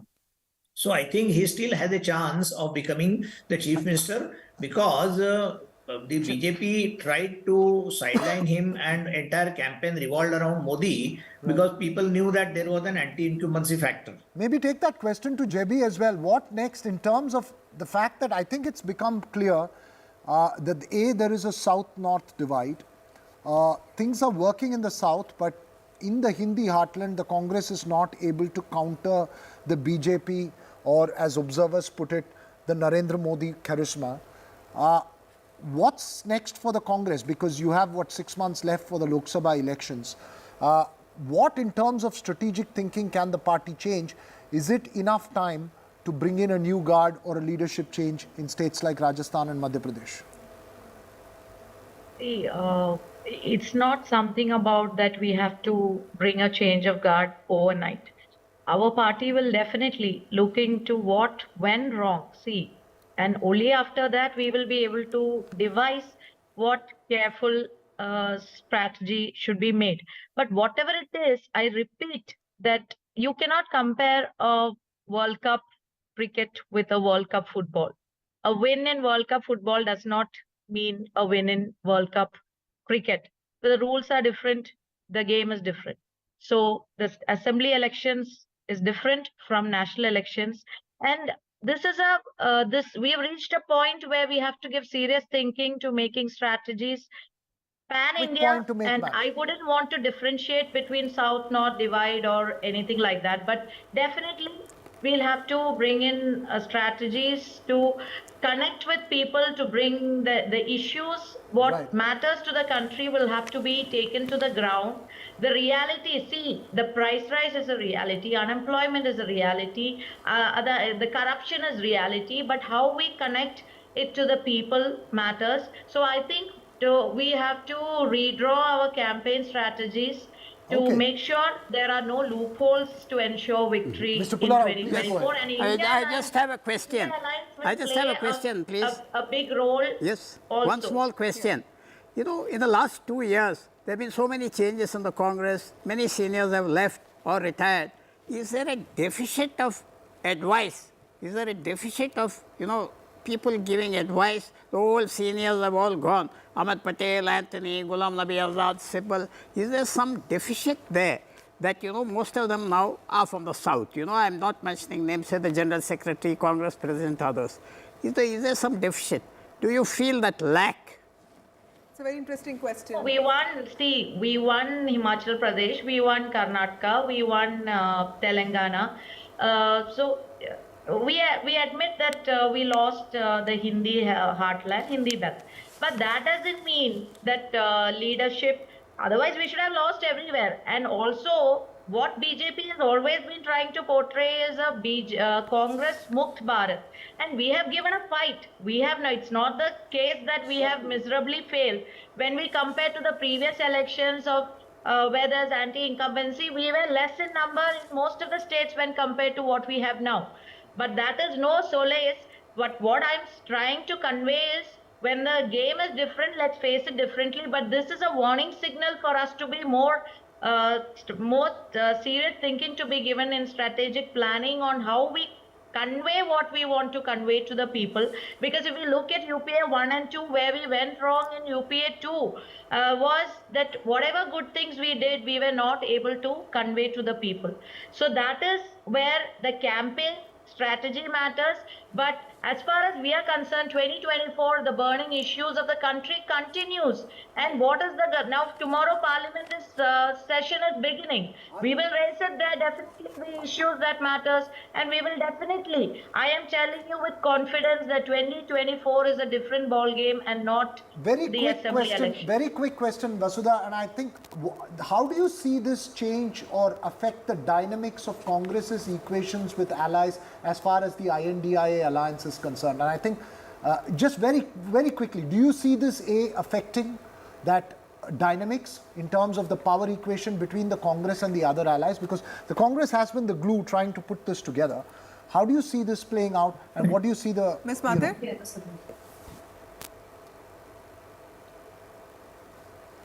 Is it to me? Yes.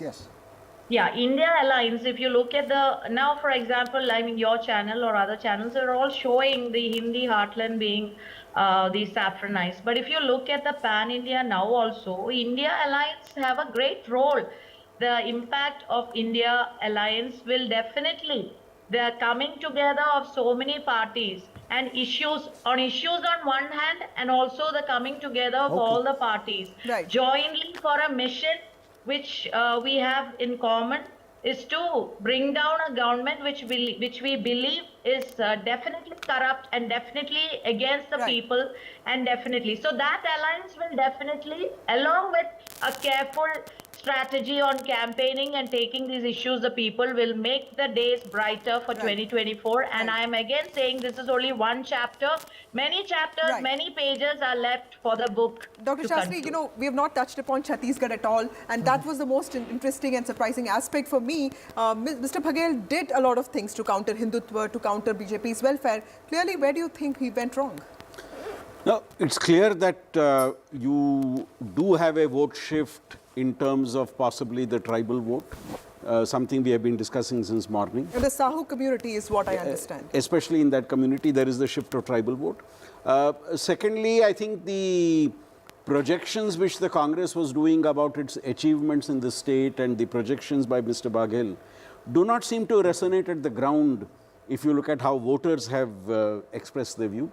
So I think in some ways, while all of us talk about welfare... No, we're playing live pictures as you're speaking of the BJP headquarters where I think Mr. Rajnath Singh and Home Minister Amit Shah have already taken the stage. We expect the Prime Minister to reach there any minute now. You already see the cavalcade coming in. Go ahead, sir. Yes, sir. As I said, while we have been talking about welfare and welfare schemes, at the end of the day, how those welfare schemes work on the ground is what Chhattisgarh demonstrates. You may have provided a lot of welfare schemes, but what happened on the ground and how do the voters perceive that, I think, is seen in the result that you find today projected in Chhattisgarh. So that's the cavalcade, that's the convoy of the Prime Minister coming in. This has been a tradition for him to address party Karyakarta every time the party wins, and he will start speaking soon.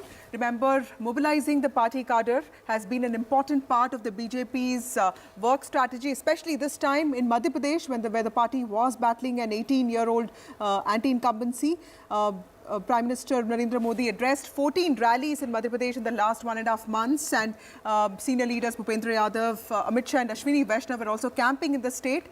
Same goes for Chhattisgarh and Rajasthan. The Prime Minister addressed about 12 and 15 rallies in Rajasthan. Clearly a lot of effort there that the Prime Minister put in to ensure that voters get the message that he was trying to give.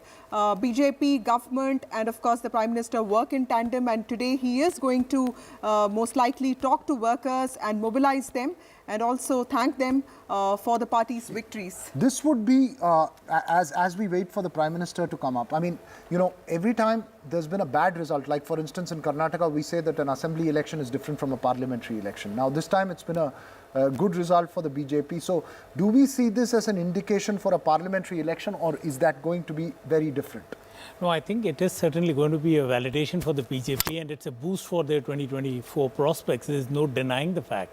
And it also gives, every time there has been a charge that the Prime Minister is unable to win you seats beyond Gujarat or a state beyond Gujarat, with this and no face in any of the states, the Prime Minister proves it that he can deliver you states in the Hindi heartland in assembly elections.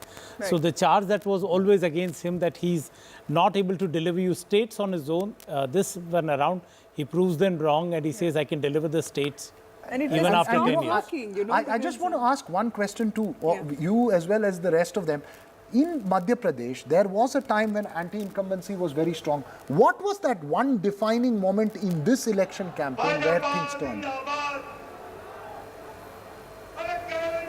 There you see the Prime Minister walking up. As we wait for him to speak, what do you think was the defining moment in that election? Where was something... I think the Congress peaked a little too early.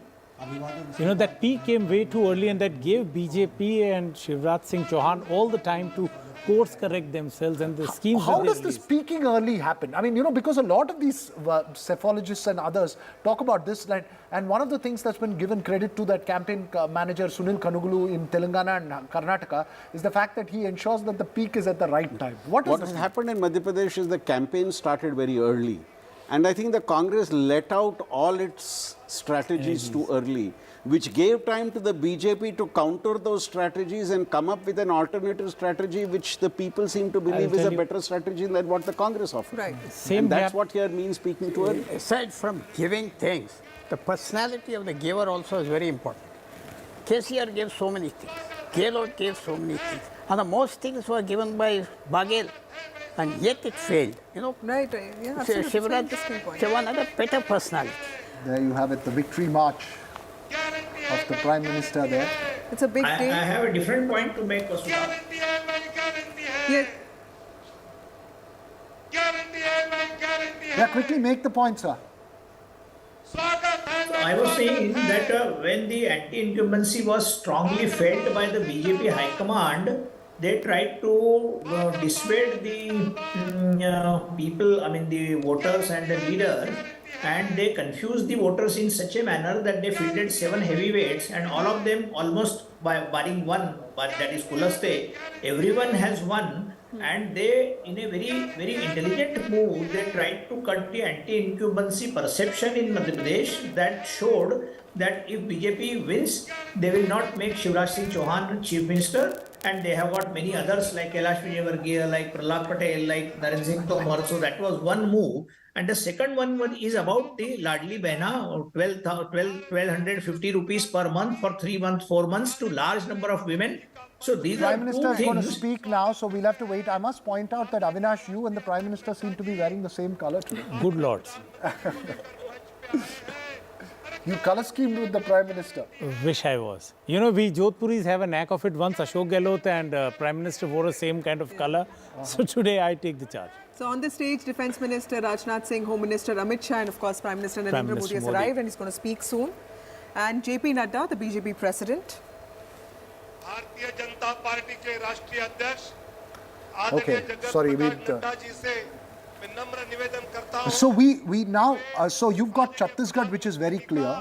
We are still working. I think tomorrow we'll focus on who's going to be Chief Minister, and I think that's the next decision he has to make. Who's going to be Chief Minister where? Obviously for the Congress as well.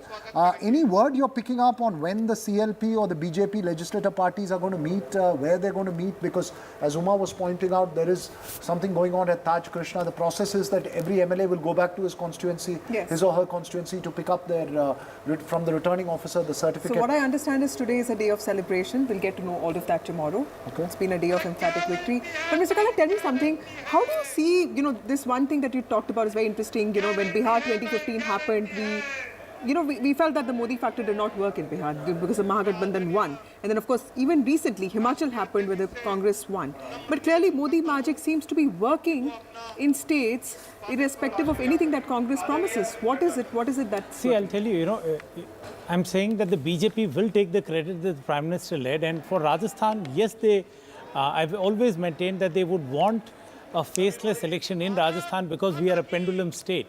More reasons of BJP coming is because of the pendulum state, and as I mentioned, and Mr. Shastri also pointed it out, they gave out their schemes way too early. Right. That gave the BJP a chance to match them scheme by scheme, and then they unleashed Hindutva. Right. So Hindutva was the core which was adding on to every scheme that the Right. Congress matched. But there's also another point, and I don't know if this works, and I've noticed this, and this actually was told to me by Jayalalitha in Tamil Nadu.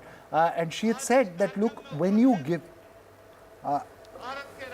we've got the BJP president speaking there. What she said is that when you have, when there is a leader should not tom-tom about what you have given. I think there were lessons that they all learned.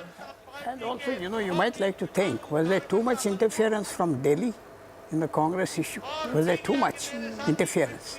You know, giving ideas, pushing people in Madhya Pradesh, Rajasthan, and, you know, they couldn't, and they left everything to Baghel. There was a lot of dissidents there. Let's cut in a bit to Mr. Nadda's speech there. सभाओं के नतीजे आए हैं तो भारतीय Janata party ने आदरणीय मोदी जी के नेतृत्व में एक बहुत बड़ी जीत हासिल की है, बहुत बड़ी जीत हासिल की है। ऐसे खुशगवार समय में मैं अपनी ओर से और आप सब लोगों की ओर से और लाखों करोड़ों कार्यकर्ता जो डिजिटल के माध्यम से और टेलीविजन के माध्यम से जुड़े हैं, उन सब की ओर से आदरणीय प्रधानमंत्री जी का इस कार्यक्रम में आने पर हार्दिक अभिनंदन करता हूं और स्वागत करता हूं।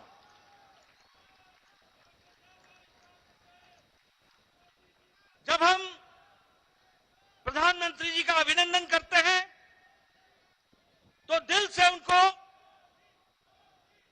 हम धन्यवाद भी देते हैं, और हम धन्यवाद इसलिए देते हैं कि भारतीय जनता पार्टी जब भी कोई चुनाव लड़ती है, चाहे वो प्रदेश का चुनाव हो, चाहे वो देश का चुनाव हो, चाहे काल कोई भी अनुकूल हो या प्रतिकूल हो, आदरणीय प्रधानमंत्री जी ने हमेशा सबसे आगे बढ़ करके नेतृत्व को संभाला है और हमेशा उस चैलेंज को पूरा किया है।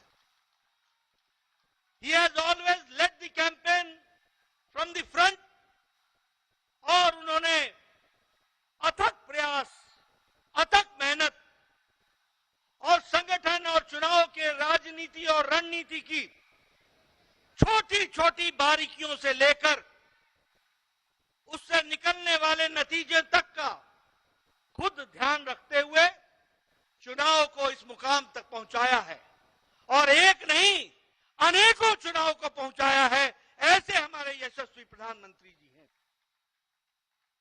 मित्रों, ये जो संदेश इस चुनाव के नतीजों ने दिया है, वो स्पष्ट बताता है कि देश ने समझ लिया है कि अगर कोई गांव को मजबूती दे सकता है तो वो प्रधानमंत्री नरेंद्र मोदी जी दे सकते हैं। चुनाव के नतीजों ने स्पष्ट संदेश दे दिया है कि अगर कोई गांव, गरीब, वंचित, पीड़ित, शोषित, आदिवासी भाई, अनुसूचित जाति का भाई, इनको कोई सम्मान के साथ मुख्य धारा में ला सकता है तो वो और कोई नहीं, भारत के यशस्वी प्रधानमंत्री मोदी जी हैं। और इसीलिए चाहे महिलाओं का सशक्तिकरण हो, चाहे किसान को सम्मान देने की बात हो, चाहे युवाओं की आकांक्षाओं और आशाओं को आगे बढ़ाने का उनके सपनों को साकार Mr. Pullarao stays with us, but we have a new set of guests, including Amitabh Tiwari. Let me start with you. Defining moment in these elections, we were just discussing, there was a time when one felt, as far as Madhya Pradesh was concerned, that things were going the Congress way. And somebody just pointed out, maybe Congress peaked a little early in that election. What do you think was the defining change? Because if there was a wave of this nature and a sweep that was there of this nature, it should have been picked up earlier by everyone. What was it that people missed, A, and B, was there a decisive turning moment? I'll come to you next, but first. No, see, when you go in a war, you have to first do a SWOT analysis. So BJP did a SWOT analysis and it found out that it is lagging behind and trailing. So it took measures to how to win this election. Number one, announce candidates early on seats which you lost last time. Even before the dates were announced, the party announced candidates in August, number one. Number two, there was a fatigue factor with respect to Shivraj Singh Chauhan's leadership, and it was real. Even amongst a section of BJP voters, there was a feeling that we need change. So the next step was that let's not announce Shivraj as the CM face. And the third factor was, of course, the overarching Modi factor, which led to the compensation or neutralizing the anti-incumbency against the local MLAs. So Congress party's promises were punctured in the sense, Congress party announced 1500 rupees for the women in April. In June, 1250 rupees were announced and started disbursing as well. And after that, the Congress party did not take any measures as a countermeasure. See, it's a game of chess. You have, आपने एक चाल चली, उन्होंने एक चाल चल दी, आपने को दोबारा कोई चाल नहीं चला. Congress party has won all elections which they have defeated BJP under combined leadership model, including Telangana.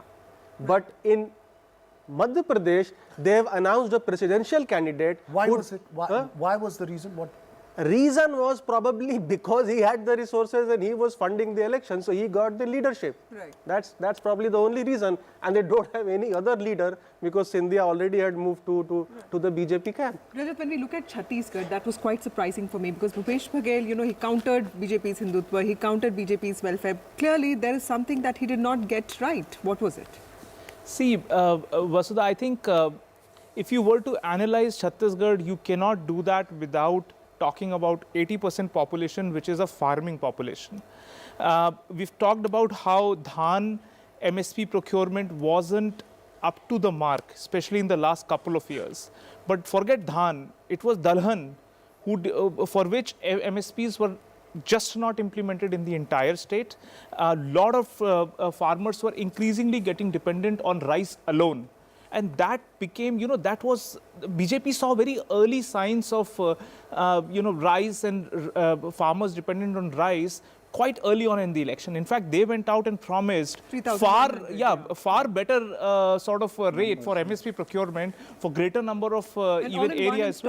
As opposed to the Congress. Exactly. So these small things. So BJP played a very plain vanilla campaign. Right. In fact, it was one state which was a which was like stuck in a fait accompli scenario, wherein BJP thought that it doesn't have the leadership to be able to pose challenge to him, whereas Congress was too overconfident. So much so that Bhupesh Baghel was a warrior for Congress party, roaming around in all other states and trying to be the championing ideologue of the Congress party, but just didn't understand what's going on in his own state. He just didn't have the ears to the ground. Let me be counterintuitive and ask, what could the Congress have done differently? Yes. I mean, is there something that the Congress could have done differently in Madhya Pradesh? One thing that two, three things. There were clear sentiments around PSC exam fraud in the state. You know, the rumblings did not start just in this year. It has been going on for the past specifically of Chhattisgarh, very specific micro issues. They did not see the writing on the wall. Perhaps they were just too overconfident. It just became such They were just too overconfident. That there is just, because the sheer amount of demolition that they had done for the BJP, that the entire leadership was purged by the Congress in the previous election. So they were confident that who is going to pose a challenge to me? I am this almighty Bhupesh Baghel, who not just in my own home state, but I'm parading myself in the rest of the state. Similar to what KCR felt in everybody, whosoever has been arrogant has bitten the dust this time. One more thing is there. I think Rajat has made very valid points regarding farming. Yes. I mean, it was Baghel believed that he was the champion of the farmer. That's number one. But he did revise his promises. So see, that's not. But later, even when he got one more point, even when he got the whiff of defeat.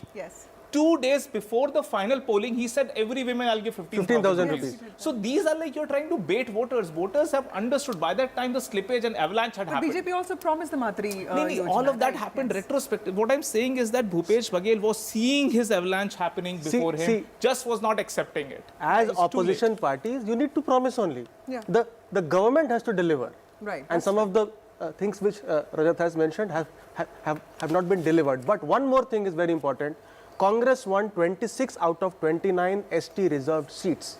But they did not give the ST community the due representation in cabinet and in power. You installed the OBC chief minister and you made a Thakur the deputy chief minister. And then there was polarization within tribals as well, Christians and the Hindu tribals. So that further split Congress's game plan into Chhattisgarh. I think we should also put up graphics as we wait for the Prime Minister to speak about, we had these graphics made for each of the state in terms of the key factors, the swings that happen, the vote shares, and it's all very interesting in terms of that. Mr. Pullarao, just weigh into this conversation in terms of what the big takeaways are, what would be the defining feature for you in these elections? And let's not stick to Telangana. Basically, with respect to Telangana, they had a good advantage from the beginning. KCR was demolished by the BJP largely. For 4.5 years, the BJP demolished KCR. Congress was not that much of an opposition. It had sunk, it was demoralized. After Karnataka election, then they felt more confident, resource-wise, other things, they started building up. And people say the BJP went back. Is it part of the strategy, or was it because you see what the argument that was made, even whether it was with JDS, again you had personal attacks, you had vicious campaign, you had Yogi Adityanath campaigning in Mandya, the BJP invested heavily in Mandya. Here BRS also, it was a personal, in fact, I may tend to argue that the BJP was more aggressive on KCR as well as the Congress. Congress was equally aggressive on KCR. But the BJP's aggression, one felt that BRS is the pole. This would split the anti-BRS vote. Was it part of a calculated strategy, or is it a strategy that misfired? I think the moment in Telangana where KCR lost his edge was a liquor scam. Oh, okay. Delhi liquor scam had a very big impact in the minds of people. Corruption mixed with family. Corruption and mixed with arrogance. Liquor scam. Because look at, even after anecdote, after resigning, he didn't have the courtesy to go and submit his resignation personally to the governor. He sent his OSD to submit the resignation. This is his farmhouse politics, because he did not step out of his farmhouse for these 5 years. No, he sent his OSD, he just sent it. And Rama Rao, KTR is actually tweeting that yes, he has sent his resignation. No, he's not held a press this conference. is the style, this is where, he did not used to go and receive the Prime Minister. MLAs have become inaccessible. They have started following this is the root cause of where KCR was finished. And BJP, I think, strategically feels comfortable of tackling Congress than regional parties. So BJP went in there and said that no matter Congress wins, no problem, we have to demolish KCR and a regional party. I don't think so, because they were almost at the verge of defeating KCR What is the themselves. mistake that the BJP made? Because this seems like a lost opportunity for the BJP. I think this is one state where they would be repenting. We are coming across to the Prime Minister's speech there. Bharat माता की, भारत माता की। आज की विजय ऐतिहासिक है, अभूतपूर्व है। आज सबका साथ, सबका विकास की भावना जीती है। आज विकसित भारत के आह्वान की जीत हुई है। आज आत्मनिर्भर भारत के संकल्प की जीत हुई है। आज वंचितों को वरीयता के विचार की जीत हुई है। आज भारत के विकास के लिए राज्यों का विकास, इस सोच की जीत हुई है। आज ईमानदारी,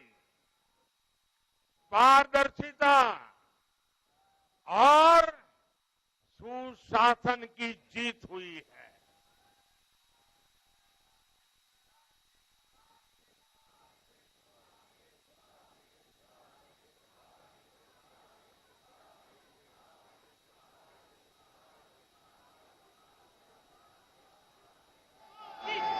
मैं इस मंच से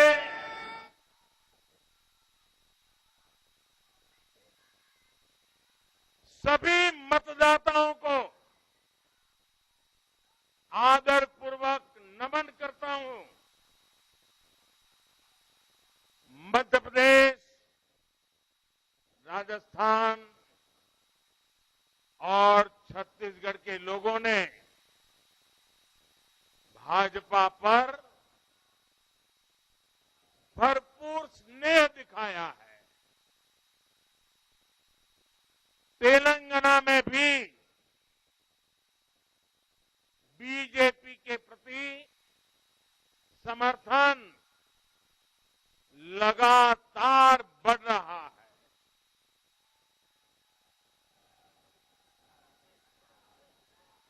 ये हम सभी का सौभाग्य है जब अपने परिवारजनों से इतना प्यार मिलता है, विश्वास मिलता है, तो मैं व्यक्तिगत रूप से अनुभव करता हूं कि मेरी जिम्मेदारी और अधिक बढ़ जाती है। आज भी मेरे मन में यही भाव है।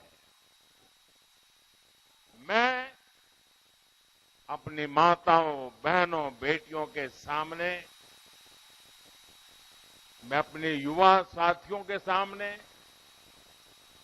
मैं अपने किसान भाई बहनों के सामने, मैं अपने गरीब परिवारों के सामने उन्होंने जो निर्णय, जो बढ़ चढ़ करके समर्थन दिया है, इसके लिए मैं उनके सामने नतमस्तक हूं। इस चुनाव में देश को जातियों में बांटने की बहुत कोशिशें हुई, लेकिन मैं लगातार कह रहा था कि मेरे लिए देश में 4 जातियां ही सबसे बड़ी जातियां हैं। और जब मैं इन 4 जातियों की बात करता हूं, हमारी नारी शक्ति, हमारी युवा शक्ति, हमारे किसान और हमारे गरीब परिवार, इन 4 जातियों को सशक्त करने से ही देश सशक्त होने वाला है। आज बड़ी संख्या में हमारे ओबीसी साथी इसी वर्ग से आते हैं।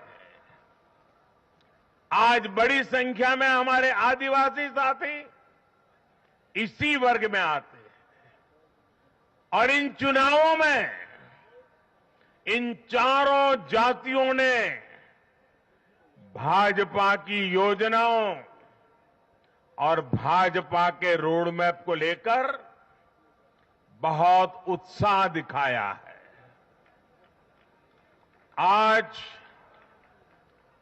हर गरीब कह रहा है वो खुद जीता है। आज हर वंचित के मन में भावना है कि चुनाव वह खुद जीता है। आज हर किसान यही कहता है, ये चुनाव हर किसान जीता है। आज हर आदिवासी भाई बहन ये सोचकर खुश है कि उसने जिसे वोट दिया वो विजय उसकी अपनी है। आज हर फर्स्ट टाइम वोटर बड़े गर्व के साथ कह रहा है कि मेरा पहला वोट मेरे विजय का कारण बना है। इसी जीत में हर महिला अपनी जीत देख रही है। इसी जीत में बेहतर भविष्य का सपना देखने वाला हर युवा अपनी जीत देख रहा है। हर वो नागरिक इसे अपनी सफलता समझ रहा है जो 2047 में भारत को एक विकसित राष्ट्र देखना चाहता है। साथियों, मैं आज विशेष रूप से देश की नारी शक्ति का अभिनंदन करूंगा। रैलियों में मैं अक्सर कहता था कि इन चुनावों में नारी शक्ति ये ठान कर निकली है कि भाजपा का परचम लहराएगी। और जब देश की नारी शक्ति किसी का सुरक्षा कवच बन जाए तो कैसी भी ताकत उसे नुकसान नहीं पहुंचा सकती। आज नारी शक्ति वंदन अधिनियम ने देश की माताओं, बहनों, बेटियों के मन में नया विश्वास जगाया है। आज देश की हर महिला में ये भरोसा जगा है कि भाजपा सरकार में उनकी सक्रिय भागीदारी को नई बुलंदी मिलने वाली है। आज हर बहन बेटी को साफ साफ लगता है कि बीजेपी ही नारी गरिमा, नारी सम्मान, नारी सुरक्षा की सबसे बड़ी गारंटी है।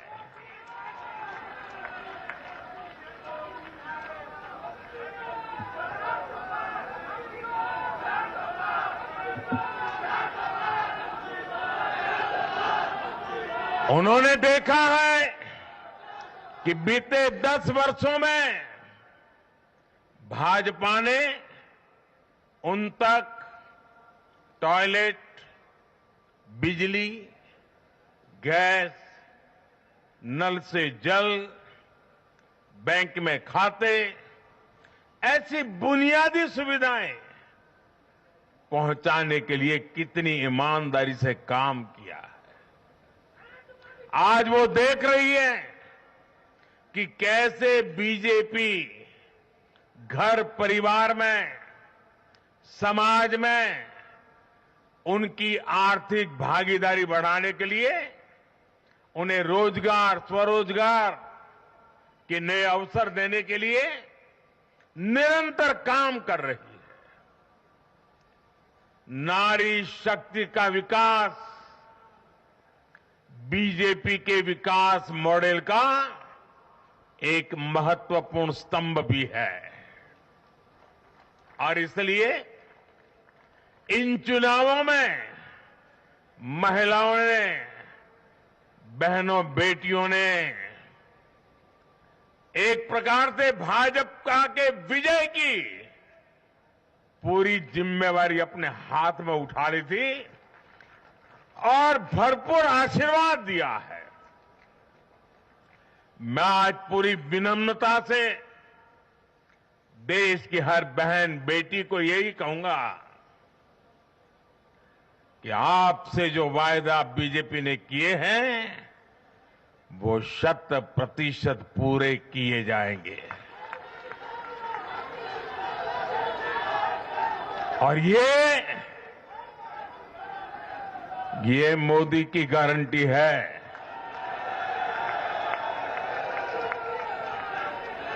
और मोदी की गारंटी यानी गारंटी पूरा होने की गारंटी। साथियों, चुनाव नतीजों ने एक और बात स्पष्ट की है। देश का युवा सिर्फ और सिर्फ विकास चाहता है। जहां भी सरकारों ने युवाओं के खिलाफ काम किया है, वो सरकारें सत्ता से बाहर हुई है।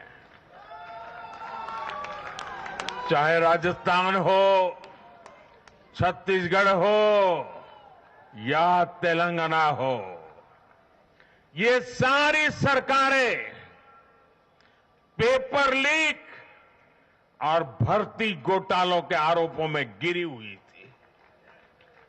परिणाम यह हुआ कि इन तीनों ही राज्यों में सत्ता में बैठे दल अब सरकार से बाहर है। आज देश के युवा में ये भरोसा लगातार बढ़ रहा है कि बीजेपी ही उसकी आकांक्षाएं समझती है, उसके लिए काम करती है। देश का युवा ये जानता है कि बीजेपी की सरकार युवा हितैषी होती है, युवाओं के लिए नए अवसर बनाने वाली होती है। साथियों, आज देश का आदिवासी समाज भी अब खुलकर अपनी बात रख रहा है। ये वो आदिवासी समाज है जो कांग्रेस की नीतियों की वजह से 7 दशक तक पीछे रहा, जिसे अवसर नहीं दिए गए। इनकी जनसंख्या आज 10 करोड़ के आसपास है। हमने गुजरात के चुनाव परिणामों में भी ये देखा है, जिस कांग्रेस ने आदिवासी समाज को कभी पूछा तक नहीं, उस आदिवासी समाज ने कांग्रेस का सफाया कर दिया। यही भावना आज हमने एमपी, छत्तीसगढ़ और राजस्थान में भी देखी है। इन राज्यों की आदिवासी अंचल की सीटों पर कांग्रेस का सुपड़ा साफ हो गया है।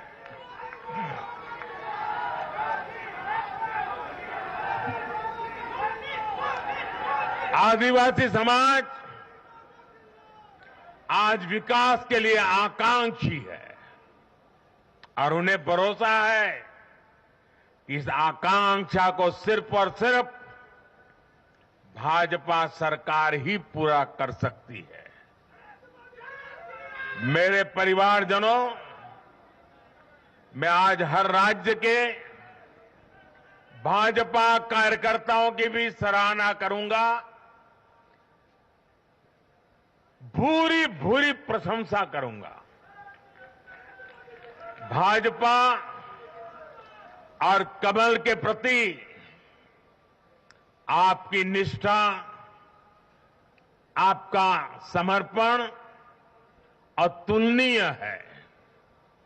डबल इंजन सरकार का मैसेज आपने पूरी ईमानदारी से जन जन तक पहुंचाया। इसी का परिणाम आज हमें मिल रहा है। हमारे राष्ट्रीय अध्यक्ष नड्डा जी जिस प्रकार अपनी नीति रणनीति को अमल में लाए, ये विजय उसका भी परिणाम है। और चुनाव के दरमियान उनके परिवार में एक दुखद घटना घटी, लेकिन उसके बावजूद भी नड्डा जी भारतीय जनता पार्टी के कार्यकर्ता के रूप में दिन रात डटे रहे।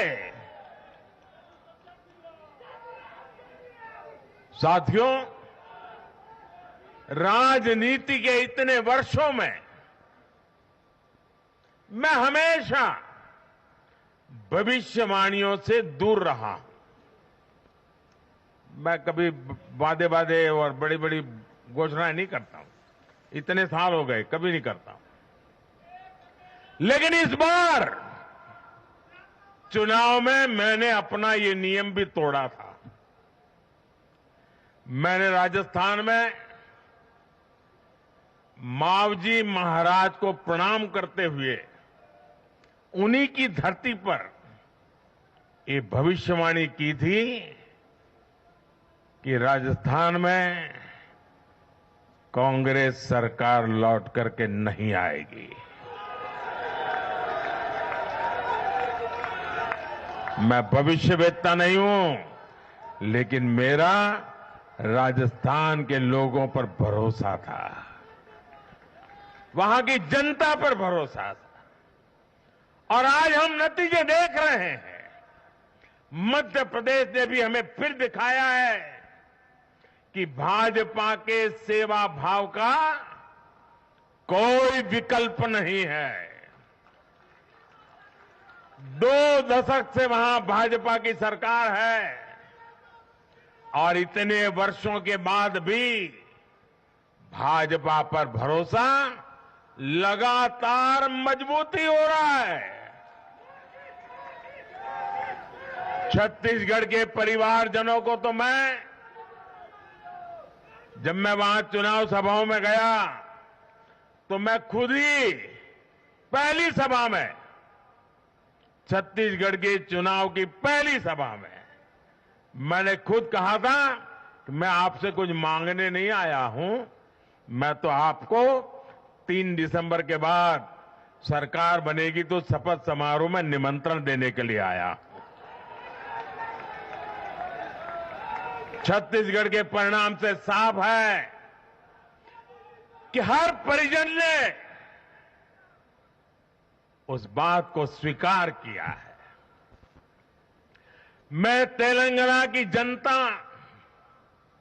और तेलंगाना के भाजपा कार्यकर्ताओं का विशेष आभार व्यक्त करता हूं।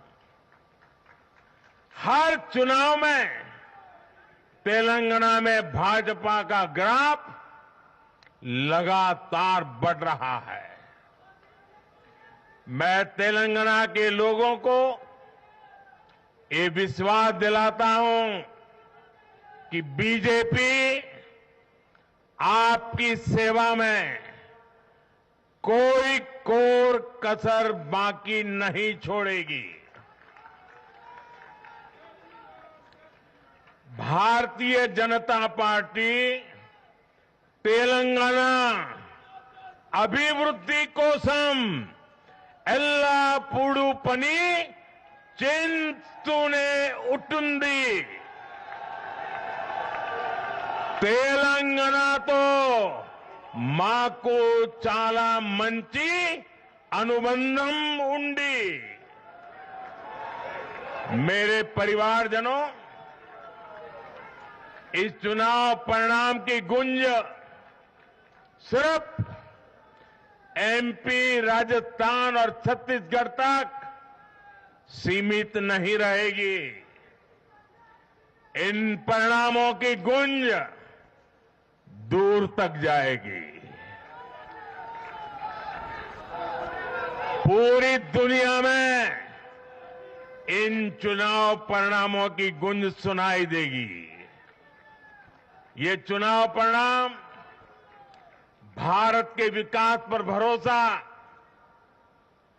दुनिया के भरोसे को और मजबूती देगा। ये चुनाव परिणाम दुनिया भर के निवेशकों को भी नया विश्वास देगा। भरोसा ये कि आजादी के अमृत काल में विकसित भारत का जो संकल्प हमने लिया है, उसे जनता जनार्दन का लगातार आशीर्वाद मिल रहा है। आज दुनिया देख रही है कि भारत का लोकतंत्र और भारत का वोटर दोनों कितने परिपक्व हैं, कितने मैच्योर है। आज दुनिया देख रही है कि भारत की जनता पूर्ण बहुमत के लिए, स्थिर सरकार के लिए सोच समझ करके वोट कर रही है।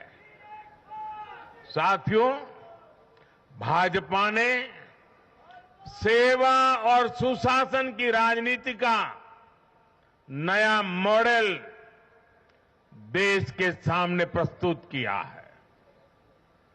हमारी नीति और निर्णयों के मूल में सिर्फ और सिर्फ देश है, देशवासी है, भारत माता की जय, यही हमारा मंत्र है।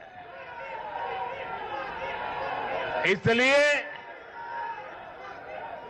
भाजपा सरकारें सिर्फ नीतियां नहीं बनाती, बल्कि हर हकदार, हर लाभार्थी तक वो पहुंचे, ये भी सुनिश्चित करती है। भाजपा परफॉर्मेंस और डिलीवरी की राजनीति देश के सामने हकीकत बन करके लेकर के आई है। भारत का मतदाता जानता है कि स्वार्थ क्या है, जनहित और राष्ट्रहित क्या है। दूध का और पानी का भेद देश जानता है। जैसे तैसे जीतने के लिए हवाई बातें करना और लोभ लालच की घोषणाएं करना, ये मतदाता पसंद नहीं करता। मतदाता को उसका जीवन बेहतर करने के लिए एक स्पष्ट रोडमैप चाहिए, एक विश्वसनीयता चाहिए, एक भरोसा चाहिए।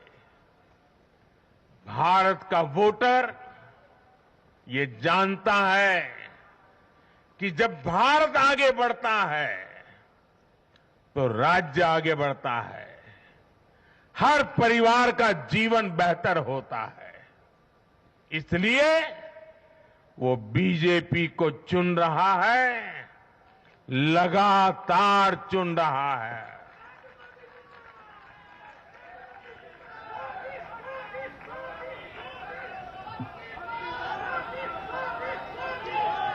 और कुछ लोग तो कह रहे हैं कि आज की इस हैट्रिक ने 24 की हैट्रिक की गारंटी दे दी है।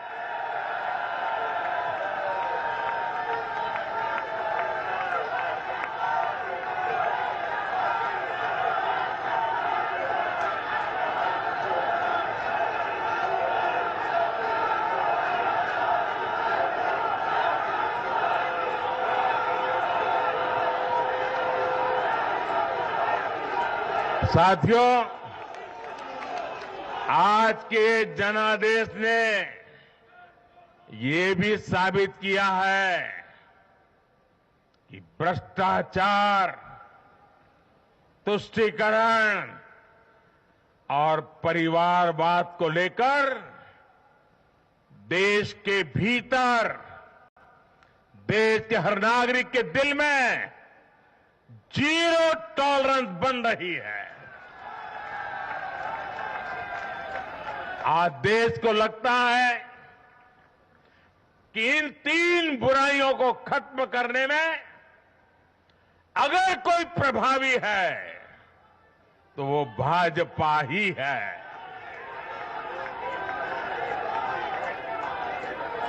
भाजपा की केंद्र सरकार ने देश में भ्रष्टाचार के विरुद्ध जो अभियान छेड़ रखा है उसको भारी जन समर्थन मिल रहा है।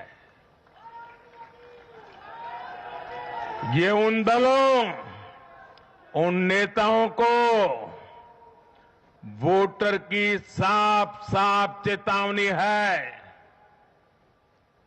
जो भ्रष्टाचारियों के साथ खड़े होने में जरा भी शर्म अनुभव नहीं करते। उन लोगों को देश की जनता ने आज साफ साफ संदेश दे दिया है।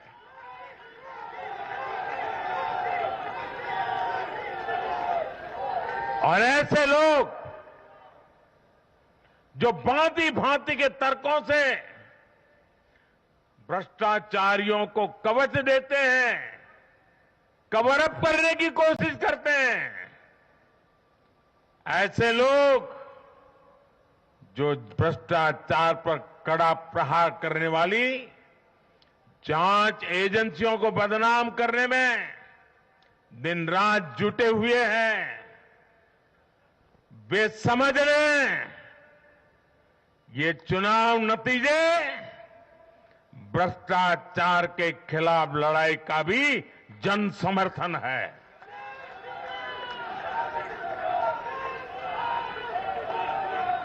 ये चुनाव नतीजे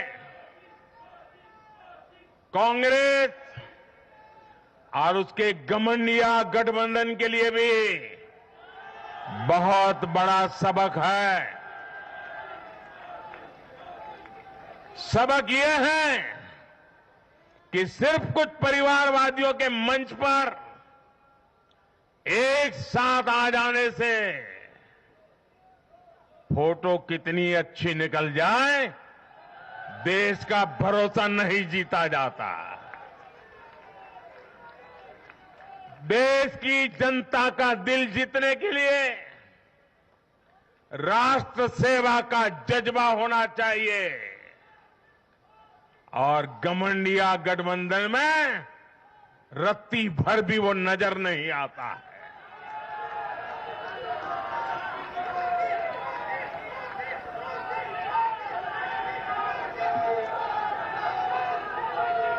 गाली गलौज, निराशा, नेगेटिविटी, ये घमंडिया गठबंधन को मीडिया की हेडलाइन जरूर दे सकती है, लेकिन जनता के दिल में स्थान नहीं दिला सकती।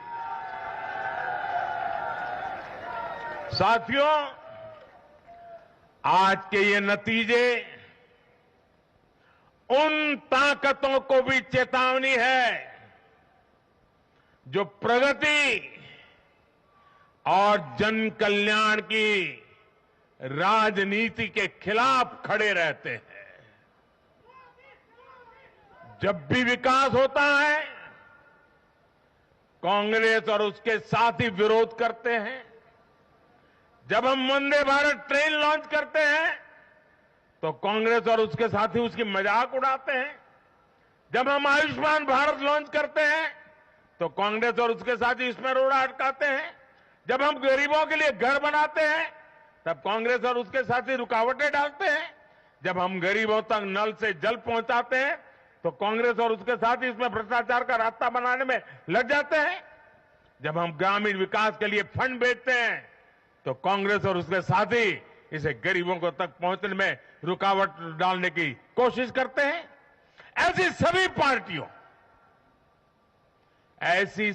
पार्टियों को आज गरीबों ने चेतावनी दी है, सुधर जाइए, सुधर जाइए, वरना जनता आपको चुन चुन करके साफ कर देगी।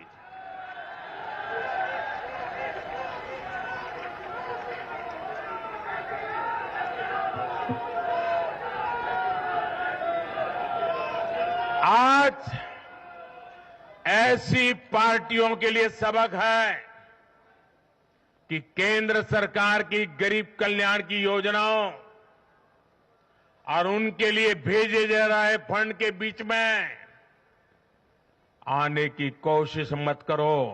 ये जनता का आदेश है, वरना जो बीच में आएगा उसे जनता हटा देगी। लोकतंत्र के हित में मेरी कांग्रेस और उसके साथियों को नम्रतापूर्वक सलाह है,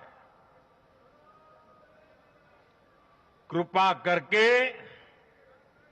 ऐसी राजनीति न करें जो देश विरोधी ताकतों को बल दे, जो देश को बांटना चाहते हैं ऐसे लोगों को मजबूती दे, जो देश को कमजोर करने वाले विचारों को गति दे। साथियों, आज भारत की अर्थव्यवस्था का हर पहिया पूरी गति से घूम रहा है।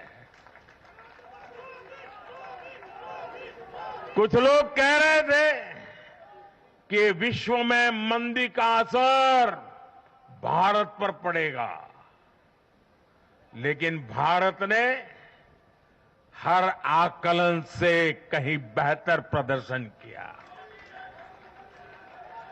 आज भारत दुनिया की सबसे तेजी से विकसित होती आर्थिक ताकत है। आज भारत का आत्मविश्वास, भारत के लोगों का आत्मविश्वास अभूतपूर्व स्तर पर है। आज भारत में, आज देश में रिकॉर्ड जीएसटी कलेक्शन हो रहा है, कृषि उत्पादन के नए रिकॉर्ड बन रहे हैं, भारत के शेयर मार्केट पर भरोसा चरम पर है। आज भारत के निर्यात के नए रिकॉर्ड बन रहे हैं, यूपीआई ट्रांजैक्शन के नए रिकॉर्ड बन रहे हैं, त्योहारों में खरीद के नए रिकॉर्ड बन रहे हैं, गाड़ियों की सेल के नए रिकॉर्ड बन रहे हैं। आज भारत में सीमेंट प्रोडक्शन बढ़ रहा है, कोयला प्रोडक्शन बढ़ा है, आज भारत में स्टील उत्पादन बढ़ा है, बिजली उत्पादन बढ़ा है। दुनिया भर की कंपनियां भारत में मैन्युफैक्चरिंग के लिए आतुर है। हवाई यात्रा करने वालों की संख्या उच्चतम स्तर पर है। होम लोन में भी, उस सेक्टर में भी बहुत अधिक वृद्धि देखी जा रही है। साथियों, आज भारत का फिजिकल इंफ्रास्ट्रक्चर पूरी तरह से ट्रांसफॉर्म हो रहा है। आप देखिए, चारों तरफ एक्सप्रेसवे का, इंडस्ट्रियल कॉरिडोर का जाल बिछ रहा है। भारतीय रेल आज अपने ट्रांसफॉर्मेशन के सबसे बड़े दौर से गुजर रही है। आज देश में नए रेलवे स्टेशन बन रहे हैं, आधुनिक ट्रेनें आ रही हैं। गति नहीं है, संकल्प नए है। और मैं देशवासियों को कहना चाहता हूं, हर देशवासी को कहना चाहता हूं, और मैं मेरे ट्रैक रिकॉर्ड के आधार पर कहना चाहता हूं, बड़ी ईमानदारी से कहना चाहता हूं, बड़ी जिम्मेदारी से कहना चाहता हूं, आपके सपने मेरे देशवासियों, आपके सपने वो मेरा संकल्प है।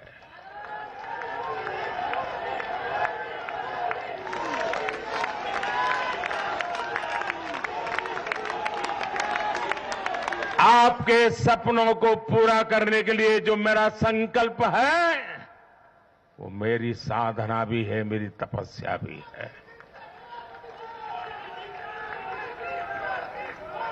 साथियों, भारत का डिजिटल इंफ्रास्ट्रक्चर दुनिया में श्रेष्ठता की तरफ बढ़ रहा है।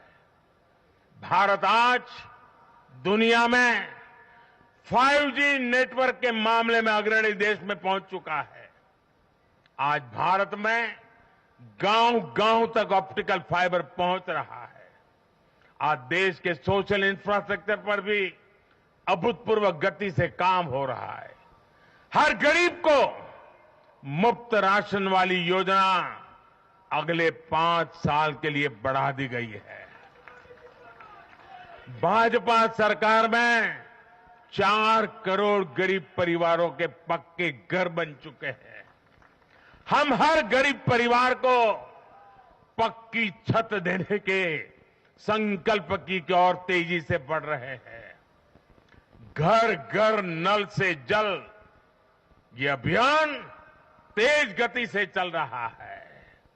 आज देश में रिकॉर्ड गति से नए अस्पताल बन रहे हैं, मेडिकल कॉलेज बन रहे हैं, कॉलेज और यूनिवर्सिटीज की संख्या बढ़ रही है। साथियों, आज भारत आगे बढ़ रहा है, भारत का नागरिक आगे बढ़ रहा है। भारत के लोग इस मोमेंटम को बनाए रखना चाहते हैं। अब इससे पीछे नहीं हटना है, और पीछे हटना ये मोदी को तो कभी स्वीकार नहीं हो सकता है। भारत के लोग स्टेबिलिटी चाहते हैं, स्थायित्व चाहते हैं। भारत के लोग विकसित भारत की यात्रा को गति देना चाहते हैं। मैं देश के प्रत्येक युवा को आह्वान करता हूं, वो विकसित भारत का एम्बेसडर बने, वो विकसित भारत के संकल्पों का नेतृत्व करे। मैं भाजपा कार्यकर्ताओं से भी कहूंगा, प्रत्येक भाजपा कार्यकर्ता नमो ऐप पर जाएं और कम से कम 10 लोगों को विकसित भारत का एम्बेसडर बनाएं। हमें आज एक ऐसी पीढ़ी तैयार करनी है जिसका सपना हो विकसित भारत, जिसका संकल्प हो विकसित भारत, जिसकी साधना हो विकसित भारत, जिसका समर्पण हो विकसित भारत। साथियों, विकसित भारत के निर्माण के लिए ये बहुत जरूरी है कि कोई भी नागरिक पीछे नहीं छूटे। इन चुनावों में मैंने लगातार कहा है कि हर लाभार्थी तक पहुंचकर भाजपा सरकार उसे सरकारी योजनाओं का लाभ देगी। इसके लिए केंद्र सरकार ने 14 नवंबर यानी जनजातीय गौरव दिवस यानी भगवान बिरसा मुंडा की जयंती से विकसित भारत संकल्प यात्रा शुरू की है। योजनाओं से वंचित लोगों को जोड़ने के लिए सरकार खुद लोगों के दरवाजे पर दस्तक दे रही है। जिन क्षेत्रों में यात्रा पहुंच रही है, वहां लोग खुशियां मना रहे हैं कि मोदी की गारंटी वाली गाड़ी हमारे गांव आ रही है।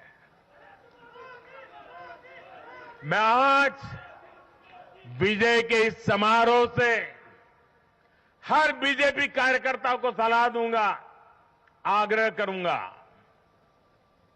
अब आज से आपको मोदी की गारंटी वाली इस गाड़ी के आगे आगे चलना है।